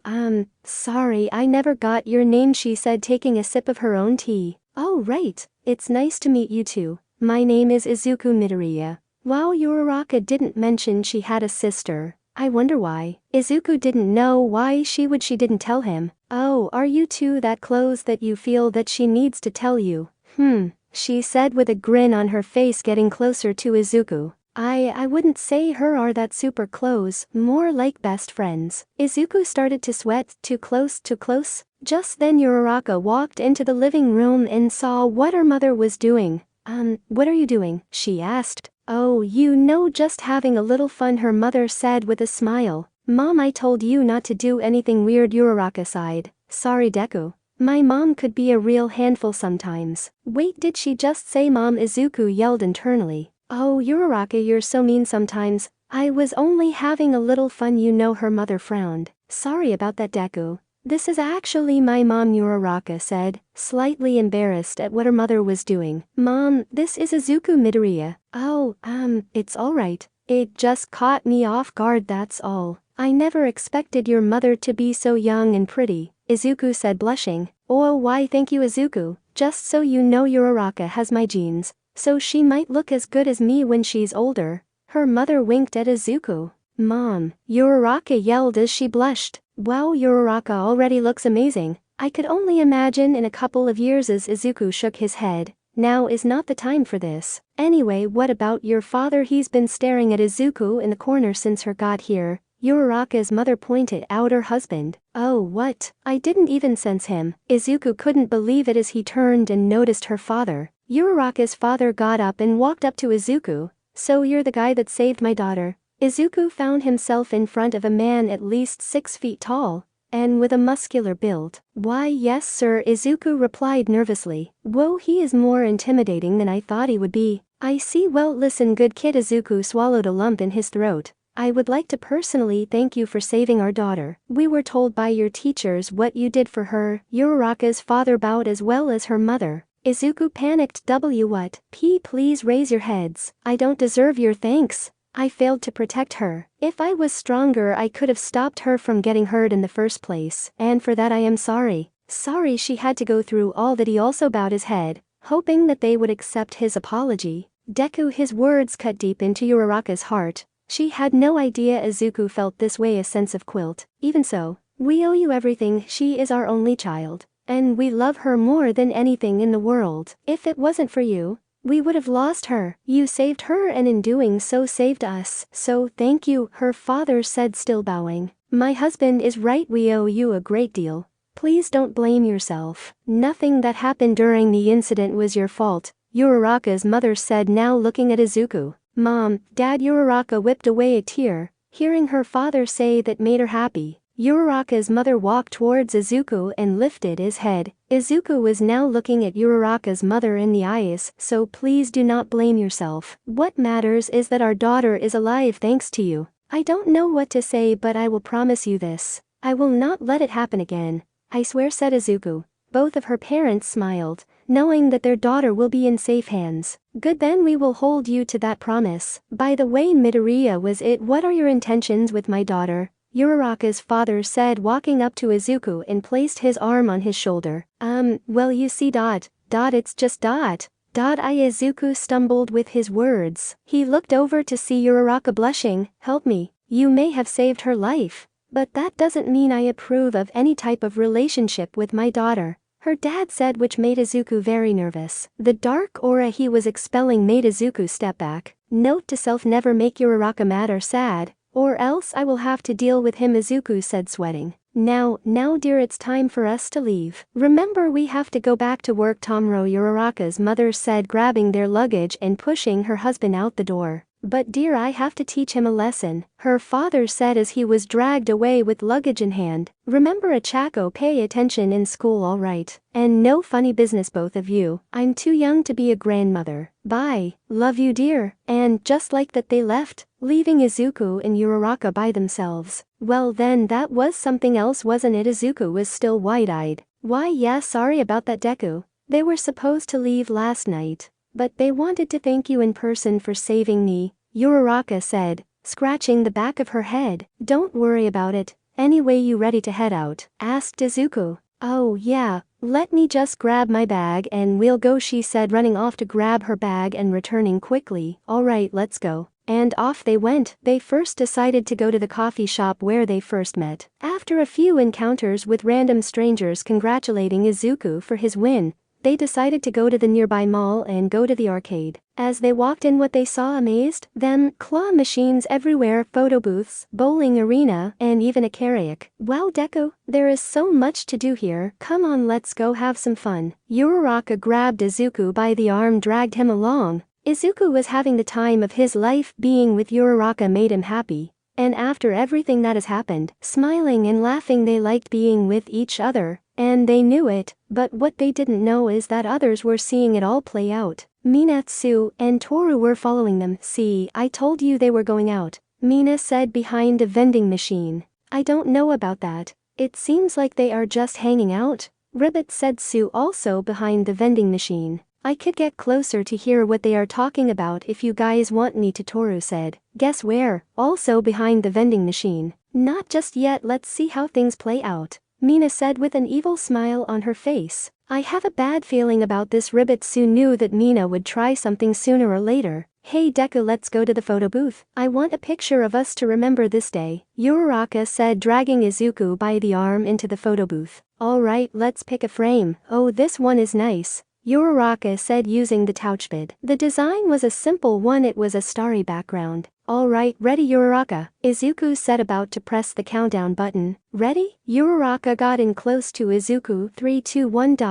flash. Awesome, let's get two so we can each have one. After a few seconds the photos printed and both were happy how they looked together. I will hold on to this forever, they both thought as they got out of the photo booth. As the day winding down, Izuku and Uraraka decided to find a place to eat before calling it a day. Both were really hungry, so they stopped by a small restaurant near the mall. But the feeling of telling her never left Izuku's mind. He had to find the right time to tell her. Welcome, table for two, I see. Perfect, come with me, I'll show you two to your seats, the waiter said. Now seated. Wait, I remember you. Yeah, you won the UA Sports Festival, right? Why, yeah, that's me, Izuku said, embarrassed that someone recognized him. That's awesome. Celebrating with your girlfriend, I see. Nice, said the waiter, placing the menus down. Oh, we aren't. A blushing Uraraka tried to explain but was cut off by the waiter. So what can I get you two to drink? Said the waiter, completely ignoring Uraraka.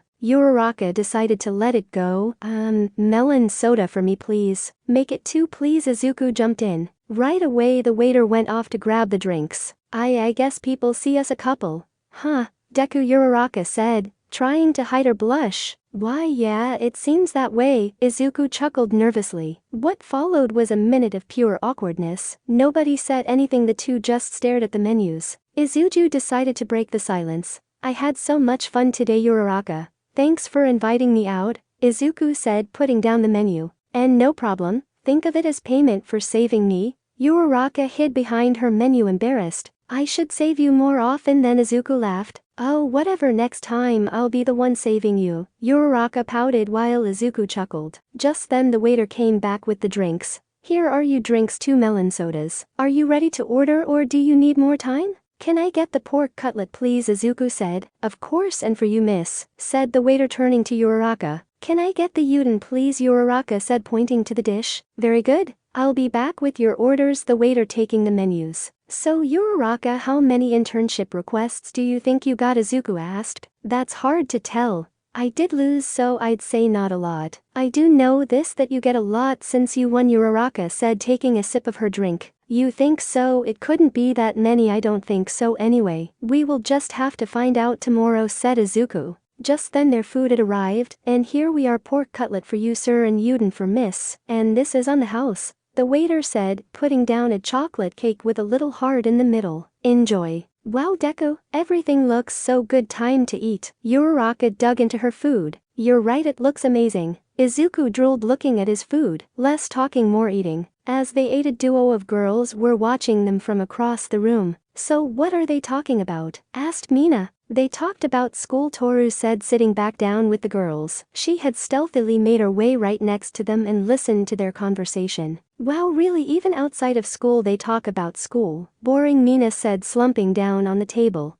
I don't know guys, Izuku seems to be thinking of something. It's almost like he wants to say something to Uraraka, but can't find the chance, Ribbit-Sue said, biting into a chip. Mina's eyes gleamed. Do you think it's a love confession? Oh, I getting closer to here, said Toru, getting up again, but was stopped by Tsu. Let's not, it seems important. So you don't want to hear something you're not supposed to, Ribbit-Sue said, stopping her friends. Or you're no fun, Mina pouted. Wait, look, they finished eating and are heading out, come on, let's go. Finishing their food they both got up to pay, but before Uraraka could reach into her purse, Izuku paid the bill plus a tip. That was so good Deku, Uraraka said, stretching. Hey Uraraka, want to walk down by the beach? Izuku said nervously. Yeah sure, that sounds nice. Uraraka followed Izuku to the nearby beach, which was a good 10-minute walk. Uraraka was surprised to see the beach. Wait, wasn't this beach full of trash? The moon shined down on them, providing light for them to walk along the shore. The wind blew and the shine of the moon bounced off the water. Yeah, it was. I kinda destroyed all the trash, Izuku said, scratching his head. Really? There was so much trash? Uraraka was shocked. No one wanted to clean up the beach, since there was so much, and Izuku cleared it out. Yeah, Izuku took a deep breath. Listen Uraraka, I gotta tell you something, he said, turning to her. This shocked Uraraka. Why yeah, what's up? She blushed. He sounds so serious. I wonder what he wants to talk about. I don't know how to tell you this, but I trust you enough to tell you. You probably won't believe me, but here goes. Izuku was shaking. Wait, did he say that I won't believe him? Uraraka looked at him, puzzled as to why he would say that. Izuku breathed in. I know what I'm about to say may sound crazy, but I'm not fully human. Uraraka took a step back, shocked at what she just heard. What do you mean not fully human? I mean exactly that. I am only half human. The other half is Saiyan blood. Izuku's voice cracked out of nervousness. A Saiyan? What is that? Some sort of alien or something? Uraraka's head was spinning. Yes, actually, my father is a Saiyan. He is an alien from another planet. And my mother is human. You see, I don't actually have a quirk. My powers come from my Saiyan blood. Saiyans are a warrior race, and they use their unnatural high battle power to take over planets. Izuku was stopped by Uraraka. Deku, don't tell me you are actually planning to take over the world. Uraraka's head was swirling with crazy ideas. What? No, of course not, I would never do that. Listen Uraraka, you are the first person I've told this secret to. I don't expect you to believe me, but I just wanted you to know, since I trust you. I would have told you sooner, but I was afraid of your reaction, afraid that if I told you the truth, you would stop talking to me or worse, hate me for what I am. Izuku turned away, afraid to look at her. Uraraka walked up to Izuku and turned him around and kissed him on the lips. Uraraka blushed as she pulled away from his lips. Looking up at Izuku, she stared into his eyes. Deku, I don't care what you are, but to me you will always be Deku, a kind person who cares about his friends and who will fight for them until the very end. It's kinda the reason why I fell in love with you. What you are doesn't matter to me, it's who you want to be that matters. Thanks Uraraka. Wait, since when did you like me? Izuku blushed. Oh, you know, when you saved me from the giant robot. Uraraka beat red. Yeah, Izuku said. Like right after that. Uraraka laughed nervously. Oh, well, to tell you the truth, I kind of liked you since then too, said Izuku, also laughing nervously. So does this make us a couple? Uraraka hugged him. Does it? It seems you don't want to be a couple. Uraraka teased him as she broke the hug. No, I do, Izuku quickly responded. Uraraka smiled. Prove it. Izuku grabbed Uraraka by the waist to pull her close. He lifted her chin and kissed her. Izuku pulling away from her lips. Is that enough proof? Uraraka nodded as she blushed. I may have teased him too much. It's not that I didn't like it. Come on, let me walk you home. It's getting late, and we school tomorrow, Izuku said, grabbing Uraraka's hand. Don't remind me, Uraraka sulked as they walked towards her apartment. When Mina finds out about us, she is going to have a field day. Off in the distance, the trio of girls watched as the new couple walked away from the beach. Well, if they weren't dating before, this pretty much confirms it, said Toru. See, I told you they were dating. Man, I can't wait to pick on Uraraka, Mina said with an evil grin on her face. Well, they do make a pretty cute couple, good for them. Ribbitsu smiled seeing the pair. Unknown to everyone, there was someone else watching from rooftop. The figure was wearing a black trench coat with a mask. It was E23. I see you found yourself a girlfriend, Izuku. Congratulations, but make sure you protect her or else. I can't wait for you to unlock more power. And when you do, that's when I will strike and kill you. Enjoy these times while you can, because I will soon make my mark on history. Brother E23 turned from the edge of the building and fled into the night. All Might's apartment. All Might had a long day of beating up villains, so naturally he was tired. Turning back into his normal form, he walked into his apartment to find lights on in the kitchen. Wait, I know I turned off the lights before I left, so why are they on? Walking into his living room, he couldn't see anything. He made sure not to knock anything down. That's when he heard a noise coming from the other side of the living room. All Might instinctively buffed up, thinking it was villain who broke into his apartment. Who's there? Show yourself. All Might's voice was heard throughout the apartment. Out from the shadows, a voice was heard. Easy there. I am not here to hurt you. I just want to talk, if that's alright with you, Toshinori Yagi. How do you know my name? And what are you doing in the shadows like some sort of boogeyman? Come out of the shadows and let me get a look at you, then I'll believe you mean me no harm. All Might stood in a defensive position, ready to strike if he had to. Very well then. If that's what it will take for you to trust me. The figure walked out of the shadow. It was a teenager no older than his students in class 1A. His hair was a brown color, but messy like Izuku's. Freckles on his cheeks just like Izuku, with a slight blush just like Uraraka. But what shocked All Might the most was his eyes. They were emerald green. All Might took a step back. You look so much like some of my students. Who are you? You might want to sit down for this. It's a long story, and one that you might not believe me. Oh, don't worry about buffing up. I already know about your condition, so don't overexert yourself, the mystery teen said, looking at All Might. All Might transformed back into his normal state as he pointed towards the kitchen. Come on then, let's grab some tea. I feel like this is going to take a while, and I think I will want to sit down for this. The stranger walked towards the kitchen as All Might poured tea for the both of them. And here we go. Ship has sailed. Chapter 16, Meeting an Old Friend. Thanks again for reading my story. Love you all. Meeting an old friend. School was now back in session, so that meant it was now time to see how many interns requests everyone got. Izuku and Uraraka walked to class together. When they walked into the class, everyone stopped and stared at them. Deku, why is everyone looking at us? Uraraka whispered to Izuku. I don't know. Wait, do you think they found out about us? Did you tell anyone? Izuku looked around the room. And no, not yet. I didn't even tell my parents yet, said Uraraka as they went to take their seats. Izuku was just about to pull his notebook out of his backpack when Ida walked up to his desk. Midoriya, a word please. Izuku looked up at Ida. Yeah, what's up?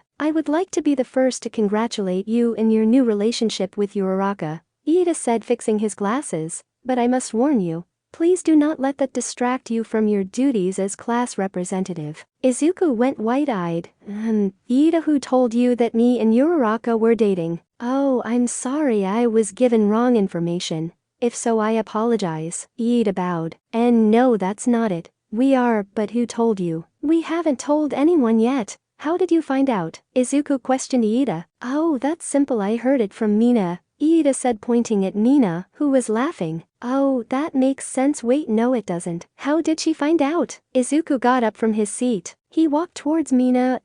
Mina. Yes, Midori, Mina said, trying not to laugh. How did you know me and Uraraka started dating? Asked Izuku. Oh, that we saw the both of you at the mall, and we decided to follow you two around, and well, we saw you two kissing on the beach. Very romantic, I might add. Good work, Midori, Mina said, smiling. I knew I felt her kai yesterday, Izuku sighed, knowing that there was nothing else he could do. When he turned to look at Uraraka, he saw her frozen in place while Tsu was talking to her. Well, it seems that our little secret didn't last that long. Just then the door swung open and in walked Aizawa. Alright everyone, take your seats. I have a couple of announcements, so listen up. First, let's talk about internships. Those of you who made it farther in the sports festival have received more offers, see, Aizawa said, pointing at the screen behind him. The top 3 were as followed. Izuku had received 8,732 offers. Wow, that many. Izuku was shocked. Todoroki has received 5,943 offers, and Bikugo had received 2,538 offers. As the list went on, some students received offers and others didn't.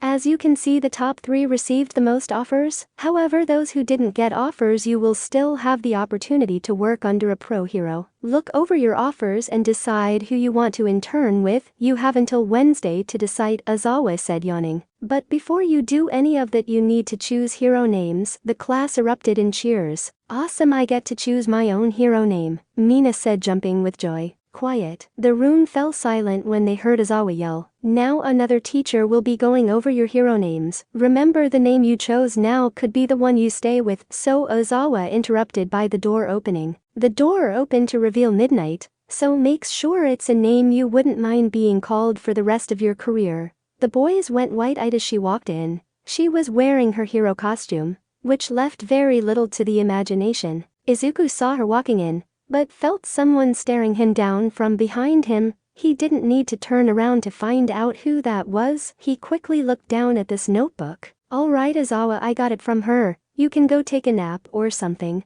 Midnight said, walking up to the podium. Alright everyone, right now there are whiteboards being passed around. Please write down your hero name and come up to show the class. Aizawa rolled up into his sleeping bag and went to sleep, leaving the students to pick their hero names. Izuku was having trouble deciding on a hero name. I have no idea what to call myself. Alright, is anyone ready to present? Midnight said as one by one each student went up to present their names. Bikugo chose one that was too violent, so he had to pick another name. Uraraka went with Uravity, which Izuku found cute. Alright, only a few more students left. Let's see, Midoriya, are you ready? Midnight called on him. Izuku quickly wrote down a name that he thought was cool and went up to the podium. I chose this name since it kinda goes with what I do. The hero name I picked is Deku, the Golden Warrior. Izuku held up his whiteboard up for all to see. Uraraka smiled when she heard his hero name. Are you sure, Midoriya? You want to go with a name like that? Asked Kirishima. Yeah, I'm sure. I used to hate the name, but someone changed the meaning of it, and I grew to like it, thanks to this person, Izuku said, slightly blushing. Was it Uraraka? Mina said out loud. Izuku was now red as a tomato. What? And no, why does it have to be Uraraka? Oh, you know, since you guys are, said Mina. But before she could finish, Izuku cut in. Anyway, that's my name. Izuku quickly made his way to his seat. Before sitting down, he turned to Uraraka, who was blushing. Uraraka moved her lips. It wasn't loud enough to be heard, but Izuku could read her lips. Thank you. After Todoroki and Iida went up, everyone had now presented their hero name. Alright, so that's that. Please look over the offers you've received. You have 2 days to decide, Aizawa said, getting up from his nap. As the school day went on and it was now time for lunch, Izuku had to stay behind to get some class representative work done with Momo. Once finished, Izuku still had time to eat, so he decided he was going to have lunch with Uraraka and Iida. Before he could make it to the cafeteria, he was stopped by All Might. Midoriya, my boy, I would like to have a word with you, if that's alright, said All Might. Sure. Izuku followed All Might into the conference room. Sitting down, All Might offered Izuku some tea, which he accepted. Well then, let's begin. For starters, congratulations on winning the sports festival. The power you displayed was quite impressive, All Might said, putting down his tea. Thanks, All Might. That means a lot coming from you. Izuku put down the cup of tea and smiled at the praise he was getting. Someone else is in the room. This Kai somehow feels different. Yes, to tell you the truth, I've had my eye on you for a while. Listen, I have something I would like to talk to you about. For you do truly understand, I must show you this, All Might said, lifting up his shirt to reveal an ugly wound. I got this fighting a villain many years ago. As of now I can only be a hero for about 3 hours. Why are you telling me this, All Might? Izuku didn't like where this conversation was heading, because young man, I believe you are worthy of my power. Should you choose to accept it, you will become the next symbol of peace. What do you say? I know you are already powerful as it is, but with my power,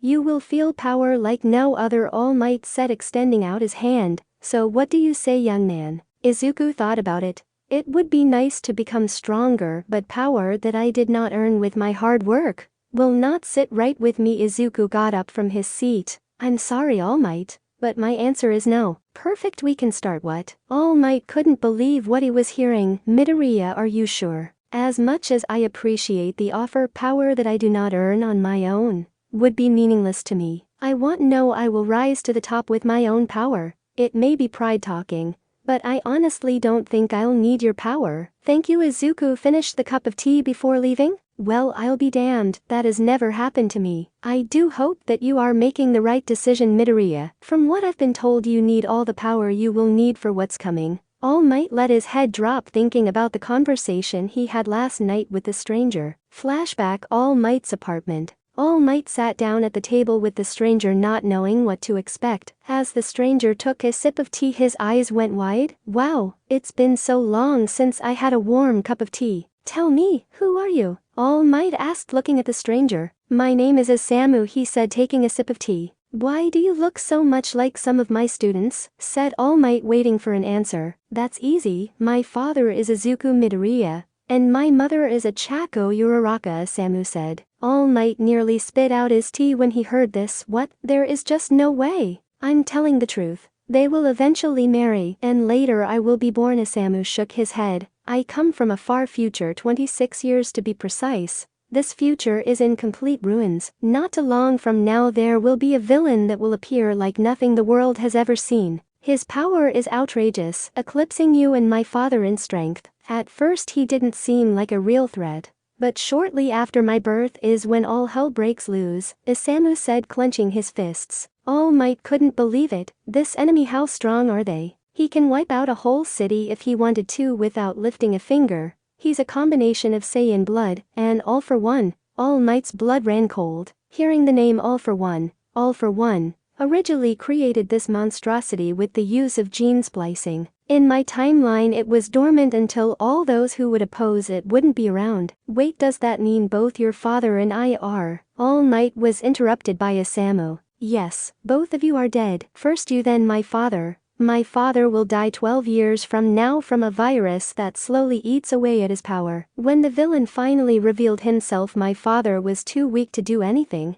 He would die fighting, trying to save me and my mother. After his death, this monstrosity will kill the remaining heroes. The only ones who make it out is my mother, Mei Hatsum, and Bakugo. Alongside some civilians we are badly making it by. Those who are able to fight will, but those you can't can only wait for death, Isamu said, clenching his fists harder. Wait, then how did you make it to the past? All Might said as sweat began to run down his face. That means he's no older than my students, Mei Hatsum, and with the help of a certain girl's quirk that reverts objects back to its previous state, she was able to build me a time machine. Listen, the reason why I'm telling you all this is that my father is the only one who can take down this villain. It may be too late for my time, but I can still save this one. Here, take this, Isamu said, handing All Might a small container. What is this? All Might said, taking the container. Those are nanobits that will save my father. Aunt Matsum will eventually develop a sort of cure shortly after my father's death. Please, All Might, make sure he takes it. All you need to do is make sure he digests this, and the bots should work, Isamu said, getting up. It's been nice to meet you, All Might. Up until now I only heard stories from my mother and Master Bakugo. Actually, if I make one more selfish request, is it possible to see my father? I don't remember much of him since I was a baby, and my mother lost all pictures of him during the fights, Isamu said, lowering his head. Oh, of course, son, you've been through a lot, and you deserve to see him. All Might smiled at the boy. For now you rest. Back with All Might in the conference room. Well, there you have it, Isamu. I hope you are happy to see your father, All Might said, turning his attention to the broom locker. that had a small opening. Thank you for this opportunity, All Might. I'll never forget this. You already given me hope that this world will have a brighter future than my own. Well, I better get going now, Isamu said, clicking a button on his watch. The watch began to transform into a small circular platform. Thank you again, All Might. I hope this will be the last time meet, since if I return it means something went wrong, Isamu said as a bright light began to engulf. Look after my parents for me. All Might nodded. After a few seconds he disappeared from this timeline and back to his original one. Well, that was something else. I hope those nanobits Izuku drank in the tea I gave him work. If they don't, it looks like the grim future Isamu said will come true. All Might said looked outside the window. It was now after school and Izuku walked with Uraraka to the train station, still breaking down the conversation he had with All Might. Izuku's mind wandered, and Uraraka noticed. Hey Deku, are you alright? You've been out of it since lunchtime, Uraraka asked with concern. Oh yeah, I'm fine, I'm just thinking about the hero internships, that's all. Izuku forced a smile. I know picking can be stressful, and with all those offers you got it just seem overwhelming. But remember, if you ever need help I'm here for you, alright? Uraraka said, grabbing his hand. I know Uraraka, thanks. Have you decided where you are going to intern at? Izuku said, quickly trying to switch the focus of the conversation away from him. Yeah, I want to go to Gunhead. He does a lot of hand-to-hand fighting, and that's the area I struggle in the most. Uraraka say, scratching her head. That's good. It looks like I'll have to be careful not to get you mad, or else you might kick my ass. Izuku laughed. Hey, now you're just making fun of me, Uraraka pouted. Sorry. I'll buy you mochi to make it up to you. How does that sound? Izuku said, trying to get his girlfriend to forgive him. I don't know, Uraraka thought about it. I'll buy you too, Izuku said, clapping his hands together. Uraraka perked up. Alright then, let's go, she said, grabbing his arm and racing off to the nearest mochi shop. After eating mochi, Izuku went home to look over the long list of internship offers. 6 of the top 10 heroes offered him an internship, but he still wasn't sure if wanted to take their offers. It was now late at night as Izuku was still going over the list. Half asleep, he decided to call it a night and pick up tomorrow. Fast asleep, Izuku was woken up to a bright light shining in his face. He woke up to find himself again in the void.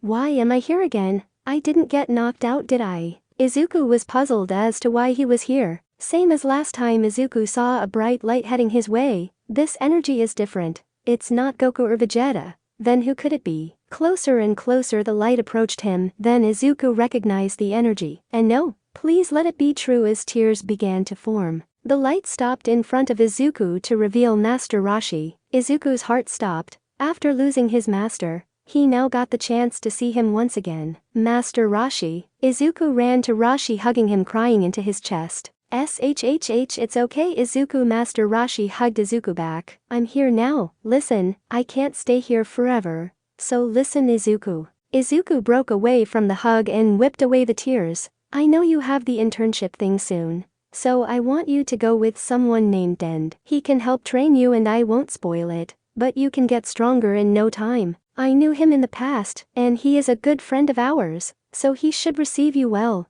Master Roshi looked at Izuku. You've grown, Izuku. You faced things someone your age shouldn't. You threw yourself in harm's ways in order to protect other, and for that I couldn't be more proud. Master Roshi smiled. You will only grow stronger from here on, and one day you may have lay down your life to save others. I pray that day won't come. Master Roshi began to disappear in an all too familiar way. Izuku cried again. I promise you, Master Roshi, I will keep on fighting till the very end. I make you even more proud than you are now. I know you will, Izuku. But remember, Izuku, no playing with girls' hearts. You have a girlfriend now, so no cheating on her. Master Roshi laughed. Izuku, on the other hand, blushed. I wouldn't do that. Izuku couldn't help but chuckle. I'll see you soon, Master Roshi. And once again Master Roshi was gone. Izuku woke up to the sound of his alarm going off. It was now time for school. Izuku found the name Dend on the list of internship offers, and went to the office to turn in the form. The next day it was finally time to go to the hero internships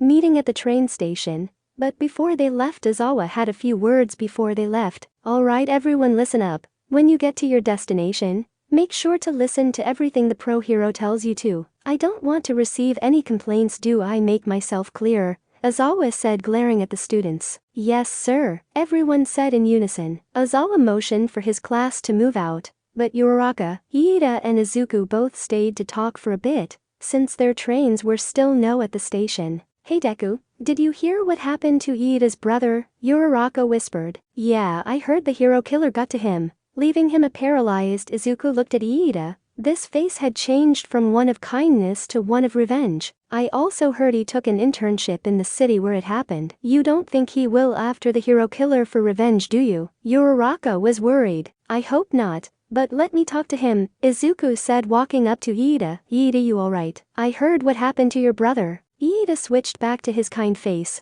Oh Midoriya, yes, it is unfortunate. But these things happen to heroes all the time. Don't worry about me, I'll be fine. Oh look, my train is here. Best of luck with your internships, Iida said, running towards the train. I'll be just fine once this is all over. Izuku was about to grab Iida when he noticed his train had arrived, quickly saying goodbye to Uraraka, and promising her that he wouldn't do anything reckless. He kissed her forehead and went on his way. Den's hero agency was about an hour away by train. After arriving at the station, he made his way to the address. When he got there, it wasn't what he expected. It was a run-down office 2 stories tall in a secluded part of the city. He slowly made his way to the door that was open slightly. Hello, anyone home? It's Izuku. Midoriya here for the internship. He got no response, as he went inside only to find it empty. That's strange. I know I got the right place. Hello? Just then Izuku felt a sharp increase in Kai to his left.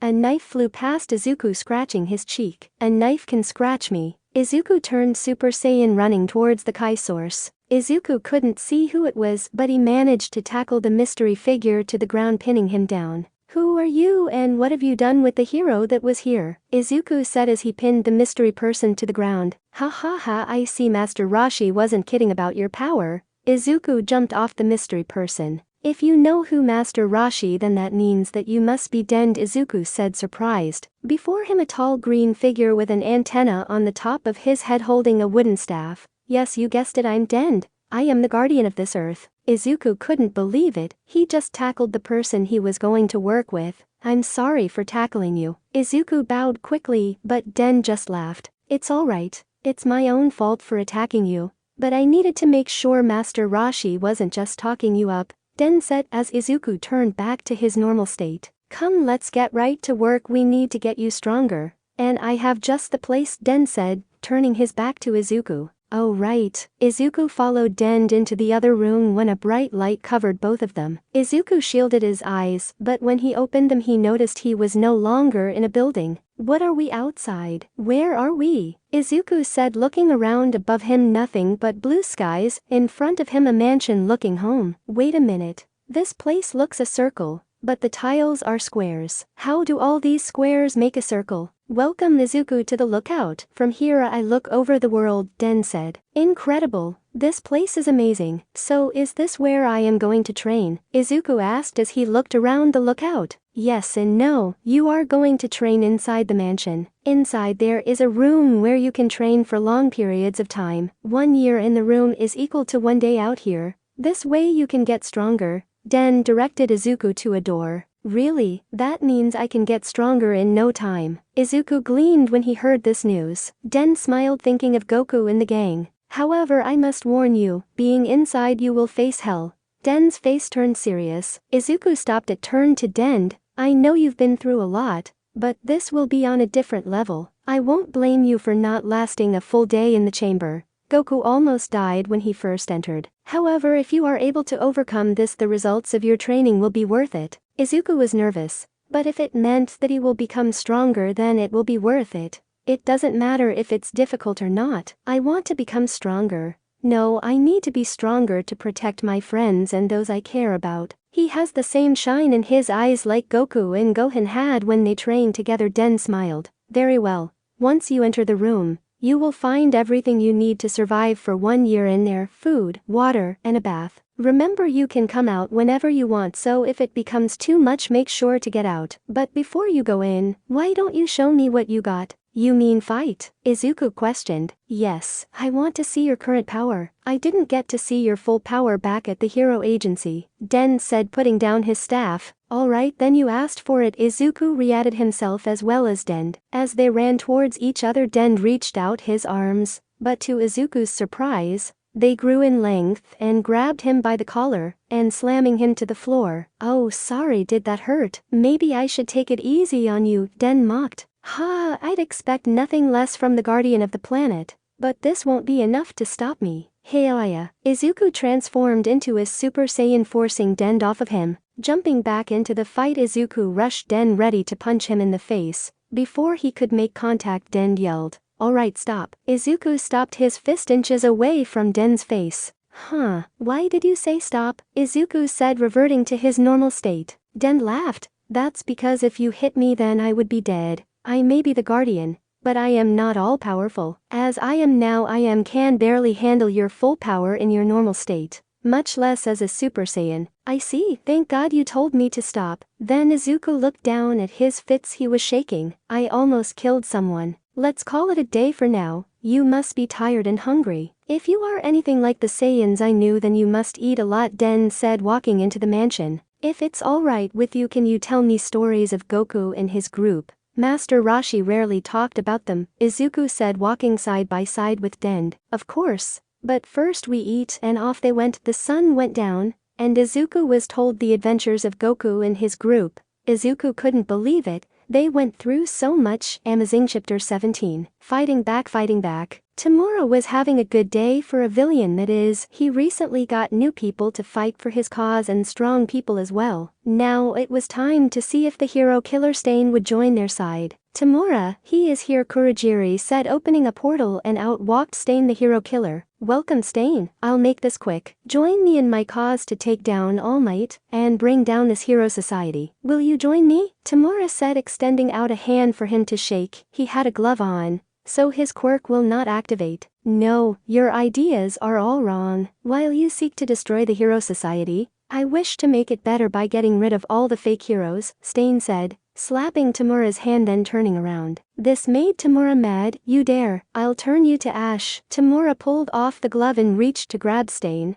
but Stain was too quick. He managed to dodge and counter by stabbing into Tamura's shoulders with twin knives. You bring me here to talk and then you attack me. Listen kid, I'll tell you this once. Don't get in my way unless you want to end up like the heroes. You, Stain yelled at Kurogiri, take me to Hosu. I have a job, and I need time to prepare. Do it, Tamura said, still on the floor. Kurogiri made the portal and Stain went through it, disintegrating the two knives. Tamura picked himself off the floor, cursing himself. Damn it, who does that punk think he is? Just because he is now in the spotlight, I'll make sure people forget about him. Master, Tamura yelled at a monitor. I already know what you are going to ask, and I am willing to give you 3 of them. However, they won't be as strong as the one at the USJ. All for one said over the monitor. Thank you master, I won't disappoint you this time, Tamura said, and Afo logged off. Kurogiri, prepare to transport the new Nonus. We strike the day after tomorrow in Hosu. That way everyone will forget about the hero killer. Tamura smiled as he saw the new Nomus. Another city with Uraraka. Uraraka had gotten herself settled at Gunhead's agency. It was now late at night, so she decided to text Izuku to check on how his first day went. Hey Deku, just wanted to check up on you. How was your first day? Uraraka, thanks for checking up on me. I was just about to text you. It went alright, I start training tomorrow. How did your first day go? Izuku, it went pretty good actually. Gunhead showed me around his agency, and I also start training tomorrow too. Uraraka, yeah, it seems like the pattern. Rest today and train tomorrow. Anyway Uraraka, we should get some sleep. I have a feeling things will get tougher tomorrow. Izuku, yeah, you're probably right. Alright then, good night Uraraka. Good night Izuku. Uraraka closed her phone and lay down on the pillow. I can't wait to show Izuku what I'll learn her. I bet he will be super proud of me. The next day. It was now morning and Izuku was up early meditating when he heard a knock on the door. Izuku, it's time to get up. It was Den. Already up? I was just meditating. I'll be right there. Izuku got up and changed into his hero costume. when he noticed the senzu beans that he had brought along with him. I'll keep these here, I don't think I'll need them inside the chamber. Izuku placed the beans back into the bag. After breakfast, Izuku was shown the way to a large door in the mansion. Here is going to be your training ground, Izuku. Like it said yesterday, Izuku, inside can be very dangerous, especially if you go in alone, so I'll ask one more time. Are you sure you want to do this? Den asked. Without hesitation, Izuku answered one simple word. Yes. Den looked at the boy so filled with drive. A drive to become stronger not only for himself but for others. Very well then. Please go inside. Remember, 1 year in there is 1 day out here. If you can't endure it for the full time, then please get out and please be careful. Den opened the door. Izuku walked in as the door closed behind him. What he saw inside will stay with him forever. Just like Den said, inside he found everything he needs to survive a full year: food, bed, and a bath. What caught his eye the most was the empty white void in front of him. Curious, he walked towards it and took one step in the void and immediately fell to his knees. What is this? The gravity, it's so much stronger here, I can barely stay on my knees. Izuku then looked up. There is nothing here. Nothing but white empty void. This is going to drive me crazy. No, I have to focus, push through it. Remember why you are fighting for. Izuku closed his eyes, clearing his mind of all unwanted thoughts. He managed to stand up, but his legs were still shaky. This is amazing but terrifying at the same time. Alright, then I should go Super Saiyan. I won't be able to train in my normal state. Izuku transformed, but he noticed that even transforming he still felt that the gravity still was enough to where he can feel it. Alright, let's get started. Izuku walked into the void, going deeper and deeper. With every step he took, the conditions inside the chamber got worse. Extreme cold, cold enough to freeze him in place, then suddenly soaring in temperature, burning him with every step. His mind and body couldn't deal with the sudden changes in environment. He would have to push himself farther than he ever has to stay alive. This part will be in Izuku's point of view. Day 40. I've been in the chamber for 40 days now. It has taken me that long to get adjusted to the gravity here. Den was right, being here alone was a bad idea, but every time I think that my mind is slipping, I think of her, Uraraka. I have made progress in my training. My body has now begun to change. I feel my bones become more dense, and my muscles growing, thanks to the increase in gravity. Day 80. I can now jump and run around this place without any trouble. I started to train like I normally would, but I find myself taking risks that I shouldn't be taking, but nonetheless I can't stop. Firing a Kamehameha at full power at myself was a pretty bad idea, but now I know how much I can take. Day 160. I can feel my power growing. But with the growth I can also feel something inside me screaming to let it out. Maybe it's just this place. I don't know, but one thing I do know is that I am reaching my maximum power. I'll keep trying until I can't anymore. It's the only thing I can do. Day 200. I found out 3 new techniques too I learned from Goku. But the last one I took some inspiration from Vegeta, thanks to Goku's memories. I am surprised that I haven't thought about doing this first technique sooner. Still need to practice. With this gravity, it is pretty hard to keep this technique going, but once I am out of here, I'll be able to use it freely. The other technique requires absolute concentration. That is something I cannot do here. As for the last one, it will be used in the most desperate of times, and will only be used if it means others can be saved. Day 300. I can't do this anymore. The loneliness of this place is driving me mad. The only reason why I've survived so long was because of Uraraka. My power has grown, I can feel it, but something doesn't feel right. It feels like I just hit the peak of my power. As disappointing as it is, I feel any more time here will be pointless. No point in torturing my body. Outside the chamber, Den stood on the edge of the lookout. The sun was now rising. Looking down he could feel it. Something is about to happen in Hosu. He asked himself what was going to happen. When he sensed Izuku's energy, it seems he is out already. Izuku walked out of the chamber, his clothes in ruins, barely hanging on by a thread, and with cuts and bruises all over his body. It really has only been a day out here. Den walked to Izuku. It seems you have finished your training, Izuku.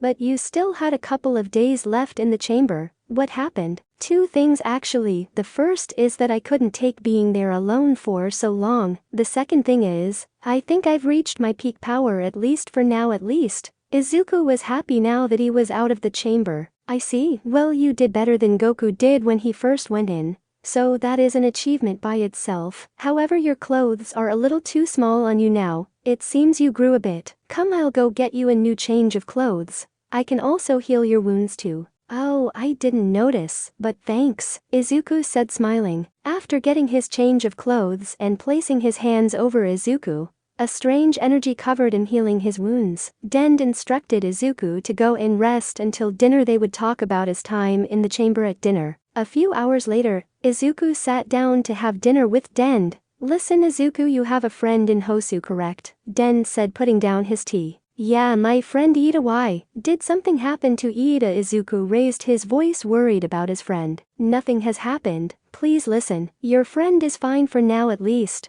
But I can see that something is going to happen. But I don't want you do anything, understand me? Den said with a serious look. What? Why? If he needs help then I need to go, Izuku said, surprised at what Den was saying. I'm sorry, but no, you barely unlocked this power, you are yet to fully control it. Den tried to explain, but was cut off by Izuku. No, I am going. You said Hosu, right? Izuku got up to leave. Izuku, if you leave you would be disobeying me, and I would have no choice but to tell your teacher about this. Den got up as well. Izuku stopped. You do what you have to do, and so will I, and off he went running. Idiot, just like Goku. Well, at least he doesn't know how to fly yet. Den, looking at Izuku run towards his room, grabbed his senzu beans, and then ran towards the edge of the lookout. To Den's horror, Izuku jumped. Izuku, crap, he doesn't know how to fly yet. Den ran after him, ready to jump off after him, but stopped short when he noticed something. Well, I'll be damned, he actually learned it, and inside the chamber, there in front of him hovered Izuku. His green aura surrounded him.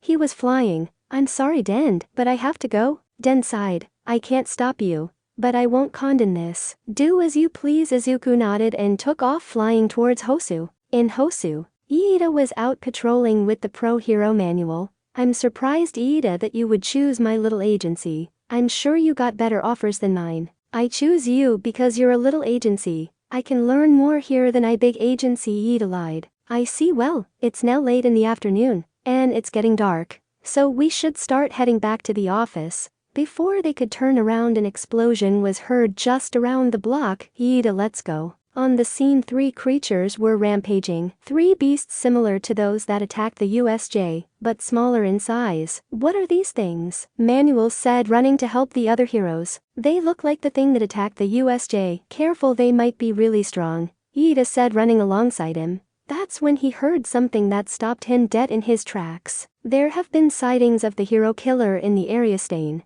The hero native was seen going after the hero killer. Location unknown. The radio of a police cruiser was broadcasting the message. Iida knew this was his chance, his one chance to get revenge for what the hero killer did to his brother. Iida stopped running with Manuel and turned to find the hero killer. Iida, stay close and don't rush into anything, Manuel tried to explain. But when he turned around, Iida was nowhere to be seen. Iida, where did you go? Looking around frantically. That's when one of the Nomus came up behind him, ready to punch him. Just before the fist could make contact, flames came out of nowhere and covered the Nomu. The pro hero Endeavor had arrived on the scene, with someone very familiar by his side, Todoroki. Manuel, you idiot, get your head in the game. We need to take these things down, Endeavor shouted at Manuel. Sorry, Endeavor, but my intern Tenya. Iida disappeared on me and is nowhere to be seen. I have to find him and make sure he is okay. The thing that worries me the most is that the hero killer has also been spotted around here, Manuel said, picking himself off the ground. Todoroki's eyes went wide, then he put 2 and 2 together. There is no way he wouldn't go after him, would he? Wait, his brother. Damn it, he did. He's going after the hero killer for revenge. Without saying a word, Todoroki also took off looking for Iida. Above them, a figure watched and listened from atop a building. So he's one of brother's friends. Maybe I'll have some fun today. E23 watched Iida run away and quickly followed them. Iida had found the hero native on the floor of a dark alley, with the hero killer above him, ready to strike him down. Seeing this, Iida pushed his engines to high gear and kicked the hero killer off of native. Who are you? Said Stain, not damaged by the kick. I am the one who is going to take you down, Stain, for what you did to my brother, Iida said, running towards Stain. Wait kid, don't, Native said, bleeding on the floor. Iida ignored Native and went in for a kick to the head, to which Stain dodged easily, and using his sword, he cut Iida, making him fall. Far too slow. But at least I got this, Stain said, looking at the sword which now had blood. Licking the blood, Iida suddenly dropped to the floor, unable to move. What? I can't move, Iida said, trying to make his body move. Damn it, I need to get up. I need to take him down for my brother. Iida grunted but did not move. Slowly the hero killer walked to Iida. You know it's heroes like you that make me do this, so full of pride and fake. You will be just one of the few victims in my crusade to rid this world of fake heroes. Stain began to bring his sword down to Iida's back, but before he could stab him, a layer of ice formed around Iida, stopping the blade. Iida, you idiot. It took me a while to find you, good thing I got here when I did, Todoroki said behind Iida. So this is the famous hero killer. If you are here, then I would guess you're the reason behind the Nomus attacking the city. Stain jumped back, getting distance. No, that is not me. But I know who is. I am here to rid the world of fake heroes like him, Stain said, pointing his sword to Iida. His only purpose right now is to take revenge. He is not worthy of being called a hero. That is why I shall cut the flower before it blooms. But before I do, I need to get rid of some pests, Stain said, running towards Todoroki. Todoroki blinked, and in that instant Stain was gone. What, where is he? Todoroki looking left and right, but Stain was nowhere to be found. Behind you, kid, Stain appeared behind, ready to slice him. Just before he could, Todoroki activated his fire, pushing back Stain. No, bad kid, but you still have a lot to learn. Stain threw knives at Todoroki, to which he stopped by creating a wall of ice in front of him. But this is just what Stain wanted, to block his vision. Stain quickly got behind Todoroki again, stabbing him through the back. Iida watched in horror as his classmate was stabbed, unable to do anything. Stain pulled the sword out of Todoroki, falling. He hit the ground, bleeding from the stab. Be bastard, you will pay for this. I swear you will, Iida said, trying to force himself up. No, you will never get the chance, Stain said, walking towards Iida. Cause you won't be around to get another one. Stain once again brought down his sword. I'm sorry, brother. I failed you. Iida closed his eyes, accepting his fate. The blade was inches away from Iida when a blast knocked the sword out of Stain's hand. What the, who did that? Stain said, holding his hand. Above everyone, a green ball was seen rapidly approaching. What is that? Stain said, readying himself for another fight. With a loud boom was heard as the ball of energy landed on the ground, breaking it on impact. From the smoke, Iida saw an all too familiar face. Izuku had arrived just in time to save him. Izuku turned to Iida. I knew I should have told you something before we left for our internships. You came here to get revenge, didn't you, Iida? Izuku's face was stern. Iida couldn't believe what he was seeing. Izuku had fallen from the sky, almost as if he was flying. Why, yes, I did. He needs to pay for what he did to my brother and Todoroki, Iida yelled. Izuku turned to see Todoroki laying down the ground, blood running out of him. This made Izuku angry. Look at what your revenge has done. This is on you, Iida. Don't worry, he isn't in any mortal danger. It looks like it didn't hit anything vital. Izuku turned his attention to Stain.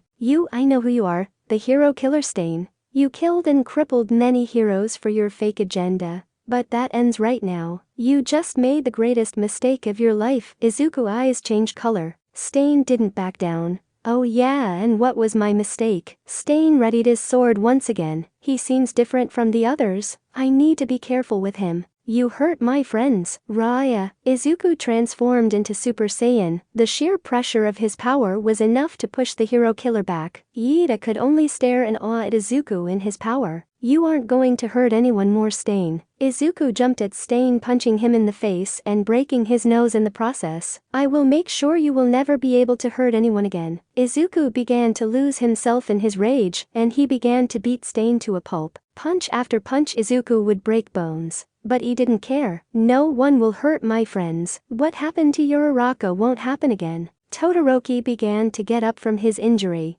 Looking around, he saw Izuku beating the hero killer to the ground. I need to stop him. He's going to kill him if he continues. Todoroki struggled to get up, but once he did, he immediately placed his hand on the open wound, activating his fire. he cauterized the wound. Izuku was still punching Stain at this point. Stain was knocked unconscious. Todoroki managed to reach Izuku, and grabbing him with one arm, he wrapped his arm around Izuku, forcing him to stop punching. Midoriya, that's enough, Todoroki screamed. Izuku would snap out of his feat of rage. Looking around, he noticed Todoroki. You beat him, he can't fight back. It's over. Izuku looked at the beaten Stain. Oh my god, what have I done? Izuku stepped away, disgusted with himself. I didn't mean to. I just. Dend had warned him not to go, that he didn't know his own strength. And he just proved him right. Izuku depoured into his normal state. Looking down at his hands soaked in blood, he fell to his knees. Midoriya, it's alright now. Not only did you save me and Iida, but you just beat the hero killer. Todoroki tried to console his classmate. Iida started to regain control of his body since Stain was knocked out. Now is my chance. A voice was heard above the group. Before they could even catch their breath, an unknown person jumped down from the roof of the nearby building. Hello, Izuku. It was E23 wearing a black trench coat and black mask covering his nose and mouth. Who are you? Look, I'm not in the mood right now, so please leave, Izuku said with his back turned. Oh, I don't think that will be possible, E23 said. He told you to leave. I would listen if I were you, Iida said, getting in front of Izuku. Ah, so you want to play hero? Let's see how long you can keep that up. E23 jumped at Iida, ready to punch him in the face. E23 was too fast for Iida to see, but Izuku saw him. Quickly jumping in front of Iida, Izuku caught E23's fist before it hit Iida. I wouldn't do that if I were you. Wow, he's strong. It took everything I had to hold back his punch. Izuku grabbed Iida and jumped back. Iida, Todoroki, take native and get out of here. He's too strong for you guys. Here, take these. And give one to Todoroki. And go. Izuku threw the bag of senzu beans at Iida. Iida was smart enough to listen to Izuku. He quickly grabbed native and helped Todoroki. But before he turned the corner, he looked back and yelled, "You better come back unhurt, Izuku, or else your Uraraka is going to kill me." How idiotic. Letting your friends while you stay back, E23 said. How is that idiotic? Izuku questioned. Because it's the last time you will get to see them. E23 jumped at Izuku with such speed that Izuku had a hard time following him. Izuku barely managed to raise an arm,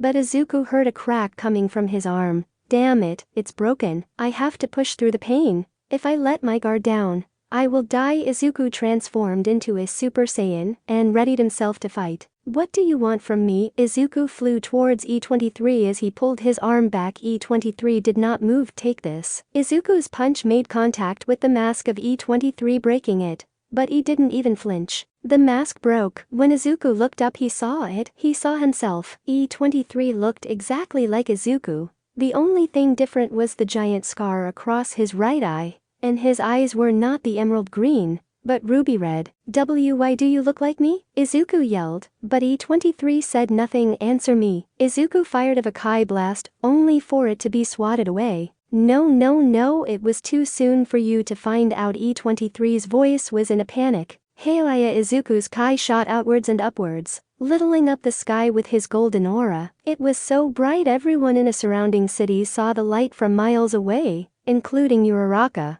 who was outside due to some training she was doing. Hey, what's that golden light? Asked one of Gunhead's sidekicks. I don't know, but it looks like coming from Hosu. Gunhead turned to Uraraka. Hey Uravity, you have a classmate in Hosu, right? Yeah, my classmate Iida is in Hosu. Uraraka looked up to see the golden light, and she recognized it instantly. Deku, he must be fighting someone. No, please be okay. Uraraka ran into the agency looking for her phone to call Izuku, but he wasn't answering. Izuku went in for rapid punches, but it was having no effect. Enough, I already wasted too much time here. E23 grabbed Izuku by the arm, stopping his attacks. What? Izuku couldn't believe that his punches would be so easily stopped. E23 would start slamming Izuku into the ground multiple times. Every swing would be harder than the last. Izuku coughed up blood with every blow. He's too strong. With a final swing, Izuku created a crater, breaking the ground around him. Beaten and bleeding, E23 picked Izuku up by the hair.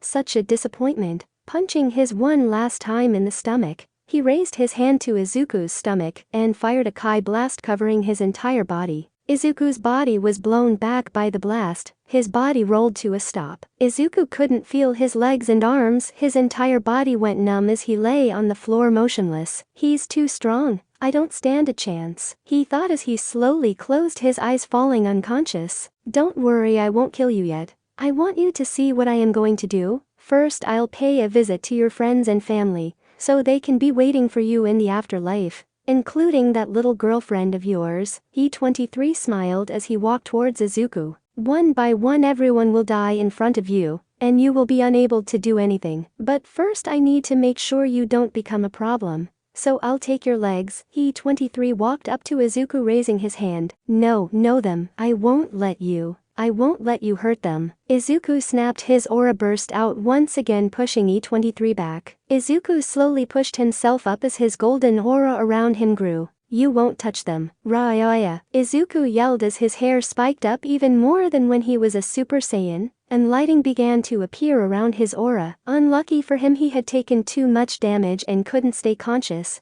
He fell to the ground, transforming back into his normal state. Amazing, you getting stronger every time I see you. Maybe crippling you now will be a waste. I want to see how strong you can become. E23 turned to leave Izuku. No matter how strong you become, I will always be one step ahead. Become stronger, I will be right there to crush any hope you may think you have. Izuku would be later found by Ida and Todoroki, who came back once they found Endeavor, as well as the police and a few other heroes. The heroes and the police couldn't believe what they were seeing. Izuku was knocked out, and half of the nearby building was missing, not to mention the giant craters nearby. However, what shocked them the most was when they saw the hero killer Stain beaten and bloody mess. Izuku was transported to a nearby hospital where he went in for intensive care, but he would soon run into other types of trouble, namely the police. And, oh snap, Izuku got destroyed in a fight after all his training. Just how strong is E23? Take a guess. What kind of trouble will Izuku be, and what will his punishment be? Chapter 18, Consequences. And, let me thank everyone for reading my story, and for 100 plus favorites followers.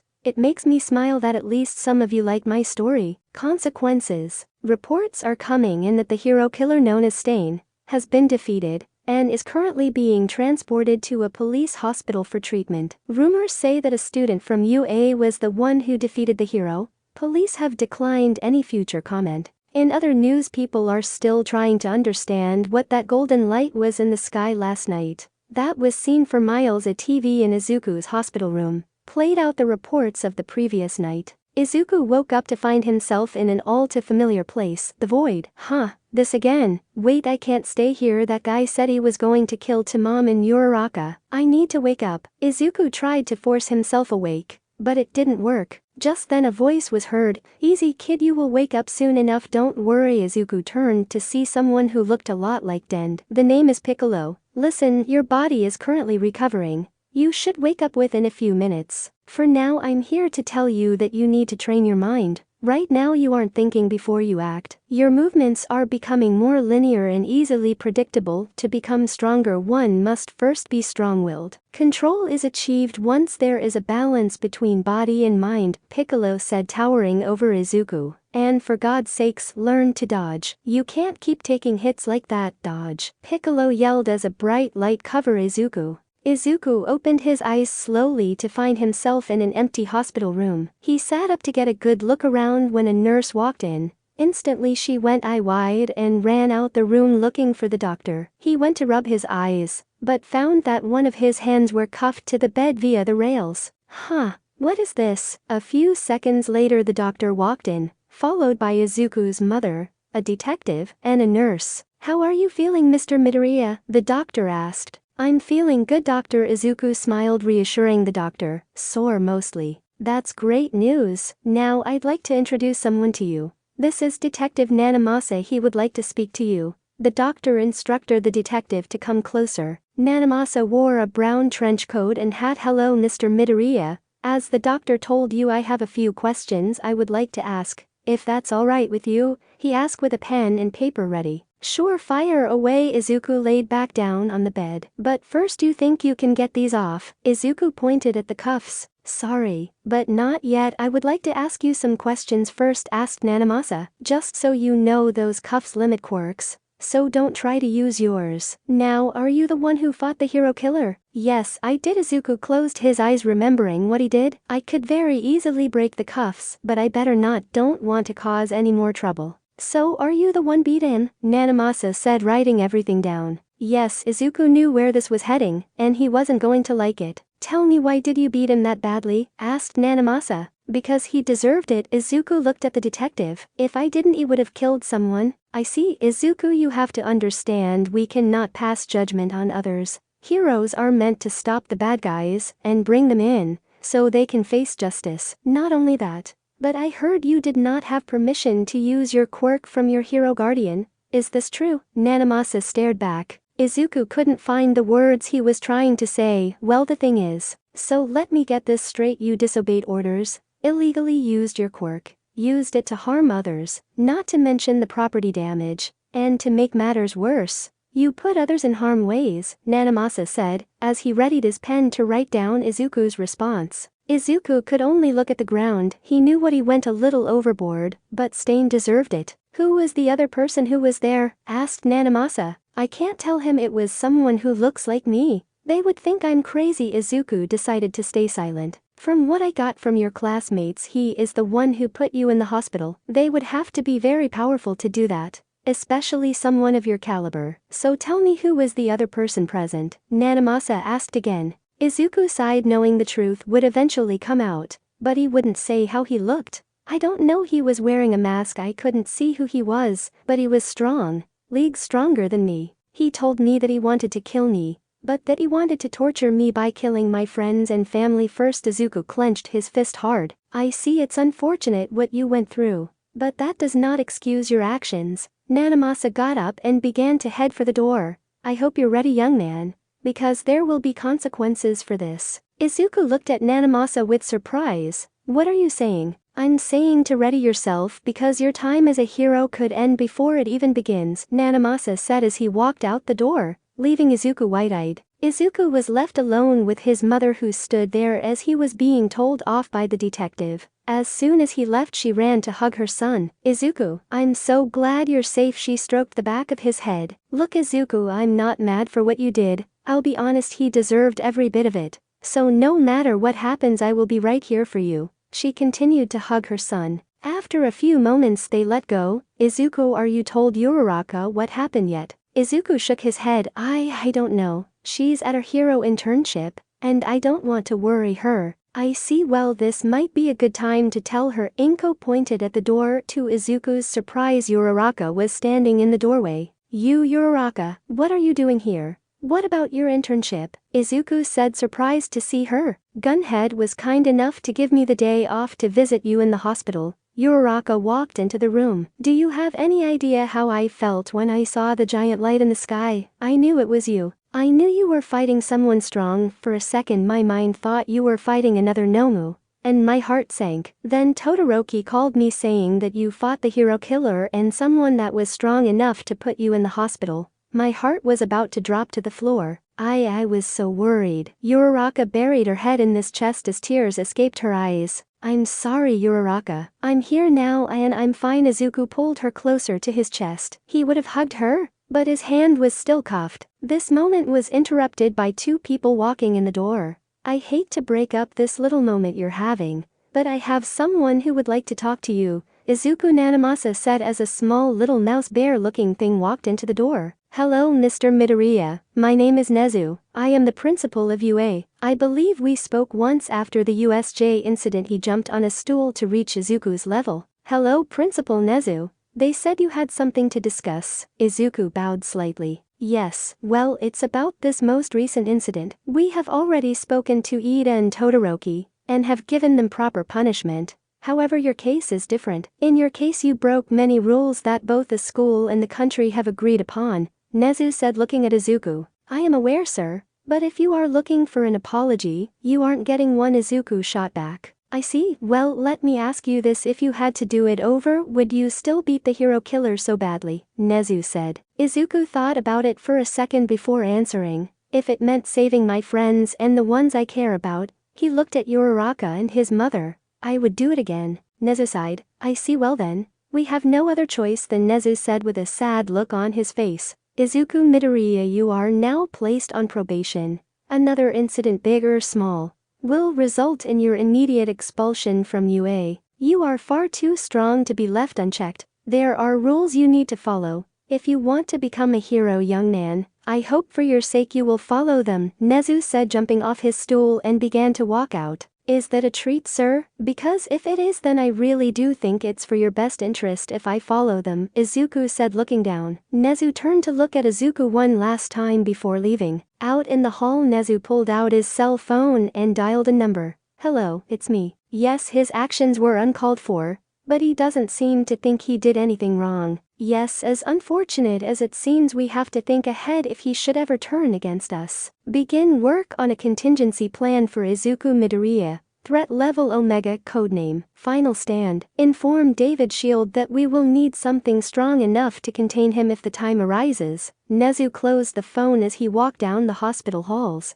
All he could think about was how sorry he would feel if he should ever have to enact his contingency plan. Back with Izuku, well, that was tense, wasn't it? Nanamasa said, trying to break the tension in the air. Anyway, the same goes for the police. Another incident, big or small, and you will be arrested. We have rules for a reason, kid. With that, I'll take my leave, Nanamasa said, walking out the door. Now Izuku was alone with Uraraka and his mother. He was mad for getting in trouble for helping people, his friends. He took down the hero killer, and they punished him. Izuku clenched his fist out of frustration. But once Uraraka grabbed his hands, Izuku was able to calm down. After telling Uraraka everything that happened, even the part about the mystery man, she had to leave since her internship was still going on. Although he didn't tell her about how the person looked exactly like him, Izuku on the other hand had his internship cut short. Den showed up the next day to drop off Izuku's belongings and to talk with the police. Den managed to talk to Izuku before leaving. I told you, Izuku, but you didn't listen. Your power is too great now, you need to learn how to control it. I once heard someone say, with great power comes great responsibility. Rage is something that can make you stronger. Yes, but it also makes you lose sight of who you are. Remember this, Izuku. Here, take this, Den said, tossing an orange ball at Izuku. Is this? Izuku looked in shock. It was the final Dragon Ball? Yes, Master Rashi said he wanted me to give it to you. I won't lie to you. I wasn't going to give it to you, but I made a promise to Rashi that I would once you trained at the lookout. Take care of the Dragon Balls and use them when you need to. But I hope you never need to. Den turned to leave. Izuku would spend the rest of the time back at UA stuck taking supplementary classes. It was bad, but not as bad as getting arrested. Internships were now over, and it was now time to get back to class. Izuku was ready to see how much everyone improved during their time interning. The first person who felt different was Uraraka. Uraraka's power level went up a lot since last time. Her training clearly paid off. I wonder if she can get stronger. Next, he turned his attention to Ida and Todoroki. Both of their power levels increased. It must have been the constant use of their quirks. Everyone else stayed the same, relatively speaking. But someone else caught his eye. Kachin feels different somehow. His energy has changed since the sports festival. I have to keep my eye on him. Now back in their seats, everyone was curious how Izuku was doing. They have heard about the fight with the hero killer, and how he beat him to a pulp, but no one dared to ask him anything about it. Just then Mr. Aizawa walked into the room in his sleeping bag. Alright students, welcome back. I hope you learned something with your time with some pro heroes. You will soon have to put those new skills to the test in your upcoming final exams. This exam will be in 1 week time, so be prepared. For now you will have free time right now to talk amongst yourself until your next class. Aizawa was walking out the door. Izuku knew this was his time to redeem himself for what happened with Stain and E23. I have to show everyone I can still control myself, even at this power level. Izuku was so into thought that he didn't notice Todoroki walking up to him. Midoriya, Todoroki said, now in front of his desk. Can I talk to you for a bit? This puzzled Izuku. Todoroki wasn't one to start a conversation, much less during class. Izuku knew what he wanted to talk about. Sure, but let's go somewhere else. Todoroki nodded. Everyone else in the class just stared in silence at the pair walking out of the class. What do you think they are talking about? Mina asked, then turned to Uraraka. Do you know anything about it, Uraraka? I don't know much, but if I had to guess, it probably has something to do with the Hosu incident, Uraraka said as she saw them leave. Deku gave me a simplified version of what happened but nothing specific. Now outside in the hallway, Izuku and Todoroki could talk without anyone listening in on their conversation. Midoriya, first let me thank you for saving me. That bean you gave me healed my wounds. The doctor said if it wasn't for that I would have bled internally and died. So thank you. And here Todoroki handed the bag which still had one more bean left. It's nothing, Todoroki. I'm just glad I can help. Izuku waved his hands in front of him, taking the bag. Only one left? I need to save this in case of emergencies. Midoriya, who was the mystery person after the stain fight? Todoroki was serious. He wanted answers. Izuku truthfully didn't want to answer, but he knew keeping secrets can do more harm than good. Izuku sighed, honestly I don't know, but I do know how he looks like. Todoroki's eyes went wide. Really, that's perfect. That means you can give a description, and then the police can catch the guy. I can't, Izuku said looking down. Why not? Just because he beat you doesn't mean you have to be afraid of him, said Todoroki. That's not it. Izuku looked up at Todoroki. The reason why I can't, it's because it was me. Todoroki looked confused. What do you mean? I'm saying is that he looked exactly like me. I know it sounds crazy, but it's true. Except for a scar and his eyes being red, he looked just like me. Izuku stared at Todoroki. That's impossible, unless you have a twin. Do you have a twin? Todoroki asked, to which Izuku shook his head. I don't. There is still a lot of stuff I need to know. But I do know this, he absolutely hates me to the point that he wants to kill me. But he wants to have fun doing it. He told me he would go after Uraraka and my mom. I need to find out why he hates me so much, said Izuku. Very well, let me help you. My father can help. He can help keep them safe for you, said Todoroki. No, I won't put them through that. For now I'll go on as if nothing happened, but I need answers, Izuku said, turning away ready to leave. I appreciate the help, Todoroki, but I want to keep this secret for now. Can you do that for me? Todoroki wasn't sure. Half of him wanted to tell the pro heroes, but the other half knew where Izuku was coming from. Fine, I won't talk. Izuku nodded and walked back to class. I get the feeling that someday we are going to meet again, but something tells me it isn't going to end well for either of us. As Izuku looked out the window, hoping that day wouldn't come. Unknown bar. Shigaraki was in his office destroying everything on his desk out of pure frustration. His plan to make the hero killer an afterthought had backfired. Stain received more news coverage than ever, and Shigaraki was mad. Shigaraki, he wants to talk to you. Shigaraki looked up to find Kurogiri at the door. I'll be right there, Shigaraki said, walking with Kurogiri at the bar. There was a small monitor with the words AFO on the screen. Shigaraki, you wasted the 3 nomas. All of them were either captured or defeated. AFO's voice was heard through the monitor. I know, master. Please forgive me, Shigaraki said, scared. Don't get me wrong, I am not mad, AFO said to Shigaraki's surprise. You're not, said Shigeruki with relief in his voice. No, I am not. I want you to use this failure to learn from your mistakes. Even the best of us need help once in a while, AFO said as the monitor turned off. Shigaraki just stood there and reacted on what his master said. Just then a figure walked into the room from the shadows. It seems you need some help, Shigaraki E23 said, walking out wearing a new mask. E23, you want to help? Then fine, I have something I want to do, Shigaraki said. But first I want to know something. Why do you hate Izuku Midoriya so much? E23 walked up to Shigaraki. Do you really want to know? Yes, a simple reply. But Shigaraki wanted to know. Very well, E23 said as he sat down at the bar. Let me ask you something first. Do you know what I am? Master said you were an experiment, Shigaraki said, sitting down next to E23. I am a walking petri dish of strongest fighters on Earth, forcibly grown in a lab. Do you know why AFO called me E23? He said, looking at the bar. Shigaraki knew the answer but did not answer. It's because there were 22 others before me. All of them died due to genetic mutations, and every time the next would feel the pain of the last amplified by 10. It was maddening. The pain I felt was tremendous. It didn't make it any better that I was forced to grow and mature in a matter of months. Then why do you hate Izuku so much? Shigaraki said, still not knowing why he hated him. Part of my genetic makeup is from him. As I was growing up I began to see things, memories, No, rather images of Izuku's present life. That's what made me angry, seeing him happy with friends, a master and a family. Why was I someone born out of him trapped here suffering? Then I decided,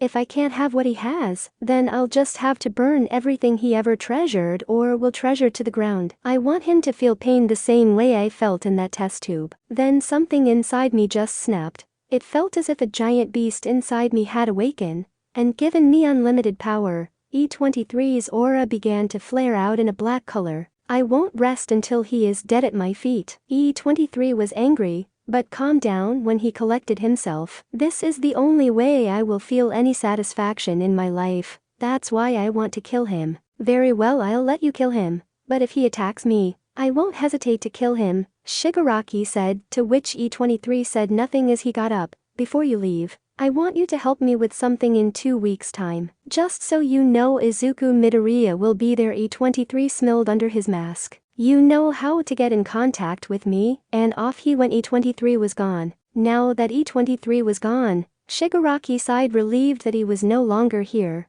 That aura was so dark, it was suffocating. Back with Izuku. Izuku made his way back to class to find Uraraka talking with Mina and Tsu. So he decided to go to his desk and rest for a bit. When he woke up, when he felt a powerful kite, that's him. It was only for an instant, but I'm sure it was him. Izuku's face turned white. That's when he noticed no one in the room with him. Everyone must have left already, he said, looking in front of him. It was lunchtime. It wouldn't make sense if someone was here. Not everyone, Uraraka said behind him. Izuku got scared and jumped up in a panic. Uraraka, you scared me, Izuku said, looking at her. She just laughed at his expense. Haha, sorry, I would have woken you up sooner. But you looked so cute while you were asleep, Uraraka said, blushing slightly. See, cute. I should be saying that to you, Izuku said, scratching the back of his head. Hearing this, Uraraka blushed even more. Hey, anyway, why are you still here? I thought you would have left with Mina and Tsu, Izuku said, grabbing his stuff. Come on, I think we still have time to get something to eat. But I wanted to ask you something, Uraraka said in a quiet voice. She got up as well. Oh, sure, ask away, Izuku said as they walked out of the classroom. Uraraka took a deep breath in. Do you think we can go on a date? Izuku was shocked. He became her boyfriend, but not once did he ask her if she wanted to go out on a date since they got together. Why, yes, of course. I'm sorry, Uraraka, I was so distracted with what happened at Hosu that I forgot to pay attention to you more. Izuku could punch himself. And no, it's fine. Sorry if it seems like I'm trying to make you feel bad. I'm not. Uraraka was quick to explain. I know, and I'm sorry. Yeah, how does a movie date sound? Izuku said, hugging her. Uraraka's eyes lit up. Yeah, that sounds great. I heard Remember Sunday is really good. So Sunday, Anne. I'm a sucker for romance movies, so Remember Sunday is a good recommendation for anyone. Any recommendations you have is appreciated. Sunday, I'll go to your apartment and we'll go from there, Izuku said, then kissed her forehead. Alright, I can't wait. Uraraka jumped up in joy. Izuku smiled, seeing how happy she was. I promise you, Uraraka, I will not let you down. I want to see that smile forever, Izuku thought. Unknown location. Alarms inside the building rung. Damn it, where did she go? A henchman yelled as others ran past him. I want her found and back here now. She couldn't have gone far. Search the area, said a skinny-looking man with a mask in the shape of a plague doctor. She has to be around here somewhere. If she is found by anyone but us, all of our plans go down the drain. Where are you, Chapter 19? Suffering. Izuku went to Uraraka's apartment. As a little extra, Izuku went to buy some flowers, a dozen roses. When he showed up with the flowers, she melted. Kissing him on the cheek, she went to put them in a vase with some water so they wouldn't wilt. They walked to the mall where the cinema was. Izuku bought tickets for the movie, but Uraraka insisted that she would buy the snacks. I heard this movie is sad, but the romance is really good, Uraraka said as they made their way to the auditorium. I never really seen any romance movies, so I hope it's good, Izuku said, munching on some popcorn. But since you picked out this movie, it must be good. After walking for a bit, they found the auditorium and then their seats. As the lights dimmed down and the movie started to play, Izuku looked over to his right to see Uraraka. the light from the screen reflecting off of her. Wow, she looks amazing, Izuku smiled. As the movie went along, Izuku wanted to wrap his arm around Uraraka, but was nervous in doing so, until Uraraka leaned against his shoulder. The movie was great, and towards the end, Izuku was almost in tears. Haha, I can't believe you actually cried, Uraraka was teasing him. Hey, it was a sad movie, especially the last part, Izuku said, wiping the tears off his cheek. As they walked back to Uraraka's apartment, they walked past an alley when they heard the sound of someone crying. Hey, you hear that? Izuku asked. Yeah, it sounds like someone is crying. We should go check it out, Uraraka said, walking down the alley with Izuku right behind her. They crying started to get closer and closer until they stopped by a dumpster to find a little girl crying. She had to be no older than 6 years old, was wearing nothing but an old torn up white dress. The two walked slowly towards the girl. Hey, are you okay? Uraraka asked, crowing down to the girl's level. The girl looked at Uraraka, then scurried back in fear. Hey, it's okay, I won't hurt you, Uraraka said, lowering her voice. My name is Uraraka, and this is Izuku, he's my boyfriend. Izuku kneeled down also. Hey, what's your name? Izuku's voice was calm as could be. The little girl looked at the pair slowly. Eri, she said, her voice still shaking in fear. Hello, Eri. Hey, you want to see something cool? Izuku said. Eri nodded. Izuku put his hand out in front of him and opened his palm. He created a small kai ball. Izuku made sure it was harmless. Here, you can play with this, he said, showing Eri the small green ball of kai. Eri looked at it, not moving at first, but after touching it, she saw that it wasn't going to harm her. So she took the ball. She threw the ball into the air and caught it before it hit the ground. So, Eri, what are you doing out here by yourself? Where are your parents? Asked Uraraka. Mama left me and Papa is dead. Eri looked down at the kai ball. I see, well, don't we are here now. And we are going to get you help. Alright? Uraraka said, getting up and extending out a hand for Eri to hold. See, can you be my new mama and papa? When Eri said this, Izuku and Uraraka's heart squeezed. Her voice was so cute. Well, of course we can. Isn't that right, Deku? Uraraka turned to Izuku and winked at him. Hoping he would play along, Izuku nodded. Why, yeah, sure. Alright, let's go to the police station. They can help you there, Izuku said, extending out his hand so Eri could grab it. Eri hesitated, but she grabbed Izuku's hand. Izuku smiled. Perfect. Let's go, Eri. And off they went to the nearest police station. They talked to the officer at the front desk, and were quickly escorted them to a room. Now, it was just the three of them in a room with a table and a few water bottles and some chairs. This is upsetting Eri. It didn't help that the room was poorly lit, giving the room a scary feeling. Papa, I'm scared, Eri said, grabbing onto Izuku's leg. It's okay, Eri, we're here. We won't let anyone hurt you, Izuku said, placing his hand on her head. Uraraka smiled. I never knew Deku was so good with kids. Maybe in the future me and him can. Oh my god. What am I thinking? Uraraka blushed red as a tomato. Uraraka, you alright? You're really red, Izuku questioned. Why, yeah, I'm fine, Uraraka said, taking a seat. Just then the door to the room exploded open. You, get away from her right now, the tall skinny man in a suit yelled, scaring the trio. Eri began to cry and hid behind Izuku's leg. The man began to reach for Eri, but Izuku grabbed his wrist, stopping him. Back off. Izuku's eyes changed color. You're scaring her. Izuku threw the tall man away from Eri, then got in front of her. Uraraka ran behind him to hug Eri in a way a mother would do for her child. Listen, kid, there are a lot of things you don't know right now, but I'll tell you this. You need to back off, the man said, staring down at Izuku. And I'll tell you this. Izuku transformed into a Super Saiyan. Try to reach for her again, and I'll break your arms. Izuku's golden aura illuminated the room. The tall man backed off, while Eri looked at Izuku in amazement. Now Midoriya, remember what we told you? Another incident, and we would have to expel you. Nezu walked in and getting in between the two. There won't be one, but you need to start talking, Principal Nezu. Izuku reverted back into his base form. Right, but first, why don't we go somewhere else? This place is rather damp. Night, I hope you would take things a little more calmly, Nezu said, walking out the room and signaling the group to follow them. What should we do, Deku? Uraraka whispered to Izuku. For now we follow them, then we shall see where this goes, Izuku whispered, then turned to Eri. Let's go, Eri. The little bear mouse is our principal, we can trust him. Eri nodded and grabbed onto both Izuku and Uraraka's hand. They were taken to a conference room which had a large table. They all took their seats. Eri sat on Uraraka's lap.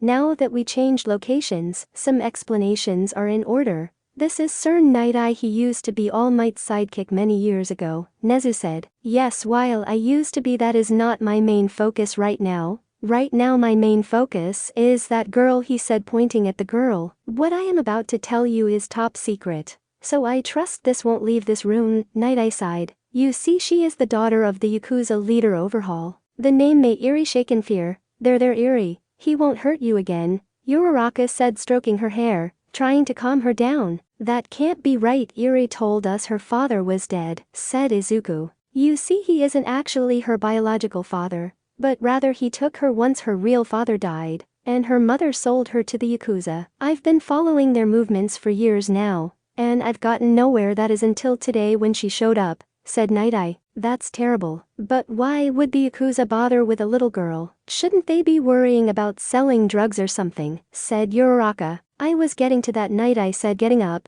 We have a feeling it has to do something with her quirk. Her quirk? Is it something powerful? Asked Izuku. It's strange to say the least. We have reason to believe that her quirk has something to do with a new type of quirk eraser drug that is hitting the streets. We don't know how they make it, only that they use someone's quirk in the process, Night-Eye said, holding up his arm. If my suspicions are correct, then take a look at her arms. See those bandages? Take those off. Izuku and Uraraka looked at each other. Hey Eri, can I see those bandages on your arm for a second? Eri nodded hesitantly. Izuku began to take off the bandages. As he began to unwind them, they both went eye-widened in horror. Her whole arm was covered in scars and bruised from constant needles piercing her skin. Eri, who did this to you? Eri turned away. The bird people. Izuku clenched his fists out of anger. Can we get new bandages for her, please, Nezu? Uraraka asked. Of course, he said, going to a nearby desk and pulled out a first aid kit. Here you go. He handed the small box to Uraraka, then proceeded to wrap new bandages on her arms. Once she was done, Eri looked at her new bandages, then looked up at Uraraka. Thank you, Mama. Uraraka blushed when she heard the word mama. It's as I feared. They are using her blood to make the drug. Night-Eye paced around the room. But now that we have her here, they can't make any more of the drug. Yes, this is perfect. Principal Nezu, I ask that you tell those kids to hand over the girl to me, so we can further study her. Study her? She's not a lab rat. Eri has suffered enough. Izuku spoke up, then turned to Nezu. I agree that we have to keep her safe, but I can't agree to leaving her so they can study her. If she is that important to Overhaul, then that means she will be targeted. Izuku looked over at Eri. So what do you propose we do, Midoriya? Nezu said, crossing his arms together. Let us take care of her. Uraraka cut in. Are you too crazy? Night-Eye yelled. We don't know what her quirk is. What if she loses control and ends up killing the both of you? Then what? Nezu, we can protect her. As strong as I am now, I'm pretty sure I can take down All Might if I wanted to, Izuku said, pleading his case. Nezu thought about it for a good while before speaking. While it is true that the two of you formed a connection with the girl, and I would rather see her in a more loving environment, not to mention your powers are not to be taken lightly, I just can't bear the risk of losing two of my best students to villains. Not to mention you would have to protect her 24/7. That would mean in school as well as after school. Tell you what, we have the finals. Is this week correct? Izuku asked. Yes, that's correct. What are you suggesting? Nezu looked at Izuku. There's been a rumor that the final would consist of fights against teachers. Have me fight All Might. If I can defeat him, then that would prove that I can protect her, Izuku said with determination. And what if you fail? Nezu questioned. I'll willingly accept a week-long suspension, and you can take Eri wherever you feel that is safe enough. Izuku showed a level of confidence that no one has seen before. Very well, but I won't allow you to fight one-on-one. You will have a partner of my choosing, and you will not be allowed to transform as well as a handicap. Agree to my terms and you have yourself a deal, Nezu said, smiling. Deal. Izuku reached out his hand. Nezu could shake it, and he did. Well, there you have it, Night-Eye. 1 week time. If they fail, you can take the girl. But if they pass, she stays with them. In the meantime, she will stay with them since she has grown attached to them. You will bring Eri to school tomorrow, so we can keep a closer eye on her. I will inform the teachers about our special guest. For now, Midoriya, please take Eri with you back home. While you're at it, find her some clothes. All expenses will be covered by the school, so no need to worry about the cost. I'll get the necessary paperwork done here and contact you at a later date, said Nezu to Izuku. Izuku nodded. Sir, are you sure this is the right call? Night Eye still had his doubts about this. Nezu simply raised his paw, stopping any future comments. Night Eye would sit back down. Very well. 1 week. Thank you, Night Eye. You two are excused for today. I'll see you at school, you three, said Nezu. Let's go, Eri. Let's go get you cleaned up at my place. And there you can meet my mom, Izuku said, taking Eri by the hand. She nodded, and Uraraka would follow. The trio was making their way to Izuku's apartment when Uraraka stopped. Hey Deku. They all stopped. Yeah, Uraraka. Do you think the Yakuza are going to target her again? Uraraka said nervously. I won't lie to you, Uraraka. Yes, I do think they will target her again, Izuku said, picking up Eri. But I won't let them hurt her. And especially you. Izuku smiled as he grabbed her hand. This calmed Uraraka. Alright Deku, you're the strongest in UA right now, I know you will keep us safe, Uraraka said, continuing to walk. Izuku was now in front of his apartment, but stopped before entering. Oh no, I didn't think about what I am going to tell my mom, said Izuku, sweat dripping from his forehead. Wait here. He handed Eri to Uraraka and went inside. Hey mom, I'm home, Izuku said, walking into his apartment. Hey honey, how was your date? Anything exciting happen? Inko said as he was preparing dinner. Yeah, about that. Inko turned her full attention to Izuku. I became a dad. Inko dropped the bowl she was carrying when she heard that. I'm sorry, what? Let me explain. Izuku tried to explain, but was cut off by his mother. Izuku, you didn't. Inko aura flared out, scaring poor Izuku. Wait mom, it's not what you think. Izuku tried to explain, but was cut off by the door swinging open. Eri jumped in front of Izuku with her arms out open. Don't hurt my papa, she yelled at Inko. When she saw this, stopped dead in her tracks. Sorry Deku, I tried to stop her, but she jumped out of arms when she heard you yelling. Uraraka walked into the apartment. Hello Inko, sorry for dropping by like this. You two have some explaining to do. But first, Inko squatted down to meet Eri. Hey there, sorry for yelling. I won't do that again, alright. Inko smiled. Eri looked up to Izuku, who nodded. Alright, she said, dropping her hands. Good, now, let's get you cleaned up. Uraraka dear, will you please take Eri to take a bath while I talk to my son? It's the second door on the left. I'll bring some clothes that might fit her, Inko asked Uraraka as she grasped Izuku's shoulder hard. Yes, of course. Come on Eri. Uraraka quickly made her way to the bathroom, wanting to avoid Inko's wrath. Now that they were gone, Inko turned to Izuku. Well, explain. Well, you see, the thing is, it's kind of a long story, Izuku said, sweating. Izuku and his mother would go to sit on the couch. Izuku tried to explain the best he could, without giving away secret information. Uraraka and Eri would walk out of the bathroom with Eri, who was now wearing Izuku's old all-night t-shirt, when he was a kid, and the PJs that matched with it. I see where you coming from, you two, but taking care of a kid is hard work, said Inko as Eri was sitting on Uraraka's lap. We know mom, but we can't just abandon her to be some sort of lab rat, said Izuku, patting Eri's head. Inko sighed. Well, alright then, we can talk about this tomorrow. Uraraka, would you like to stay the night? I can't, I don't want to bother you. Uraraka waved her hands out in front of her. If you want, Uraraka, I can take you home. It will be a lot safer than walking alone this late at night, Izuku offered. But before she could reply, Eri tugged on her shirt. You're leaving, Eri said as tears began to form in her eyes. Uraraka's heart squeezed. Oh, course not. I'll stay just for you. Okay, Eri. She grabbed her and pulled her in for a hug. But I still need my uniform for tomorrow. How am I going to get that? Oh, I can take you home so you grab what you need, Izuku offered. Sure, let's go. But it will take a while to get there, said Uraraka, but Izuku smiled. No, it won't. Look, Izuku began to hover, to the surprise of everyone. I learned how to fly during my training, so getting to your house and back should only take a few minutes. Deku, that's amazing, Uraraka yelled out in pure excitement. Izuku blushed. He felt happy seeing her smile. Alright then, let's go. Do you want to go too, Eri? Asked Izuku. She nodded. Uraraka, can you please hold on to Eri, and I'll hold on to you. Walking outside the apartment, Izuku picked up Uraraka and Eri, and off they went.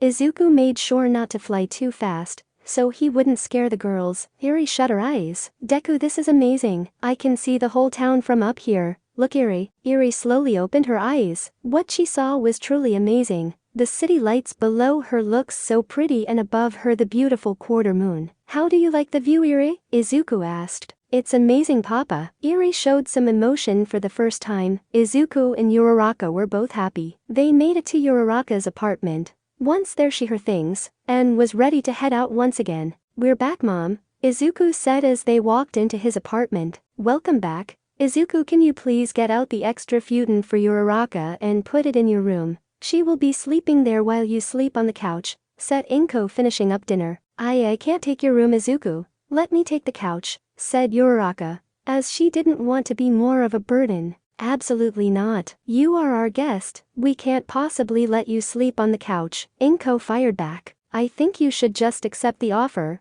Once my mom made a decision, she doesn't go back on it, Izuku whispered to Uraraka. Fine, thank you for the hospitality, Uraraka bowed. Well, that settles it. Dinner would be ready in a minute, said Inko. After enjoying a wonderful dinner, Eri and Uraraka walked into Izuku's room to find it full of everything All Might. Uraraka could only laugh. She knew he was a fan, but this much. Alright, Eri, time to sleep. Uraraka put Eri on the bed. When she lay down, she looked around it in pure amazement. What's wrong, Eri? I never had one before. Eri's voice was quiet. What a room? Uraraka asked as she tucked her in a bed. Uraraka froze when she heard that. How can they treat a little girl so badly? Izuku went for one final check on Eri before heading to the couch, but Eri couldn't fall asleep. She would toss and turn, afraid that if she closed her eyes, they would be gone. Eri looked around and saw Uraraka asleep on the floor. He fear slowly left her, knowing that she was there,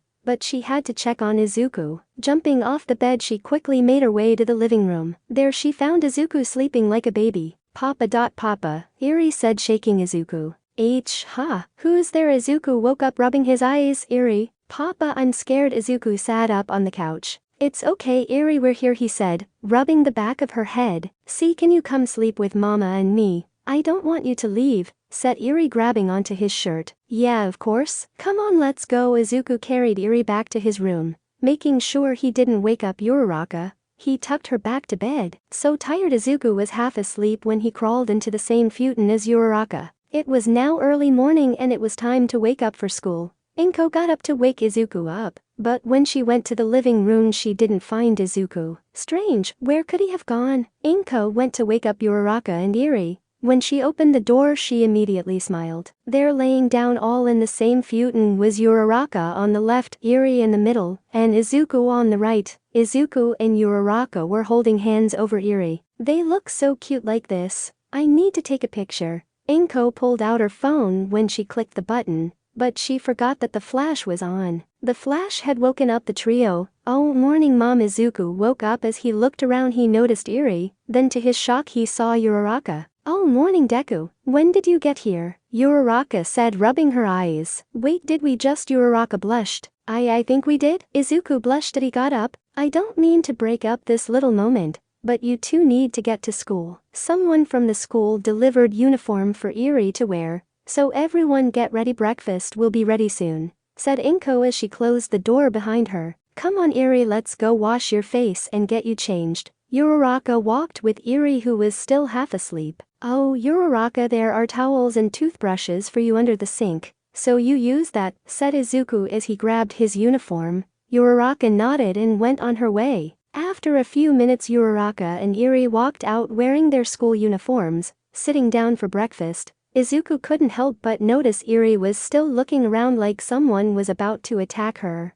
I can't believe we are going to be late. Uraraka ran down the street with her bag. It's my fault, I couldn't find my notebook. Sorry. Izuku ran with Eri on his shoulders. At this rate we are going to be late. Uraraka was running out of breath. No choice now. Uraraka, grab onto me, which she did, hugging him from the side. Let's go. Izuku jumped into the sky and began to fly towards the school, hoping they would make it on time. At the school entrance, Aizawa and Nezu were waiting at the gate. They are running late, Aizawa said, irritated. I'm sure they will be here any minute now, said Nezu, when he noticed something approaching the school. See. Aizawa looked down the road but saw nothing until he turned his attention to the sky to see Izuku flying. No way. Landing softly, Uraraka let go of Izuku. We are here and on time, I might add. Izuku as his hair covered his face due to the wind. Yes you are. Now come, we need to go over some things. The trio walked into the school with Aizawa watching Eri all the way to the office. YESSSS. Finals are now over. Now the worst part is waiting to see if I passed or not. Anyway, I said last week that there was a chance of a chapter today due to my finals. But as you can see, I somehow found the time. Now winter break starts, so I'll have more time to write. So hopefully that means longer chapters. The YouTube channel Death Battle is going to have All Might vs Might Guy next week on Wednesday. So that should be interesting. I just want to say thank you again for reading my story. Love you all. Chapter 20. United Front. Alright everyone, thank you so much for reading my story, and I hope you enjoy United Front. So are we clear with the rules to your final exam, Midoriya? Asked Nezu. Yes, I am to fight All Might with another student, handicapped, and will be unable to transform. Izuku repeated what he was told. Correct. As for your handicap, you will be wearing these highly dense weights we developed made of kachin. Each bracelet weighs about 2 tons, and you will have 1 on each limb, for a total of 8 tons of weight. Nezu had a specialized robot bring in the bracelets. Alright then, and if I win, you will hold up your end of the bargain? Asked Izuku, confirming. Yes, you will have full custody of Eri. However, you must bring her in for regular checkups. If you pass. Nezu jumped off his chair and walked around his desk to face Izuku. Then we have a deal. Nezu reached out a paw. Deal. Izuku shook the small bear mouse's paw. Very well, follow me. Izuku was taken to Ground Z. There he would find out who he will be fighting alongside with. Uraraka and Eri were taken to an observation station where they were to wait for the rest of their classmates. This is where things got crazy for Uraraka. She was holding Eri in her arms when everyone walked into the observation station. They stopped when they saw the small girl in her arms. Oh my god, she's so cute, Mina yelled as the rest of the girls ran towards the pair. Hey, where did you find such a cute kid? Ribbitsu asked. Wait, don't tell me you and Midori had a kid. Mina teased her. What? No, that wouldn't make any sense anyway. Uraraka yelled back as Eri hit into Uraraka's chest. This is Eri, me and Deku are taking care of her for now at least. Say hi, Eri. Eri slowly turned her head to face the group.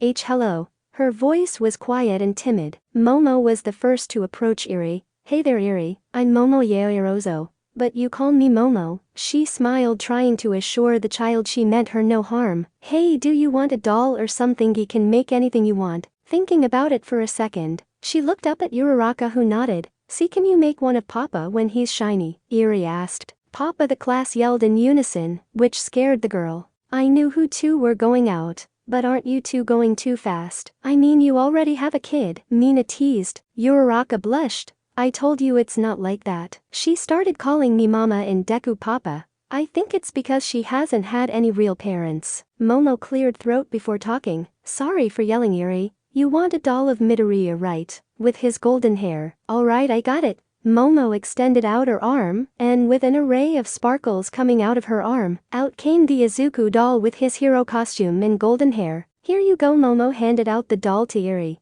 which she gladly accepted. Thank you, Eri said, hugging the little doll. I appreciate that, Momo. Thank you, Uraraka nodded. Anytime Uraraka. Momo's face turned smug. You know I can make you one too if you want. You know, maybe something more risque, she said, nudging at Uraraka's side. She shook her head. No, that's okay, I got the real thing, said Uraraka to the surprise of her classmates. Whoa, I never knew you had freaky side, Uraraka, Ribbit said Sue. That's when the gears in Uraraka's head started to turn until she understood what she just said. And what could it imply? Wait, no, I didn't mean. Uraraka turned red. Too late, the damage has been done, Mina said, turning to the monitor in the room. Alright everyone, time to pay attention. You can learn a thing or two. The voice of Aizawa came from the door. Your classmates are about to take their final exams, and it should be quite the show. I know Midoriya is taking the exam, but who is he fighting? Mr. Aizawa, and who is his partner? Iida asked. Mr. Aizawa smiled. He actually smiled. He's fighting All Might. The whole class was shocked to hear this. And his partner is Bikugo. Oh, this should be interesting, Tokoyami said from the corner of the room. Indeed, but Midoriya will have to fight hard. He will have a handicap for this fight, while All Might won't, and neither will Bikugo, as always said, turning his attention to the monitor. Test Site Z. Izuku walked out in his costume only to be met by a large replica city. While UA doesn't go small when it comes to this kind of stuff, Izuku was now wearing the weights on his arms and legs, and he was having trouble moving. Damn, this is going to limit my movements and power a lot. Izuku knew that he had to win. I have to win no matter what. Still, I wonder who my partner who will be. You damn Deku. Izuku heard a voice yell out from behind. Oh no, why did it have to be him? Izuku slowly turned around, and sure enough there was Bikugo. You damn nerd, you better not slow me down. I'm going to be the one who takes down All Might. Got that? Bikugo got into Izuku's face. You do know this is a team effort, right? Plus I won't be at full power,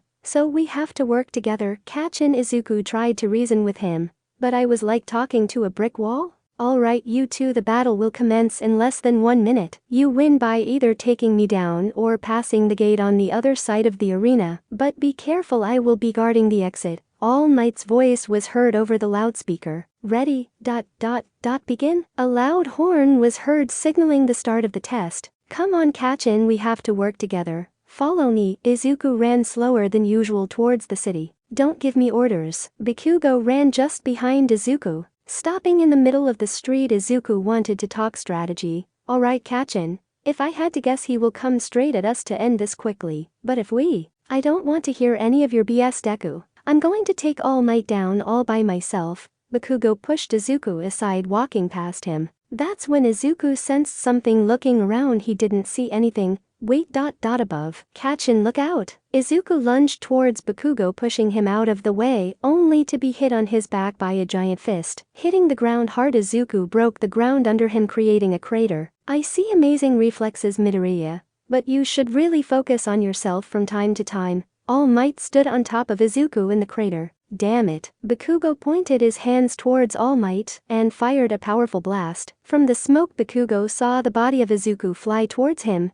hitting him and knocking him to the ground. Sorry, but I can't afford to hold back, not against the likes of both you. All Might once again rushed the pair, getting in close and clotheslining them as they tried to get up. Damn it, my movements are too slow. If I only could transform, the weight wouldn't be a problem. Izuku got up, wiping the blood off his lip. We need to retreat and think of a plan. I'm not a coward. I don't run. Bikugo yelled, getting himself ready again. Don't be stupid. Izuku fired a Kai blast at the ground, kicking up dust and debris, temporarily blinding All Might long enough for Izuku to grab Bikugo and flew off. Landing a good distance away, Izuku landed. Since when do you know how to fly? Bikugo asked. Long story, but we need to come up with a plan, or we both are going to lose this test, said Izuku. You don't have time to make one. All Might's voice was heard once again. From the corner appeared All Might. Nice trick with that blast. But it wasn't enough. All Might ran at Bikugo, punching him hard in the stomach, sending him flying towards a nearby building. Now it's your turn. All Might turned his attention towards Izuku. Before All Might could move, Izuku flew in with a punch to the face which pushed All Might back. I see how you are now. You are stronger than the Nomu back at the USJ. Which means if I don't take this seriously, I will lose. All Might wiped the blood off his cheek, rushing back into the fight. Amazing, even while handicapped his power is on par with mine. I can only imagine what he is like at full power. Sorry All Might, but I have my own reasons to win, and you won't get in the way of that. Hey-aya. Izuku's aura exploded outward as he flew towards All Might. Back and forth the two traded punches, hitting each other with such force that with each punch shocked the earth beneath them. Bikugo slowly appeared from the building he was thrown into to see the two titans exchanges punches. Incredible. Deku has gotten much stronger since last time. That makes me mad. After all these years, how dare he surpasses me? He's supposed to be useless. Rog. To the surprise of his classmates watching, Bikugo began to emit the same glow he had in the UA Sports Festival final. This was enough to distract the pair fighting. Both turned their attention to Bikugo. What? He shouldn't have this power. It's the same as the sports festival final. How is this possible? Izuku was more confused than anything else, unless his body somehow absorbed some of the kai from that fruit. I told you, Deku, I will be the one who will take down All Might. Bakugo launched himself towards All Might. With a powerful blast he managed to blow back All Might, burning his costume. Haha, now this is more like it. I haven't had this rush during a fight since the Nomu. Come on you two, show me what you got. All Might once again rushed the boys. Kachin, let's go. Izuku ran towards All Might, kneeing him in the stomach. I told you, don't give me orders. Bakugo followed up with an explosion-powered uppercut. All Might flew back towards a building, which broke on impact. I see, it's time to switch things up. Then he grabbed 2 chunks of building, and with a powerful push off the building launched towards the pair. Delaware smash. Getting in close, he swung the cement chunk at Izuku, landing a tremendous hit to his stomach. Izuku couldn't bring his arms out to defend himself, thanks to the heavy weight. The hit was so hard that it sent a shockwave throughout the whole arena, breaking windows and shaking the observation room. In the observation room, Papa, Eri yelled out when she saw Izuku get hit by the cement chunk. It's okay, Eri, he will be just fine. Papa is really strong. Uraraka tried to comfort the girl, but she knew that blow had to have done some real damage. Sir, don't you think this is a little excessive? Iida said, looking at the screen. Normally I would say so, but today is different. Midoriya is far stronger than anyone we have ever seen. To truly test his abilities we need someone who can go toe-to-toe with him. Well, at least as close as someone can. If All Might was in his prime, then maybe we would have done this exam differently. Midoriya can very easily be the #1 hero as he is now, but I have a feeling this is not his true potential. Azawa narrowed his eyes towards the screen. Plus this can work as a perfect way to see if he has any weakness for the contingency plan. Todoroki looked up at the screen for the first time. Amazing.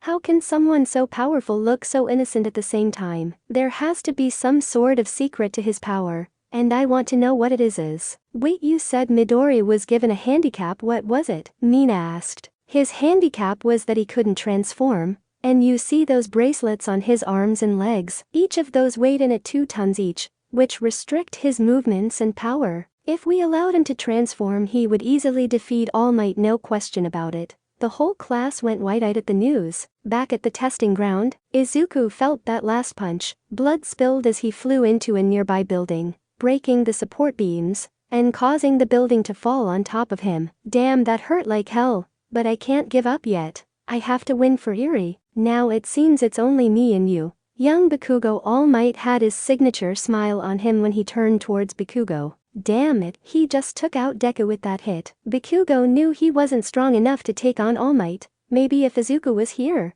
he would have had a chance, but not like this. Well, if it's all the same to you, I think we should end this, don't you think? All Might ran towards Bakugo, with the final cement chunk ready to finish the fight. No, I refuse to give up. If I'm going to lose, I will go down fighting. Raw egg. Bakugo pulled the pins from his gauntlets. Let him get in close, raised both of his hands. Take this. All Might swung the giant cement chunk, hitting Bakugo, while simultaneously Bakugo released the largest explosion he has ever created. Both fighters fell backwards as a result, but one was worse than the other. Bakugo was sent down the main street of the arena, sliding to a stop, coughing up blood when he tried to get back up. All Might had half of his costume burned off but was still standing after that explosion. With Izuku, I need to get up. Izuku tried to get up, but with the extra weight he couldn't get up. I think I'm going to rest my eyes a bit. He slowly closed his eyes. Izuku, Izuku, Izuku. Izuku heard a voice in his head. Izuku, listen, it's Piccolo again. It seems you need some help to take this guy down. I may have the perfect technique that will help you out with this,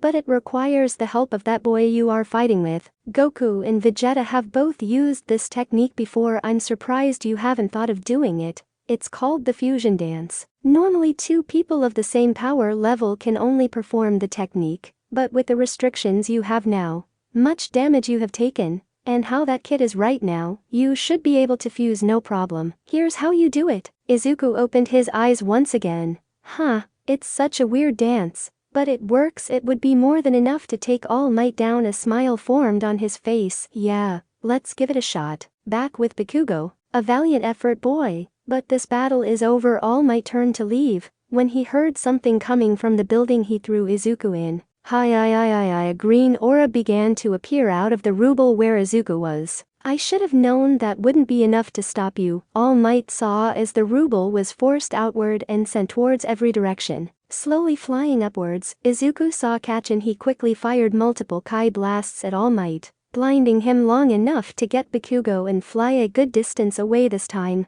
All Might wouldn't be able to find them. Now safely away they landed, and Izuku quickly got to explain his plan. Hey Kachin, I got a plan to take down All Might, but I need your help. I normally would have told you to F off, but this time I'll listen. What do you got? Bakugo said, standing up. Right, I need you to follow my moves. If this works, we should be able to win. Ready? Izuku took a deep breath. Alright, first we stand apart from each other. Then straighten your arms away from each other. Like this. Izuku did just that. Now you tiptoe like a ballerina. Bakugo couldn't believe it. Then take 3 steps towards each other, and from there lift your knee to form a 4. Now this is the tricky part. Turn your knee toward each other, and last but not least, stretch out your body sidewards, and extend your pointer finger, so we can meet in the middle. Oh, all while saying Fusian ha. Izuku followed through with the motion, but the shock of Bakugo, not to mention everyone watching in the observation room. Look, Mama, Papa is doing a silly dance, Eri said, pointing at the screen.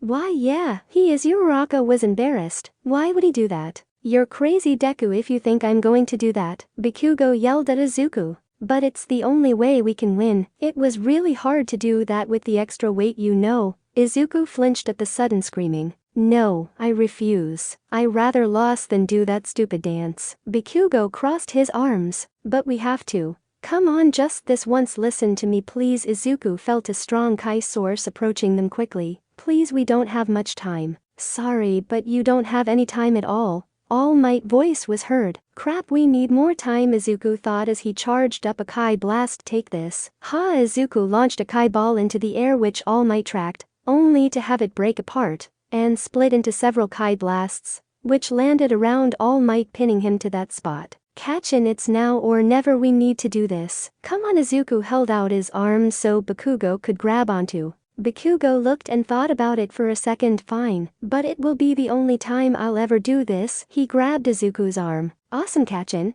Let's go. Izuku pulled and flew away to gain distance, landing a few meters away. You ready? Bakugo nodded. Both got into position, just as the final Kai blast stopped hitting All Might. Good job at slowing me down. But it wasn't enough. All Might saw the 2 boys in the distance. I don't know what they are doing, but I shouldn't give them the chance. Do finish whatever they are doing. He ran as fast as he could towards the boys, but it was too late. Fusian ha! Both fingers touched and instantly a blinding white light shined from where the 2 boys were. What is this? All Might covered his eyes. He rushed towards the light only to be thrown back towards a building. Observation room. What is this light? Momo asked, covering her eyes. I don't know. But did you see All Might get blown back? Mineta said, blinded by the light. Mama, is Papa going to be okay? Eri asked. I hope so, Eri, I sure hope so. Uraraka said, shielding the girl from the light. Guys, look, someone is coming out of the light, said Dinky. It looks like Bakugo.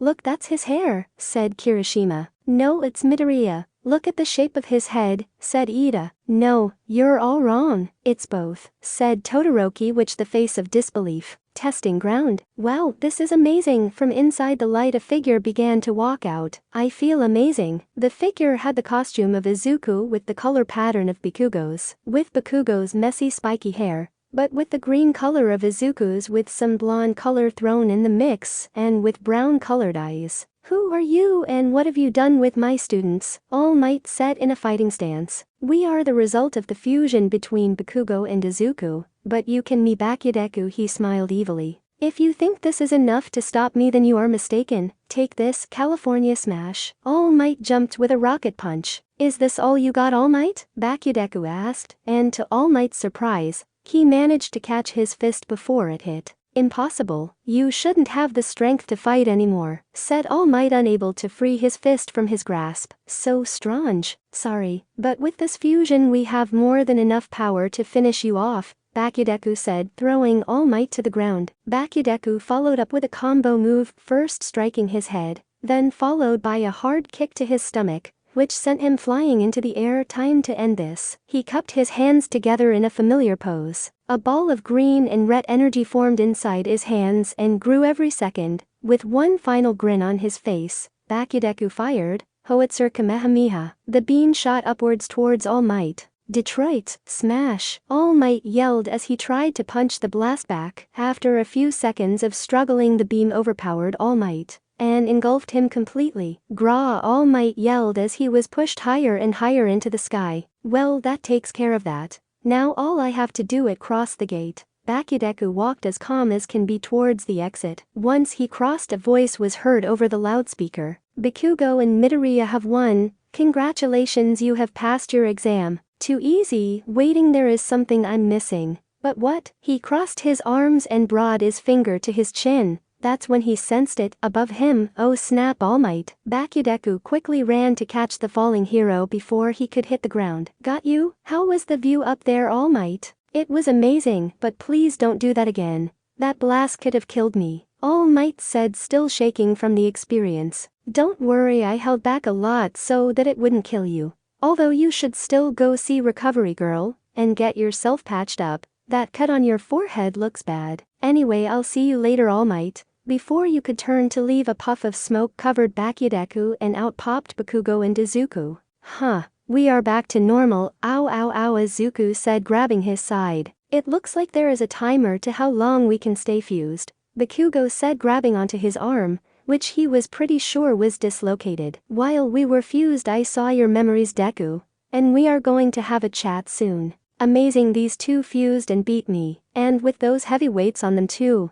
I don't know if I should be celebrating this kind of strength or fearing it. All Might walked off limping from his injuries. I did it, Eri, just for you. Izuku smiled, knowing that he could now keep Eri safe. In the observation room, everyone was stunned to silence. No one could believe what had just happened. Those two fused beat All Might, and now they just unfused like nothing happened. Mama, does this mean Papa won? Eri asked, tugging on Uraraka's leg. Uraraka snapped out of her disbelief. Why, yeah, Papa won. You know what that means, right? Uraraka picked her up. Eri shook her head. That means you get to stay with me and Papa. She hugged her tightly. Really? Water started to form in Eri's eyes. Yes, you don't have to be afraid anymore, Eri. Both girls began to tear up. 280 Chapter 21. Vacation. After Izuku had passed his final exam, he went to get the weights removed at the support department. There you go, Midoriya. You should be able to move around more freely now. Let me know if you need anything else, Power Loader said, unlocking the last remaining weight. Izuku got up and started to punch the air around him quickly, showing that he was back to his normal speed. Awesome, thank you, he bowed as a show of gratitude. Power Loader nodded and walked out of the room. While mid-punch, he was suddenly hugged from behind. Who? This startled Izuku. Turning around, he saw an all too familiar face. Hatsum. Hey, remember me? We teamed up during the sports festival. Oh yeah, Hatsum, right. I remember you now. Izuku nodded, knowing who it was. You know, you are more solid than you look. All these muscles really are amazing. Let me get a closer look at you, Hatsum asked as she was feeling up his body and trying to take off his shirt. Izuku blushed. Hey, what are you doing? He tried to get Hatsum off of him. He knew if Uraraka saw she would not approve of this. Just then the doors to the support room opened, and in walked Uraraka with Eri in her arms. Hey Deku. They said you would be here getting the weights off. She stopped when she saw Izuku being touched by someone with his shirt almost off. Izuku looked at Uraraka, and he immediately went white. You, Uraraka.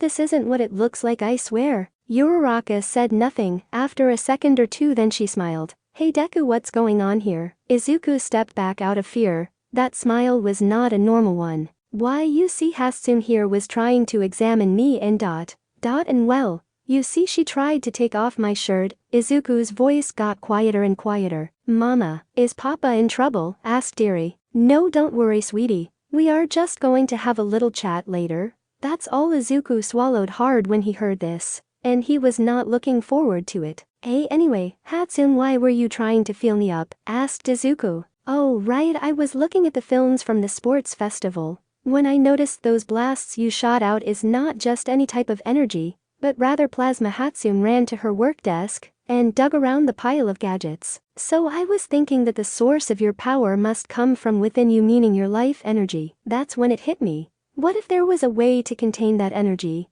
And I came up with this. She held a strange capsule-looking thing. So you're telling me that small capsule can hold my energy? How did you even come up with this idea? Asked Izuku. Oh, that's simple. My great-grandmother was also an inventor. She used to run a company called Capsule Corporation. She originally came up with the idea. I just modified it to contain energy. I found one of her old journals along with some of her diaries, said Hatsum. Izuku went eye-wide. Wait, did you say Capsule Corporation? He couldn't believe what he just heard. You know something about it, Deku? Asked Uraraka as she was stopping Eri from reaching some of the gadgets. Yeah, Master Roshi once spoke about being friends with someone named Bulma. I think it was, Izuku said. Yeah, that was the name of my great-grandmother. Wait a minute. Does that mean you're one of these Saiyans she talked about in her journals? Hatsum got close to Izuku's face. Izuku reached his hands out, pushing her away. Why, yeah, I am, but please keep it down. I don't want everyone to know. Don't worry, I won't say a word, but I want to test something out, if that's alright with you, asked Hatsum. Sure, if it means you'll keep my secret then fine. Izuku knew if he refused, then he would have to deal with her later. Hatsum grabbed the capsule. Here, pour energy into this. She tossed it to Izuku, which he caught. Izuku placed the capsule in the palm of his hand and began to focus his kai to his hand, allowing it to flow into the capsule. There, I think that should be enough. He gave the capsule back to Hatsum. I gave it a fair amount of kai. As long as she doesn't do anything stupid with it, should be fine. Perfect. Now to test it. She put on her goggles. What are you doing? Asked Uraraka, grabbing Eri. If I'm right, then when this capsule breaks it should expel the energy. Hatsum pulled her arm back and threw the capsule to the wall, to Izuku's horror. Crap, that thing has enough kai to do some serious damage to everyone. Izuku quickly grabbed Hatsum, Uraraka and Eri, and put up a kai barrier around them. Just then the capsule hit the wall, exploding on impact, which pushed every desk, chair, and gadget toward the group. Lucky for them, Izuku's shield was enough to withstand the blast. After the coast was clear, Izuku lowered the barrier. Looking around, the damage was severe. The wall had a giant hole where Hatsum threw the capsule. The desks and chairs were now broken from the blast. Amazing. This energy of your can caused this much damage. I can only imagine what you can do at full power. Are you two alright? Izuku asked Uraraka and Eri. They both nodded. Then Izuku turned to Hatsum. Let's not do that again. At least not indoors. Yeah, you're probably right. If I want to see your maximum damage output, we need to be outside. She was unfazed from the damage she caused. Just the power loader ran into the room. Hatsum, what was that explosion? I felt that all the way from the teacher's lounge. Then he saw the damage. What happened here? After a very long explanation and apologizes, the trio was allowed to leave, but Hatsum had to stay and clean the mess. As they walked down the halls back to where their class was,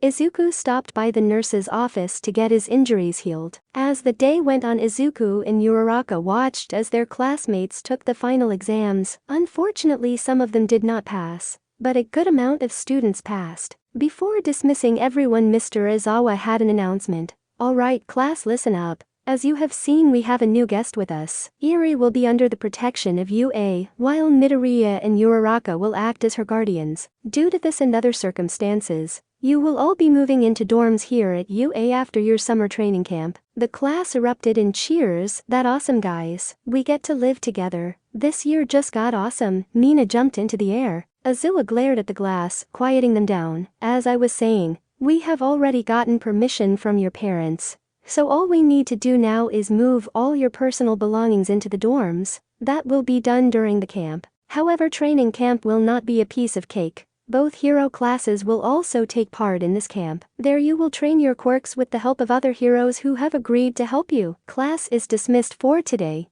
Go home and get ready for the trip. Man, I was hoping for some time off after all we've been through, said Kirishima. Heroes never take breaks, said Iida, adjusting his glasses. Yeah, but still the camp is going to be fun. I can't wait. Mina jumped into the conversation. Izuku stood to the side, staring down into the ground. The way he said why we are moving into the dorms has me worried. Does it have to do with Eri or about me and the incident? Papa? Izuku snapped out of it when he noticed Eri pulling on his costume. Yeah, Eri, he asked, picking her up. You were mumbling a lot, so I came to check on you, Eri said, looking up at Izuku. Izuku blushed. Yeah, sorry, I do that a lot. Come on, go with mama, we need to get changed before we leave. Eri nodded as she jumped out of his arm and ran towards Uraraka. After changing, Izuku and Uraraka made their way to the nurse's office for a checkup for Eri. Once there, they were greeted by Sir Night-Eye, All Might, and Nezu. What's going on? Uraraka asked as they walked into the nurse's office. Ah, Uraraka,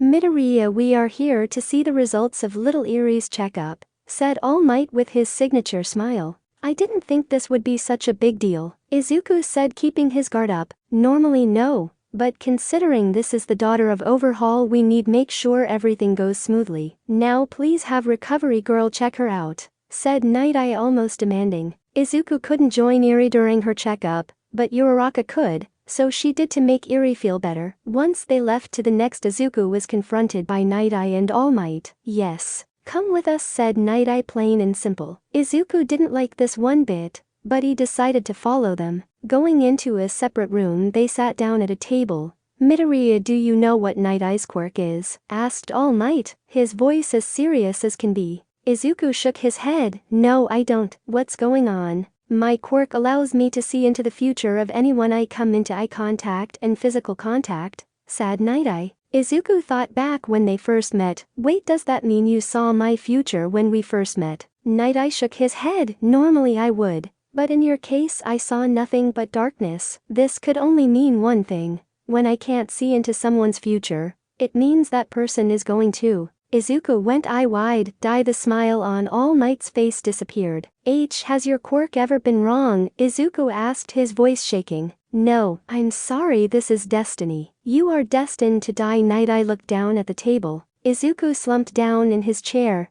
How long? The time is unknown, most likely years. The cause of death is also unknown. I'm sorry, but there is nothing we can do to prevent it from happening. Night-Eye's voice became small. Midoriya, I know what we just told you is a lot to take in, but please know I will be here to make sure nothing happens to you in the meantime. All Might tried to make him feel better, but it wasn't helping. Izuku got up from his seat and began to walk towards the door. Stopping short, he turned to face the two heroes. I'm sorry, but I can't accept that future. You said it was destiny, but I refuse to accept that destiny. I will make a new future, one where I stay alive and become the #1 hero. I'll keep getting stronger so I can beat any challenges that come my way, even death. Izuku shut the door behind him, leaving the two heroes alone. I promised your future son that I would look after you, Midoriya, and I won't break that promise. All Might clenched his fists, thinking back to when he last saw Isamu. Night-Eye, are you sure there is nothing we can do?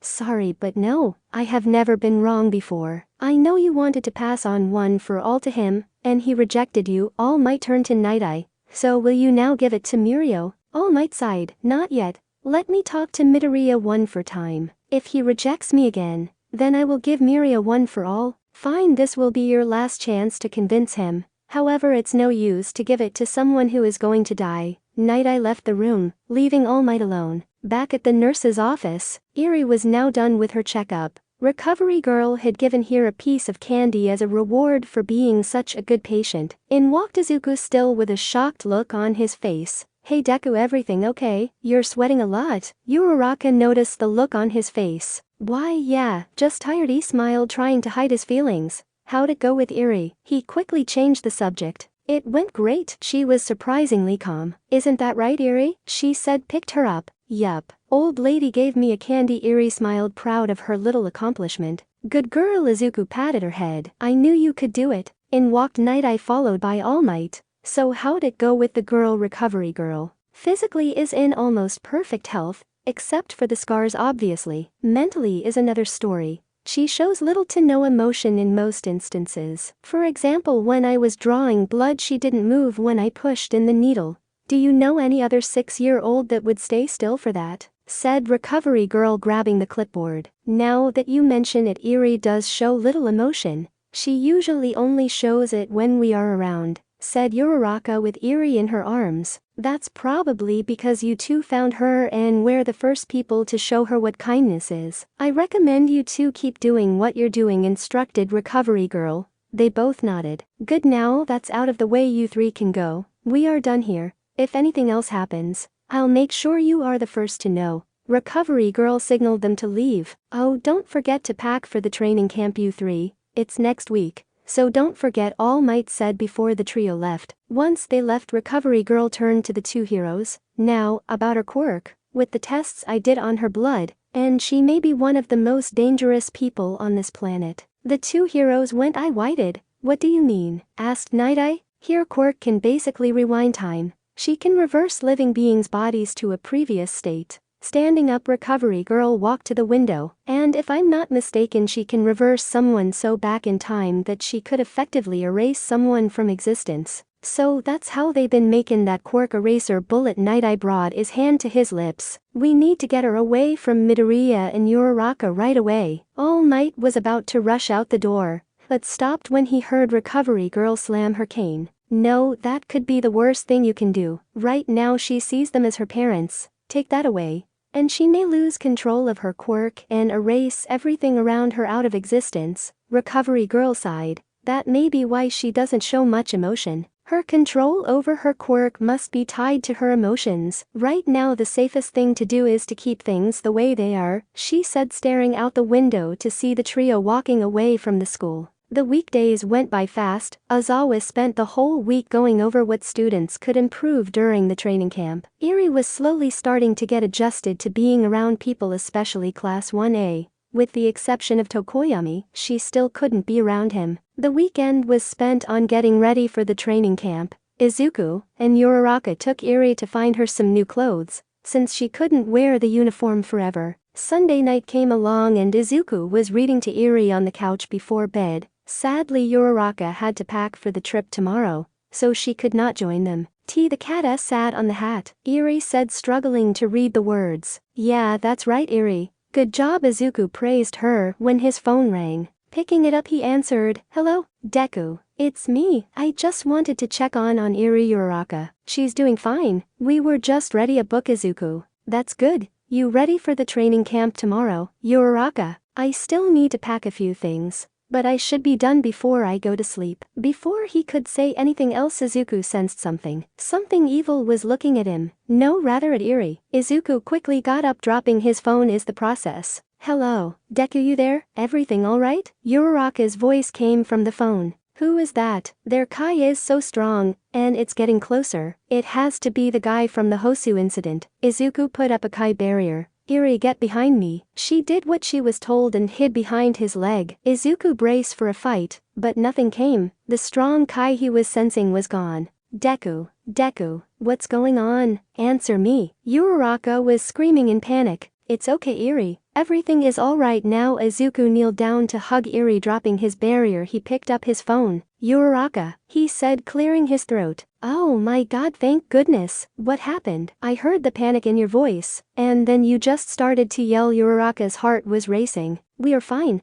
It's that I felt something strong approaching, he said, still shaking. Is Eri okay? Her voice panicking. Yeah, she's fine. Here, Izuku gave the phone to Eri. It's Mama, go on. Mama. Eri's voice was quiet as ever. Eri, how are you? Are you alright? Are you hurt? Uraraka started to ask question after question. Yes, Mama, Papa saved me again. Eri could hear Uraraka sigh in relief. That's good, Eri. I'm glad you're safe. I'll see you tomorrow, Eri. Let me talk to Papa for a second. Eri nodded and handed the phone back to Izuku. Yeah, Uraraka, he said, putting down Eri. Was it him? The person from the Hosu incident? Uraraka's voice changed to a much more serious tone. I think so. His Kai was different. But I know it was him. Why does he hate you so much? Why doesn't he leave you alone? After the Hosu incident, shouldn't he be satisfied? He beat you enough to send you to the hospital. What more does he want? Izuku could hear her voice breaking. She was on the verge of tears. I don't know. Look, Uraraka, I didn't want to say anything before, but Izuku stopped to think. Never mind, I'll tell you at the training camp.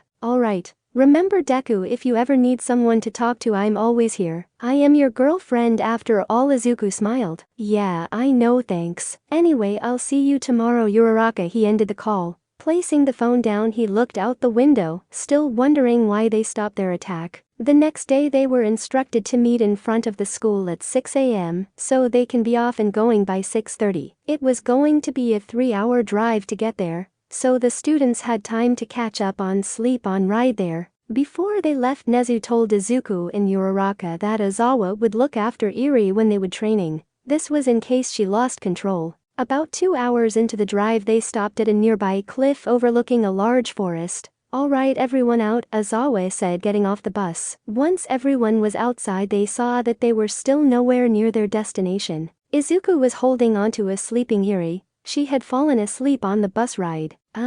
Mr. Aizawa, aren't we still like an hour away from our destination?" asked Ida, stretching. Before Aizawa could answer, a voice was heard from behind the bus. "We are the Wild Pussycats." The hero group known as the Pussycats had made their grand entrance, but they were missing 2 of their members and surprisingly, they were with a kid. "Wow, it's the Pussycats. They are heroes that specialize in mountain rescue. Wait, there is supposed to be 4 of them." Izuku's face lit up when he saw the pro heroes. "The others are setting everything up for you students. But first they wanted to greet you guys before we got to the camp. These are some of the heroes that are going to help you train. Pixie Bob and Mandalay," said Aizawa. "That's right. You are going to train in our facility that is at the base of that mountain. We own all this land, so you can all use your quirks as much as you want," said Pixie Bob, striking a pose. While explaining, Aizawa walked towards Izuku and Eri. "Midoriya, you might want to give me Eri." "What, why? Don't we still have a ways to go on the bus?" asked Izuku. "Yeah, about that, let's just say there is going to be a surprise in a bit." Izuku didn't want to give him Eri, but he knew if something happened, he could trust Aizawa, so he shook her Eri slightly to wake her up. "Hey Eri, sorry about this, but you're going to go with Mr. Aizawa for a bit, okay?" Eri was still half asleep when she heard that he would be leaving. "No, I want to stay with Papa," she said, grabbing onto his shirt. Her crying caught the attention of Mandalay. "Oh, is this the young lady Nezu said to look after?" Mandalay got close to Eri. "Hey, why don't you come with me? Your papa is going to meet us at the camp. You can play with Koda in the meantime. What do you say?" Eri looked at Izuku and Uraraka. They both nodded, signaling their approval. "Oh, okay," she said, jumping out of Izuku's arms and walking with Mandalay. "Alright, good, now for a little fun. You have until 12:30 to reach the base camp, which is about 57 kilometers away from this point, 35 miles. Also, if you don't make it on time, you don't get any lunch. Do whatever you got to do, just make it before 12:30. Pixie Bob smiled evilly. "You know, I think I'll just go back on the bus," Mina said, trying to sneak back on the bus. "Why, yeah, that's too far for me," Kirishima said, running towards the bus as well as the rest of the class. However, they were quickly blocked by Mandalay. "Sorry, but you guys are taking the scenic route." She activated her quirk, which turned the hard earth soft, transforming it into a wave and pushing the class off the cliff. Izuku, on the other hand, grabbed Uraraka before she could be pushed off the cliff and hovered over the cliff edge. "That was close, wasn't it, Uraraka?" "Yeah, thanks for the Deku," he smiled as she clung on to his side. So he turned to the group still on the cliff. "You said that direction, right?" He pointed towards the mountain. Mandalay and Pixie Bob just stood in amazement. "Why, yeah, that way." "Awesome. Eri, be good girl and stay with them, alright?" Eri nodded and waved at them as they flew away towards the camp. "Bye Eri, we'll see you in a bit," Uraraka yelled before disappearing from view. As they left, Eri walked up to Koda. "Hi, I'm Eri," she said to Koda's surprise. "Hi, I'm Koda, nice to meet you." Chapter 22. Time to train. Izuku and Uraraka made it to the campsite well before their classmates, well before the 12:30 mark. They even arrived quicker than Aizawa and Eri, who took the bus to the campsite. Slowly but surely his classmates began to appear from the forest, as the sun was setting, exhausted and bruised. "You guys cheated," said Mina as she fell to the floor, tired. Izuku and Uraraka looked at each other. "Nah, we used strategy. We worked smarter, not harder. Isn't that right, Uraraka?" "You bet. Besides, Mandalay said we could do whatever we need to do." Uraraka smiled at her classmates. Eri had gone inside the building where the classes were going to be sleeping to help out with dinner. As Class 1A got up from the floor, Eri appeared wearing a little apron. When she saw her mama and papa, she ran towards them. "Mama, Papa, I helped out in the kitchen, she said with pride. Really, that's good, Eri. I can't wait to see what you made, Uraraka said, patting her on the head. It's going to be really yummy. Koda even helped, she said, pointed at another small child, who was wearing a red hat with golden spikes coming out of it. Oh really? Izuku walked over to the boy. Hey there Koda, right? Thanks for helping, Eri. My name is Izuku Midoriya, nice to meet you. He extended his hand for the boy to shake. Without saying a word, Koda punched Izuku in the nuts. Izuku immediately went to the floor in pain. All the guys felt his pain. Iida rushed in to help his friend off the floor. Why would you do such a thing? Koda walked away back towards the building. So stupid, pretending to be heroes, he muttered to himself as he walked by. Eri and Uraraka ran towards Izuku to make sure he was okay. Deku, are you alright? Asked Uraraka, knowing she wouldn't be much help in this situation. Gasping for air as he forced himself to talk. Why, yeah, just need a minute. Slowly getting up, he smiled, assuring everyone he was alright. Sorry about that. He's my cousin, we are taking care of him for a while, Mandalay said, clapping her hands together. Anyway, welcome to training camp here. You will spend a whole week improving your quirks. But today, and only for today, you will sit back and relax. Dinner will be ready soon, so please go get your stuff from the bus and unpack. As everyone began to get their stuff off the bus, Izuku couldn't help but notice Koda's expression, very angry. After enjoying dinner, it was time to take a bath. It was a hot spring which everyone enjoyed. A tall wooden wall separated the genders, but someone wanted to get a better view. You know what, guys, I'm going to peek over the wall, Mineta said, striking a pose. The boys all turned to look at him. Don't do it, Mineta, you could get in real trouble if you do, Ida warned him. Mineta did not care. Just watch me. Over this wall is every beautiful girl in our class, just waiting for me to look. Mineta began to rip the purple balls off his head and place them on the wall to climb. Dude, I wouldn't if I were you, Kirishima said, swallowing hard. Give me one good reason why I should stop. Mineta climbed higher and higher. Because him, Kirishima said, pointing at Izuku, whose face was filled with rage. Mineta stopped before reaching the top. Alright. He's with Uraraka now. Taking a deep breath, he looked at the top of the wall. Worth it, he yelled out as he began to climb faster. Before he could reach the top, he was hit by an energy blast which knocked him off the wall and back into the hot spring. Anyone else want to try it? Izuku said, holding a kai ball. The boys quickly got back to enjoying the hot spring. That's what I thought. After enjoying the hot springs, the genders were split. The boys would take the upstairs room, while the girls would take the bottom floor. Izuku kissed Eri on the forehead and Uraraka on the cheek, and went to bed with the others. As soon as he got to the room, Shiro, Mineta, and Kaminari stared at him. What? He asked nervously. Time to spill, Midoriya said Shiro. How far have you gone with Uraraka? Izuku turned red. Izuku frantically looked around. What? Come on, guys.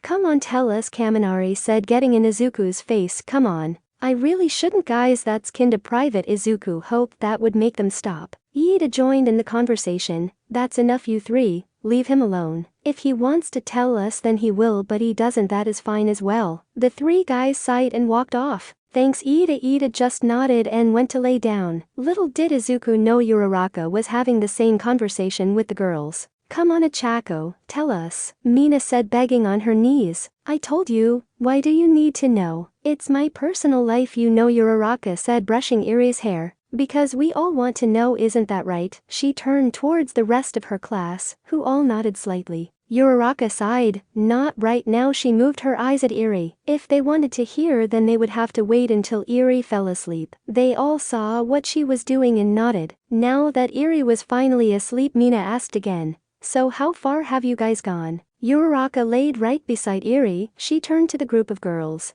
If you really want to know, we've kissed, obviously. Well, we slept on the same bed before too. Her face turning red. The girls couldn't believe it. Uraraka, arguably the most innocent girl in the class, had done such a thing. Does that mean you and him, done it? Asked Jiro. Uraraka blinked. What, no? Well, at least not yet. Uraraka's voice turned timid. Oh, so you want to, said Mina with a smug look on her face. Uraraka buried her face into her pillow. I mean, maybe. Ha, so you do. Can't really blame you though. If you weren't dating him, I'm sure one of us would. The other girls nodded. He's easily the cutest guy in the class, not to mention those muscles. Alright, can you stop talking about my boyfriend like that? It's weird, said Uraraka from the pillow. Momo put up her hands. Alright. Why don't we call it a night? We got training in the morning. Ugh, fine, Mina said reluctantly. The next day everyone were woken up early just before the sun rose. Azawa took his class in an open part of the forest. Alright everyone, welcome to day 1 of training camp. Today we are going to see how much you have improved. Midoriya think fast. He threw a ball at Izuku which he caught with ease. Your record was 2,300 meters in the beginning of the school year. Let's see how you are now. Remember, no holding back. This made his classmates step back, remembering what happened last time. Alright then, Uraraka, make sure to hold on to Eri. Things might get a little windy. Izuku smiled. Uraraka quickly grabbed Eri. You guys might want go step back farther, he said, loosening up his arm. As much as I want to see, I think we should just run for it. Last time we almost got swept away from the wind pressure, Kaminari said, running into the forest. Izuku sighed. Fine, since you want to see so badly, I'll help you guys out. He raised his hand out in the direction of his classmates, placing a kai barrier around them. You guys are safe in there, maybe. Did he just say maybe? The whole class thought as Izuku transformed in a Super Saiyan. Hi-ya. Izuku's aura exploded outward, knocking over trees. Pulling his arm back, he threw the ball as hard as he could, creating a much stronger sonic boom than last time, which was heard for miles. Relaxing, Izuku reverted back to his base form and dropped the barrier. Damn, the ball slipped out of my hand. I could have thrown it harder than that. So how was that, Mr. Izawa? He said, looking around at the destruction he caused. Looking down at the tracker, he couldn't believe what he was seeing. 50k meters. No, it's still going. 75,000, 90,000, 110,000. At this rate, the ball is going to end up in the ocean. The number finally came to a stop at 117,000 meters, 72 miles. It's 117,000 meters. Mr. Izawa tried to keep a straight face. Very good, Midoriya. Over 50x your past record. His classmates, on the other hand, couldn't believe it. You're kidding. How can someone be so strong? Mina said, falling on her butt. My papa is amazing, isn't he? Eri said with pride. Why, yeah, he sure is, Ida said, fixing his glasses. Unknown city. Little did Izuku know that his sudden power-up caught the attention of someone. E23 was looking over a city when he felt it.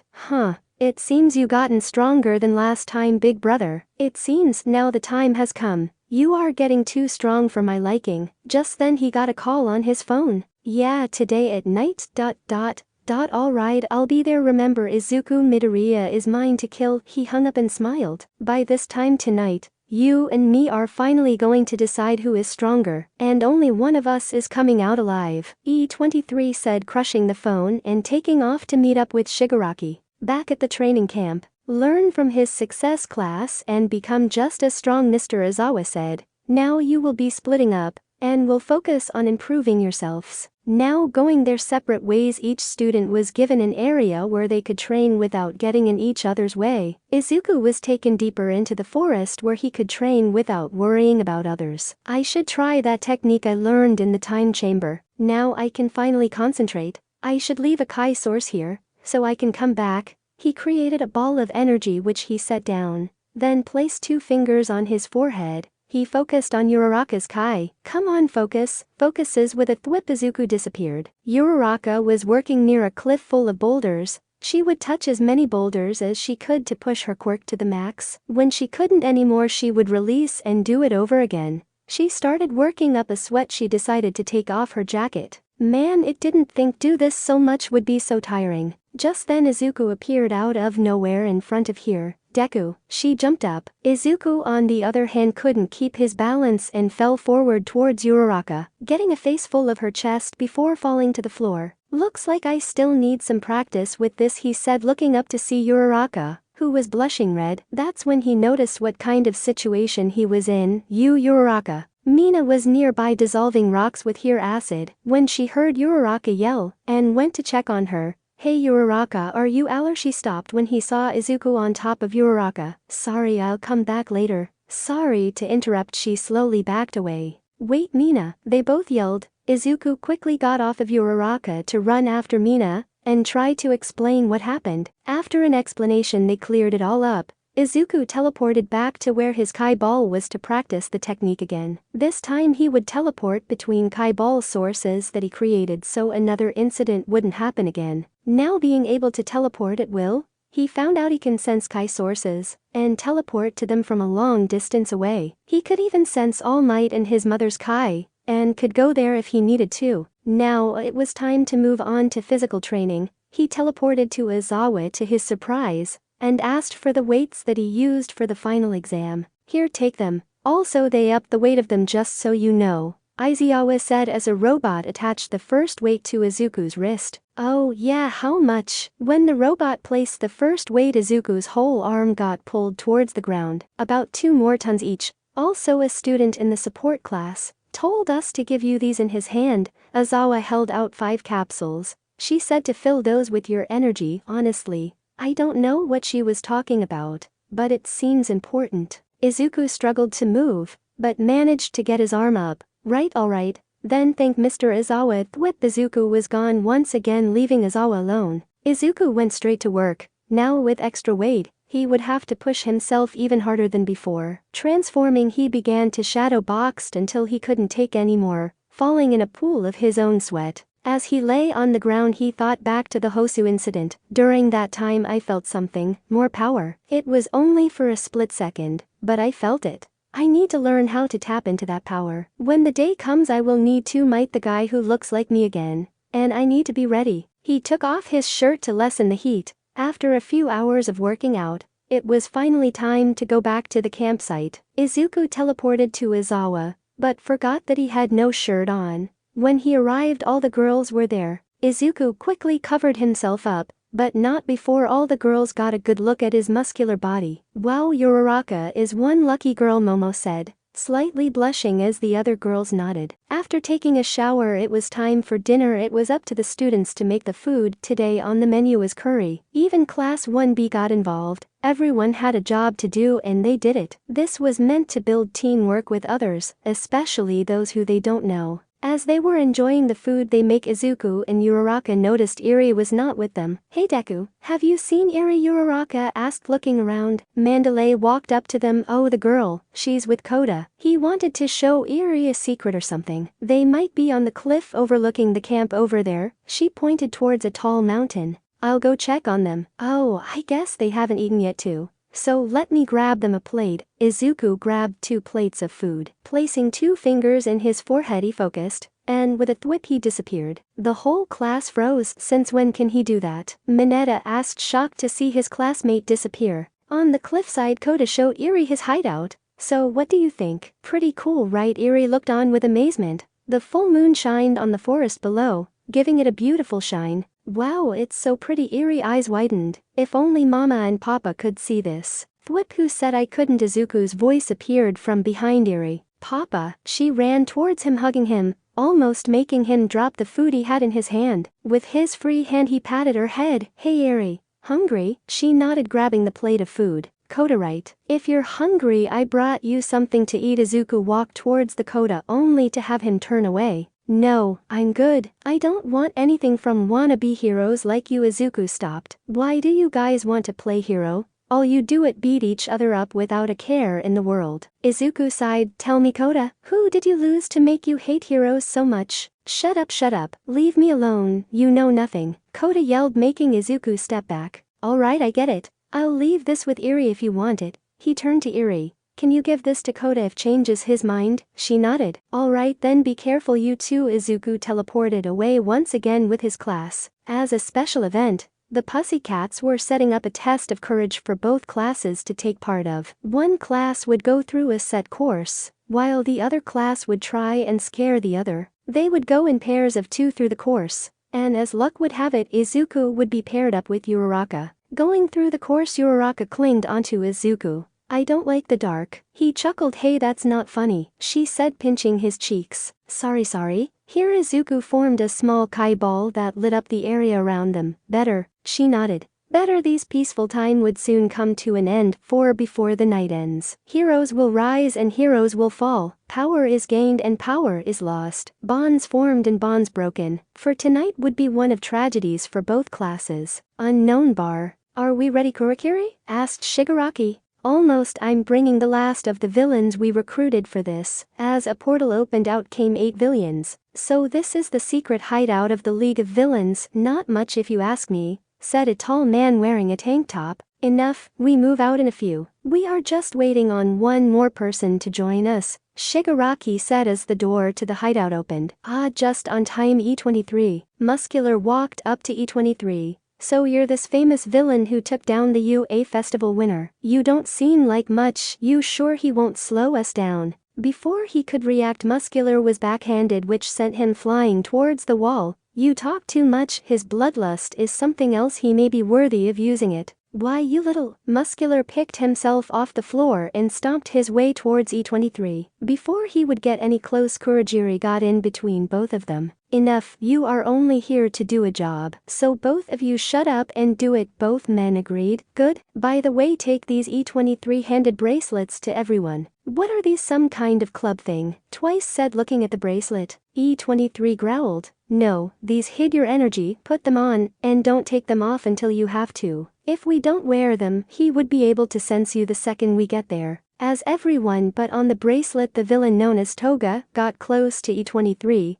your blood smells different. Almost as if it were different people. She licked her lips. I like that. Alright everyone, time for you to go. You all have your targets. If you encounter Izuku Midoriya, leave him to E23. He's his to kill, Shigaraki said, getting up. Kurogiri opened the portal. Before they, Muscular stepped into the portal. E23 stopped him. What? We may have gotten off the wrong foot. You have the same drive to kill as I do. Here, take this. E23 handed him a strange-looking fruit. Eat this during the mission when you feel like having more power than you ever imagined. I'll give you this under one condition: kill as many of Izuku Midoriya's friends as you can. Muscular looked at the fruit and smiled. You got it, grabbing the fruit and stashing it. As they stepped into the portal, E23 adjusted his mask. Now the time has come, brother, you will die tonight. Back at the training camp, Izuku and Uraraka were halfway through the course when Izuku had an idea. Hey Uraraka, want to see something cool? He said, picking her pick bridal style.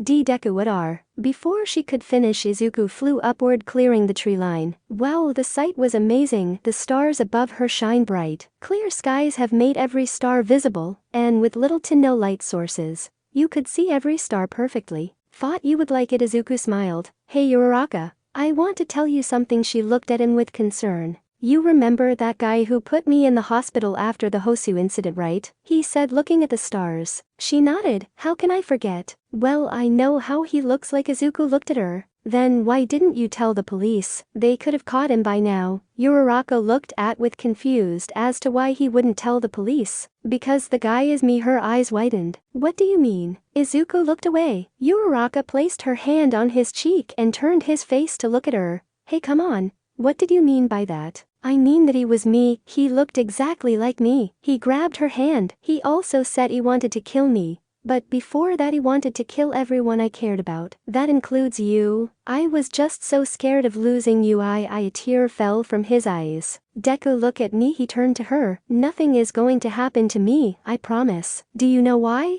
Because you are going to be here protecting me. She pressed her forehead against his. No matter what, I will always be by your side. Whipping the tear of his face, he breathed a huge sigh of relief. Thank you, Uraraka. I love. Just then the trees below them began to catch fire. Not just ordinary fire, but blue fire. What's going on? The forest is catching fire. Uraraka looked on as the fire spread. Izuku focused hard to see if there were anyone else besides the two classes. Nothing. I don't sense anyone out of the ordinary. But this is the work of a quirk. We are under attack. As soon as he said, they both looked at each other. Eerie. Izuku focused on her Kai and quickly teleported to her. Thwip. A few moments ago with Eerie. Eerie sat on the ground overlooking the forest. Hey Eerie, do you want to head back? It's getting pretty late. She looked back and nodded. Only if you apologize to Papa. No, I have nothing to apologize for. It's his own fault for pretending to be a hero.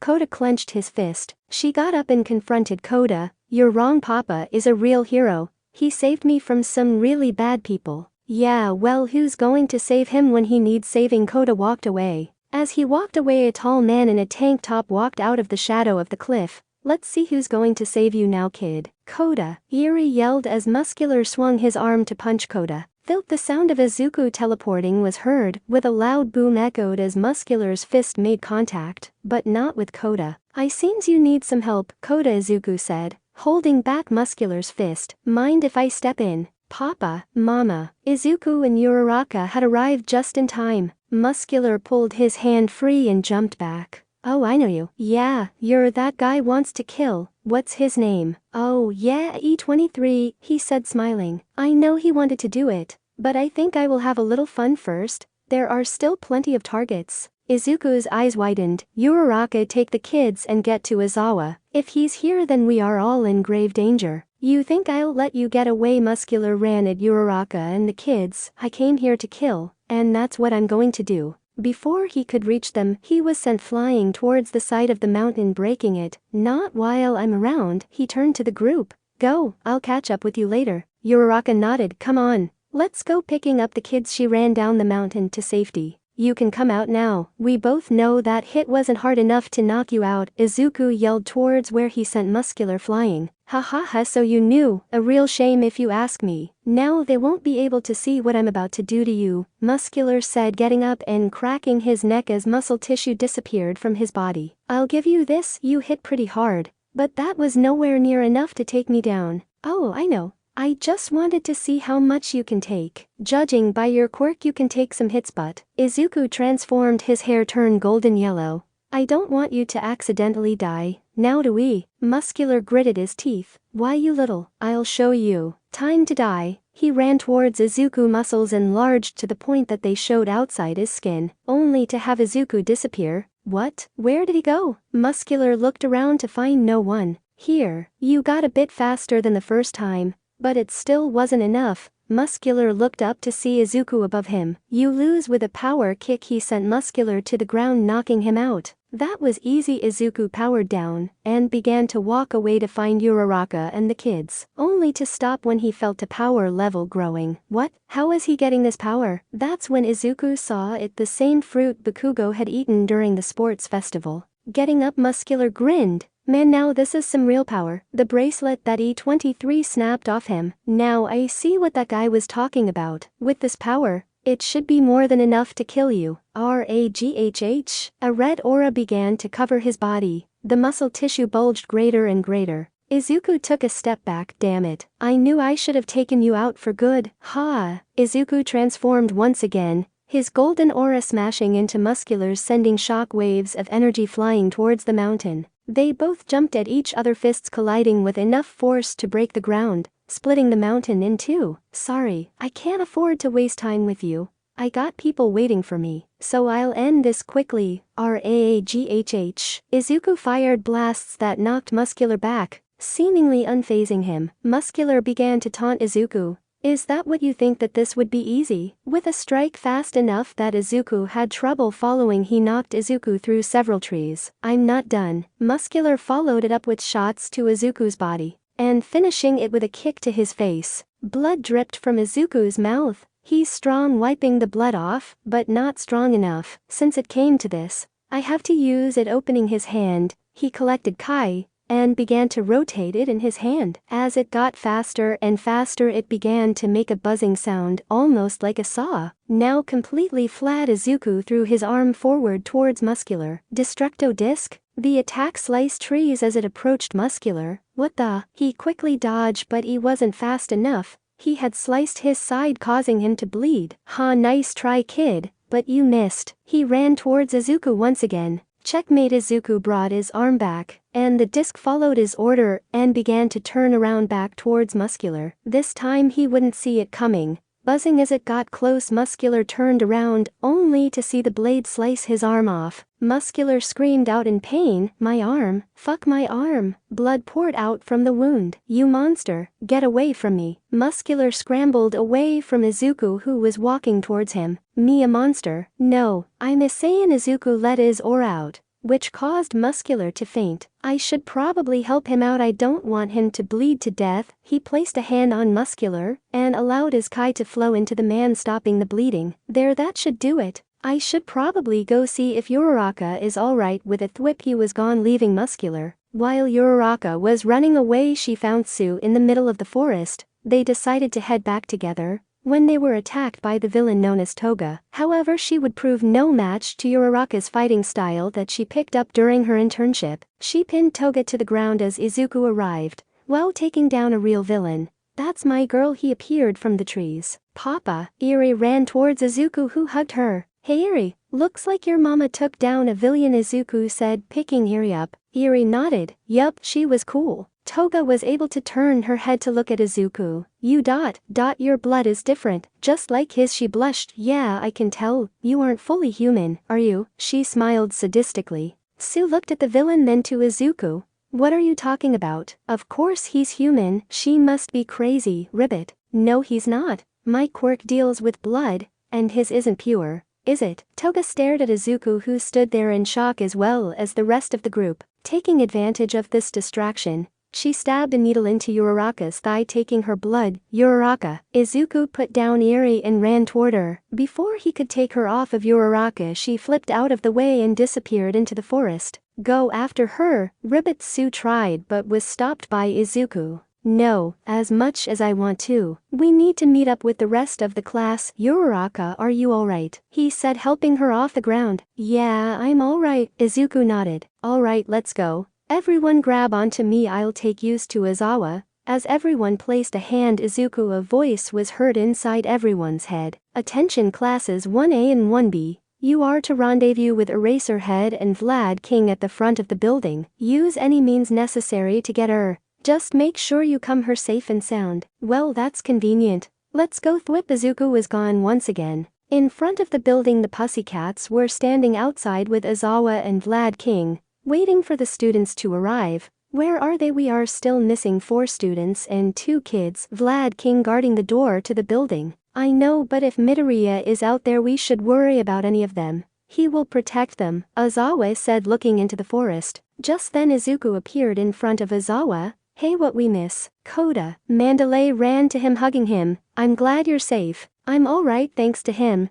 He saved me from a villain. He pointed at Izuku. Releasing him from the hug, she walked towards Izuku. Thank you so much. How can we ever thank you? Izuku raised his hand. No, it's fine. Your thanks is enough, he smiled. Nodding, Mandalay walked Koda inside to safety. Uraraka, get Eri inside. I'm going to stay out here to guard the building. You better meet us inside. He nodded as she took Eri inside where she would be safe. Midoriya, Aizawa said, walking up to him. Have you seen Bakugo anywhere? We can't find him. He was with Todoroki, but he was knocked out during a fight with a villain. Izuku's eyes widened. Hold on. Let me see if I can sense him. He focused, scanning for his Kai energy, but found nothing. No, sorry, I can't sense him. Damn it. So it's true. It seems Bakugo was one of their targets. Izuku clenched his fists. Izuku sensed something coming towards him. What? Izuku flew up, stopping a Kai blast that E23 fired at the building, pushing hard against it. Izuku managed to redirect it towards the mountain. As the blast hit the mountain, it destroyed it, sending pieces flying everywhere. That wasn't their only target. A voice above them was heard, making everyone outside look up. There is still one target. My target. E23 hovered above them. Aizawa stood shocked as he just say the mountain disappeared with a single blast. What the? Even All Might can't do that. Just who is he? Izuku floated down to catch his breath. He's the one I fought at the Hosu incident. The guy who put me in the hospital. Aizawa looked at the villain. That means he's stronger than All Might. If he put Midoriya in the hospital, then that means we are in serious trouble. E23 waved a finger. No, I spared you. But now it's time to finish this. Fight me, Izuku, Midoriya, and... Oh snap, the showdown beings Izuku versus E23. Who will win? Find out next week. Chapter 23. Veil Bellator. Izuku looked up at E23. Damn it, if we fight now everyone will be in danger. What should I do? Izuku began to play every possible scenario in his head. Should he fight him head on? Wait for backup? Or just run? Enough of this. Vlad jumped into the air and activated his quirk. His quirk allowed him to harden his own blood. Touching E23, he encased him in a blood shell. That should hold him, he said, landing on the ground. E23 simply looked at the hardened blood. Really? Is this all you pros have to offer? Such a disappointment.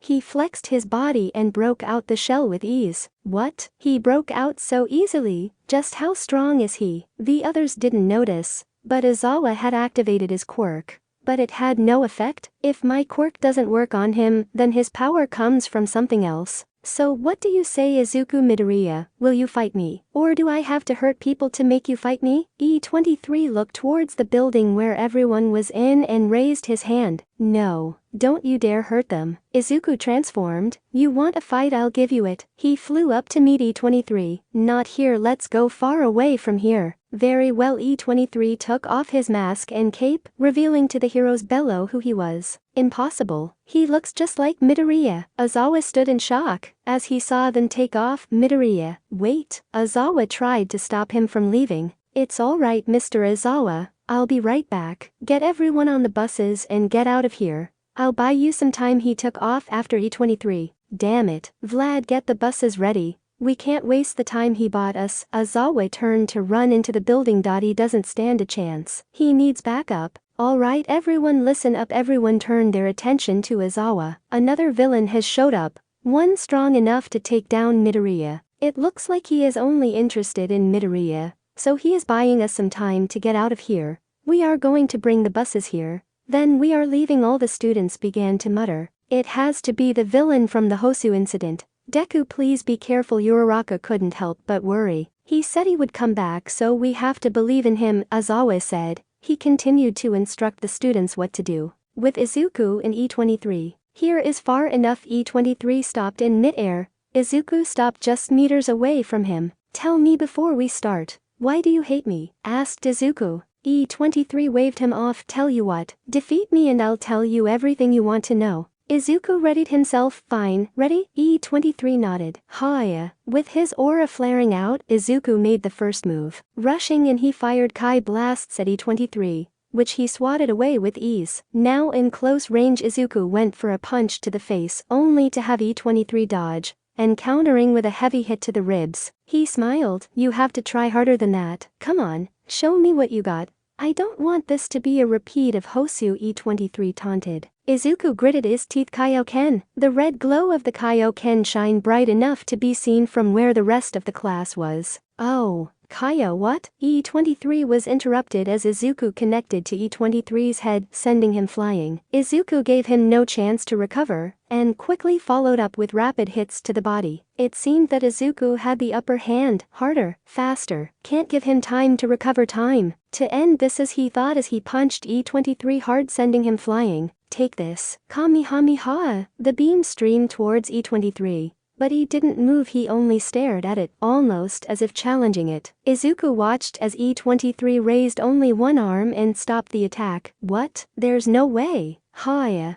Izuku pushed harder and harder. At first it seemed as if it was going to hit, but E23 simply raised his other arm and completely stopped Izuku's blast. How disappointing. In here I thought you were going to be more of a challenge, said E23. Still holding back the blast. Here, you can have this back. Huh? With a mighty roar he managed to push the blast back, but not towards Izuku. To his horror, the blast redirected towards where his classmates were. With the extra momentum behind it, Izuku had to try with all he had to hold it back. He positioned himself in front of the blast and held out his arms to catch it. No, you bastard, leave them out of this. Izuku could feel his muscles straining. His hands began to burn from holding the blast back. If this blasts get past me, then my friends are done for. He couldn't hold on forever. Izuku needed to think of something fast. It's over, Izuku. Accept your fate and die. E23 pushed harder. It proved to be too much for Izuku.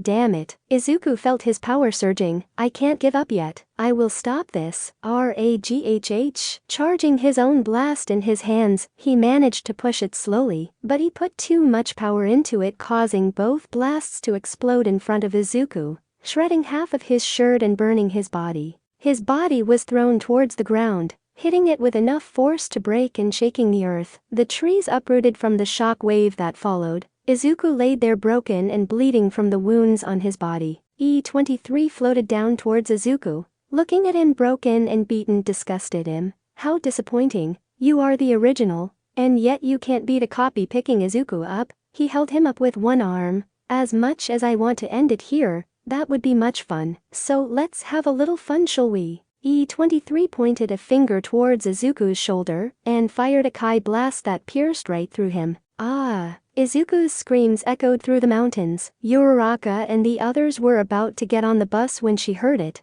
Deku. She looked towards the mountains. Please come back to us. We need you. She hugged Eri tighter in her arms. E23 smiled. Yes. What a lovely scream. I wonder, can you scream louder? He aimed for his other shoulder, then fired again. Izuku gritted his teeth, but the look of pain and anger on his face was apparent. Oh, what's wrong? Are you mad? Good, you should be. E23 threw him into the air. Before Izuku could hit the ground, E23 delivered a powerful kick to Izuku's face, sending him flying, breaking trees as he flew through the air. Izuku began to lose consciousness. The blood spilled as he came to a spot resting on a tree. So this is, he's just too strong for me. I let everyone down, Mom, Eri, my classmates, and especially Uraraka. I'm so sorry. Izuku could see E23 walking towards him as he finally blacked out. Waking up once again in the void, Izuku looked around. I guess this is where it ends. Izuku hung his head down low. Hey, what kind of talk is that? A voice was heard behind Izuku. Goku and Vegeta appeared behind him. You are supposed to be a Saiyan warrior,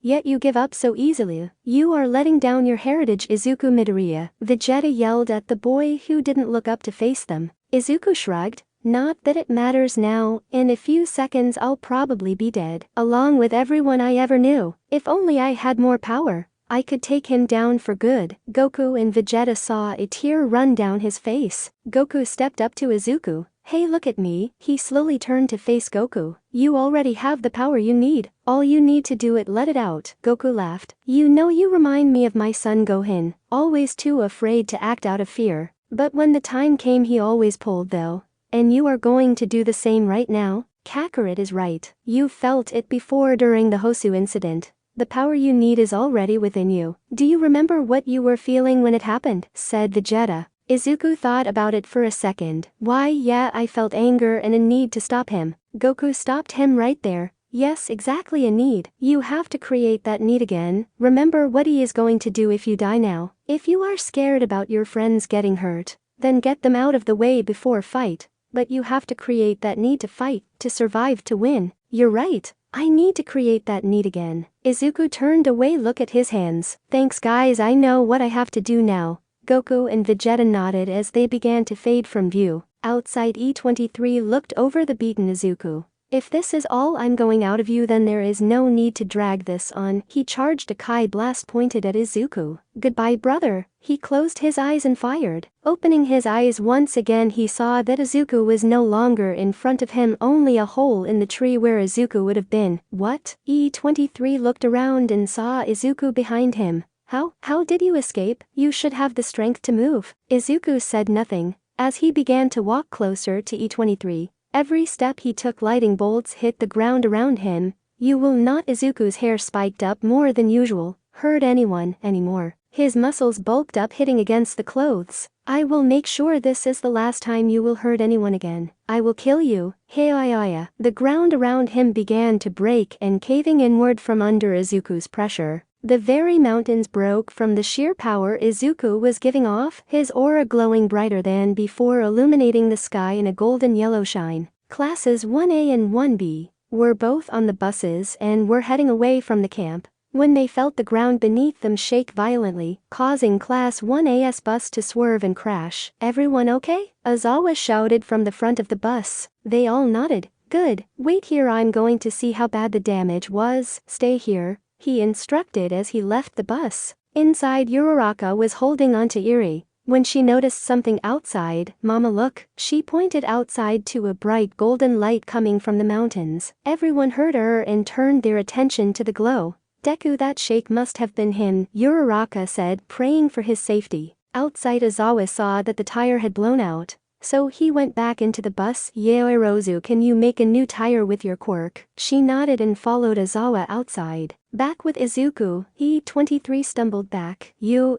changed. You're stronger now, aren't you? He smiled. Good, let's see if it was enough. He ran towards Izuku ready to punch him in the face only to have his fist stopped. Izuku pulled on E23's arm getting in his face. I have ascended past a Super Saiyan. Izuku pulled hard and kneed him in the stomach. You can call this a Super Saiyan 2. Coughing out blood, E23 jumped back gaining distance. You bastard. Ha! E23's aura erupted. I'll show you true power. He fired a Kai blast. Izuku did not move, instead deciding to tank the hit. It did little damage. What, that's impossible. In the blink of the eye, Izuku appeared face to face with E23. You may have my face, but you will never have my power. Izuku took a swing hitting him in the face. Falling to one knee, E23 blood dripping from his lip. Get up, Izuku said staring down at E23. As he was getting up, Izuku raised his arm and hit him with his elbow, knocking him to the ground. I said, get up. His eyes said it all, completely empty and void of any emotion. All you saw was the desire you win to kill him once and for all. As he tried to get up again, Izuku kicked him in the ribs, breaking a few. I'll tell you one last time. Izuku picked him up the hair. Get up. He punched E23 in the stomach. Keeping his hand pointed at his stomach, Izuku fired a blast that covered E23's entire body. His body blew back, crashing into trees as his body rolled to a stop. You won't hurt me or anyone again, Izuku smiled. But in your own words, why don't we have some fun first, shall we? Izuku stopped, his overconfidence overflowing from the power-up. And no, stop, get away from me. Fear began to take over E23. For the first time in his short life, he had experienced fear. Izuku created 2 small destructo discs and threw them at E23. The blades buzzed as they cut at E23's body. Screaming out in pain, E23 managed to look at Izuku, who was smiling. You think this is fun, you bastard. As he lay on the ground bleeding from the wounds. No, this wasn't supposed to happen. I am the copy built to be the ultimate weapon. E23 began to feel something. His heartbeat became rapid. Something crawled within him, scratching at the edges of his mind, almost screaming to let it out. What's going on? E23's aura suddenly flared up, destroying the 2 destructo discs. You know, you really should have killed me when you had the chance. Because now you're not going to get another shot. He stood up and stared at Izuku. You want to see real power? Then feast your eyes. Crossing his arms in an X formation, he began to change. Izuku stared at E23. His hair was changing, flashing orange in color. Rug. Izuku shielded his eyes from the orange glow radiating from E23. In front of Izuku, E23 stood with orange hair. You like it? Not really a fan of the orange though. This is all possible thanks to your DNA. Just like you, I too have gained new power. His aura pulsated orange. Now we can fight to the death. What? Since when can he do this? I knew he was strong, but this strong. He said my DNA. Does that mean he's a clone of me? Instinctively Izuku took a step back. No, I can't back down. If I'm sensing this right, we should have equal power now.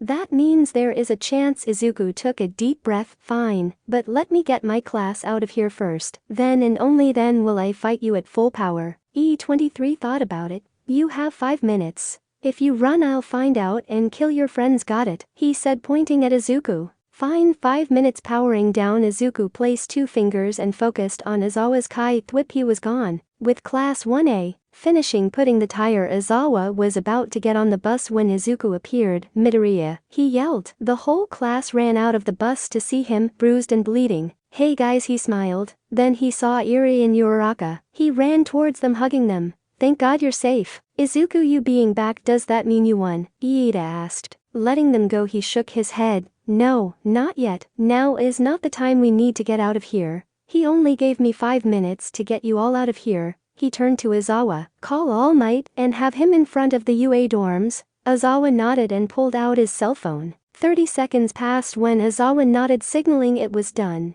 Good, everyone hold on to me. We are getting out of here. As everyone got close and placed a hand on Izuku, they can only look in horror as they saw the blood dripping from his shoulders. Thwip. In front of the UA dorms, All Might stood in front of the building with Nezu, not knowing why Izawa called him. His voice was panicked. Nezu, it's a good thing I was still here at the school doing some paperwork. But why here? Just then Izuku and the rest of Class 1A appeared. Whoa, what happened to you guys? All Might ran to the class. Villains attacked the camp. Class 1B was able to get out in bus, but ours got a flat, Izawa said. making sure the kids were alright. Everyone was okay relatively speaking, except for Izuku and Bakugo who was missing. Nezu had called for Recovery Girl as soon as he saw them. Those injured, please wait a few minutes, Recovery Girl is on her way. I have to go back, Izuku said to the shock of everyone, especially his classmates. Like hell you are, look at you, you're bleeding and need help, Todoroki yelled as he was being held up by Momo. I don't have a choice, if I don't he'll come here. I won't be able to fight him at full power with you in danger, he's too strong even for All Might. I have to fight. Izuku start in the direction of the mountains. I'm afraid he's right, this villain is stronger than you All Might, but I don't agree with you fighting him alone. It's suicide, Izawa said staring at Izuku, but his words couldn't reach him, he had already made up his mind. All Might got in front of Izuku, stopping him from leaving. Sorry, but you aren't going anywhere. Izuku looked at him dead in the eyes. Get out my way, All Might. Standing his ground, All Might didn't move. No. The whole class tensed up at the scene that was unfolding. Nezu was the next to approach Izuku. Midoriya, if you just give us a minute we can surely think of something we can. Izuku cut him off. No, I don't have a minute. If I don't go back he will come here and kill you all. There is no way in hell that I would let that happen. All Might move, I won't ask again. I'm sorry Midoriya, that's not going to happen. All Might, if he tries to leave, restrain him, use any force necessary. Nezu ordered All Might. You leave me no choice. Then Izuku began to raise his arm towards All Might, opening his palm. The class knew what this was. Deku no? Uraraka tried to cut in, but her words fell to deaf ears. Izuku began to charge up a Kai blast. Move now, don't make me hurt you All Might. The ball of energy lit up the area around them. You know fighting me won't end well for you. So stand aside. His eyes became stone cold. The look in his eyes said it all, he's actually going to do it. All Might braced for the blast. Seconds passed as the tension in the air was suffocating. Nezu closed his eyes and sighed. Let him go. All Might couldn't believe what he just heard. What? But sir, we can't just let him go. He is a student here at UA and our responsibility. Midoriya, if you leave now you are no longer welcomed here at UA, do you understand that? Nezu said, getting in front of the two. Izuku nodded. If that's what it takes then fine. He lowered his hand and let the ball of energy disappear. I'm sorry, he apologized before walking to Uraraka. Yes, so are we, Nezu said, turning his back on Izuku. Seeing her made him happy more than anything in the world could. Hey Uraraka, I have to go, he said quietly. She began to cry. No, please don't go, she embraced him. You already fought him once,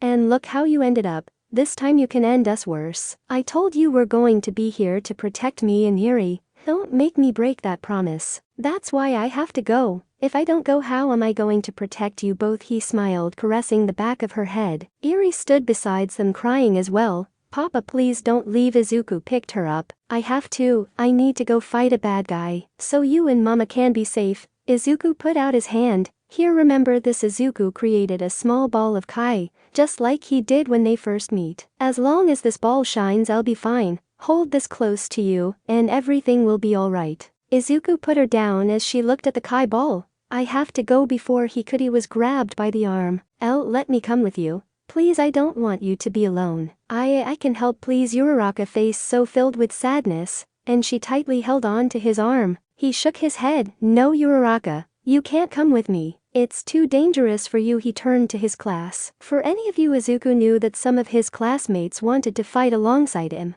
No, I'm going and you can't stop me. Tears fell from her face as she latched onto his arm even tighter. Izuku couldn't help but smile. So stubborn, yet so caring. I'm one lucky guy to have you as my girlfriend. Izuku simply shook his head. I'm sorry Uraraka. He went in to kiss her on the lips. A few seconds later he pulled away from her lips, staring directly into her beautiful brown eyes, her face blushing slightly. I love you. Izuku quickly neck-chopped her, rendering her unconscious. Deku, no please, don't leave, were her final thoughts as she drifted to sleep. Izuku quickly caught her and holding her in his arms, he turned to All Might. Please take care of her. All Might bent down slightly to grab Uraraka. I promise you I will. All Might knew what was happening, and so did the rest of the class. He doesn't plan on coming back. He then kneeled down to Eri. Take care of Mama for me, will you, Eri? Can you promise me that? He put his forehead on hers. I promise you I will. She could barely get out the words out from all the crying. Izuku nodded and then turned to his class. Thank you everyone for everything. You made this year really special, and for that I can't thank you enough. His classmates began to cry. Todoroki, sorry we won't be able to have that rematch you wanted. Stop talking like that, like you're going to die. You aren't. Todoroki yelled as tears ran down his face. Izuku chuckled. Yeah, I guess you're right. I'll see you soon then. Make sure to become great heroes, alright? He faced the 3 UA staff. Nezu. All Might, Mr. Izawa, thank you. You made coming to this school worth it. Midoriya Izawa was the first to speak. What you are about to do may be the stupidest thing ever, but most important, the most heroic thing you can do. I'll take pride in calling you my student, and one day your Araka will understand why you did it. Izuku nodded. Midoriya, wait. All Might said, putting down Uraraka. If you're going to do this, he ran towards the school and came back with a briefcase. You might need this. Izuku grabbed the briefcase and opened it to reveal his hero costume. All Might picked her back up as he smiled. Izuku smiled. Thank you. All Might. He hid behind the hero to change. After a few seconds he re-emerged wearing his green costume. Izuku nodded. Then he felt a spike of energy. Right, I'm coming. This is it. Goodbye my friends. Izuku placed his 2 fingers on his forehead, and with a thwip he was gone. Todoroki lunged towards Izuku as a final attempt to stop him from leaving. Midoriya, no. He fell to the floor as he was too late to reach him. Damn it, he slammed his fist into the ground out of frustration. All Might couldn't accept this either. He became a hero to save people, not to watch them die. Izawa, take her. He handed Uraraka to him. What are you doing, All Might? Nezu asked. At top speed I can make it there in 45 minutes. All he has to do is hold on for that long. I can help him fight the villain, he said, ready to take off. They are in the training camp. Last time I saw they were heading north. Towards the mountains, Izawa said, as All Might nodded. Godspeed, All Might said Nezu as All Might leaving everyone behind. Let's take her to the dorms. He turned to the class. Everyone please head to the dorms. There we can talk about what happened. Everyone did as they were told and went in. Back with E23. A thwip was heard as E23 stood waiting for Izuku. It's about time. I was just about to go after you. So have you said your goodbyes yet? Izuku stayed quiet. Nothing to say. Fine with me. Not that I really cared. I'm sorry everyone, but I had to do this. If I can't stop him, then no one can. Izuku was ready. Taking a deep breath, he let his aura flare. Lightning appeared around him as his hair spiked up, turning golden yellow. Time to end this, he readied himself. E23 stood looking at Izuku, straight to the point. I like that his hair changed orange once again. Running at each other, both swung only to have their fists hit one another. Seeing that it was going nowhere, they both swung again, only to get the same result. Locking hands, they pushed against each other with everything they had. Lightning cracked around the 2 fighters. Breaking the deadlock, Izuku managed to kick E23 away. Back and forth the 2 fought, each strike getting stronger and stronger. Both fighters couldn't help but smile. I guess I have to thank you, Izuku said, looking at E23. Thanks to you I can let loose. Now I'm not afraid of hurting someone. That means I can go all out. Izuku yelled as he punched E23 in the ribs, and followed it up with a hard kick to the face, which sent him flying. Flying at E23 once again, Izuku rocketed in with several punches to his body,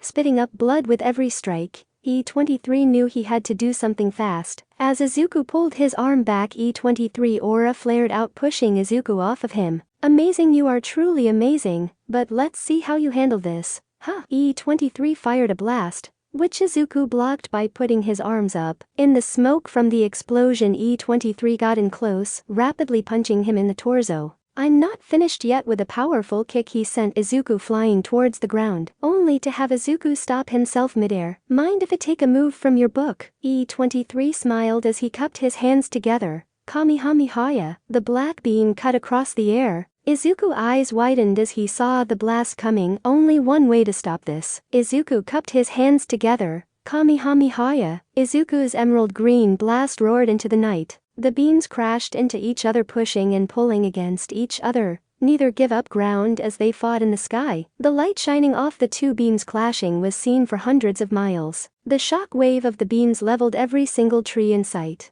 The mountains broke under the wind pressure. With All Might ran down the highway leading outside the city, passing cars and trains as he ran. That's when he saw it, a light shining from the mountains. Midoriya, Just hold on, I'm still 30 minutes from the camp. I need to get there faster. Back with Izuku. Izuku's injuries began to burn as he pushed his body. Every second he felt the blood running down his shoulder. Injuries. Think, Izuku, think. I need to break this deadlock. He grunted as he began to lose ground. I got it. This is going to hurt. But it's the only choice now. Kaioken. Izuku's aura flared red once again. With the extra power boost, Izuku's beam was able to overpower E23's. As the blast got closer and closer, E23 could only watch as he tried to push the beam back before the blast completely engulfed him. He wasn't strong enough. The beam would slowly engulf E23. You bastard. E23 yelled inside the green energy as went higher and higher into the sky. The blast was pushed into the outer atmosphere as it rocketed towards space. I did it, he said as he fell towards the ground. He no longer could keep Kaioken going, his red aura fading as he fell to the ground, breaking it around him. His breathing heavy. This open wounds burned for muscle strain the Kaioken put on his body.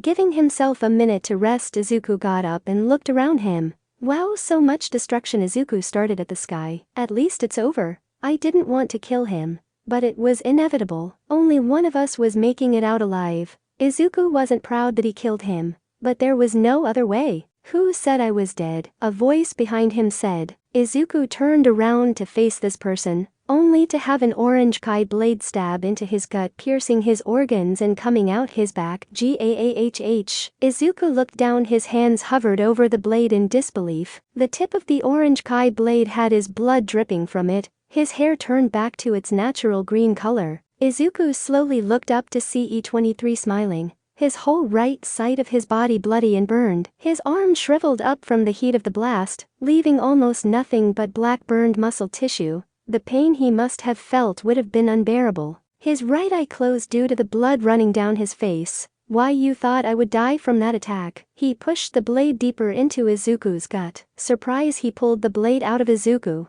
Izuku placed his hands on the wound, trying to stop the blood from flowing. Slowly and wobbling, he took 5 steps before falling to the ground facing the sky. How? Izuku coughed out blood. E23 walked towards Izuku. Lifting his leg, he slammed down on Izuku's wound. Luck, right after the blast overtook me, I managed to push myself out of the way. But as you can see, I still took heavy damage. He grinded and twisted his foot, torturing Izuku. Gahhhh. Izuku's screams brought pleasure to E23's face. With Class 1A, the class was in the lobby of the dorms. Recovery girl was tending to the wounded with the help of Nezu. Eri sat by Uraraka's unconscious body that was on the couch, still holding onto the Kai ball Izuku had given her. I can't believe he left. Ida sat around the dinner table along with some of his classmates. Alright, but you heard him. He had to go or else that guy was going to come here. All we can do is believe in Midori, Mina said with worry. Suddenly Eri yelled, which made everyone run towards her. Eri, what's wrong? Momo asked, rushing to her side. Eri turned to the group.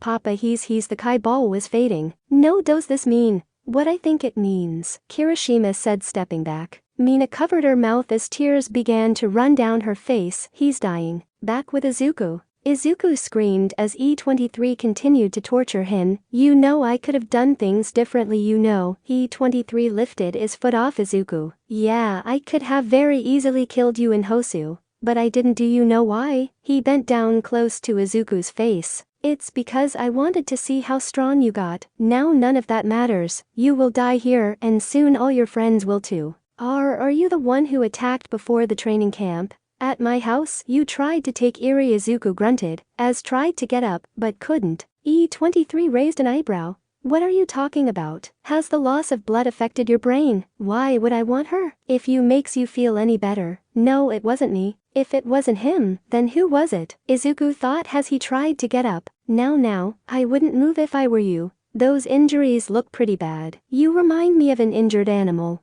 Why don't I put you out of your misery? E23 created another Kai blade and began to thrust the sword down. Goodbye, brother. Izuku saw the blade in slow motion as it approached his heart, ready to take his life. Damn, I missed my chance to take him down. Wait, there is still that technique. No point in thinking it over. I'm dead either way. Might as well take him down with me. As the blade was inches away, Izuku reached out and grabbed the blade, cutting his fingers, and not yet blood ran down his fingers. He squeezed hard, crushing the blade. As he got up, his hair once again turned golden yellow. His body gave off lighting as he transformed once again into his Super Saiyan 2. Oh, what's this? You still want to fight even with that wound? E23 looked to see blood running down Izuku's leg. Alright, I'll bite. Show me what you got. Pain shot through his body. This will be my final attack. Let's see if you can take it. Izuku charged up once again. This time his aura swirled around him in a ball,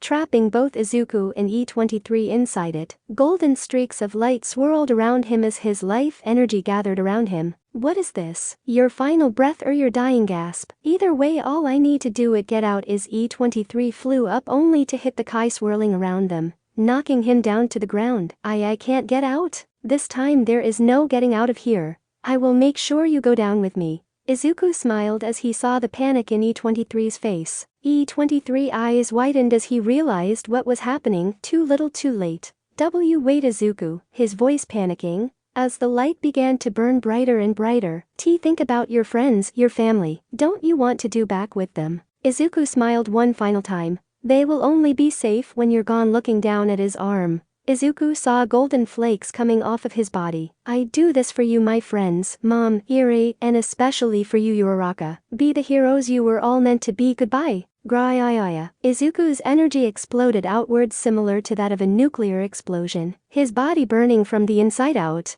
expelling every single drop of energy, vaporizing everything in its way. E23 could only watch as the explosion got closer and closer, destroying the landscape around them. No! Cruciu Izuku Midoriya, I'll be back. His body couldn't take the explosion. E23's body ripped to shreds as the explosion tore the ground around them. With All Might ran at full speed through the countryside. He was still 25 minutes away when he got a call on his cell phone. Without losing speed, he picked it up. Hello, All Might, where are you right now? Azawa's voice was heard. I'm about 25 minutes away. Why did something happen? He said as wind hit his face. Damn it, hurry, I think you're out of time. Azawa's voice was quiet. What are you talking about? Suddenly the ground below him began to shake violently, followed by a gust of wind that knocked All Might back and to the ground. All Might? What was that? We just felt that earthquake from all the way over here. What's going on? All Might? Azawa yelled, hoping that the hero would hear him. In front of All Might, an explosion rose from above the mountains. Dear God, dropping his phone, he quickly got back up and ran at full speed. Class 1A. Everyone gathered around Eri and the Kai sphere as it slowly began to disappear. Damn it, he's not responding anymore, Azawa said, looking at his students. Nezu, it doesn't look good for Midoriya. I know, but there is nothing we can do. I already asked for the top heroes to meet All Might at the training camp. Nezu looked outside through a window, but I fear we are too late. A gleam of golden yellow was seen off in the distance. No. A scream made both turn. It was Eri. Papa, please no. In her hands the Kai ball began to shrink. Tears fell from her eyes as the whole class joined around her, some crying, others falling to their knees. Then their worst fears, the Kai ball burst into sparkles which disappeared into thin air. Eri's eyes went white as water gathered in them. Papa no. Eri pushed her way through the class, and with tears in her eyes, she ran outside the dorms. Eri, come back, Momo yelled as she chased after her. She quickly caught up to her outside, wrapping her in a hug. Let me go. I have to go with Papa. She tried to free herself from Momo's grasp with little success. Momo could only hug her more tightly. Eri, please. Tears fell from her face. Please, it's too late. He's gone. Hearing those words made her stop squirming around. No. The horn on her head began to grow. New light began to emit from her horn, pushing Momo off of her. Nezu and Azawa ran outside when they saw what was happening. Azawa, Nezu yelled. He already knew what to do. On it, he quickly wrapped her in his capture weapon and activated his quirk. Eri collapsed from the sudden loss of her power. Azawa cautiously approached her. Lucky she was only unconscious. She's asleep, sir. Must be the sudden emotional strain that activated her quirk. Nezu nodded and instructed him to take her back inside. With Izuku floated mid-air since the ground beneath him was vaporized from his attack. As he fell to the ground, he saw the star above him. Be beautiful. uttering a single word as he hit the ground. Izuku could feel it. He was dying. His body felt so empty, almost as if all the blood within him ran dry. He couldn't feel his arms and legs anymore. I think it's time for me to rest, he thinks to himself as his eyes open and close. The blood continues to flow from his wounds, but he can no longer feel it. As his life flashes before his eyes, he could only think back to the good times he had with his friends, but especially of her. His date with Uraraka played over and over in his mind. The day he first met Eri, and the times he spent playing hero with his mother. Izuku's heart rate slowed to a stop, his lungs no longer taken in air. It was time. But he had no regrets. Why would he? He just saved his family and friends from death at the cost of his own life. There he lay, the strongest warrior on the planet in a crater of his own creation. He who had given his life for others. Closing his eyes for the final time, he lays there with a smile on his face. May he rest in peace, Izuku Midoriya. 25 minutes later, All Might would come across the carnage of the battle. What happened here? This crater has to be at least 160 kilometers wide. And the mountains are gone, he said as he looked around at the now barren wasteland. Making his way to the center of the crater, he saw him. No. He walked closer as his signature smile faded from his face. No. The closer he got, the clearer he could see. His worst nightmare had come true once again. All Might reached the center of the crater to find Izuku dead. Picking up his body, he noticed the injuries he had. Even though you had such injuries, you chose to fight, to be a hero. Then he looked at his face, so peaceful it looked, and with a smile. That smile tells me everything, Izuku Midoriya, you died without fear. That makes you a true hero. With Izuku in arms, he made his way back up the crater. There he was met by the other top heroes. All Might said nothing as he walked past them holding Izuku. As a medical person tried to reach for him, All Might yelled at them and told them to back off. He is a true hero, and thus the life of Izuku Midoriya was no more.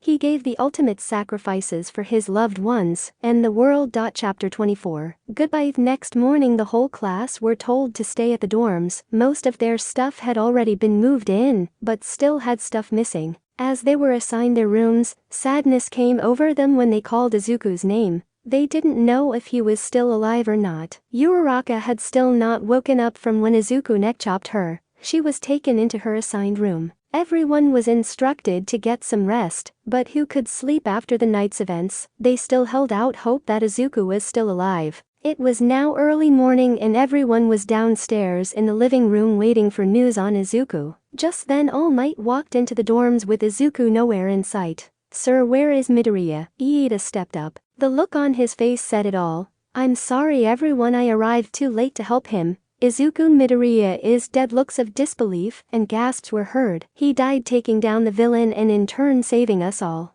And no, Midoriya. Todoroki clenched his fist. In a fit of rage, he punched the wall, making a hole in it. As he pulled back his hand, the blood began to drip down. All Might left to check on Eri. She was still with Recovery Girl. Uraraka stood in front of a chapel in a beautiful white wedding dress, and her classmates and family sat in the front row. Do you, Uraraka Chako, take Izuku Midoriya to be your husband? The priest asked as Eri stood beside her as the maid of honor. I do, she said, blushing, turning to Izuku, who was wearing a green suit. The priest turned to Izuku. And do you, Izuku Midoriya, take Uraraka Chako to be your wife? I do, he said, looking into her eyes. By the power invested in me, I now pronounce you husband and wife. You may kiss the bride. As both went in to kiss, a bright light suddenly flashed, blinding Uraraka. Opening her eyes, she was no longer in the church. Instead, she found herself surrounded by a city in ruins. Fires raged in every building, houses destroyed, and debris covered the streets. What's going on? Uraraka frantically looked around for anyone. As she ran down the street, she saw someone laying face down on the street. As she approached the person, she noticed the amount of blood on the floor next to them. Hey, can you hear me? I'm here to help, she said,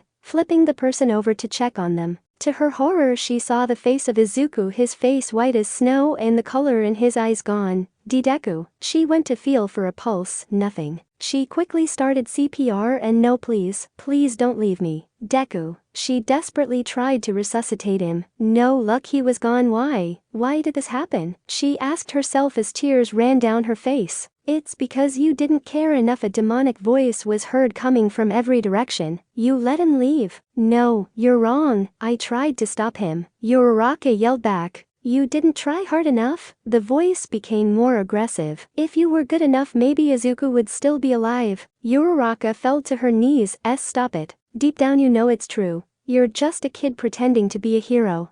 Stop it. She yelled, covering her ears. His blood is on your hands. Stop it. She yelled, still hearing the voice. It's all your fault. No, she said, screaming at the heavens above, only to see the face of a dragon, which began to fall towards her, ready to devour her. Uraraka's eyes snapped open, her face covered in sweat. Just a dream, just a dream. Giving herself to calm down, she looked around. Where am I? This looks like my apartment, but it seems bigger. She got up to a sharp pain in her neck. Oh, and why does my neck hurt? That's when she remembered. I love you. Deku, where are you? She looked around to find no one else in the room, not even Eri. She decided to go look for someone. Leaving her room, she wandered down the stairs. She started hearing voices of her classmates coming from the kitchen. So who's going to tell her when she wakes up? Said Kirishima. Silence. I don't know. Tsu, can you do it? Asked Momo. I don't know if I have the guts to tell her. Ribbit, her voice quiet. That's when Uraraka turned the corner. Tell me what? Her classmates all looked at her, then they all ran towards her. Uraraka, how are you feeling? Mina asked, hugging her. I am good. Why isn't everyone here? Wait, where is Deku and Eri? She said, looking into her crowd. Mina pulled away from the hug. Everyone stiffened up when they mentioned his name. Gee guys, what's going on? Her voice becoming more and more worried. Momo was the brave soul to step up. Eri is going to be just fine.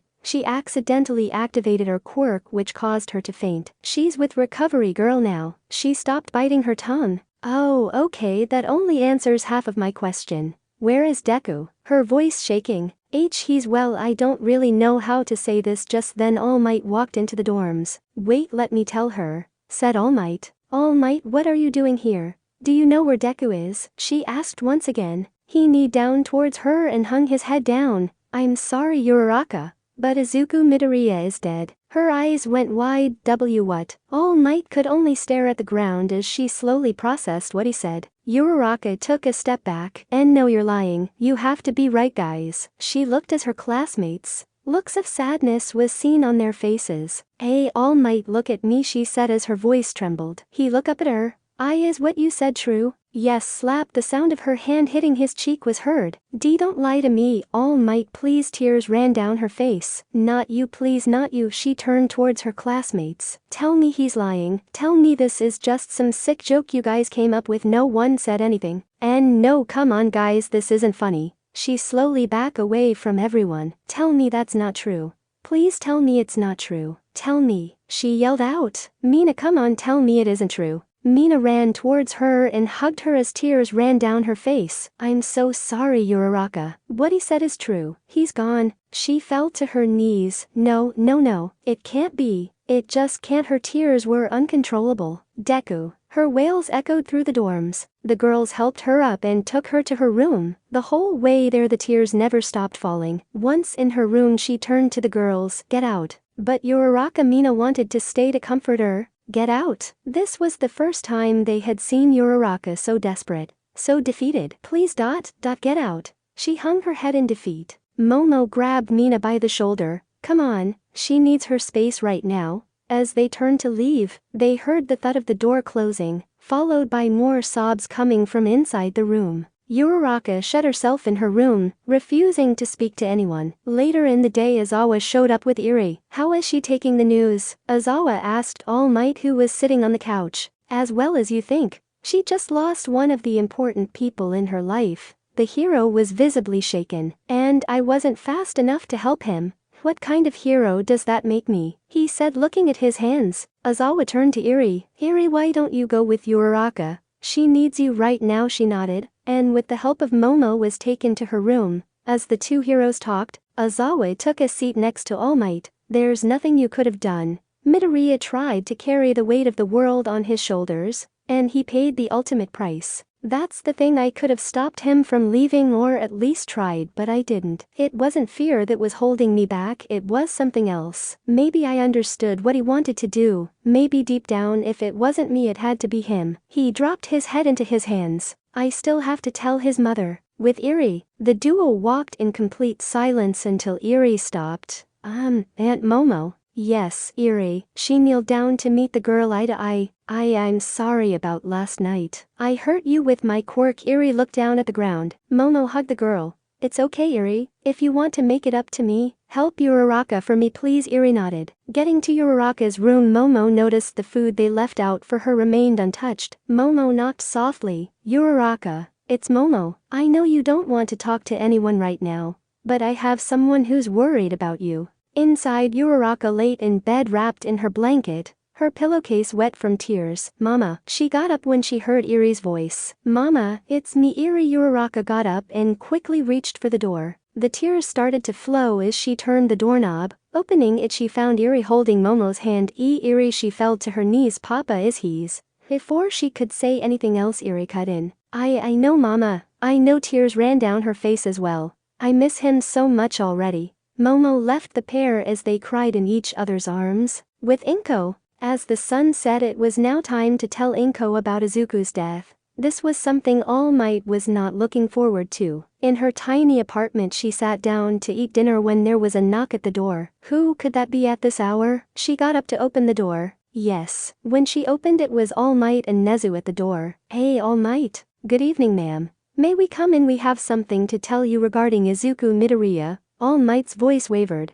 Sure. I hope he's not in trouble. I swear that boy, he may be strong, but he is the most stubborn person you'll ever meet. If you ask me, it's pride, so much like his father. May I offer you gentlemen a cup of tea? Inko invited them in welcomedly. No, thank you, ma'am. We actually have some news regarding Midoriya, and you may want to sit down for this, Nezu asked as he gripped his hands together. Sir, if there is one thing I don't like, it beating around the bush. Tell me what's going on. Inko sat down. You see, there was an attack at the training camp, said Nezu. Oh no, is Izuku alright? He's not hurt, is he? What about Uraraka and Eri, are they alright as well? Inko began to panic. The two men looked at each other. Eri and Uraraka are uninjured thanks to Izuku. However, Izuku fought a villain to buy his class time to escape. And well, I'm sorry Ms. Midoriya, but Izuku is dead. She blinded twice. I'm sorry, I must have misheard you. What was that? She said, staring at the two men.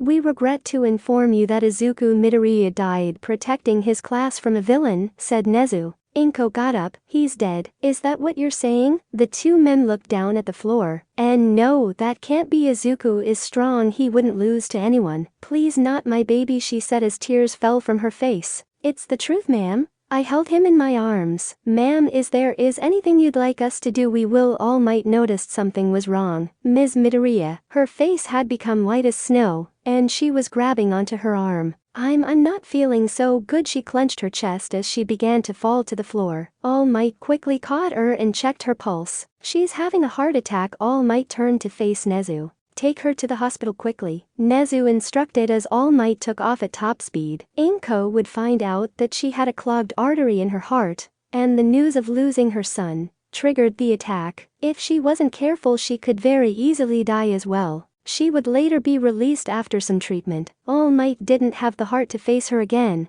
so he left that to the grief counselor. Izuku's funeral was set to be in 1 week. Every top hero was supposed to attend the funeral. Inko was trying to keep herself busy by burying herself in the funeral preparations. She wouldn't show it, but she was hurting as any mother would. Uraraka would still not come out of her room. She only let Eri out to be with the others, but she refused to leave. What alarmed her class more is that she would hardly eat anything, a piece of bread at the most, and then spent the next couple of days just drinking water. If she kept this up, she would end up severely undernourished. All Might made it his full-time job to find out who was Izuku fighting against, and where did they come from. The testimony from Izawa and the other pro heroes. Izuku fought someone that looked exactly like him, a twin brother. No, that wouldn't make any sense. Izuku didn't have any siblings. A quirk maybe, but I never heard of a quirk that can do that. He was stumped, but one thing's for certain, whoever he fought was leagues stronger than he was, and that's what scared him the most. A villain that surpasses my power is scary. Lucky for us, it seems Izuku defeated the villain once and for all. The only villain that could match me in power is All Might. Eyes went wide. All for one. Could he have something to do with the mystery villain?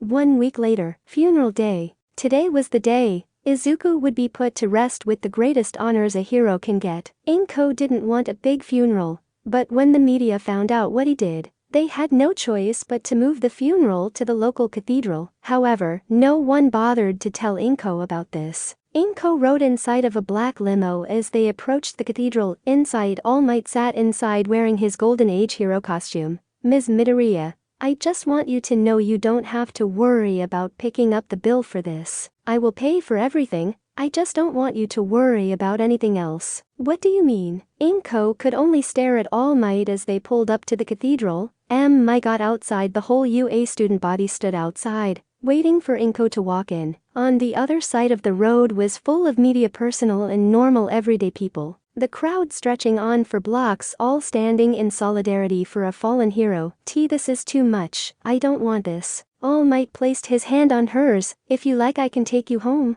Inko cut him off. My home was with Izuku. I don't have a home anymore. Her hand covered her face. Then a hotel. I'll take you where you want. However, if I may, these students came out to honor a fallen hero. Everyone in UA cared for one another. The media and ordinary people showing up like this was not planned. They showed up on their own accord. The school, no, the whole hero community needs to mourn as well. These students may not have known him personally, but they knew he was a hero. Class 1A and some pro heroes are inside. No one else was let in. Inko sat saying nothing. I'll take you home. As All Might was about to tell the driver, Inko stopped him. No, she grabbed his arm. Let's go. All Might walked out and opened the door for her. As they walked by, every student stood with sadness in their eyes. As she was about to walk in, a boy called out to her. Ms. Midoriya, turning her head to where she heard the voice, she noticed a boy with blue hair and very tired-looking eyes. You may not know who I am, but I fought against Izuku during the sports festival. And well, I just want to say thank you.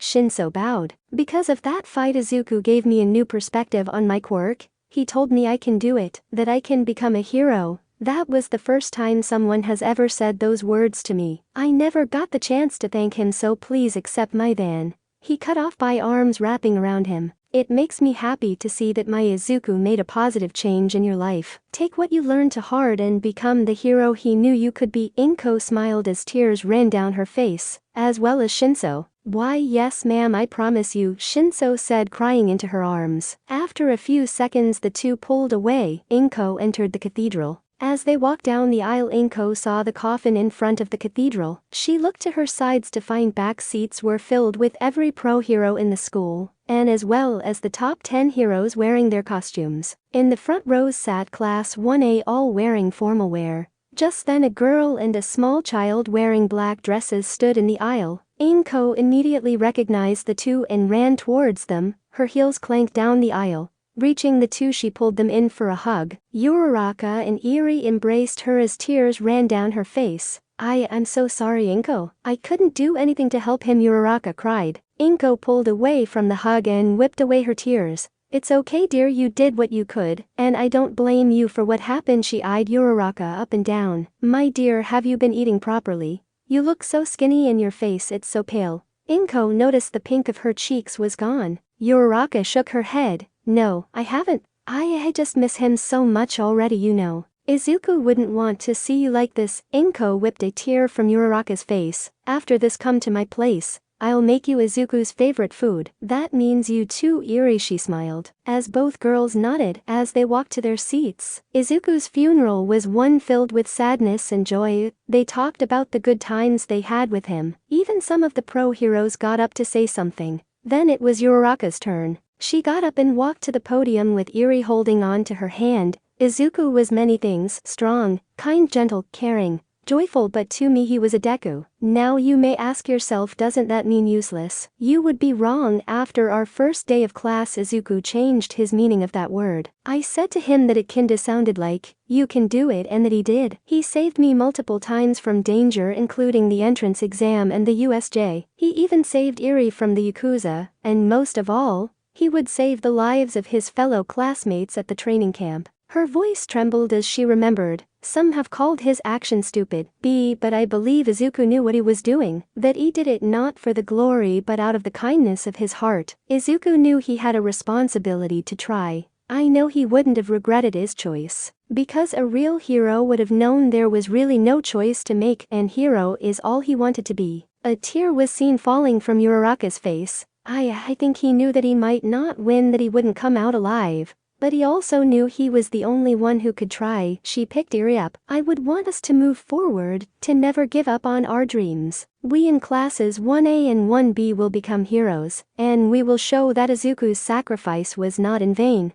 As she was walking off, she turned towards the casket and saw the smile on his face. Deku, you gave your life so we can become heroes. We will not disappoint you. Towards the end of the ceremony, people were given the chance to say their final goodbyes. One by one, each pro hero got up to pay their respects and say goodbye. Then it would be Class 1A's turn. Todoroki would be the first one. I promise you, Midoriya, I will master both of my powers and show you I can become a hero. You would be proud if he thought, as he created an ice flower and placed it on the casket. Then Inko, my son, you look so peaceful in that smile. It almost seems like you are just going to wake up any second. This isn't right. A mother shouldn't have to bury their son. It should be the other way around. I don't know if I was the perfect mother, but I do know I raised you right. She cursed his face and she kissed him on the forehead one final time. Goodbye, my son. May you find peace in the other world. And if you see your father, tell him I said hello. Then last but not least, it would be Uraraka and Eri's turn. Being too short to see, Uraraka held Eri as they approached. There he lay, peaceful as can be, with a smile with his face. Uraraka reached in and placed a picture, her copy of the two of them, when they went on their first date in with him. I never got the chance to say it back to you, Deku, but she leaned in and kissed his cheek. I love you, as tears ran down her face. Eri was young, but she knew what was going on. Papa, I promised you I would take care of Mama. You can rest easy now. As she placed a hand on the casket, she felt someone touch her shoulder. When she turned around, no one was there. She looked towards the sky. Goodbye, Papa. Almost as if she knew Izuku was watching over them. A procession took place to take Izuku to the cemetery. As All Might carried the casket outside, he would be met by the rest of the school. He would be taken by police escort all the way to the cemetery. As they arrived, a member of the Hero Board of Directors stopped Inko.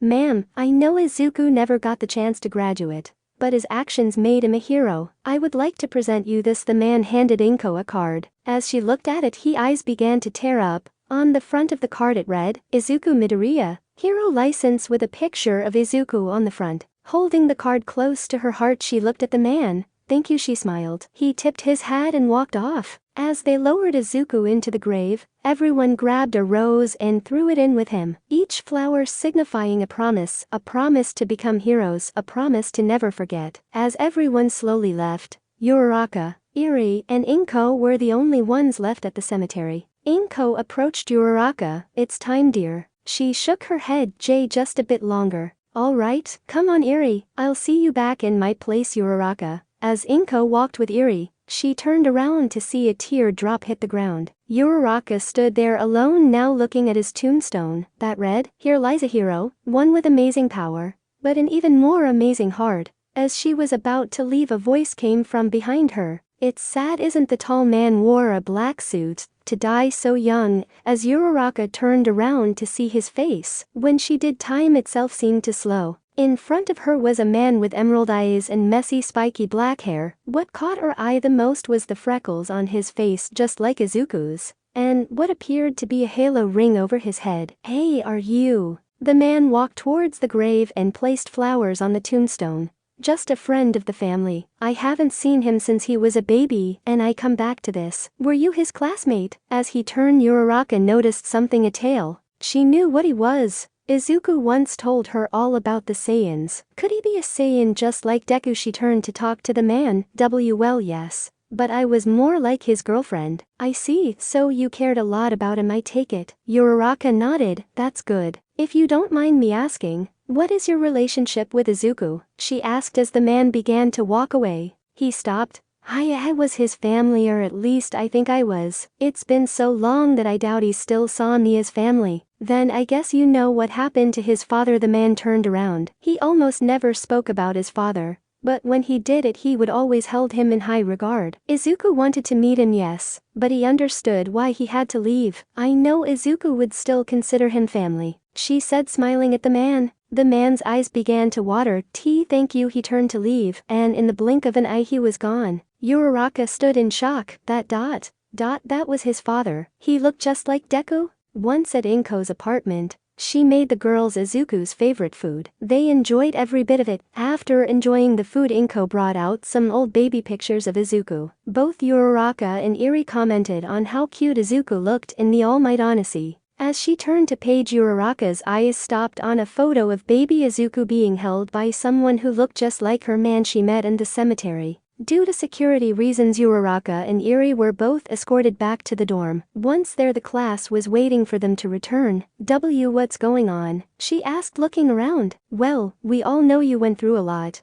and we just want you to know that we are here for you. All of us are. So if you ever need someone to talk to, don't hesitate to talk to one of us, Momo said front and center. Uraraka fought back the tears. Thank you everyone, truly. Later in her room, she was tucking Eri to sleep when there was a knock on the door. Opening it, she found Toru standing there in her pajamas. Yeah, Toru, Uraraka said quietly as to not wake up Eri. Here, Toru held up a key. A key. She grabbed it, looking at it weird. Thanks, but what is it for? It's the key to Midoriya's room. Uraraka eyes went wide. I took this from Mr. Izawa when he wasn't looking. I don't know if it was appropriate to give it to you, but something told me you should have it. Uraraka hugged Toru. Thank you, Toru. She left, leaving Uraraka looking over a sleeping Eri. Once she knew Eri was asleep, she snuck out of her room and went upstairs to the boys' rooms. Coming across room 4C that read Izuku Midoriya on the plague. Slowly she put in the key and it opened.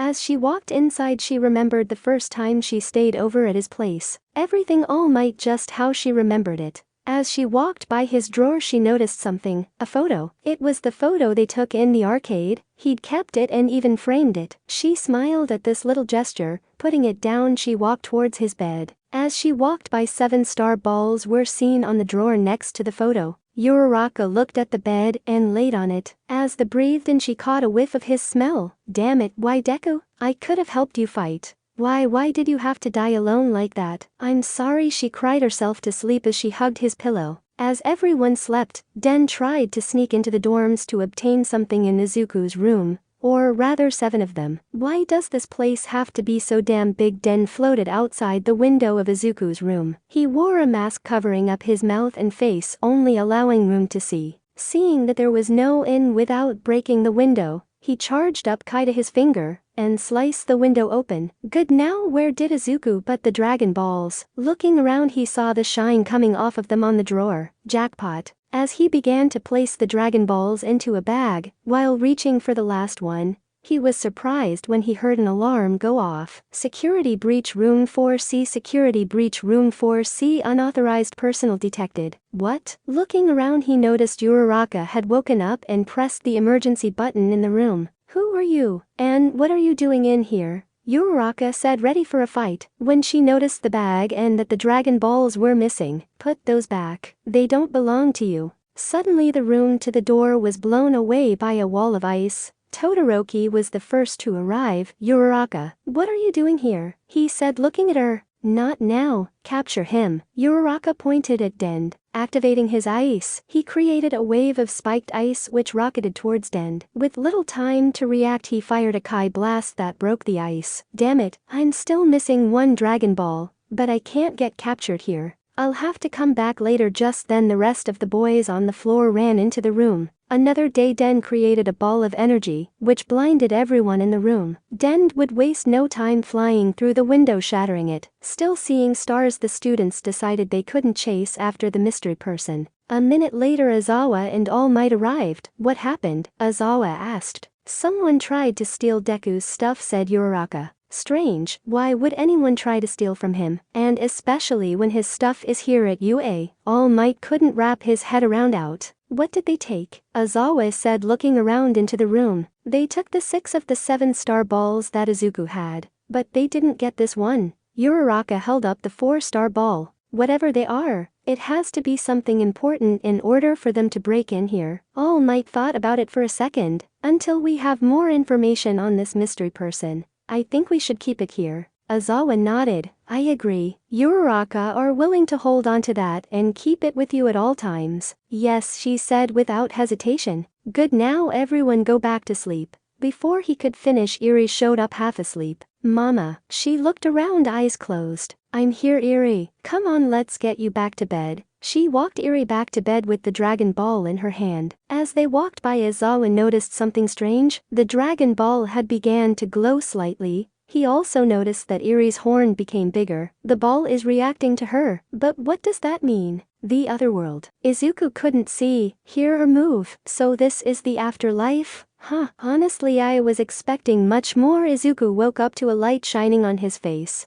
Are you sure he's the one, Goku? A loud voice was heard. Yup, that's him, no doubt about it. Thanks, King Yema. I owe you big time, Goku said, waving goodbye. Izuku looked around. Where am I? I thought I died. He looked up to see a halo over his head. What is that? Hey there, Midoriya, Goku said, running towards the boy. Gee, Goku, if you're here then that means I really did die. He looked at the ground. Hey, don't sweat it, Goku said, patting him on the back. If everything goes right we can have you back on Earth in no time. Izuku turned to Goku. What do you mean back on Earth? We are going to try to revive you, Goku said, smiling. Izuku blinked. Is that even possible? Goku smiled. You bet it is. And it's all thanks to the Dragon Balls. Wait, does that mean? Goku laughed. Yup, you'll get to see your friends and family soon. Izuku began to cry when he heard the news. Easy now, there is still a lot we need to do in the meantime. Vegeta and I are going to train you. Just so you know, our training is a lot harder than Master Roshi's. Wait, I thought I already ascended past a Super Saiyan. You're saying there is a level beyond that? Izuku looked at Goku with amazement. Yeah, and if you get strong enough you can ascend even further than that. Come on, let's go to King Kai's planet. Goku took off, and Izuku quickly followed suit across Snake Way. With their speed they made it to a small planet with a tiny house and car. Hey King Kai, you here? He yelled as they landed. From inside the house, a short blue man appeared with antenna on his head. I see you brought the one. He met them in front of the house. Yup, this is him. Izuku, meet King Kai. Izuku bowed. Please raise your head, we don't do that here. So you're the lost Saiyan? Huh. After these guys died I thought there was no more in the entire universe. Yet here you are. King Kai examined Izuku. Yes, I see you have untapped battle power within you. Goku, you said he could already use the Kaioken technique? Goku nodded. So young, simply amazing. If I'm not mistaken he could become even stronger than you, Goku. Geez, you really think so? Goku rubbed the back of his head. I was hoping you said that. So does that mean I can train him? I don't see why not. If it means the universe will once again have a protector, then I'm all for it. With King Kai's approval, Goku would spend little time training him. Chapter 25. Rescue mission start. A week had gone by since Izuku's funeral, and there was little to go on to find Bakugo. The police and pro heroes were running around trying to find him. They already lost one student. They wouldn't lose another. Right now the pro heroes and Nanamasa were having a meeting to discuss what to do. Any clues yet? Midnight asked. None, all the leads we follow are dead ends. Nanamasa said, going over a file. We need to find Bakugo. It's been 2 weeks. You think we don't know that? We are doing everything we can, but they are covering their tracks. Aizawa said, more annoyed than anything. I already lost one student. I won't lose another. All we need to do is have them slip up at least once, and we can find them in a heartbeat. Namasa said, looking at the heroes. Almost on cue an officer burst through the door. Sir. The officer ran inside the meeting out of breath. What is it? Namasa asked. We have reports saying people have heard explosions coming from an abandoned bar. The officer composed himself. There is also reports this area being a hotspot for villains. All Might's eyes went wide. It's him. It has to be. Bakugo must be fighting back against the villains. Where were these reports coming from? Nanamasa asked. Sir, in a city called Jaitan, the officer explained. Leave the report here. Thank you for the information. The officer saluted as Nanamasa went over the report. It seems we may have caught a break. Prepare an assault and rescue team. We are going after both Bakugo and the League of Villains. With Bakugo 1 week ago, Bakugo slowly began to wake up. His eyes burned from the sudden light. Looking around, he noticed he was cuffed to the chair, but not with ordinary cuffs. These cuffs were designed to suppress quirks. He tried to break free, but with little success. Then he tried to use his quirk. Nothing. I can't use my quirk. What's going on? Just then the door to the small room opened. Kurogiri walked in. Oh, it seems you are finally awake, Bakugo. I feared you would never regain consciousness. We have much to discuss. Screw you. I have nothing to say to villain bastards like you, Bakugo yelled as he tried to break free. Now we are only here to talk. You don't want to end up like your classmate now, do you? Bakugo raised an eyebrow. What do you mean? I swear if you bastards did anything to them, I'll kill you all. His blood boiled. If it wasn't for the restraints, Bakugo would have torn his head off. Oh, we did do anything? It was one of our partners. He had a personal vendetta against one of your classmates, and well, let's just say it didn't end well for both of them. If only Bakugo could see his face, he would see giant smile on Kurogiri's face. He began to push the chair into the other room. There he found Shigaraki sitting down at the bar and a monitor with the words AFO across the screen. Akatsuki Bakugo, welcome to the League of Villains hideout. Bakugo looked around to find a way out. What do you guys want? We are only here to offer you an opportunity. Shigaraki got up. We want you to willingly join the League of Villains. We can offer you great power if you do. What makes you think I would join you guys? Are you kidnapped me and attacked my class? Bakugo glared at Shigaraki. Because if you don't in the blink of an eye, Shigaraki appeared in front of Bakugo and grabbed him by the throat with 4 fingers. You will end up like your classmates, do you? You bastards. Bakugo once again tried to break free, but without the use of his quirk he couldn't. Shigaraki pulled his hand away. What was his name again? Got it all over the news. He paced back and forth redundantly. Oh right, I remember now, it was Izuku Midoriya. Bakugo's eyes went wide. What? Oh, you don't believe me? Maybe this will help. Shigaraki grabbed the remote for the TV hanging on the wall and changed the channel to the news. Heroes and students are mourning the loss of one of UA's brightest future heroes, Izuku Midoriya. Reports have said he died protecting his class from villains that attacked the training camp where they were located. His funeral will be held today at the local cathedral. Pro heroes are expected to make an appearance. There has been no comment from his family, but we hear that they are asking for privacy during this difficult time. People are still asking themselves, how did UA allow this to happen? However, there will be a press conference held by UA at a later date, and hopefully they will answer some of the questions on everyone's mind. Bakugo couldn't believe it, and no, there has to be some kind of mistake. He can't die. Izuku wouldn't just. His mind went blank as he proceeded what he just heard. Accept it, kid. Your friend is gone, and there isn't a damn thing you could do about it, Shigaraki said, turning off the TV. Oh, it looks like your mind is broken. You must have been close with Midoriya. Master, I think it's time to use it. He turned toward the monitor. Yes, I do believe this would be the perfect time to use the artifact. Let's see if the legend behind it is true, said Afo. Kurogiri went into the back of the bar and pulled out a crown with the letter M on the front. If this works as said in the legends, then the Majin crown should make him do our bidding. As Kurogiri placed the Majin crown on Bakugo, the symbol on the front began to glow. Ah! Bakugo yelled out in pain. After a few seconds, the M on the crown stopped glowing. It seems it has worked. Let's test it, shall we? Bakugo jumped, Shigaraki commanded. After a second, Bakugo jumped as he was instructed to do so. Good. We can use him to our advantage in any of our future jobs, he smiled. Yes, this quiet the artifact, Afo said over the monitor. Present day. Was now in the late evening when the cops began to show up and surround a bar. So is this where the villains are hiding? Said Gran Torino. It appears so. Sensei All Might was standing by with the police and some of the top heroes, ready to raid the bar. If he's in there, I want you to think before you act. You can't fight him here with so many police officers here. Get him away from the city then, and only then can you fight him, and I pray that he isn't at the other location. Gran Torino explained, as All Might nodded. All Might, we are ready, Namasa said as he put on his bulletproof vest. All Might nodded. All right, let's go, he yelled as he jumped towards the wall of the building. Inside the bar, 2 men before. Inside the bar was the League of Villains standing around with the mind-controlled Bakugo. How is he keep doing that? Shigaraki said, pacing back and forth, scratching at his neck. The artifact is working, but he somehow keeps breaking the mind control. It could be that he is fighting back inside his mind, Kurogiri said, trying to calm him down. Yes, while the explosion he caused in the morning were unfortunate, I doubt they alerted anyone. Kurogiri is right, son. Afo's voice was heard through the monitor. We still have him under our control, and that's all that matters. With the missions we've been sending Bakugo on, we now have enough resources to last us a good while. Why, you're right, master. Sorry, I overreacted. Shigaraki finally stopped. As long as he's here, the heroes can't touch us.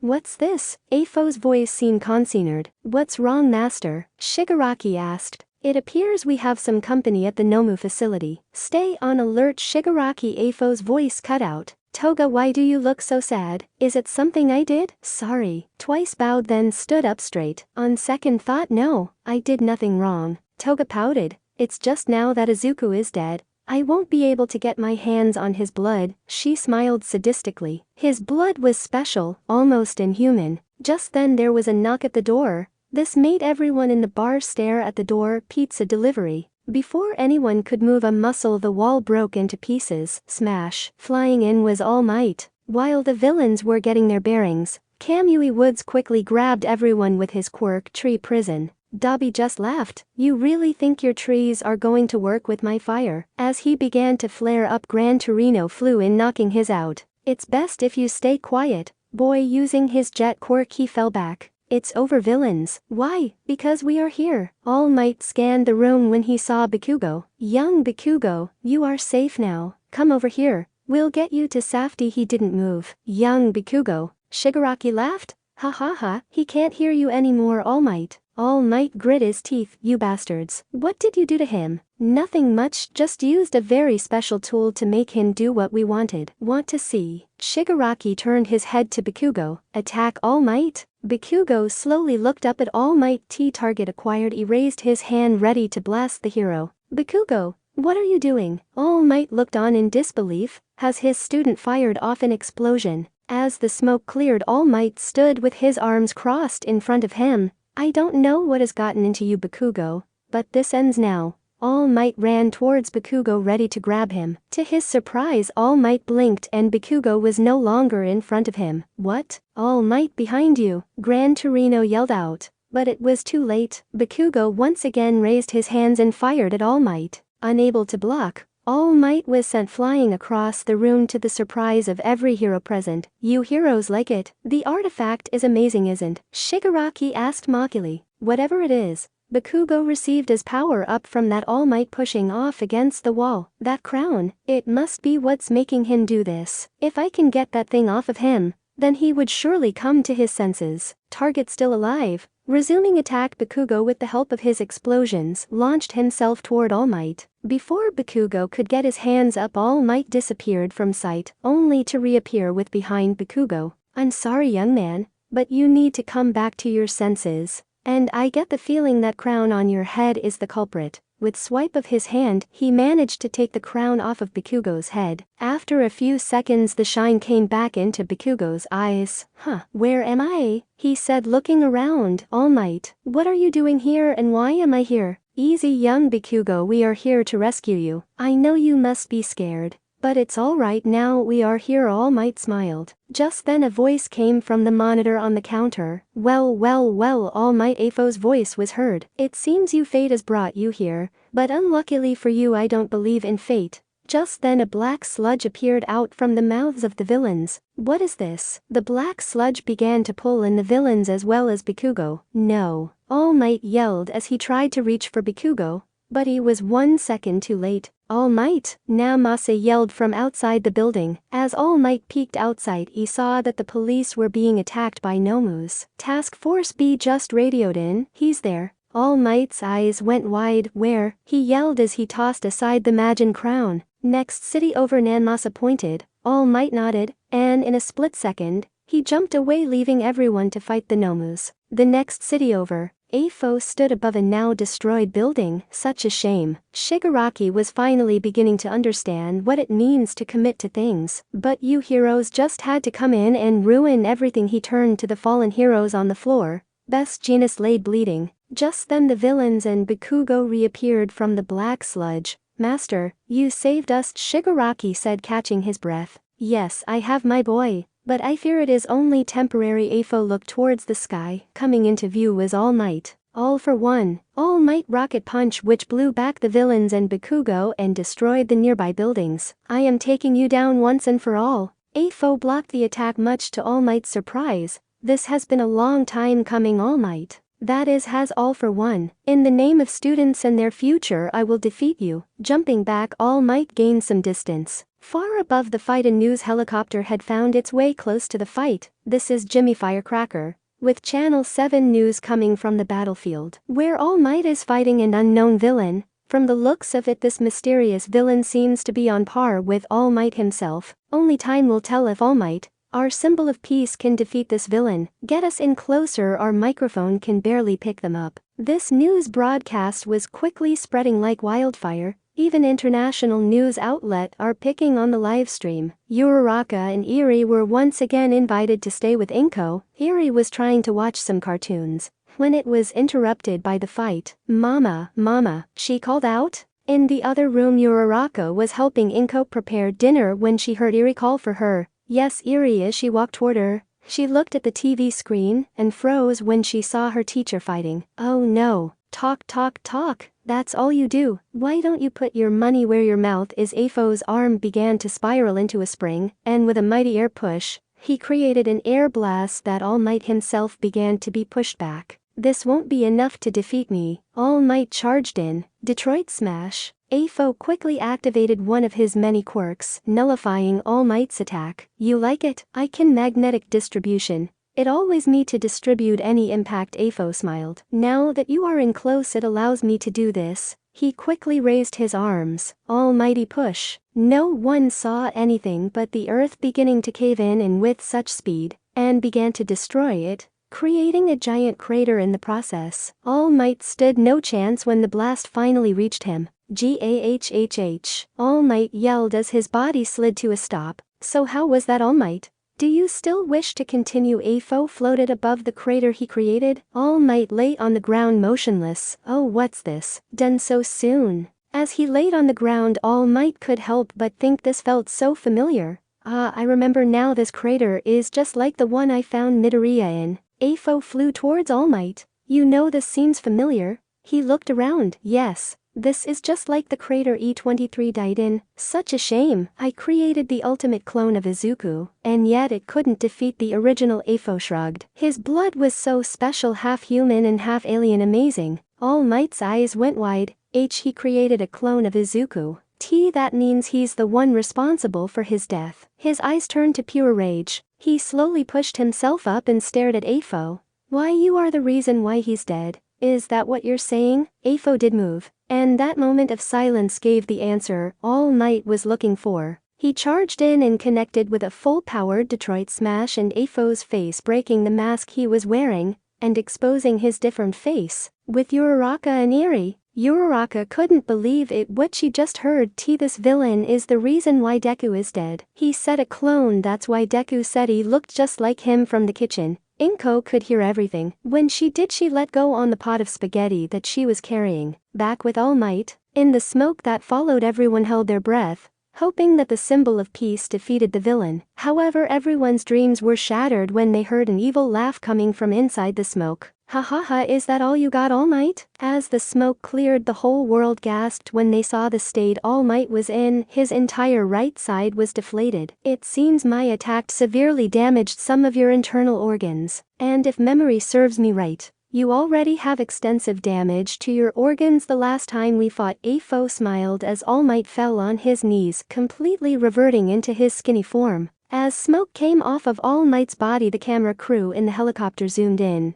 getting a shot of All Might in his skinny body. Ladies and gentlemen watching at home, it seems All Might can no longer fight. He lost. Now why don't we end this, All Might? Now you can join your little student in the otherworld. Afo's arm began to change. Spikes began to appear from his arm, his muscles began to deform, growing in mass. This was it, dozens of quirks packed into one, ready to take down All Might once and for all. As his giant fist grew closer to All Might, the whole world held their breath as they saw what saw coming. Just before the fist met its target, a golden glow appeared from the sky. Before anyone could turn to look, the glow came down fast towards Afo, which sent him flying with a giant shockwave of golden energy. The camera couldn't see what happened, as All Might looked up from within the dust to see Izuku in his Super Saiyan form, with a halo above his head, his golden aura flickering in the wind like candle flame. Midoriya. In Inko's house, the trio watched in awe when they saw the golden shockwave appear out of nowhere. Deku. No, it can't be, he's dead, Uraraka said under her breath. Otherworld. A few minutes ago, Izuku was laying on the ground with sweat dripping from his body. Man, this is a lot tougher than I thought it was going to be. Just then Goku, Vegeta, and King Kai walked up to Izuku. He's improving so much. I wouldn't be surprised if he would one day surpasses the both on you, King Kai commented. Vegeta scoffed. Not if he keeps this up. Get up, Izuku. We are getting back to training. Goku placed a hand on Vegeta's shoulder. Hey, come on, Vegeta. Let him rest a bit. Actually, Izuku, your teacher is All Might, right? Izuku got up. Yeah, why, what's going on? The two Saiyans looked at King Kai. I think it's better if I saw you. Place a hand on my back. He turned around so Izuku could place his hand, which he did. Good, now close your eyes and focus on what you see. Closing his eyes, Izuku began to see something, a city. But there is a giant crater in the middle of it. Good, now zoom in. Use your mind to get a clearer picture, King Kai explained. Taking a deep breath, Izuku did just that.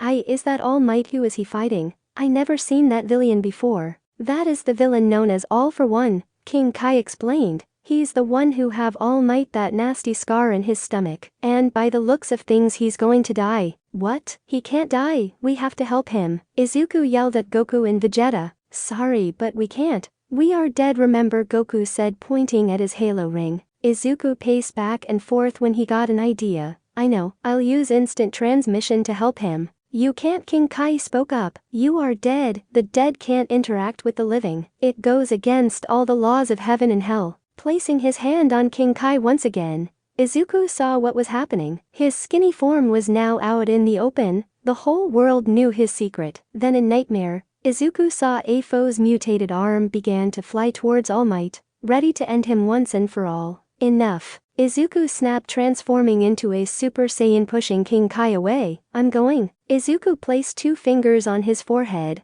and in an instant he was gone. Izuku, no. King Kai yelled, but it was too late, he was gone. Why does this seem familiar, he said, turning to Goku. With All Might, Midoriya. All Might couldn't believe it. His dead student was standing before him. Is it really you, Midoriya? Turning around, Izuku smiled. Hey, All Might, need a hand? Extending out a hand. All Might grabbed his arm, pulling himself up. It looks like you're having a bad day, All Might. I can't fight anymore. I let you down, and now I'm letting the whole world down. He hung his head down low. Listen, All Might, me dying was not your fault. It was my choice to fight him. But right now you need to defeat him. I'm counting on you. No, the whole world is counting on you, Izuku said as his body began to fade away.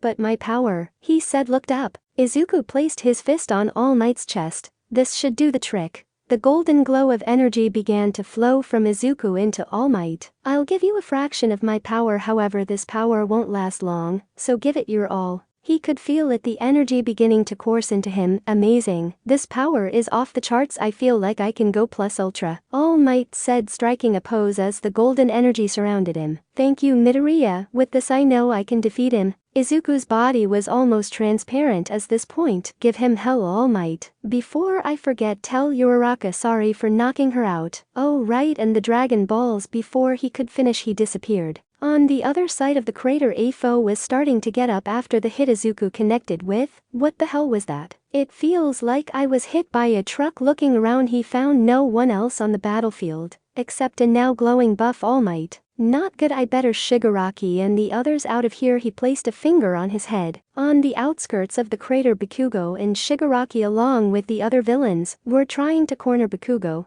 but he wasn't making it easy for them. "You bastard, why don't you just come back with us? I'd rather die than join up with you guys ever again," Bakugo growled as he blasted away twice. "Damn it, I won't be able to hold them back forever. I need help." Just then Shigaraki stooped. "My boy, do you hear me?" Afo was speaking directly into his head. "Yes, sir. Listen, we don't have much time. In order to fulfill our wishes, you must keep on moving forward." Just then a portal opened up behind Shigaraki. Shigaraki knew what this meant. "Wait, master, we can help you. Please. I believe in you, Shigaraki. Make your dreams reality." From inside the black portal, a strange black rope pulled on the villains, dragging them into the portal and disappear. Leaving Bakugo behind, her could only scratch his head as to what just happened. Well, that was interesting. At least they are gone now. With All Might fully powered thanks to Izuku, it was time, all for one. "This ends now." All Might ran towards Afo. "No one knows that better than I do."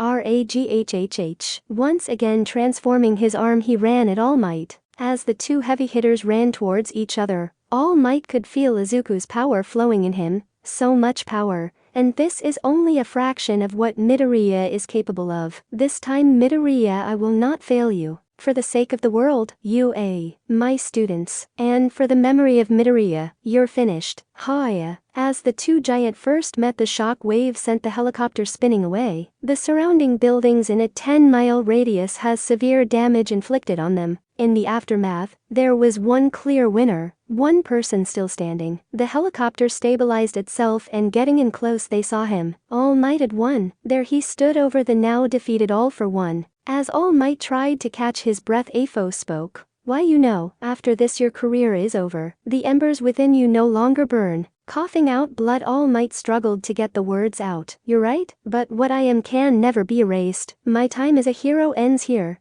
But theirs is still beginning. Someone will take my place." All Might whipped the blood off of his lip. "I pray that Mirio could become the next symbol." Both All Might and Bakugo were taken to the hospital to have their wounds treated. Bakugo would be released early, but had to stay with the police for a while longer to give them a report on what he went through. The other world. Having broken the rules of heaven and hell, Izuku had to travel once again to King Kai's planet, but with instant transmission, he got there in no time. When he arrived at, King Kai was not happy. "You're an idiot just like him," he said, pointing at Goku. "Sorry," Izuku said, rubbing the back of his head. "I couldn't just let him die. What done is done. There is nothing else we can do about it now." King Kai sighed. "There is still something we have to talk about, Izuku." "Alright. Shoot." Izuku stood up straight. "There is a reason why we are training you, Izuku. It's about time you know why," said Goku with a serious look on his face. Chapter 26. Come back. Following the aftermath of All Might's fight, left a huge hole in the Hero Society. All Might had announced his retirement. While this did catch the headlines, it wasn't the only thing that did. The news helicopter captured the seemingly dead Izuku standing in front of All Might during the battle. Everyone wanted to know what was going on, and so did his classmates. Bakugo still refused to believe that Izuku was dead. That is until he was taken to his grave. For the first time since he was a child, Bakugo cried, falling to his knees in front of the tombstone. "Why, you idiot." Now back with the rest of his classmates, All Might felt that it was time to tell them about the night of the fight. Everyone gathered in the living room where All Might,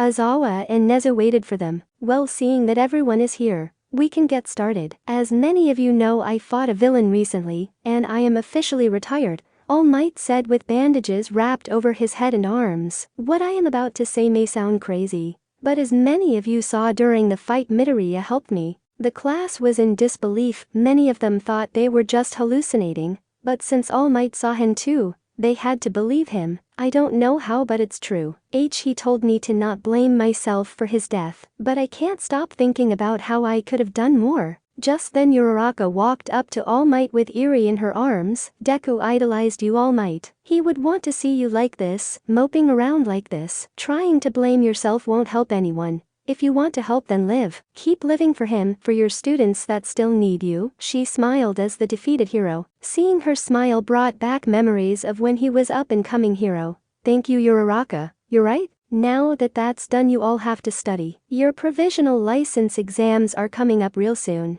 You won't have time to relax anytime soon. So get ready," Mr. Aizawa said, smiling. "Now off you go. Tomorrow we start school like normal." As everyone began to leave, Nezu spoke up. Not you, Uraraka. She looked back at him. We still something we need to discuss with you. The whole class turned to look at her. Alone. Uraraka turned to her class. Momo, can you take care of Eri for a bit? Momo nodded as she followed the trio into the kitchen. So what's this about? Uraraka, do you still have the ball that was in Midoriya's room? Said Aizawa. Uraraka pulled out the Dragon Ball. She turned it into a necklace. Always keep it on me. Why? When Midoriya appeared, he mentioned something called the Dragon Balls. I believe that is what he was talking about. All Might pointed at the ball. And if Izuku mentioned it, then must be of great importance. Meaning we need to find the other 6 the mystery person stole. Nezu said, hopping off the chair. But there is nothing we can do unless we have some sort of radar or something, she said, looking at the Dragon Ball.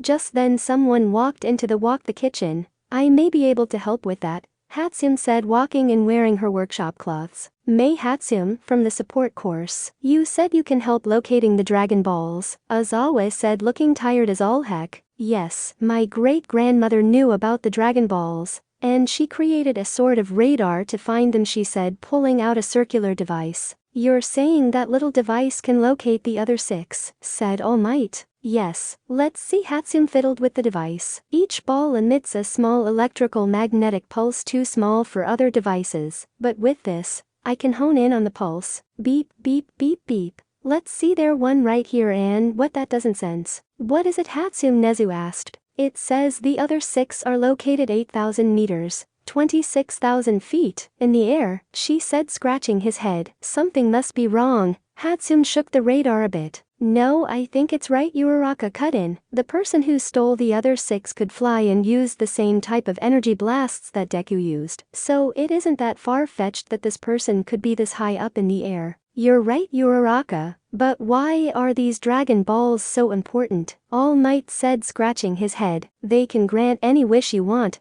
Hatsune said, to the shock of everyone. According to my great-grandmother's notes, they can grant any wish. That is why they are so hard to find. The mystery person who stole the other 6 must know what they do. Uraraka's eyes went wide. Any wish? Does that mean it can bring back the dead? Maybe. I never knew such an item existed. Where did they come from? Mr. Aizawa. Answers for another day, said Nezu. Right now you need to take it easy, he said, pointing at All Might. And you need to get ready for provisional exam. Hatsune, hold on to that radar. We will contact you later at a later date. Everyone nodded and went on their own. Uraraka caught up to Hatsune as she left the building. Hey Hatsune, she turned to see her running after her. See, can you tell me the coordinates of the other 6? Why, ...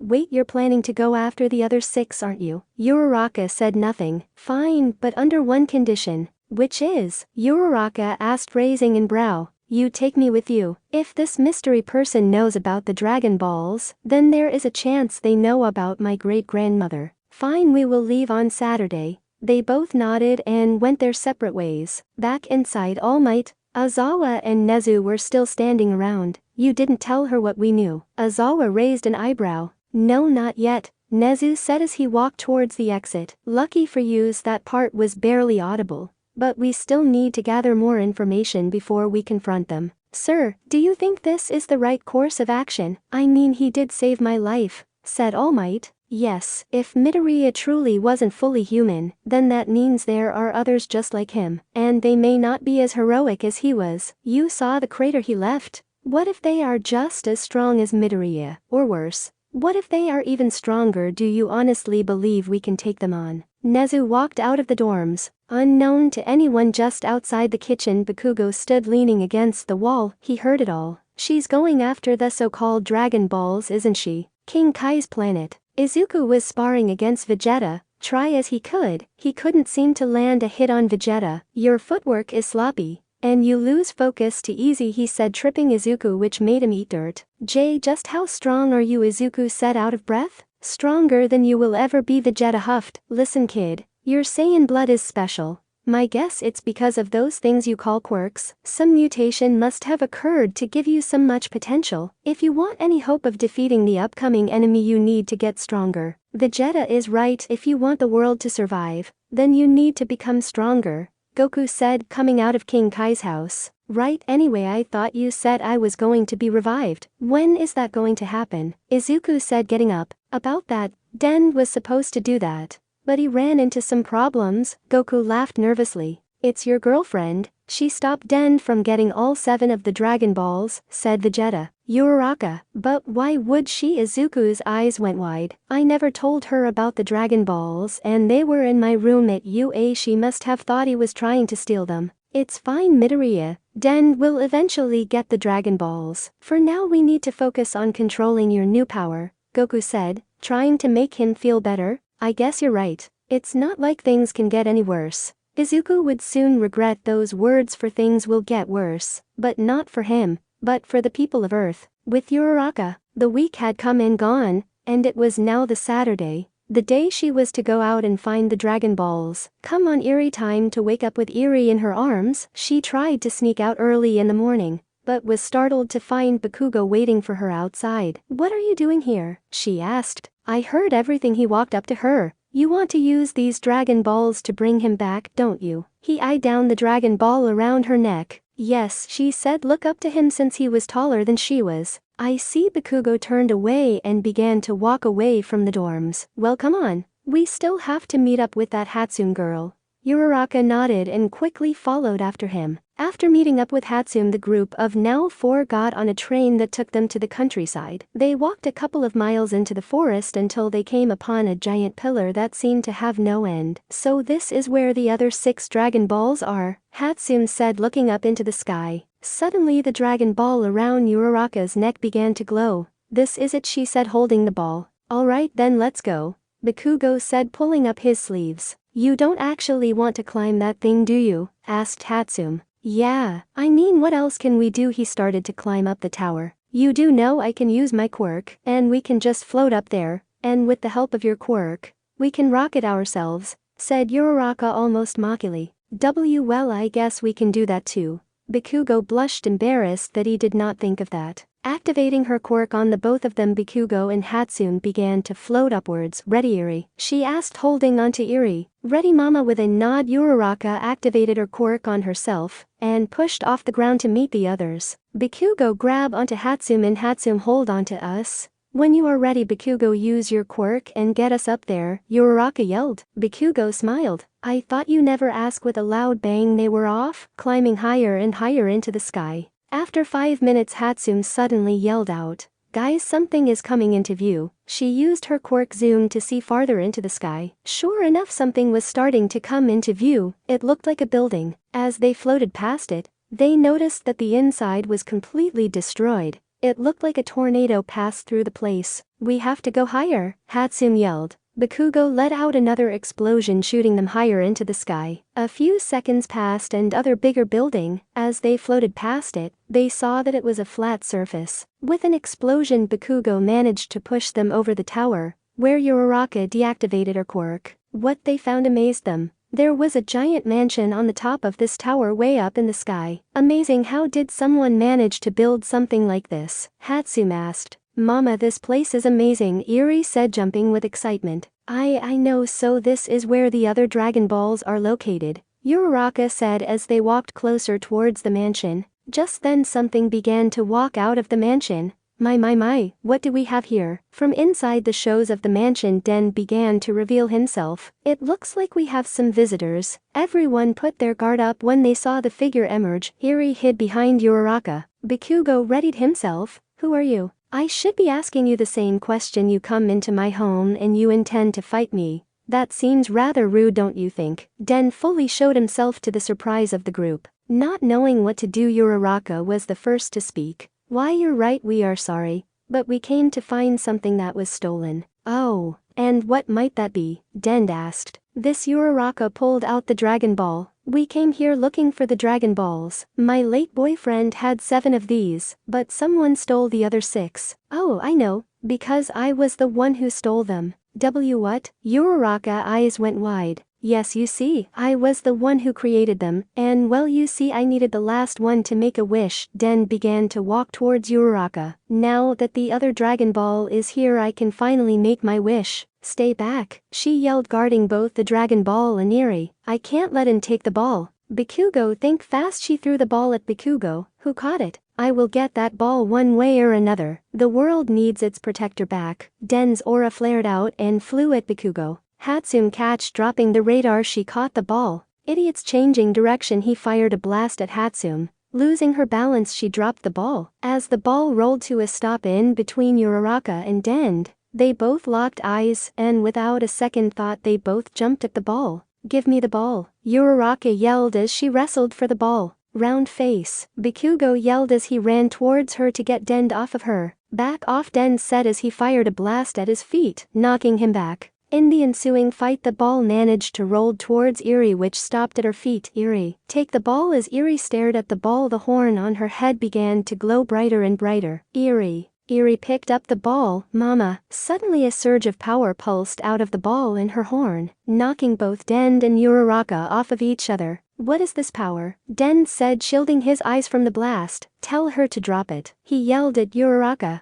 Eri, drop the ball, she yelled, but Eri could not hear her. Drop the ball, Eri. As Bakugo began to get up, he saw what was happening. Without giving it a second thought, he blasted himself towards Eri, and with a quick swipe, he knocked the ball out of Eri's hand. Uraraka quickly ran towards Eri to check on her. Eri, are you alright? She asked worriedly. Mama, I'm fine, but my head hurts, she said, grabbing her head. Wrapping her arms around Eri, she tried to comfort her. Just then Den walked up to her. Den, kneel down. Here, let me help. He raised his hand above Eri. Suddenly energy began to cover Eri in an orange wave glow. That should do it. I heard your name was Eri. Why, yes, she nodded. Thank you, mister. Den smiled. You're welcome. Call me Den, he said, getting up. Now then, now that I got what I wanted, I think it's time for you to go, Den said, revealing that he had the Dragon Ball. When did you? Uraraka looked in shock as Den began to walk away. No, give it back. We needed to bring him back. We need to bring back Deku, she yelled as tears began to fall from her eyes. Den stopped when heard that name. Did you say Deku? Yes, he died recently, and I heard the Dragon Balls could grant any wish, Uraraka said, wiping away a tear. I see, it seems like there has been some sort of misunderstanding. You want to bring back the one you call Deku.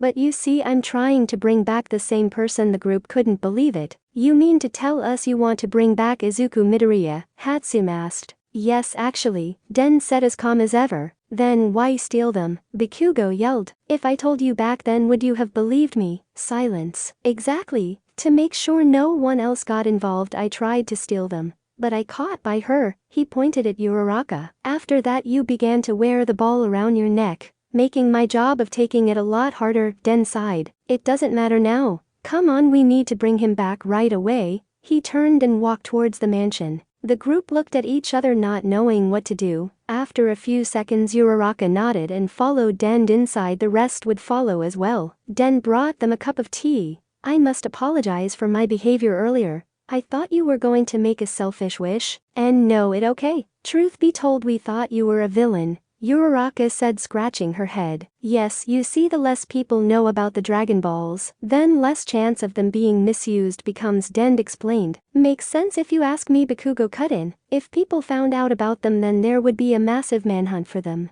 Precisely. Once we use the Dragon Balls, they will scatter across the world. Once they do, I will go and search for them once again, and have them on the lookout, where no one can use them again, Den said, taking a sip of his tea. When can we make a wish? Uraraka asked. Now that the final Dragon Ball is here. Right now if you want to. Den got up from his seat. Shall we? The group got up and followed him outside. This is it. We are going to bring back Deku, King Kai's planet. The three Saiyans were sitting on the floor enjoying their final meal together. Well, Izuku, it looks like you are going to be revived soon, Goku said, slippering down some noodles. Yeah, I guess you're right. I just want to thank both of you for training me. With this new power, I know I can protect my loved ones. Now Izuku looked down at the now empty bowl of rice. Yes, you are stronger now, but remember, you can always get stronger, said Vegeta. Never forget who you are, Midoriya. You are part of the proud Saiyan race.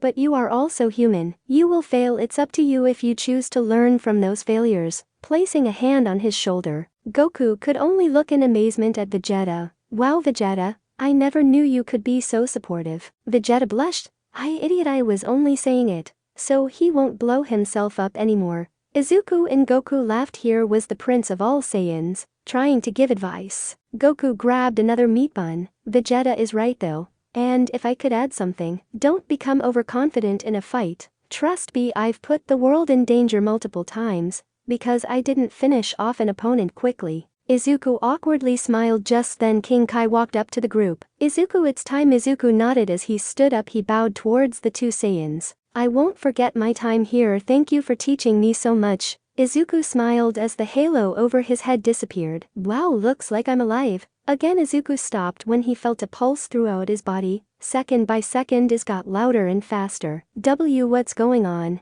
He said as he fell to his knees, clutching onto his heart. Midoriya. Goku rushed to help him from falling flat on the ground. Oh, hot. When Goku placed a hand on his back, it felt as if he was touching lava. Kakarot. What is happening to the boy? Vegeta said with worry. I don't know, but his power is fluctuating like crazy. King Kai, what's going on? Goku turned to King Kai for answers. I don't know, it's as if he's getting possessed. King Kai's eyes went wide. Oh no, Goku. Vegeta, get away from him right now. He tried to warn the two, but it was too late. Izuku's Kai erupted, pushing both Saiyans away from him. As the pair looked at Izuku, they noticed his aura changed to a dark black color. His eyes no longer had the emerald green color. Rather, it turned blank white. But what shocked them the most was the tail. Izuku had grown back his tail. Stop him. We can't let him. He was cut off when Izuku teleported away. Damn it, they wished him back on Earth. Getting off the ground, Goku and Vegeta didn't know what was going on. King Kai, what just happened? They asked. As sweat dripped from his forehead, King Kai's voice trembled. Something happened with the Dragon Balls when he was being revived. It seems Izuku has reverted back to his Saiyan's roots. The Midoriya we just saw was not the same we knew. His human memories and personality are gone.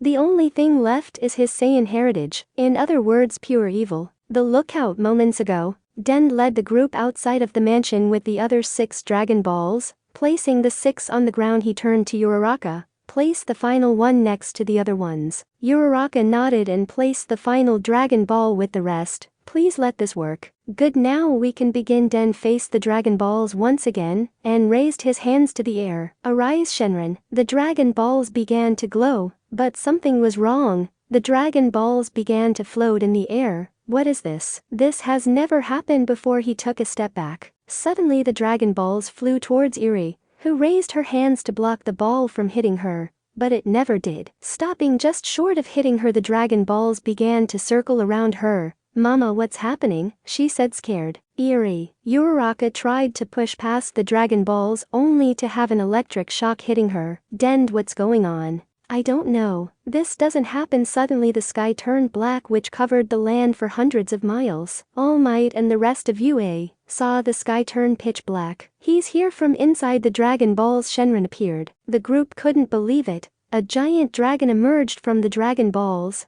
It's a dragon, Hatsune yelled in excitement. Den noticed something was off. Shenron's eyes were usually red, but this time they were black. I am the eternal dragon. I shall grant you one wish. Hey, amazing! Bakugo's jaw dropped to the floor. However, Uraraka was still trying to get Eri free with no eval. Shenron, we wish to bring back the one called Izuku Midoriya and bring him here. Den yelled at the dragon. Shenron's eyes pulsated. Your wish has been granted. Farewell. The Dragon Balls began to spin around Eri faster and faster, until they rocket towards the sky and dispersed. The sun once again returned, but to everyone's horror, Eri fell to the floor unconscious. Eri, Uraraka yelled as she ran towards her. Eri, wake up please. Her worry quickly turned to horror when a giant beam of black energy crashed into the lookout, shaking it. What the hell was that? Hatsune yelled as she struggled to regain her balance. Den looked on in horror at the black energy. Oh no. As the black aura disappeared, Izuku stood before the group, not moving. Uraraka looked up to see him. Deku. She stood up and began to walk towards him. It actually worked. Tears fell from her face. You're alive, I can't believe it.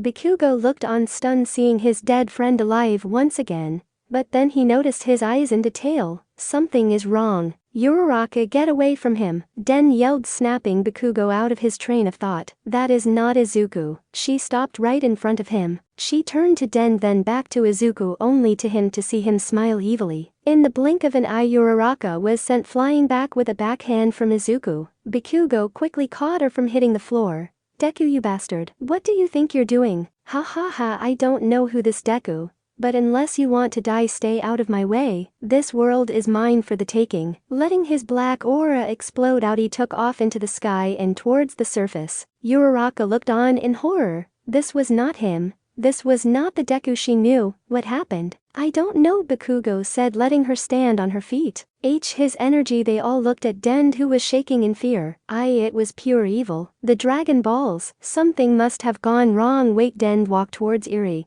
Placing a hand over her body, he focused onto her Kai. Just as I thought. It's faint, but it's there. There is an evil Kai within this child. She must have. No, they should have been gone long ago unless someone in her past had prior exposure to them. Den pulled out the evil Kai within her, which manifested in a black energy ball. He quickly crushed the energy, making sure it can no longer cause any harm. Dend, what happened to Deku? Uraraka yelled at Dend. The Kai I pulled out of Eri was something from the past. The remainance of the shadow dragons. Long ago the Dragon Balls were being used too much and evil energy began to form within them. They corrupted and turned into dragons, each with immense power. When Eri touched the ball, it transformed most of the evil energy within her to the Dragon Balls. Every energy needs source, and this source found its way into Midoriya, corrupting his mind. What frightens me the most is that his human side is no longer there. Now it's only his Saiyan side. Dend walked to the edge of the lookout and looked down.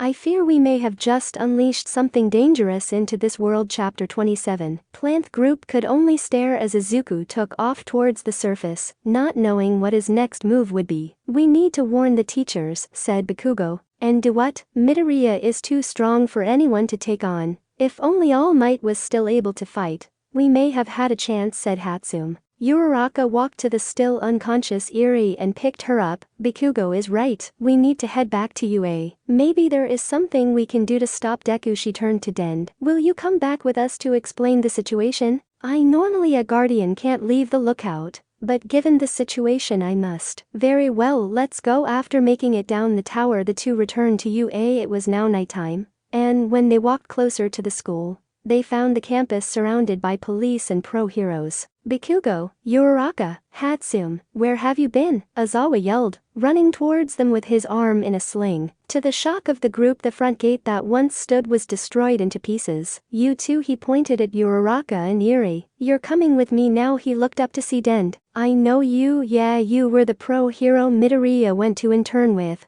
Mr. Aizawa, what happened here? Bakugo asked. Aizawa sighed. We were attacked. Oh no, he didn't. Uraraka thought as she was practically dragged by Mr. Aizawa. By Izuku Midoriya. The look on the group's faces said it all. Moments ago. Well, that concludes the meeting, everyone, Nezu said, putting down a stack of papers. Sir, about the matter of the provisional license exams, said All Might, wearing an oversized suit. Yes, about that. Boom, the building they were in shook. What in the world was that? Nezu asked as he took cover under the table. A few seconds later, Power Loader ran into the room. Sir, we are under attack. The heroes began to pick themselves up off the floor. Who would be dumb enough to attack a school full of heroes? Asked Aizawa. Power Loader paused for a second. It's Izuku Midoriya. All Might couldn't believe it. That's impossible. Midoriya is dead. Before he could say anything else, Power Loader was hit by a Kai blast, burning his costume and knocking him out. From the smoke, a figure began to take shape.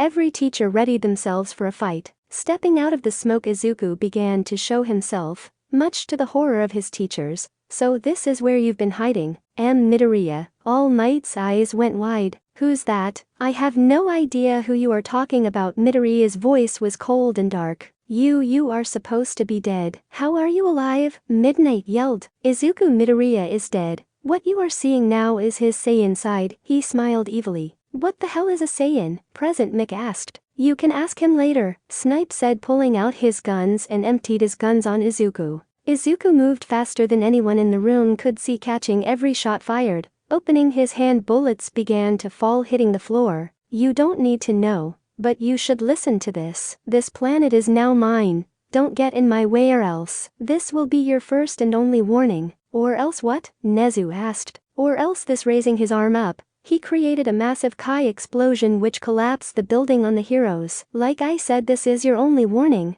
Whoever tries to stop me dies. Izuku jumped through the room and out into the night sky. Present time. It's worse than I thought, Den said. Aizawa raised an eyebrow. What do you mean? Is there something you want to fill me in on? Yes, but not just you. Bring me to whoever is in charge here, then I will explain the situation, said Den. Very well. Hatsune, you are to go back to the support division. Bakugo and Uraraka take Eri back to the dorms. Aizawa was cut off. They come with me, Den said, pointing at Bakugo, Uraraka, and Eri. Aizawa didn't want to put them through what was to come, but in times like these there was no other choice. Very well, let's go. As they walked, Uraraka could only look in shock with the destruction around her. In front of her the main building was still intact, but some of the floors were blown off. To her left was the gyms were almost completely destroyed, only a few pillars were still standing, and to her right were the dorms seemingly untouched. He avoided attacking the dorms. Why?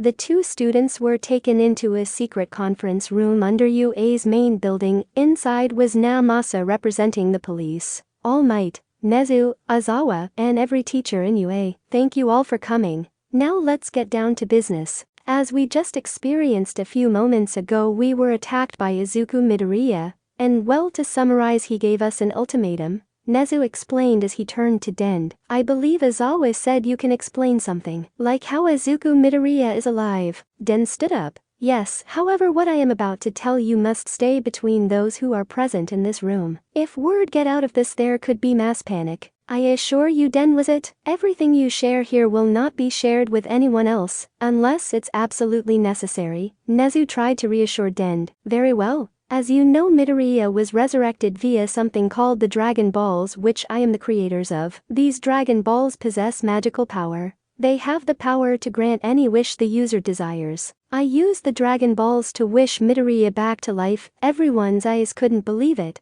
Something so powerful actually existed. All Might slammed his hand on the table. You what? Why would you do something like that? You decided to play God. Who gave you the right? I told him to make the wish. All Might turned to the voice only to find Uraraka staring at him. I thought if the rumor was true, then we can bring him back. Tears began to fall from her face. I just wanted him back. She hung her head low. All Might's rage quelled. As I was saying, I wished him back, but something happened. The Dragon Balls were corrupted and brought forth what you all saw. Izuku wasn't your typical person. You see, he was actually a Saiyan hybrid, meaning half human and half Saiyan. The heroes began to mutter. You're saying Izuku wasn't fully human? Namasa ached. Den nodded. Yes, his mother is human, but his father was a Saiyan. The Saiyans are an alien race that prided themselves in being the strongest in the known universe. They are a proud and violente race. But as you saw, Izuku was not before this happened. When we made the wish to revive him, something went wrong, and he reverted to his primal Saiyan instincts. What he strives for now is the total conquest of this planet. The room fell silent. Is there anything we can do? Asked All Might. There are a few things, but whatever it is we decide to do, we have to do it quickly. Right now Izuku is not at full power. The reason being is his tail. A Saiyan's tail suppresses their power. Right now I'd say he is at half of his original power. If he removes his tail, then he will regain his power. Once that happens, this planet is doomed for. Also, his tail is also his greatest weakness. If we manage to get hold of it and squeeze, it will cause unbelievable pain. However, getting close enough to him is virtually impossible. The heroes stayed silent. It seems we have no other choice. Aizawa, Namasa, it's time, Nezu said with a serious look on his face. Aizawa's eyes widened. Sir, are you sure? He nodded. Yes. Activate the contingency plan for Izuku Midoriya, codename Final Stand. Alert all heroes that we have an Omega level threat. They nodded. However, All Might was confused. Sir, what's Final Stand? With a heavy heart, Nezu looked around the room. Final Stand is a contingency plan I came up with in the case that Midoriya should become a villain. Should we ever need to eliminate Midoriya. Uraraka and Bakugo couldn't believe what they just heard. You what? You made a plan to kill Deku? What kind of sick bastard are you? Bakugo yelled at Nezu. Nezu could only look away. It was necessary. If Midoriya ever turned evil, we would stand no chance. Do you honestly believe I would make this type of plan without reason? Still, it is still a breach of Deku's trust in you in this school. Uraraka yelled at Nezu. How many heroes do you have on your list? Every single one that has graduated from UA. Those who graduate from UA are among the most powerful and skilled heroes in the world. This makes them dangerous. If they fall prey to a mind control quirk, I made the hard choice so others wouldn't have to, Nezu said, looking at the desk. So what's your plan? How do you plan on taking Midoriya down? Asked Midnight. As we speak, David Shield on Island is developing a weapon capable of taking down Midoriya. It is a bullet made of Kachi Kachin, a stronger version of Kachin. It would be fired from a railgun that Shield has specifically designed for this use. When will it be ready? Asked Nanamasa. In a few days. But I fear it won't be enough time, Nezu said with a sad look on his face. For now we need to warn the other schools. And as difficult as it sounds, we need to warn the government. We need to fortify our defenses. If he attacks again, we will be ready. After the meeting was over, Den went to talk with Bakugo and Yuri. If their plan fails, there will be little we can do. So I have a proposition for you two. Let me teach you how to use your Kai. It won't be enough to stop Izuku, but it would give us a better chance. They looked at each other and both nodded. We'll do it. Den smiled. Good, this could take some time. So I'll ask if I can stay here at the school to teach you. As Den went off to find Nezu, Uraraka thought back to a time before this all happened. A time when the person she loved wasn't evil. A time when it was just the three of them. How did things get so messed up? Is this my fault for wanting him back? With Izuku. Izuku landed outside the city on top of a mountain. It seems you still have some fight left in you, don't you? That blast was meant to kill the heroes back there.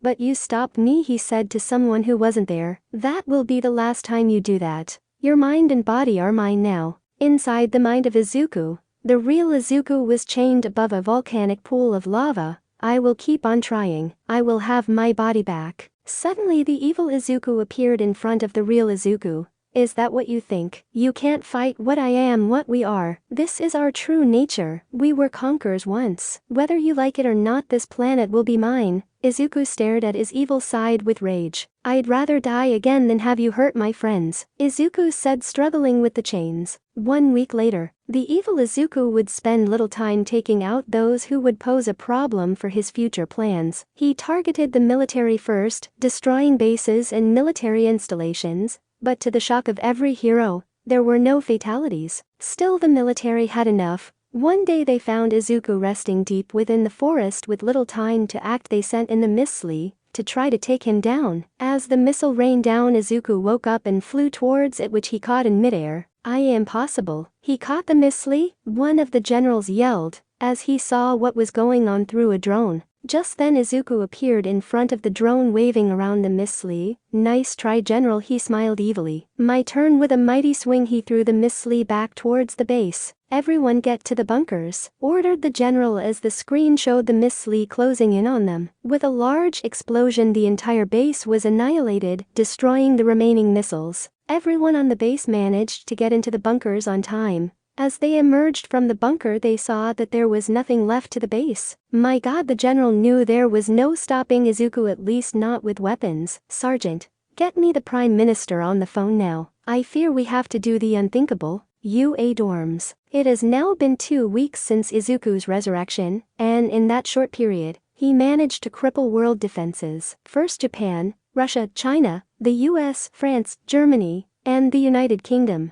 Only a few countries remained untouched, only because they offered to surrender to Izuku before he attacked. In an unspeakable vote, the World Council had put a 2 billion bounty on Izuku's head. All hero schools in Japan closed due to the attacks around the world. This meant the provisional hero license test was put on hold until further notice. Bakugo spent every second he could with Den training how to use his Kai. The news of Izuku taking over the world hit him the hardest. Class 1A on the other hand was devastated. Their friend now threatened to take over the world, and he was only a few days away from doing it. Is this how things are meant to be? Asked Ida as everyone was sitting down for dinner. It can't be. There has to be something we can do, said Mina. As terrible as it sounds, I think things could be worse. As of now, Izuku hasn't killed anyone. If he did, the casualties would be in the millions, Iida said as he looked at his class, only to notice 3 people were missing. Where are Uraraka and Eri? And Bakugo too? Bakugo hasn't stopped training these past 2 weeks. He feels partly responsible for all this, Kirishima said. Ribbit,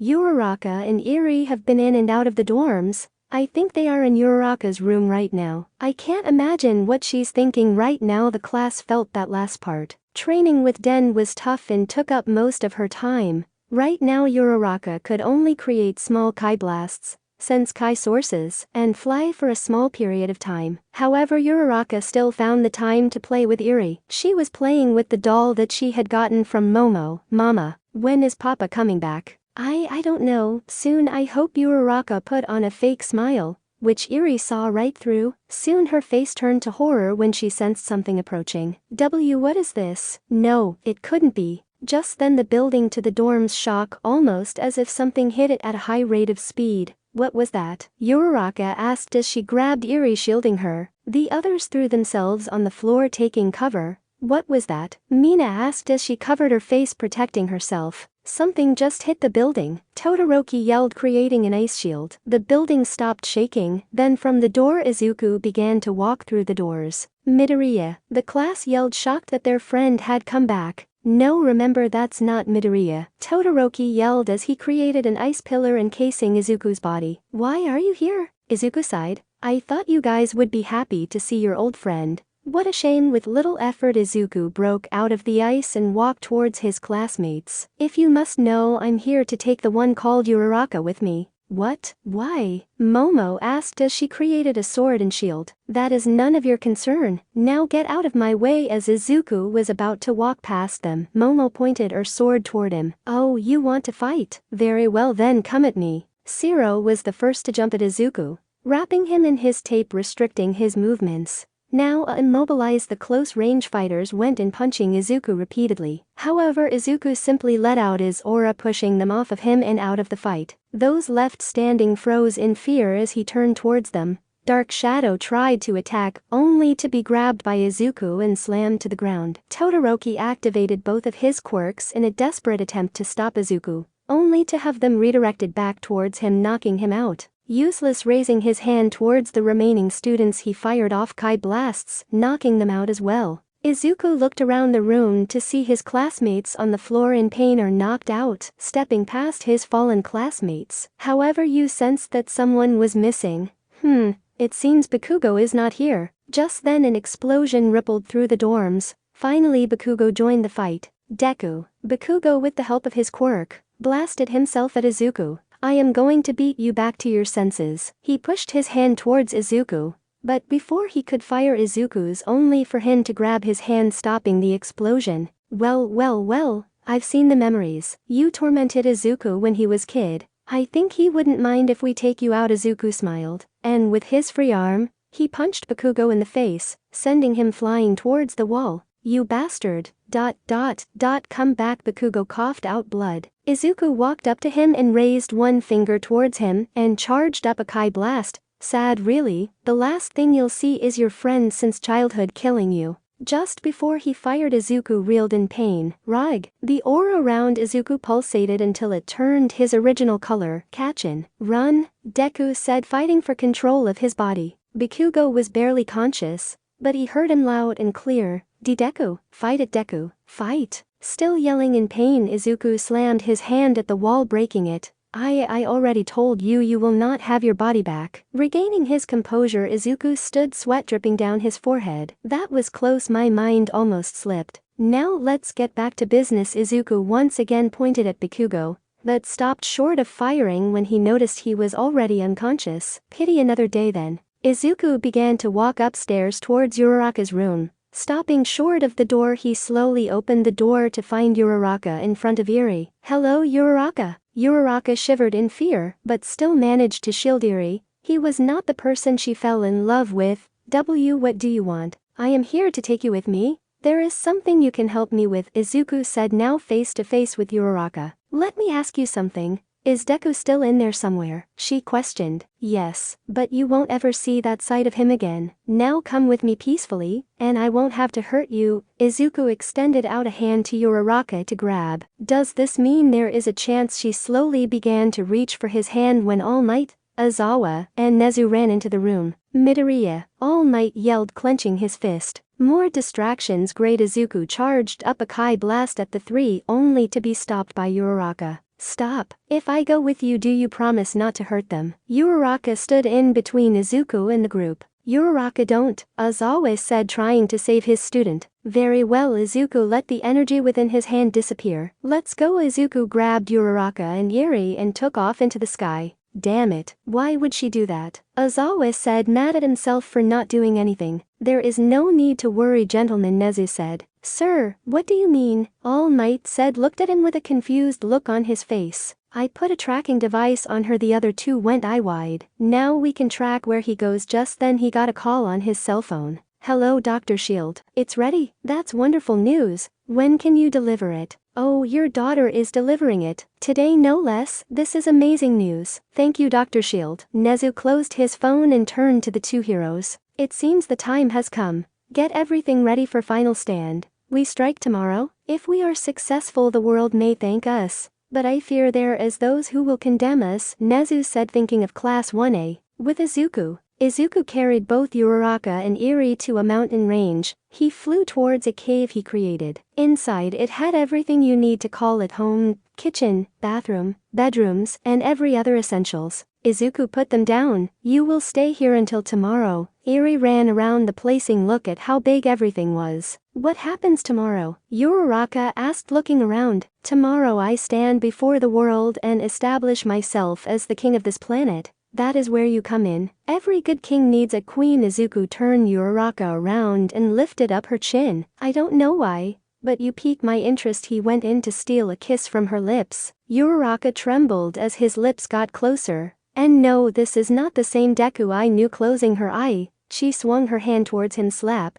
You are not the Deku I fell in love with. Izuku placed a hand over the handprint. I see, you will become my queen one way or the other. Izuku turned and walked out of the cave and flew off towards the sky. Uraraka's knees gave out. Falling to the ground, she began to cry. The next day, Izuku made his way towards the UN building in Tokyo, where all the top representatives of every country in the world were set to have a meeting on what to do with Izuku. They had three options on the table. One was the nuclear option, use nukes to attack Izuku. Two was to try to negotiate with him, and three was the worst case scenario, unconditional surrender. As the nations of the world casted their vote, Izuku rocked in, breaking the roof of the building. Hello everyone. Izuku's black aura blanketed the room. The guards in the room began to draw their weapons, but were quickly disarmed when Izuku fired blasts, destroying their weapons. The speaker stood up to Izuku. What do you want? I am simply here to tell you that you are all under my rule now. This world belongs to me now. I dismantled your militaries, so you have no other options.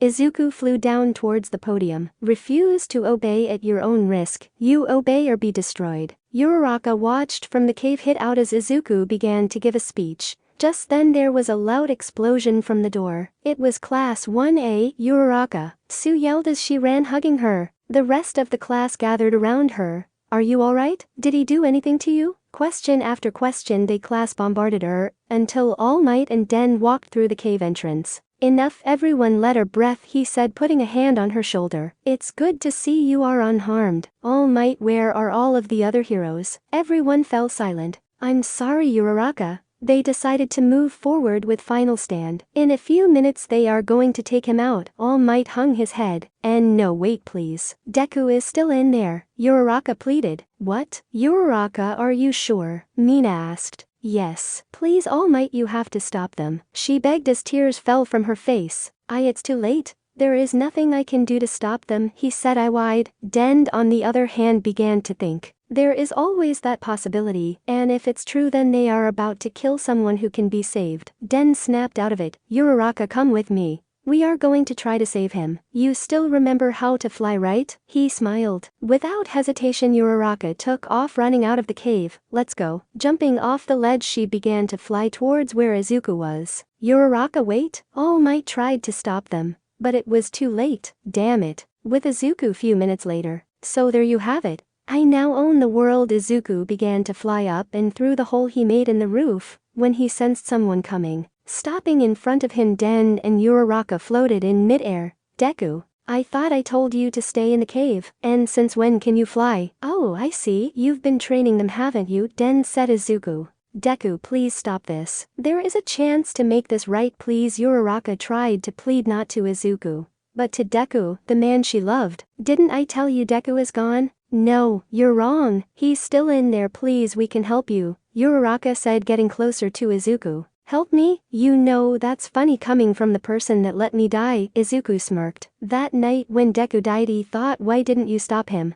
You're wrong, Deku made the choice. Even so, I didn't want him to go, but he left anyway. Izuku knew he was the only one who could stop the villain. Uraraka was getting closer. Deku was a hero, tears fell from her face. You can still come back to us, Uraraka, be careful, Den warned her. She shook her head and placed a hand on Izuku's cheek. If Deku really is in there he won't hurt me, she smiled. Izuku just stood there looking into Uraraka's eyes. Why you? Izuku began to grab his head in pain, letting out his aura. Uraraka was pushed away from Izuku by powerful wind gust. Stop, ITTT. Regaining her composure, Uraraka saw that Deku was fighting back inside his mind. Deku, fight it, come back to us, to me. Inside Izuku's mind, Deku began to break out from the chains holding him back. Thank you, Uraraka, this is it. Hi-ya. His golden aura began to escape in between the gaps in the chain, before finally breaking free. Did you honestly think it would be that easy? Izuku appeared in front of Deku. You will have to kill me first. Gladly. Hi-ya. Izuku's hair turned golden with lighting crackling around him. I will end this right now. Kamehameha. The golden beam shot towards Izuku with incredible speed. Izuku tried to stop it, but to no avail. Wait, if you kill me now you will lose what you truly are, a Saiyan. What I am is a Deku. Pushing hard, Deku engulfed Izuku in the blast, obliterating him. Mountain top. 100 miles away on the top of a mountain laid Snipe with the special sniper rifle Dr. Shield, created to fire the Kachi-Kachin bullet. Snipe, are you in position? Remember you will only have 2 shots, so make them count, asked Nezu over the radio. Yes sir, target is in my side and ready to fire on your command, Snipe radioed back. Let me ask you something first, sir. Are you sure this is the right call? Snipe said, placing the bullet in the chamber. There was no response for a few seconds. Yes.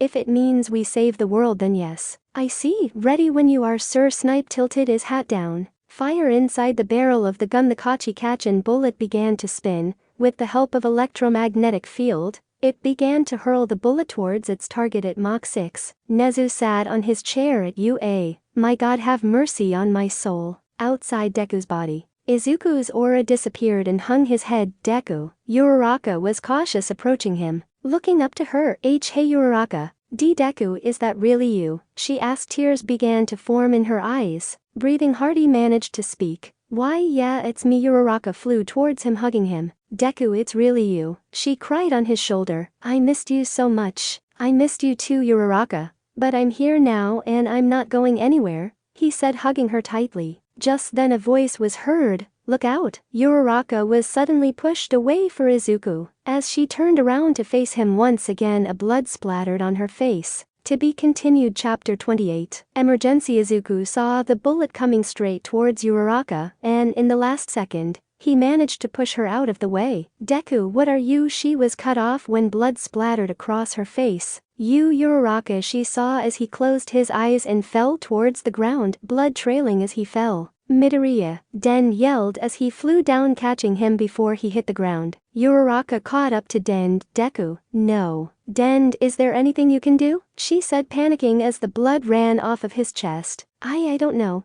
Anything that can pierce his skin must be made of something strong. The amount of blood he's lost is too much for my healing power, Den said, trying to heal him.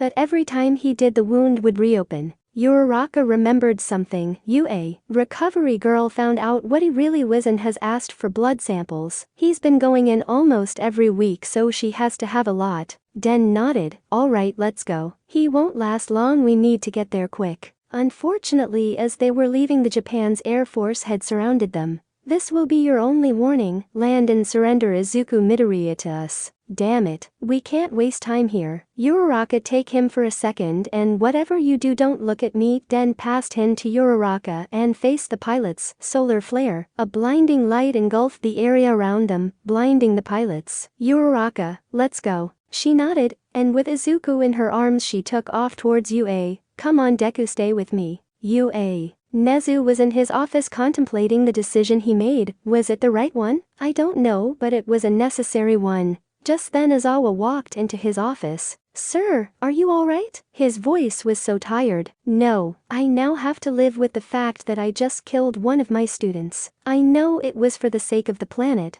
but even so, Nezu turned his chair towards the window as Aizawa stood there. Then he noticed something coming their way. What is that? Aizawa walked towards the window. It's Uraraka and Den, but there is someone else. Aizawa squinted. It's Midoriya. He's still alive. Nezu quickly got on the PA system. Every teacher on campus, please report to the main gate now. The two ran out of the building and towards the entrance. Izuku's condition was deteriorating fast. If he didn't help in the next few minutes he would die. As they landed near the entrance, a line of teachers stopped them from entering. That's far enough, Den. Uraraka, Nezu said. Principal Nezu, please let us go to Recovery Girl. Deku needs help. Uraraka tried to step forward, but was stopped by Cementus, who created a small mound. I said that's far enough, we can't let him in. Not after what he did, Nezu shot back. Den spoke up. Please sir, he is no longer the evil Saiyan we knew. Izuku got his body back, he's back to normal. We can't know that for sure, Aizawa said while on guard. What if he attacks again?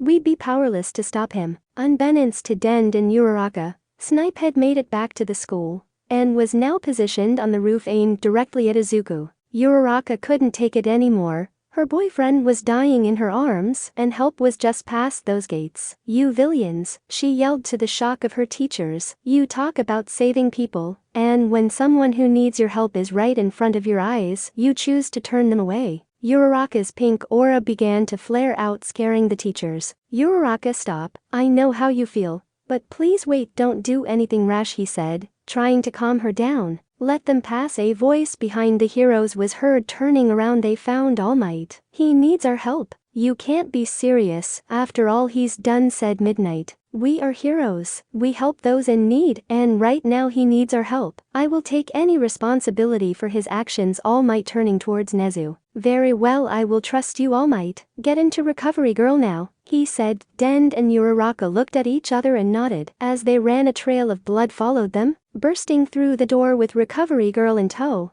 Place him on the bed, she ordered. Placing Izuku on the bed, Uraraka grabbed his hand, squeezing it. In the fridge, she pointed. There are vials of Izuku's blood. Bring them all to me. She tried to get a IV line, but found that his skin was too tough. Damn it, his skin is so though, we need to find another way. Wait. Den grabbed the needle and chancelled his Kai into it. Try it now. Trying again, Recovery Girl inserted the needle, this time with success. Good, now I can take out the bullet out of his chest. Everyone out, I need to focus. Everyone was kicked out of the room. After what felt like an eternity, Recovery Girl walked out of the room. Taking off the mask covering her face, she saw the worried look on Uraraka's face. I removed the bullet and its fragments, but he's lost too much blood, she said. Uraraka quickly volunteered. Take mine. Take as much as you need. Recovery Girl shook her head. You're not the same blood type. Most important is blood is special since he is a Saiyan. He has a special type of cell within him that no one else has. So unless we find someone with the same type of cell, he will. Recovery Girl turned away. Uraraka clenched her fists. Damn it, there's nothing we can do. Wait, what about his mother? All Might said, trying to help. No, it won't work. She is not a Saiyan. She wouldn't have the same type of cell he has. Recovery Girl tried to think on what to do.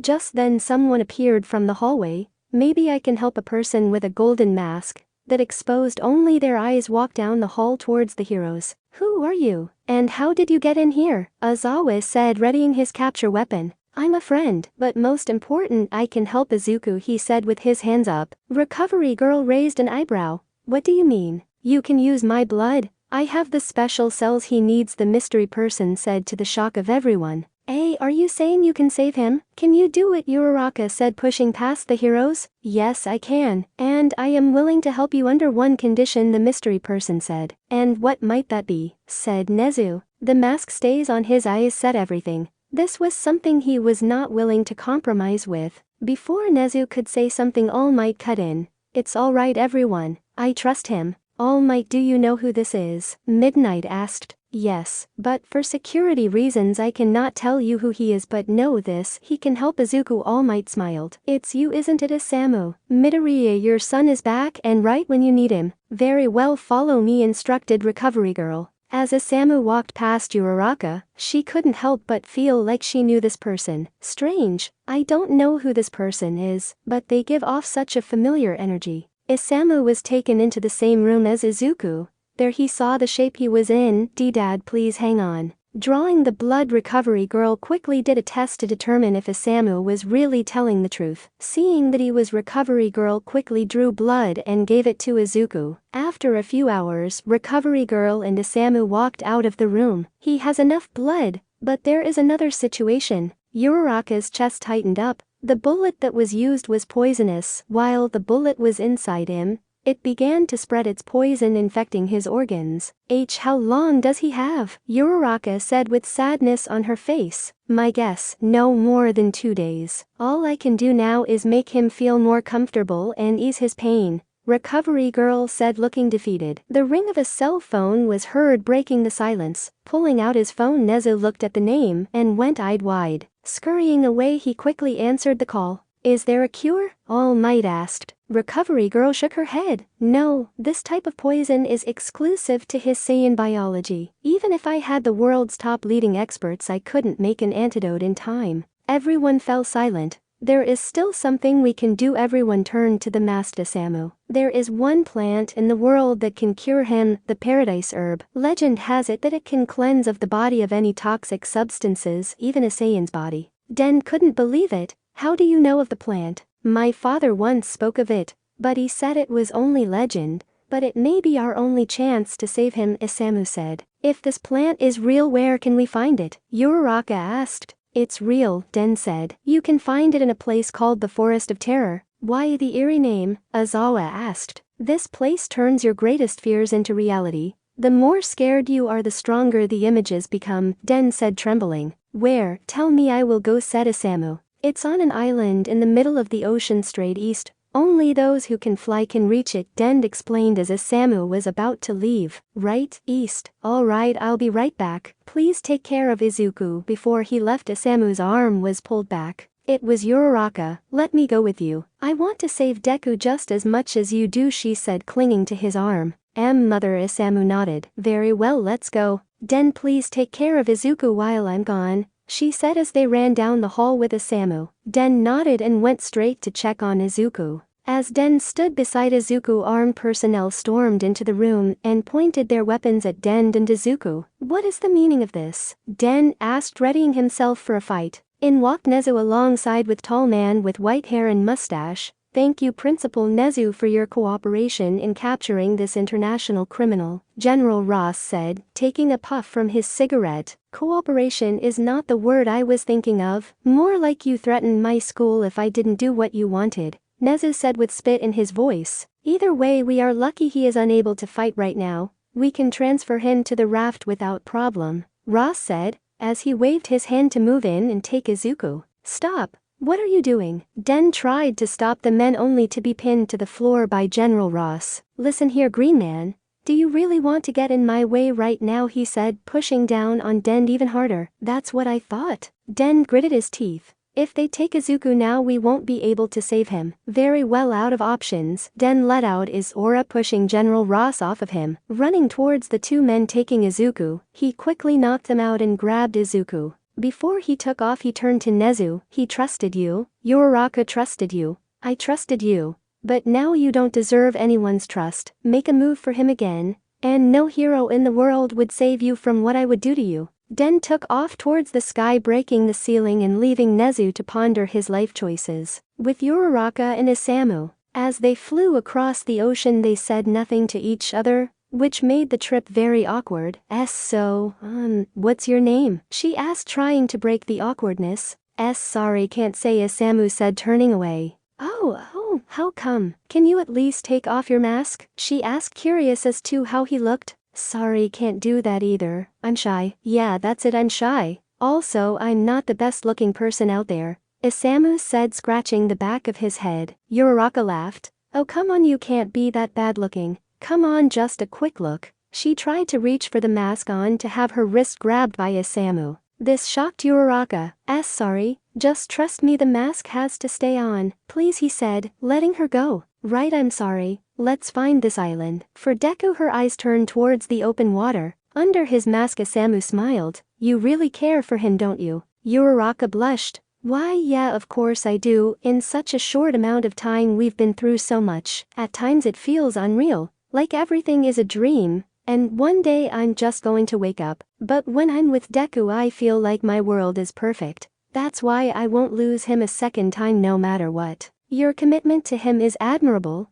You see yourself with him in the future, maybe marriage, Isamu said, teasing her. Uraraka blanked out for a second and began to fall. However, she quickly regained her composure, but was blushing mad. What? I don't know about that, I mean that's so far ahead, but I wouldn't be close to the idea. Oh mom, if only you had a clue as to who I am underneath the mask, Isamu smiled. Well, you never know. What, you got someone special in your life? Uraraka said, trying to change the topic. Well, more like a crush really, he said, blushing under the mask. She's older than me, but she's amazing. Oh, Uraraka nudged at his side. Looks like someone's in love. I don't think so. I respect her more than anything. Uraraka shook her head. Nope, it's love. I can see it in your eyes, she giggled. Just know to Tursasa the time you have with her. You never know when it will come to an end. Isamu nodded and went back to looking for the island. 8 hours later, and now 2,500 kilometers from the coast, they finally spotted the island. Look there, Uraraka pointed out the island. I'm getting a strange feeling coming from that island. As they got closer they noticed that the island was covered in a slight gray glow,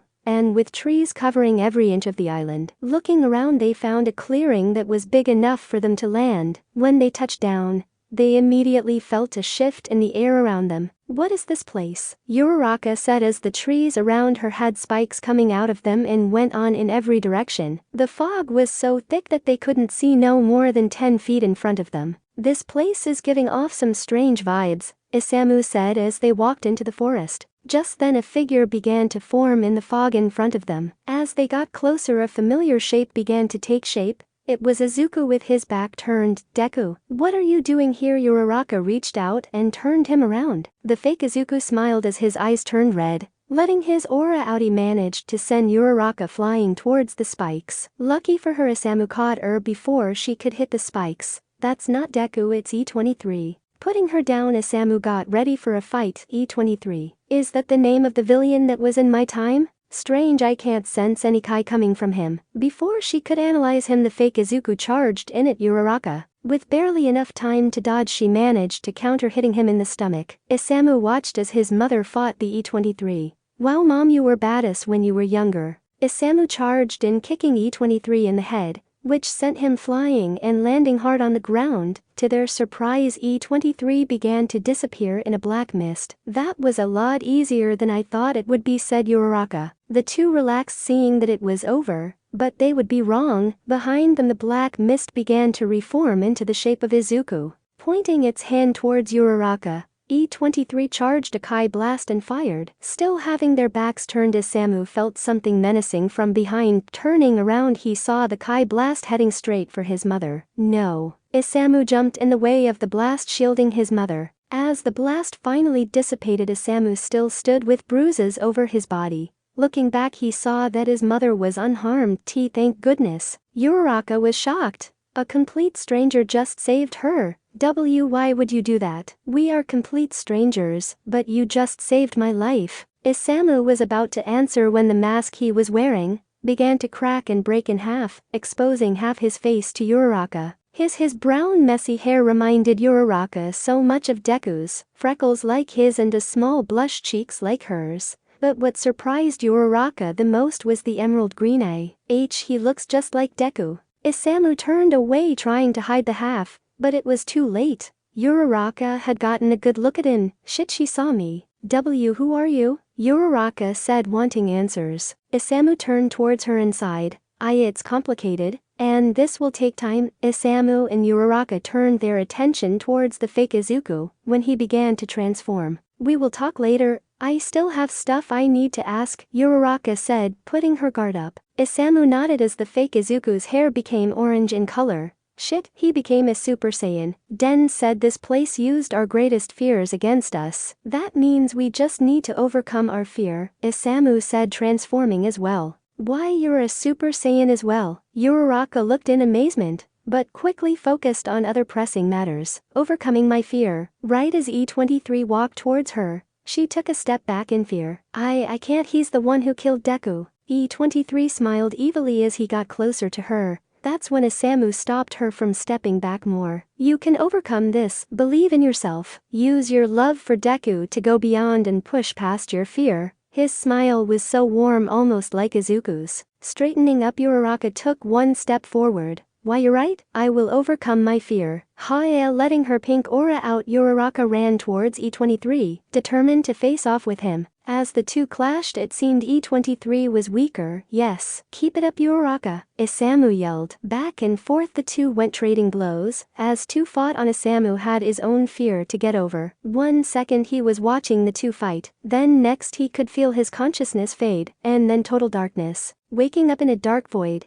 he opened his eyes to see his friends that he'd long lost in his timeline in front of him. Tess, Hideyoshi. He then turned around to find him, father. Falling to his knees, he began to cry. So this is my fear? Huh. The fear of facing the people I failed. Outside, Uraraka was still fighting against E23. You are so weak. If you were the real deal, I wouldn't have stood a chance, she said, kicking E23 away. Lucky me, she smiled as he fired a Kai blast at the ground, kicking dust in the air. Making her way behind E23, she managed to reach for him and pin him to the ground. I don't fear you anymore. You can't take what I love the most in this world anymore. Goodbye. With one hand she pointed at E23's back. She fired a Kai blast, piercing him. Uraraka saw as E23 faded into a black mist. Hey, I did it. She turned towards Isamu, holding her arm. When she noticed he was on the ground, she ran to check on him. Hey, are you okay? Hey, she said, shaking him. Looking at his face, she couldn't help but notice the striking resemblance to Deku. Inside Isamu's mind, he was still on his knees when he felt someone touch his shoulder. Looking up, he saw her. It can't be. A tall girl with silver hair, red eyes, and a horn on her head stood before him. Get up and fight, the silver-haired woman said. We are depending on you. From behind her, others started to appear. His master Bakugo, Hatsune, and his mother. Isamu scoffed. Look at me, so pathetic. Getting up, he faced the shadows of his friends. I'm sorry, I failed you. A tear fell from his face. But I won't make the same mistake again. Please forgive me. The shadows of his friends looked at each other and smiled. As his two friends began to walk away in fate, Isamu turned to his father, who walked up to him and placed a hand on his head. You make me proud, my son. Thank you, father. The shadow of Izuku walked past him and towards the shadow of Uraraka. Hugging, they disappeared. I love you both. Snapping his eyes open, Isamu looked around to find Uraraka watching over him. Oh, thank goodness, I thought something bad happened to you. Sorry I made you worry, he said, getting up, wiping the tear from his face. Did you defeat the other guy? Yup, she said with pride. Now come on, let's go find that plant. As they walked along the forest, they talked about what they saw. Uraraka even told Isamu about the struggles Deku had to go through. After an hour of searching, they saw something glowing in the distance. Is that? Isamu squinted to get a better look. It is. It's the paradise herb. Stopping in front of a rainbow glowing planet, Uraraka bent down to get a closer look at it. So this is it? Huh. Honestly, I thought it was going to be something else. No, this is what we are looking for. I'm sure of it. Isamu plucked the plant out of the ground and out it in a small pouch he had. Perfect, let's go save Deku. Isamu nodded, and retracing their steps, they found the clearing where they landed and took off into the sky. As they breached the clouds just above the island, they noticed that the sun was rising. What? Why is the sun rising? She said, confused. Just then she got a call on her cell phones. Looking at the name, it said Sue. "Heitsu, what's up? Where have you been?" she yelled through the phone, causing Uraraka to pull the phone away from her ear. "First of all, ow, that hurt. Second of all, what do you mean it's only been a couple of hours?" Uraraka said. "A couple of hours. Uraraka, it's almost been 2 days since we last saw you," Sue said to Uraraka's horror. What? No, it hasn't." Isamu began to realize the same thing. "It's the truth, but that's not all. The one called Dend took Midoriya somewhere after the US military showed up. Don't come back to UA, they are just waiting for you. Damn it, they found out where he was. Thanks Sue, I owe you for this. I promise you I will be back in no time." Uraraka hung up and turned to Isamu.